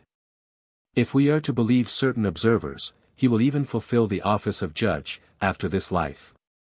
He will separate the good from the bad, and will not reward the ones like the others. In any case, they are often represented as ruling the land of the dead, and as gathering the souls together when they arrive in the beyond. As the initiation is the principal form of the tribal cult, it is to the rites of initiation that he is attached especially. He is their center. He is very frequently represented by an image cut on a piece of bark or soaked into the ground. They dance around it, they sing in its honor, they even address real prayers to it. They explain to the young men who the personage is whom this image represents. They tell them his secret name, which the women and the uninitiated cannot know. They relate to them his history and the part attributed to him in the life of the tribe. At other times they raise their hands towards the heaven where he is thought to dwell, or else they point their arms or the ritual instruments they have in hand in this direction. This is a way of entering into communication with him. They feel his presence everywhere. He watches over the neophyte when he has withdrawn into the forest. He is attentive to the manner in which the ceremonies are celebrated. The initiation is his cult. So he gives special attention to seeing that these are carried out exactly. If there are any faults or negligences, he punishes them in a terrible manner. Moreover, the authority of each of these supreme gods is not limited to a single tribe. It is recognized equally by a number of neighboring tribes. Bunjil is adored in nearly all of Victoria, VIII in a considerable portion of New South Wales, etc. This is why there are so few gods for a relatively extended geographical area. So the cults of which they are the object have an international character. It even happens sometimes that mythologies intermingle, combine and make mutual borrowings. Thus the majority of the tribes who believe in VIII also admit the existence of Dharamulan. However, they accord him a slighter dignity. They make him a son or brother of VIII, and subordinate to this latter. Thus the faith in Dharamulan has spread in diverse forms, into all of New South Wales. So it is far from true that religious internationalism is a peculiarity of the most recent and advanced religions. From the dawn of history, religious beliefs have manifested a tendency to overflow out of one strictly limited political society. It is as though they had a natural aptitude for crossing frontiers, and for diffusing and internationalizing themselves. Of course there have been peoples and times when this spontaneous aptitude has been held in check by opposed social necessities. But that does not keep it from being real and, as we see, very primitive. To Tyler this conception has appeared to be a part of so elevated a theology that he refuses to see in it anything but the product of a European importation. He would have it be a more or less denatured Christian idea. Andrew Lang, on the contrary, considers them autochthonous. But as he also admits that it is contrasted with all the other Australian beliefs and rests on completely different principles, he concludes that the religions of Australia are made up of two heterogeneous systems, superimposed one upon the other, and consequently derived from a double origin. On the one hand, there were ideas relative to totems and spirits, which had been suggested to men by the sight of certain natural phenomena. But at the same time, by a sort of intuition as to the nature of which he refuses to make himself clear, the human intelligence succeeded at the first onset in conceiving a unique God, creator of the world and legislator of the moral order. Lang even estimates that this idea was purer of foreign elements at the beginning, and especially in Australia, than in the civilizations which immediately followed. With time, it was covered over and obscured little by the ever-growing mass of animistic and totemic superstitions. Thus it underwent a sort of progressive degeneration up to the day when, as the effect of a privileged culture, it succeeded in coming into its own and restated itself again with more force and clarity than it had in the first place. But the facts allow neither the skeptical hypothesis of Tyler or the theological interpretation of Lang. In the first place, it is certain today that the ideas relative to the great tribal God are of indigenous origin. They were observed before the influence of the missionaries had as yet had time to make itself felt. But it does not follow that it is necessary to attribute them to a mysterious revelation. Far from being derived from a different source than the regular totemic beliefs, they are, on the contrary, only the logical working out of these beliefs and their highest form. We have already seen how the notion of mythical ancestors is implied in the very principles upon which totemism rests, for each of them is a totemic being. Now, though the great gods are certainly superior to these, still, there are only differences of degree between them. We pass from the first to the second with no break of continuity. In fact, a great god is himself an ancestor of a special importance. They frequently speak to us about him as though he were a man, endowed, to be sure, with more than human powers, but one who lived a human life upon the earth. He is pictured as a great hunter, a powerful magician, or the founder of the tribe. He was the first man. One legend even represents him in the form of a worn-out old man who could hardly move about. If a supreme god named Muramura has existed among the diary, the very word is significant, for it serves to designate the class of the ancestors. Likewise, Nurali, the name of a great god among the tribes on the Murray River, is sometimes used as a collective expression which is applied to the group of mythical beings whom tradition places at the origin of things. They are personages wholly comparable to those of the Alcharinga.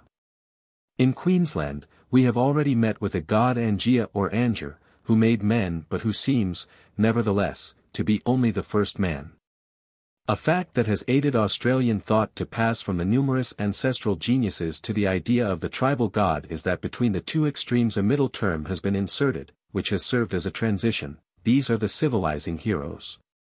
The fabulous beings whom we call by this name are really simple ancestors to whom mythology has attributed an eminent place in the history of the tribe, and whom it has, for this reason, set above the others. We have even seen that they ordinarily form a part of the totemic organization. Manga Kunja Kunja belongs to the lizard totem and Putiapusha to the wild cat totem. But on the other hand, the functions which they are believed to fulfill, or to have fulfilled, are closely similar to those incumbent upon a great god. He, too, is believed to have introduced the arts of civilization among men, to have been the founder of the principal social institutions and the revealer of the great religious ceremonies which still remain under his control. If he is the father of men, it is because he manufactured them rather than begot them, but Manga Kunja Kunja also made them. Before his time, there were no men, but only unformed masses of flesh, in which the different members and even the different individuals were not yet separated from one another. It was he who cut up this original matter and made real human beings out of it. Between this mode of fabrication and the one the myth we have spoken of attributes to Bunjil, there are only shades of difference.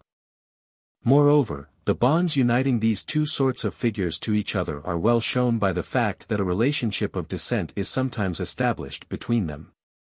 Among the Kurnai, the hero of the bull roarer, Tundan, is the son of the great god Mungangawa. Likewise, among the Ualai, Duramulan, the son or brother of Bai Aim, is identical with Gayandi who is the equivalent of the Tundan of the Kurnai. Of course it is not necessary to conclude from these facts that the great god is nothing more than a civilizing hero. There are cases where these two personages are carefully differentiated. But if they are not confounded, they are at least relatives. So it sometimes happens that we find it hard to distinguish them. There are some who could be classified equally well in one category or the other. Thus, we have spoken of Atnatu as a civilizing hero, but he comes very near to being a great god. The notion of a supreme god even depends so closely upon the entire system of the totemic beliefs that it still bears their mark. Tundan is a divine hero, as we have just seen, who is very close to the tribal divinity. Now among the Kurnai, the same word means totem. Similarly, among the Arunta, Algyra is the name of a great god, it is also the name of the maternal totem. But there is more to be said than this. Many great gods have an obviously totemic aspect. Duramulan is an eagle-hawk, his mother, an emu. It is also under the features of an emu that By-Aim is represented. The Algyra of the Arunta has the legs of an emu. Before being the name of a great god, neurally designated, as we just saw, the ancestor founders of the tribe, now some of these were crows, the others hawks. According to Howitt, Bunjil is always represented in a human form. However, the same word serves to designate the totem of a phratry, the eagle-hawk. At least one of his sons is among the totems included in the phratry to which he has given, or from which he has taken his name. His brother is Paul Yen, the bat. Now this latter serves as sexual totem for the men in many tribes in Victoria. We can even go farther and state more definitely the connection which these great gods have with the totemic system. We have just seen that Bunjil is the totem of a phratry. Duramulan, like Bunjil, is an eagle-hawk, and we know that this bird is the totem of phratries in a large number of southeastern tribes. We have already pointed out that neurally seems to have originally been a collective term designating indistinctly either eagle-hawks or crows. Now in the tribes where this myth has been observed, the crow is the totem of one of the two phratries, the eagle-hawk, that of the other. Also, the legendary history of the great gods resembles that of the totems of the phratries very closely. The myths, and sometimes the rites, commemorate the struggles which each of these divinities fought against a carnivorous bird, over which it triumphed only with the greatest difficulty. Bunjil, the first man, after making the second man, Carween, entered into a conflict with him, and in the course of a sort of duel, he wounded him severely and changed him into a crow. The two species of Nerdali are represented as two hostile groups which were originally in a constant state of war. By-Aim, on his side, had to fight against Mullian, the cannibal eagle-hawk, who, by the way, is identical with Duramulan. Now, as we have seen, there is also a sort of constitutional hostility between the totems of the phratries. This parallelism completes the proof that the mythology of the great gods and that of these totems are closely related. This relationship will appear still more evident if we notice that the rival of the god is regularly either a crow or an eagle-hawk, and that these are quite generally the totems of the phratries. So By-Aim, Duramulan, Nurali and Bunjil seem to be phratry totems who have been deified, and we may imagine that this apotheosis took place as follows. It is obviously in the assemblies which take place in regard to the initiation that the conception was elaborated, for the great gods do not play a role of any importance except in these rites, and are strangers to the other religious ceremonies. Moreover, as the initiation is the principal form of the tribal cult, it is only on this occasion that a tribal mythology could arise. We have already seen how the rituals of circumcision and subincision spontaneously tend to personify themselves under the form of civilizing heroes. However, these heroes exercised no supremacy. They were on the same footing as the other legendary benefactors of society. But wherever the tribe acquired a livelier sentiment of itself, this sentiment naturally incarnated itself in some personage, who became its symbol. In order to account for the bonds uniting them to one another, no matter what clan they belonged to, men imagined that they were all descended from the same stock and that they were all descended from a single father, to whom they owe their existence, though he owed his to no one. The god of the initiation was predestined to this role, for, according to an expression frequently coming to the lips of the natives, the object of the initiation is to make or manufacture men. So they attributed a creative power to this god, and for all these reasons, he found himself invested with a prestige setting him well above the other heroes of the mythology. These others became his auxiliaries, subordinate to him. They were made his sons or younger brothers, as was the case with Tundan, Gayandi, Carween, Yen, etc. But other sacred beings already existed, who occupied an equally eminent place in the religious system of the clan.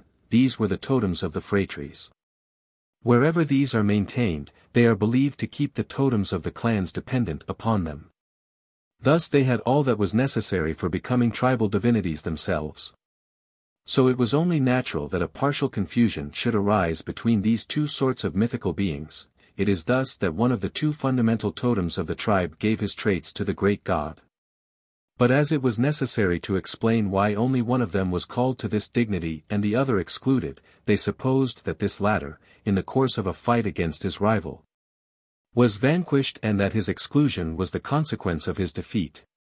This theory was the more readily admitted because it was in accord with the rest of the mythology, where the totems of the phratries are generally considered enemies of one another. A myth observed by Mrs. Parker among the Ulai may serve to confirm this explanation, for it merely translates it into figurative language. It is related that in this tribe, the totems were only the names given to the different parts of Byam's body at first. So the clans were, in a sense, the fragments of the divine body. Now is this not just another way of saying that the great God is the synthesis of all the totems and consequently the personification of the tribal unity? But at the same time, it takes an international character. In fact, the members of the tribe to which the young initiates belong are not the only ones who assist at the ceremonies of initiation. Representatives from the neighboring tribes are specially summoned to these celebrations, which thus become sorts of international fairs, at once religious and laical. Beliefs elaborated in social environments thus constituted could not remain the exclusive patrimony of any special nationality. The stranger to whom they are revealed carries them back to his own tribe when he returns home. And as, sooner or later, he is forced to invite his former hosts, there is a continual exchange of ideas from tribe to tribe. It is thus that an international mythology was established, of which the great god was quite naturally the essential element, for it had its origin in the rites of initiation which it is his function to personify. So his name passed from one language to another, along with the representations which were attached to it. The fact that the names of the phratries are generally the same in very different tribes could not fail to facilitate this diffusion. The internationalism of the totems opened the way for that of the great god. We thus reach the highest conception to which totemism has arrived. This is the point where it touches and prepares the religions which are to follow, and aids us in understanding them. But at the same time, we are able to see that this culminating idea is united without any interruption to the crudest beliefs which we analyze to start with. In fact, the great tribal god is only an ancestral spirit who finally won a preeminent place. The ancestral spirits are only entities forged in the image of the individual souls whose origin they are destined to explain. The souls, in their turn, are only the form taken by the impersonal forces which we found at the basis of totemism, as they individualize themselves in the human body. The unity of the system is as great as its complexity. In this work of elaboration, the idea of the soul has undoubtedly played an important part. It is through it that the idea of personality has been introduced into the domain of religion. But it is not true that, as the theorists of animism maintain, it contains the germ of the whole religion. First of all, it presupposes the notion of mana or the totemic principle of which it is only a special form. Then, if the spirits and gods could not be conceived before the soul, they are, nevertheless, more than mere human souls, liberated by death, else whence would come their supernatural powers? The idea of the soul has merely served to direct the mythological imagination in a new way and to suggest to it constructions of a new sort. But the matter for these conceptions has been taken, not from the representation of the soul, but from this reservoir of the anonymous and diffused forces which constitute the original foundation of religions. The creation of mythical personalities has only been another way of thinking of these essential forces. As for the notion of the great God, it is due entirely to the sentiment whose action we have already observed in the genesis of the most specifically totemic beliefs. This is the tribal sentiment. In fact, we have seen that totemism was not the work of isolated clans, but that it was always elaborated in the body of a tribe which was to some degree conscious of its unity. It is for this reason that the different cults peculiar to each clan mutually touch and complete each other in such a way as to form a unified whole. Now it is this same sentiment of a tribal unity which is expressed in the conception of a supreme God, common to the tribe as a whole. So they are quite the same causes which are active at the bottom and at the top of this religious system. However, up to the present, we have considered the religious representations as if they were self-sufficient and could be explained by themselves. But in reality, they are inseparable from the rites, not only because they manifest themselves there, but also because they, in their turn, feel the influence of these. Of course the cult depends upon the beliefs, but it also reacts upon them. So in order to understand them better, it is important to understand it better. The moment has come for undertaking its study. Book 3. The Principal Ritual Attitudes. Chapter 1. The Negative Cult and its Functions. The Ascetic Rites. We do not have the intention of attempting a complete description of the primitive cult in what is to follow. Being preoccupied especially with reaching that which is most elementary and most fundamental in the religious life, we shall not attempt to reconstruct in detail the frequently confused multiplicity of all the ritual forms. But out of the midst of this extreme diversity of practices we should like to touch upon the most characteristic attitudes which the primitive observes in the celebration of his cult, to classify the most general forms of his rites, and to determine their origins and significance, in order that we may control and, if there is occasion, make more definite the results to which the analysis of the beliefs has led us. Every cult presents a double aspect, one negative, the other positive. In reality, of course, the two sorts of rites which we denominate thus are closely associated, we shall see that they suppose one another. But still, they are different and, if it is only to understand their connection, it is necessary to distinguish them. By definition, sacred beings are separated beings. That which characterizes them is that there is a break of continuity between them and the profane beings. Normally, the first are outside the others. A whole group of rites has the object of realizing this state of separation which is essential. Since their function is to prevent undue mixings and to keep one of these two domains from encroaching upon the other, they are only able to impose abstentions or negative acts. Therefore, we propose to give the name negative cult to the system formed by these special rites. They do not prescribe certain acts to the faithful, but confine themselves to forbidding certain ways of acting. So they all take the form of interdictions, or as is commonly said by ethnographers, of taboos. This latter word is the one used in the Polynesian languages to designate the institution in virtue of which certain things are withdrawn from common use. It is also an adjective expressing the distinctive characteristic of these kinds of things. We have already had occasion to show how hard it is to translate a strictly local and dialectical expression like this into a generic term. There is no religion where there are no interdictions and where they do not play a considerable part. So it is regrettable that the consecrated terminology should seem to make so universal an institution into a peculiarity of Polynesia.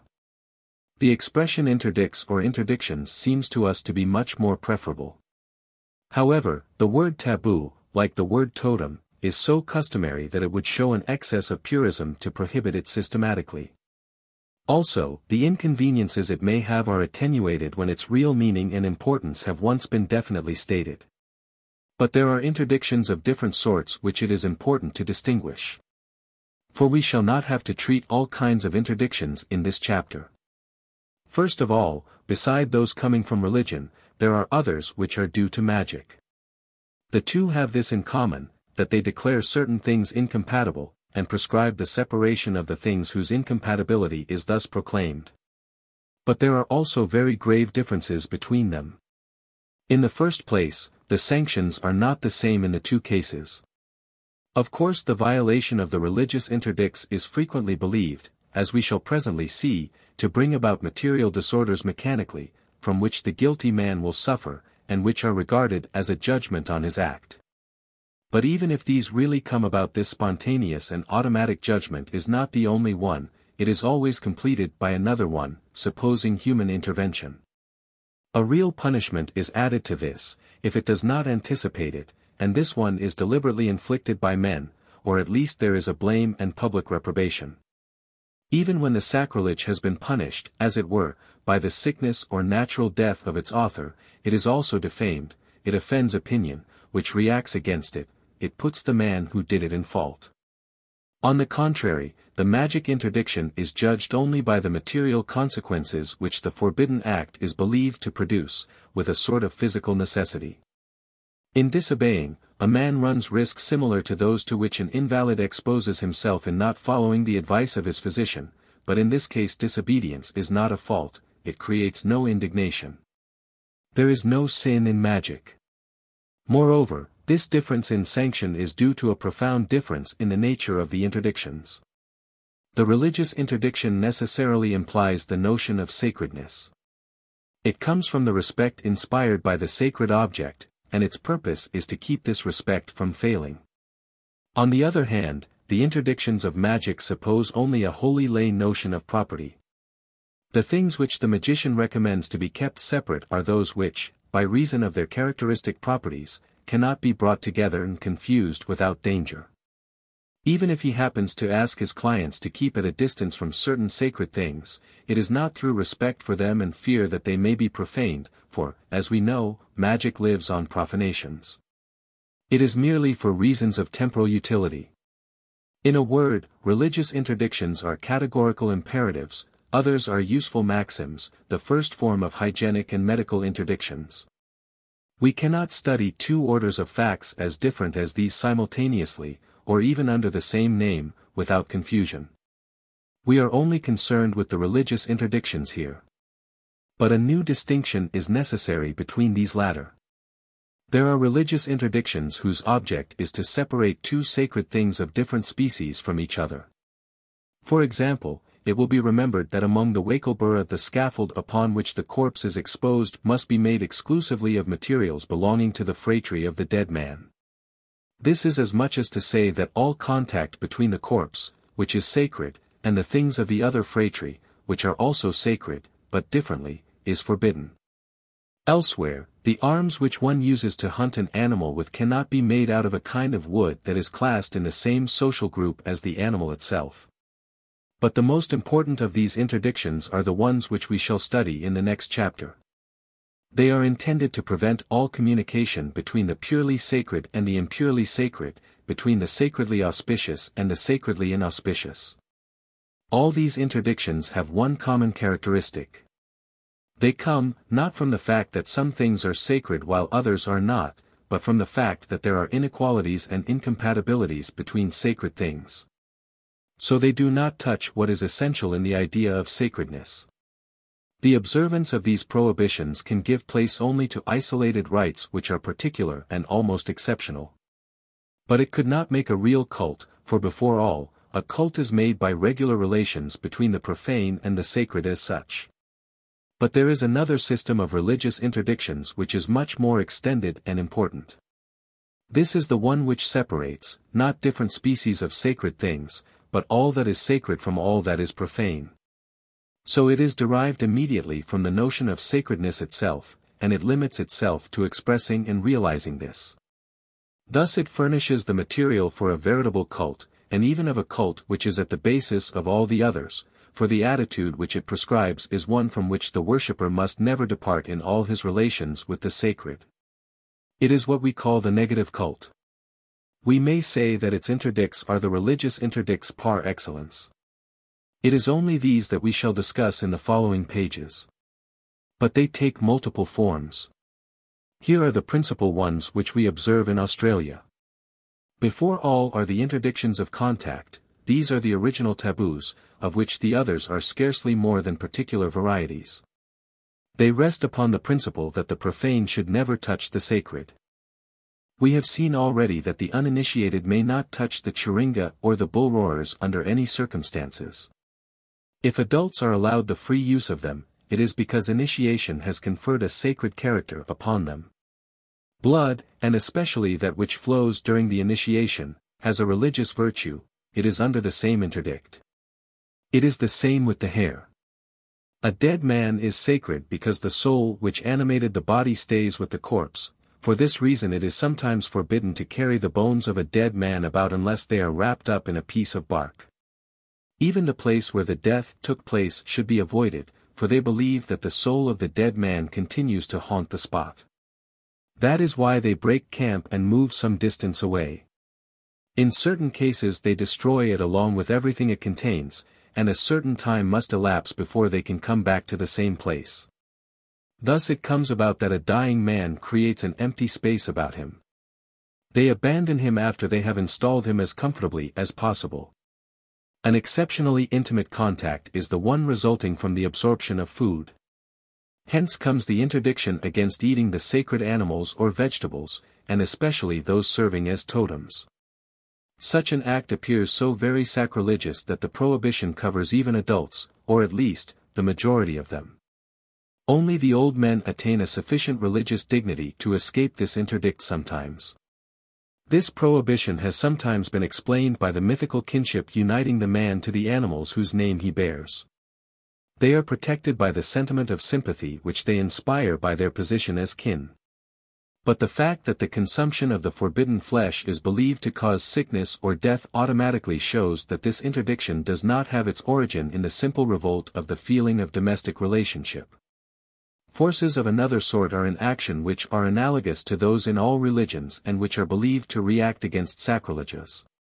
Moreover, if certain foods are forbidden to the profane because they are sacred, certain others, on the contrary, are forbidden to persons of a sacred character, because they are profane. Thus it frequently happens that certain animals are specially designated as the food of women. For this reason, they believe that they partake of a feminine nature and that they are consequently profane. On the other hand, the young initiate is submitted to a series of rites of particular severity.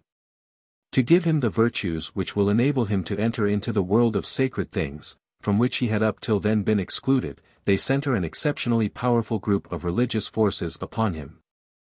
Thus he enters into a state of sanctity which keeps all that is profane at a distance. Then he is not allowed to eat the game which is regarded as the special food of women. But contact may be established by other means than the touch. One comes into relations with a thing by merely regarding it. A look is a means of contact. This is why the sight of sacred things is forbidden to the profane in certain cases. A woman should never see the instruments of the cult. The most that is permitted her is to catch a glimpse of them from afar. It is the same with the totemic paintings executed on the bodies of the officiants in the exceptionally important ceremonies. The exceptional solemnity of the rites of initiation prevents the women in certain tribes from seeing the place where they were celebrated or even the neophyte himself. The sacred character which is immanent in the ceremony as a whole is naturally found in the persons of those who directed it or took some part in it. The result of this is that the novice may not raise his eyes to them, and this interdiction continues even after the rite is accomplished. A dead man is also removed from view sometimes. His face is covered over in such a way that it cannot be seen. The word is another way of entering into relations with persons or things. The breath expired establishes a communication. This is a part of us which spreads outwards. Thus it is forbidden to the profane to address the sacred beings or simply to speak in their presence. Just as the neophyte must not regard either the operators or the assistants, so it is forbidden to him to converse with them except by signs. And this interdiction keeps the place to which it has been raised, by means of a special rite. In a general way, there are, among the Arunta, moments in the course of the great ceremonies when silence is obligatory. As soon as the Chiringa are exposed, every one keeps still, or if someone talks, he does so in a low voice or with his lips only. Besides the sacred things, there are words and sounds which have the same character. They should not pass the lips of the profane or enter their ears. There are ritual songs which women must not hear under pain of death. They may hear the noise of the bull roarers, but only from a distance. Every proper name is considered an essential element of the person who bears it, being closely associated in the mind to the idea of this person. It participates in the sentiments which this latter inspires. So if the one is sacred, the other is. Therefore, it may not be pronounced in the course of the profane life. Among the Warramunga there is one totem which is particularly venerated. This is the snake called Wulunkwa. Its name is taboo. It is the same with Byame, Duramulan and Bunjil. The esoteric form of their name must not be revealed to the uninitiate. During mourning, the name of the dead man must not be mentioned, at least by his parents, except when there is an absolute necessity, and even in this case it must be whispered. This interdiction is frequently perpetual for the widow and certain relatives. Among certain peoples, this even extends beyond the family. All the individuals whose name is the same as that of the dead man must change theirs temporarily. But there is more than this. The relatives and intimate friends sometimes abstain from certain words in the usual language, undoubtedly because they were employed by the dead man. These gaps are filled in by means of periphrases or words taken from some foreign dialects. In addition to their public and everyday names, all men have another which is kept a secret. The women and children do not know it. It is never used in the ordinary life. This is because it has a religious character. There are even ceremonies during which it is necessary to speak a special language which must not be used for profane purposes. It is the beginning of a sacred language. Not only are the sacred beings separated from the profane, but also nothing which either directly or indirectly concerns the profane life should be confused with the religious life. Complete nudity is frequently demanded of the native as a prerequisite to being admitted to participation in the rites. He is required to strip himself of all his habitual ornaments, even those to which he is the most attached, and from which he separates himself the least willingly because of the protecting virtues he attributes to them. If he is obliged to decorate himself to play his part in the ritual, this decoration has to be made specially for the occasion. It is a ceremonial costume, a gala dress. As these ornaments are sacred, owing to the use made of them, he is forbidden to use them in profane affairs. When the ceremony is finished, they are buried or burnt. The men must even wash themselves in such a way as to carry away with them no trace of the decorations with which they were adorned. In general, all acts characteristic of the ordinary life are forbidden while those of the religious life are taking place. The act of eating is, of itself, profane.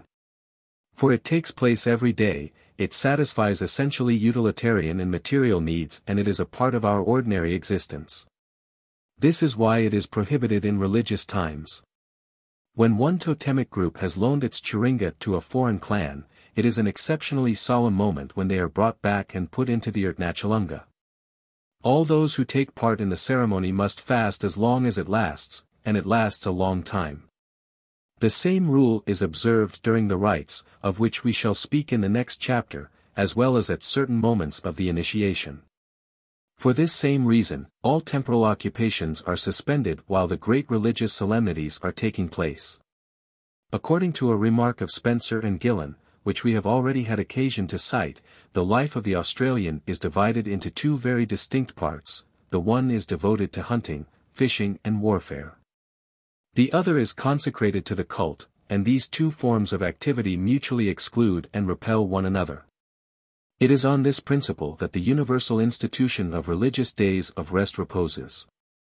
The distinctive character of the feast days in all known religions is the cessation of work and the suspension of public and private life, in so far as it does not have a religious objective. This repose is not merely a sort of temporary relaxation which men have given themselves in order to give themselves up more freely to the sentiments of joy ordinarily awakened by the feast days. For they are sad feasts, consecrated to mourning and repentance, and during which this cessation is no less obligatory. This is because work is an eminent form of profane activity. It has no other apparent end than to provide for the temporal necessities of life. It puts us in relations with ordinary things only. On feast days, on the contrary, the religious life attains an exceptional degree of intensity.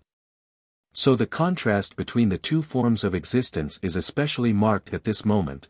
Consequently, they cannot remain near to each other. A man cannot approach his God intimately while he still bears on him marks of his profane life. Inversely, he cannot return to his usual occupations when a rite has just sanctified him. So the ritual day of rest is only one particular case of the general incompatibility separating the sacred from the profane. It is the result of an interdiction. It would be impossible to enumerate here all the different interdictions which have been observed, even in the Australian religions alone. Like the notion of sacredness upon which it rests, the system of interdicts extends into the most diverse relations. It is even used deliberately for utilitarian ends. But howsoever complex it may be, it finally rests upon two fundamental interdictions, which summarize it and dominate it. In the first place, the religious life and the profane life cannot coexist in the same place. If the former is to develop, a special spot must be placed at its disposition, from which the second is excluded. Hence comes the founding of temples and sanctuaries. These are the spots awarded to sacred beings and things and serve them as residences. For they cannot establish themselves in any place except on the condition of entirely appropriating to themselves all within a certain distance. Such arrangements are so indispensable to all religious life that even the most inferior religions cannot do without them. The Urtnachalunga, the spot where the Chiringa are deposited, is a veritable sanctuary. So the uninitiated are not allowed to approach it. It is even forbidden to carry on any profane occupation whatsoever there. As we shall presently see, there are other holy places where important ceremonies are celebrated. Likewise, the religious life and the profane life cannot coexist in the same unit of time. It is necessary to assign determined days or periods to the first, from which all profane occupations are excluded. Thus feast days are born. There is no religion, and, consequently, no society which has not known and practiced this division of time into two distinct parts, alternating with one another according to a law varying with the peoples and the civilizations. As we have already pointed out, it was probably the necessity of this alternation which led men to introduce into the continuity and homogeneity of duration, certain distinctions and differentiations which it does not naturally have. Of course, it is almost impossible that the religious life should ever succeed in concentrating itself hermetically in the places and times which are thus attributed to it. It is inevitable that a little of it should filter out. There are always some sacred things outside the sanctuaries. There are some rites that can be celebrated on work days. But these are sacred things of the second rank and rites of a lesser importance. Concentration remains the dominating characteristic of this organization. Generally this concentration is complete for all that concerns the public cult, which cannot be celebrated except in common. The individual, private cult is the only one which comes very near to the temporal life. Thus the contrast between these two successive phases of human life attains its maximum of intensity in the inferior societies. For it is there that the individual cult is the most rudimentary. 2. Up to the present, the negative cult has been presented to us only as a system of abstentions. So it seems to serve only to inhibit activity, and not to stimulate it or to modify it. And yet, as an unexpected reaction to this inhibitive effect, it is found to exercise a positive action of the highest importance over the religious and moral nature of the individual. In fact, owing to the barrier which separates the sacred from the profane, a man cannot enter into intimate relations with sacred things except after ridding himself of all that is profane in him. He cannot lead a religious life of even a slight intensity unless he commences by withdrawing more or less completely from the temporal life. So the negative cult is in one sense a means in view of an end, it is a condition of access to the positive cult. It does not confine itself to protecting sacred beings from vulgar contact. It acts upon the worshipper himself and modifies his condition positively. The man who has submitted himself to its prescribed interdictions is not the same afterwards as he was before. Before, he was an ordinary being who, for this reason, had to keep at a distance from the religious forces. Afterwards, he is on a more equal footing with them, he has approached the sacred by the very act of leaving the profane. He has purified and sanctified himself by the very act of detaching himself from the base and trivial matters that debased his nature. So the negative rites confer efficient powers just as well as the positive ones. The first, like the second, can serve to elevate the religious tone of the individual. According to a very true remark which has been made, no one can engage in a religious ceremony of any importance without first submitting himself to a sort of preliminary initiation which introduces him progressively into the sacred world. Unctions, lust rations, benedictions or any essentially positive operation may be used for this purpose. But the same result may be attained by means of fasts and vigils or retreat and silence, that is to say, by ritual abstinences, which are nothing more than certain interdictions put into practice. When there are only particular and isolated negative rites, their positive action is generally too slight to be easily perceptible. But there are circumstances when a whole system of interdictions is concentrated on one man. In these cases, their effects accumulate, and thus become more manifest. This takes place in Australia at the time of the initiation. The neophyte is submitted to a great variety of negative rites. He must withdraw from the society in which his existence has been passed up till then, and from almost all human society. Not only is it forbidden for him to see women and uninitiated persons, but he also goes to live in the brush, far from his fellows, under the direction of some old men who serve him as godfathers. So very true is it that the forest is considered his natural environment, that in a certain number of tribes, the word with which the initiation is designated signifies that which is from the forest. For this same reason, he is frequently decorated with leaves during the ceremonies at which he assists. In this way he passes long months, interspersed from time to time with rites in which he must take a part. This time is a period of all sorts of abstinences for him. A multitude of foods are forbidden him, he is allowed only that quantity of food which is absolutely indispensable for the maintenance of life. He is even sometimes bound to a rigorous fast, or must eat impure foods. When he eats, he must not touch the food with his hands, his godfathers put it into his mouth for him. In some cases, he must go to beg his food. Likewise, he sleeps only as much as is indispensable. He must abstain from talking, to the extent of not uttering a word, it is by signs that he makes known his needs. He must not wash, sometimes he must not move. He remains stretched out upon the earth, immobile and without clothing of any sort. Now the result of the numerous interdictions is to bring about a radical change of condition in the initiate. Before the initiation, he lived with the women. He was excluded from the cult. After it, he is admitted to the society of men, he takes part in the rites, and has acquired a sacred character. The metamorphosis is so complete that it is sometimes represented as a second birth.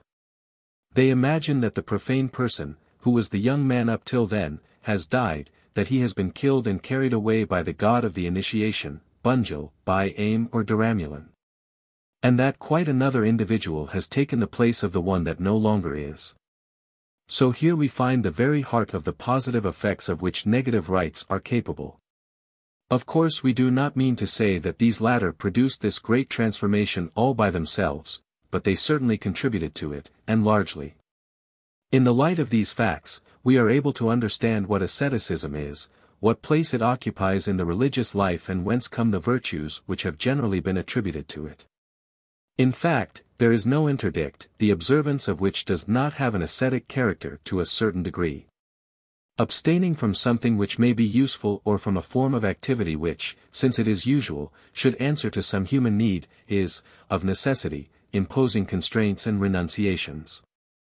So in order to have real asceticism, it is sufficient for these practices to develop in such a way as to become the basis of a veritable scheme of life.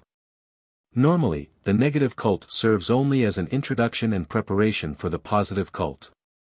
But it sometimes happens that it frees itself from this subordination and passes to the first place, and that the system of interdicts swells and exaggerates itself to the point of usurping the entire existence. Thus a systematic asceticism is born which is consequently nothing more than a hypertrophy of the negative cult. The special virtues which it is believed to confer are only an amplified form of those conferred, to a lesser degree, by the practice of any interdiction.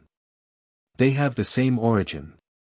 For they both rest on the principle that a man sanctifies himself only by efforts made to separate himself from the profane. The pure ascetic is a man who raises himself above men and acquires a special sanctity by fasts and vigils, by retreat and silence, or in a word, by privations, rather than by acts of positive piety, offerings, sacrifices, prayers, etc. History shows to what a high religious prestige one may attain by this method. The Buddhist saint is essentially an ascetic, and he is equal or superior to the gods. It follows that asceticism is not a rare, exceptional and nearly abnormal fruit of the religious life, as some have supposed it to be. On the contrary, it is one of its essential elements. Every religion contains it, at least in germ, for there are none in which a system of interdicts is not found. Their only difference in this regard which there may be between cults is that this germ is more or less developed in different ones. It should also be added that there probably is not a single one in which this development does not take, at least temporarily, the characteristic traits of real asceticism. This is what generally takes place at certain critical periods when, for a relatively short time, it is necessary to bring about a grave change of condition in a subject. Then, in order to introduce him more rapidly into the circle of sacred things with which he must be put in contact, he is separated violently from the profane world. But this does not come without many abstinences and an exceptional recrudescence of the system of interdicts. Now this is just what happens in Australia at the moment of initiation. In order to transform youths into men, it is necessary to make them live the life of a veritable ascetic. Mrs. Parker very justly calls them the monks of By-Aim. But abstinences and privations do not come without suffering. We hold to the profane world by all the fibers of our flesh, our senses attach us to it, our life depends upon it. It is not merely the natural theater of our activity, it penetrates us from every side, it is a part of ourselves. So we cannot detach ourselves from it without doing violence to our nature and without painfully wounding our instincts. In other words, the negative cult cannot develop without causing suffering. Pain is one of its necessary conditions. Some have been led to think of it as constituting a sort of right in itself. They have seen in it a state of grace which is to be sought and aroused, even artificially, because of the powers and privileges which it confers in the same way as these systems of interdicts, of which it is the natural accompaniment. So far as we know, Proust is the first who has realized the religious role which is attributed to suffering in the inferior societies. He cites the case of the Arapaahs who inflict veritable torments upon themselves in order to become immune from the dangers of battle, of the Big Belly Indians who submit to actual tortures on the eve of military expeditions, of the Hupa who swim in icy rivers and then remain stretched out on the bank as long as possible, in order to assure themselves of success in their enterprises, of the Karaya who from time to time draw blood from their arms and legs by means of scratches made out of the teeth of fish, in order to strengthen their muscles, of the men of Dalmanhaven, Emperor William's land in New Guinea, who combat the sterility of their women by making bloody incisions in the upper part of their thighs. But similar facts may be found without leaving Australia, especially in the course of the initiation ceremonies. Many of the rites practiced on this occasion consist in systematically inflicting certain pains on the neophyte in order to modify his condition and to make him acquire the qualities characteristic of a man. Thus, among the Larakia, while the young men are in retreat in the forest, their godfathers and guardians give them violent blows at any instant, without warning and without cause. Among the Urubana, at a certain time, the novice is stretched out on the ground, his face against the earth. All the men present beat him rudely. Then they make 4 or 8 gashes on his back, arranged on each side of the dorsal spine and one on the meridial line of the nape of his neck. Among the Arunta, the first rite of the initiation consists in tossing the subject in a blanket. The men throw him into the air and catch him when he comes down, to throw him up again. In the same tribe, at the close of this long series of ceremonies, the young man lies down on a bed of leaves under which they have placed live coals. He remains there, immobile in the midst of the heat and suffocating smoke. A similar rite is observed among the Urubana, but in addition, while the patient is in this painful situation, they beat him on the back. In a general way, all the exercises to which he is submitted have this same character to such an extent that when he is allowed to re-enter the ordinary life, he has a pitiful aspect and appears half stupefied. It is true that all these practices are frequently represented as ordeals destined to prove the value of the neophyte and to show whether he is worthy of being admitted into the religious society or not. But in reality, the probational function of the right is only another aspect of its efficacy. For the fact that it has been undergone is proved by its producing its effect, that is to say, by its conferring the qualities which are the original reason for its existence. In other cases, these ritual cruelties are executed, not on the organism as a whole, but on a particular organ or tissue, whose vitality it is their object to stimulate. Thus, among the Arunta, the Warramunga and many other tribes, at a certain moment in the initiation, certain persons are charged with biting the novice severely in the scalp. This operation is so painful that the patient can hardly support it without uttering cries. Its object is to make the hair grow. The same treatment is applied to make the beard grow.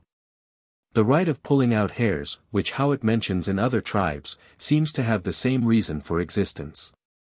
According to Eilman, the men and women of the Arunta and the Kadish make small wounds on their arms with sticks red with fire, in order to become skillful in making fire or to acquire the strength necessary for carrying heavy loads of wood.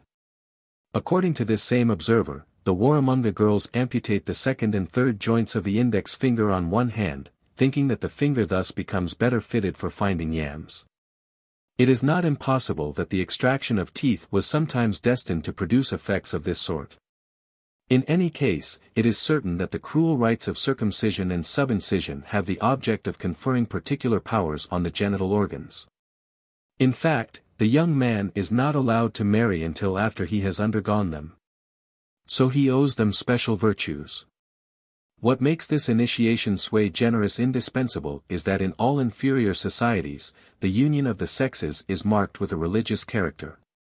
It is believed to put redoubtable forces into play which a man cannot approach without danger, until after he has acquired the necessary immunity, by ritual processes. For this, a whole series of positive and negative practices is used, of which circumcision and subincision are the forerunners. By painfully mutilating an organ, a sacred character is given to it, since by that act, it is put into shape for resisting the equally sacred forces which it could not meet otherwise. At the beginning of this work, we said that all the essential elements of religious thought and life ought to be found, at least in germ, in the most primitive religions. The preceding facts confirm this assertion. If there is any one belief which is believed to be peculiar to the most recent and idealistic religions, it is the one attributing a sanctifying power to sorrow.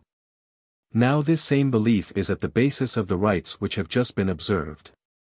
Of course, it is understood differently at the different moments of history when it is studied.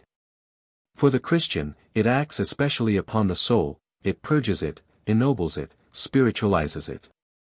For the Australian, it is the body over which it is efficient, it increases its vital energies, it makes its beard and hair grow, it toughens its members. But in both cases the principle is the same. In both it is admitted that suffering creates exceptional strength. And this belief is not without foundation. In fact, it is by the way in which he braves suffering that the greatness of a man is best manifested. He never rises above himself with more brilliancy than when he subdues his own nature to the point of making it follow a way contrary to the one it would spontaneously take. By this, he distinguishes himself from all the other creatures who follow blindly wherever pleasure calls them. By this, he makes a place apart for himself in the world. Suffering is the sign that certain of the bonds attaching him to his profane environment are broken, so it testifies that he is partially freed from this environment, and, consequently, it is justly considered the instrument of deliverance. So he who is thus delivered is not the victim of a pure illusion when he believes himself invested with a sort of mastery over things, he really has raised himself above them, by the very act of renouncing them. He is stronger than nature, because he makes it subside. Moreover, it is by no means true that this virtue has only an aesthetic value, the whole religious life supposes it. Sacrifices and privations do not come without privations which cost the worshipper dear. Even if the rites do not demand material gifts from him, they require his time and his strength. In order to serve his gods, he must forget himself. To make for them a fitting place in his own life, he must sacrifice his profane interests. The positive cult is possible only when a man is trained to renouncement, to abnegation, to detachment from self, and consequently to suffering. It is necessary that he have no dread of them, he cannot even fulfill his duties joyfully unless he loves them to some extent. But for that, it is necessary that he train himself, and it is to this that the ascetic practices tend. So the suffering which they impose is not arbitrary and sterile cruelty, it is a necessary school, where men form and temper themselves, and acquire the qualities of disinterestedness and endurance without which there would be no religion. If this result is to be obtained, it is even a good thing that the ascetic ideal be incarnated eminently in certain persons, whose speciality, so to speak, it is to represent, almost with excess, this aspect of the ritual life. For they are like so many living models, inciting to effort. Such is the historic role of the great ascetics. When their deeds and acts are analyzed in detail, one asks himself what useful end they can have. He is struck by the fact that there is something excessive in the disdain they profess for all that ordinarily impassions men. But these exaggerations are necessary to sustain among the believers a sufficient disgust for an easy life and common pleasures. It is necessary that an elite put the end too high, if the crowd is not to put it too low. It is necessary that some exaggerate, if the average is to remain at a fitting level. But asceticism does not serve religious ends only. Here, as elsewhere, religious interests are only the symbolic form of social and moral interests. The ideal beings to whom the cults are addressed are not the only ones who demand of their followers a certain disdain for suffering. Society itself is possible only at this price. Though exalting the strength of man, it is frequently rude to individuals, it necessarily demands perpetual sacrifices from them, it is constantly doing violence to our natural appetites just because it raises us above ourselves. If we are going to fulfill our duties towards it, then we must be prepared to do violence to our instincts sometimes and to ascend the decline of nature when it is necessary.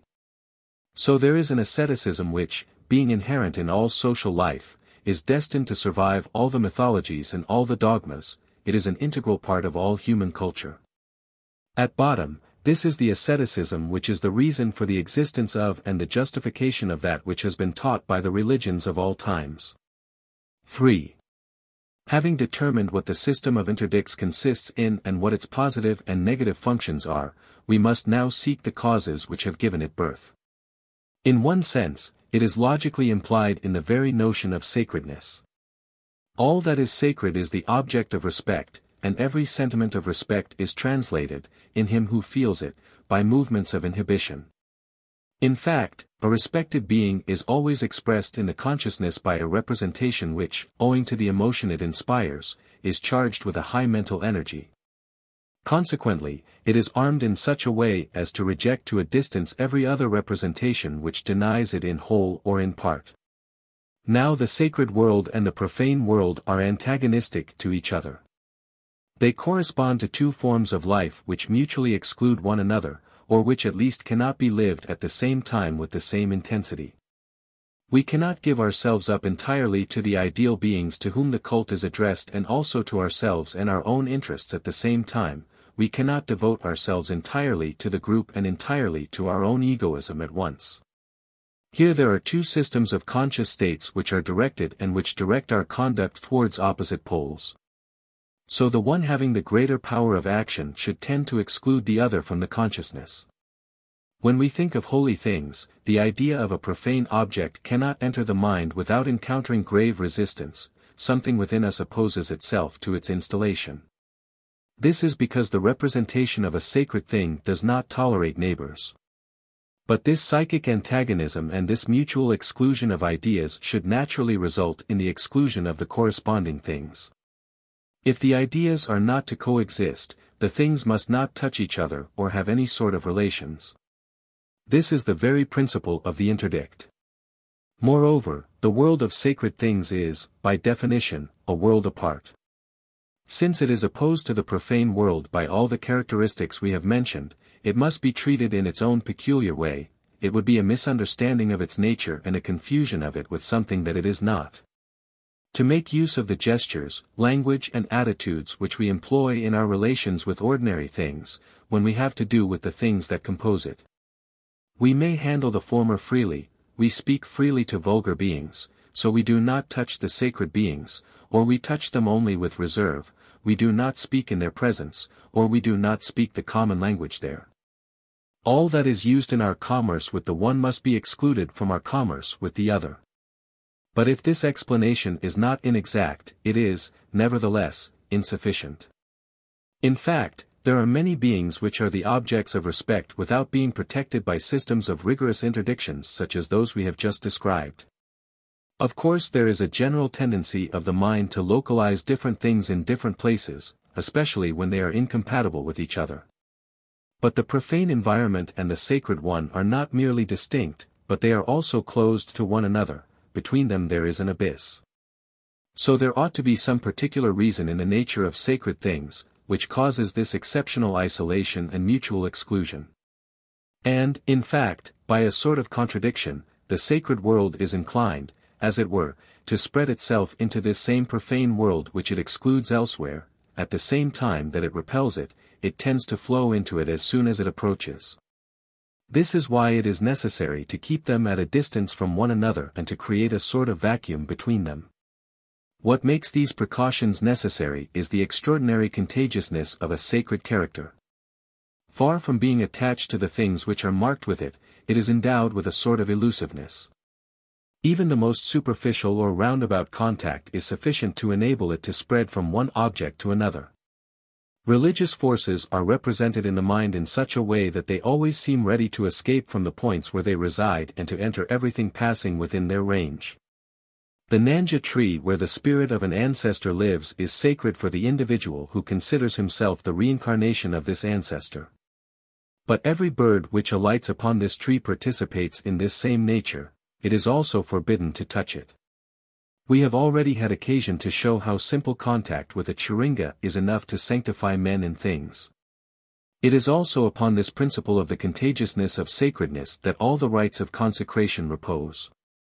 The sanctity of the chiringa is so great that its action is even felt at a distance. It will be remembered how this extends not only to the cave where they are kept, but also to the whole surrounding district, to the animals who take refuge there, whom it is forbidden to kill, and to the plants which grow there, which must not be touched. A snake totem has its center at a place where there is a water hole. The sacred character of the totem is communicated to this place, to the water hole and even to the water itself, which is forbidden to all the members of the totemic group. The initiate lives in an atmosphere charged with religiousness, and it is as though he were impregnated with it himself.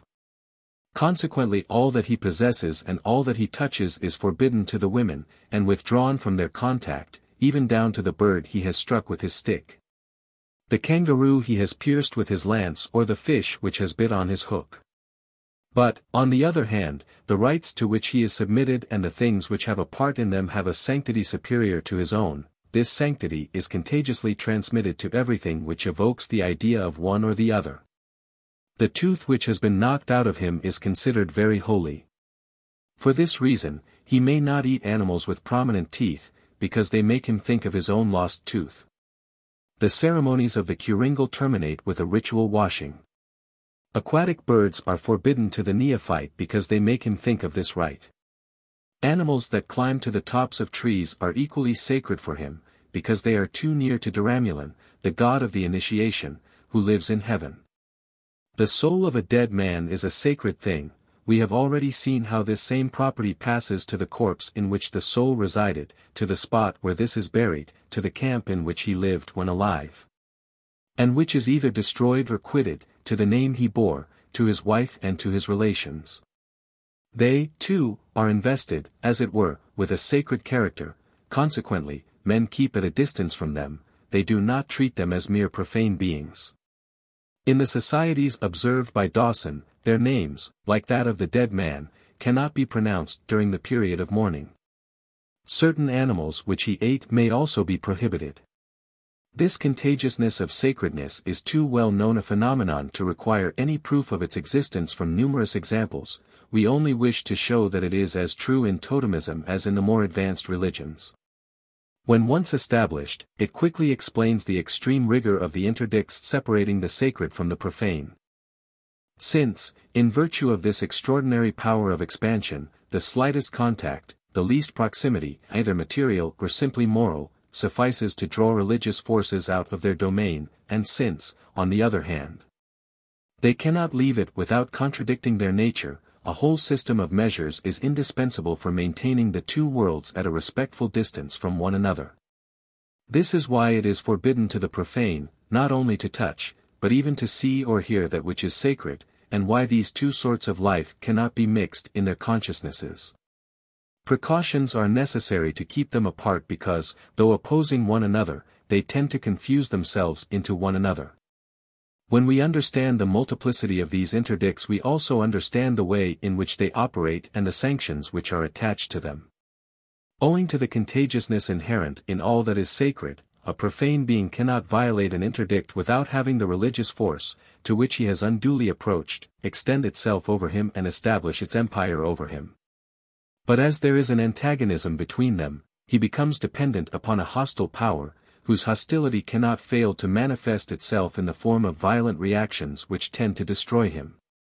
This is why sickness or death are considered the natural consequences of every transgression of this sort, and they are consequences which are believed to come by themselves, with a sort of physical necessity. The guilty man feels himself attacked by a force which dominates him and against which he is powerless. Has he eaten the totemic animal? Then he feels it penetrating him and gnawing at his vitals, he lies down on the ground and awaits death. Every profanation implies a consecration, but one which is dreadful, both for the subject consecrated and for those who approach him. It is the consequences of this consecration which sanction, in part, the interdict. It should be noticed that this explanation of the interdicts does not depend upon the variable symbols by the aid of which religious forces are conceived. It matters little whether these are conceived as anonymous and impersonal energies or figured as personalities endowed with consciousness and feeling. In the former case, of course, they are believed to react against profaning transgressions in an automatic and unconscious manner, while in the latter case, they are thought to obey passionate movements determined by the offense resented. But at bottom, these two conceptions, which, moreover, have the same practical effect, only express one and the same psychic mechanism in two different languages. The basis of both is the antagonism of the sacred and the profane, combined with the remarkable aptitude of the former for spreading over to the latter. Now this antagonism and this contagiousness act in the same way, whether the sacred character is attributed to blind forces or to conscious ones. Thus, so far is it from being true that the real religious life commences only where there are mythical personalities, that we see that in this case the right remains the same, whether the religious beings are personified or not. This is a statement which we shall have occasion to repeat in each of the chapters which follow. 4. But if this contagiousness of sacredness helps to explain the system of interdicts, how is it to be explained itself? Some have tried to explain it with the well-known laws of the association of ideas. The sentiments inspired in us by a person or a thing spread contagiously from the idea of this thing or person to the representations associated with it, and thence to the objects which these representations express. So the respect which we have for a sacred being is communicated to everything touching this being, or resembling it, or recalling it. Of course, a cultivated man is not deceived by these associations. He knows that these derived emotions are due to mere plays of the images and to entirely mental combinations, so he does not give way to the superstitions which these illusions tend to bring about. But they say that the primitive naively objectifies his impressions, without criticizing them. Does something inspire a reverential fear in him? He concludes that an august and redoubtable force really resides in it. So he keeps at a distance from this thing and treats it as though it were sacred, even though it has no right to this title. But whoever says this forgets that the most primitive religions are not the only ones which have attributed this power of propagation to the sacred character. Even in the most recent cults, there is a group of rites which repose upon this principle. Does not every consecration by means of anointing or washing consist in transferring into a profane object the sanctifying virtues of a sacred one? Yet it is difficult to regard an enlightened Catholic of today as a sort of retarded savage who continues to be deceived by his associations of ideas, while nothing in the nature of things explains or justifies these ways of thinking. Moreover, it is quite arbitrarily that they attribute to the primitive this tendency to objectify blindly all his emotions. In his ordinary life, and in the details of his lay occupations, he does not impute the properties of one thing to its neighbors, or vice versa. If he is less careful than we are about clarity and distinction, still it is far from true that he has some vague, deplorable aptitude for jumbling and confusing everything. Religious thought alone has a marked leaning towards these sorts of confusions. So it is in something special to the nature of religious things, and not in the general laws of the human intelligence, that the origin of these predispositions is to be sought. When a force or property seems to be an integral part or constituent element of the subject in which it resides, we cannot easily imagine its detaching itself and going elsewhere. A body is defined by its mass and its atomic composition. So we do not think that it could communicate any of these distinctive characteristics by means of contact. But, on the other hand, if we are dealing with a force which has penetrated the body from without, since nothing attaches it there and since it is foreign to the body, there is nothing inconceivable in its escaping again. Thus the heat or electricity which a body has received from some external source may be transmitted to the surrounding medium, and the mind readily accepts the possibility of this transmission. So the extreme facility with which religious forces spread out and diffuse themselves has nothing surprising about it, if they are generally thought of as outside of the beings in which they reside. Now this is just what the theory we have proposed implies. In fact, they are only collective forces hypostatized, that is to say, moral forces. They are made up of the ideas and sentiments awakened in us by the spectacle of society, and not of sensations coming from the physical world. So they are not homogeneous with the visible things among which we place them. They may well take from these things the outward and material forms in which they are represented, but they owe none of their efficacy to them.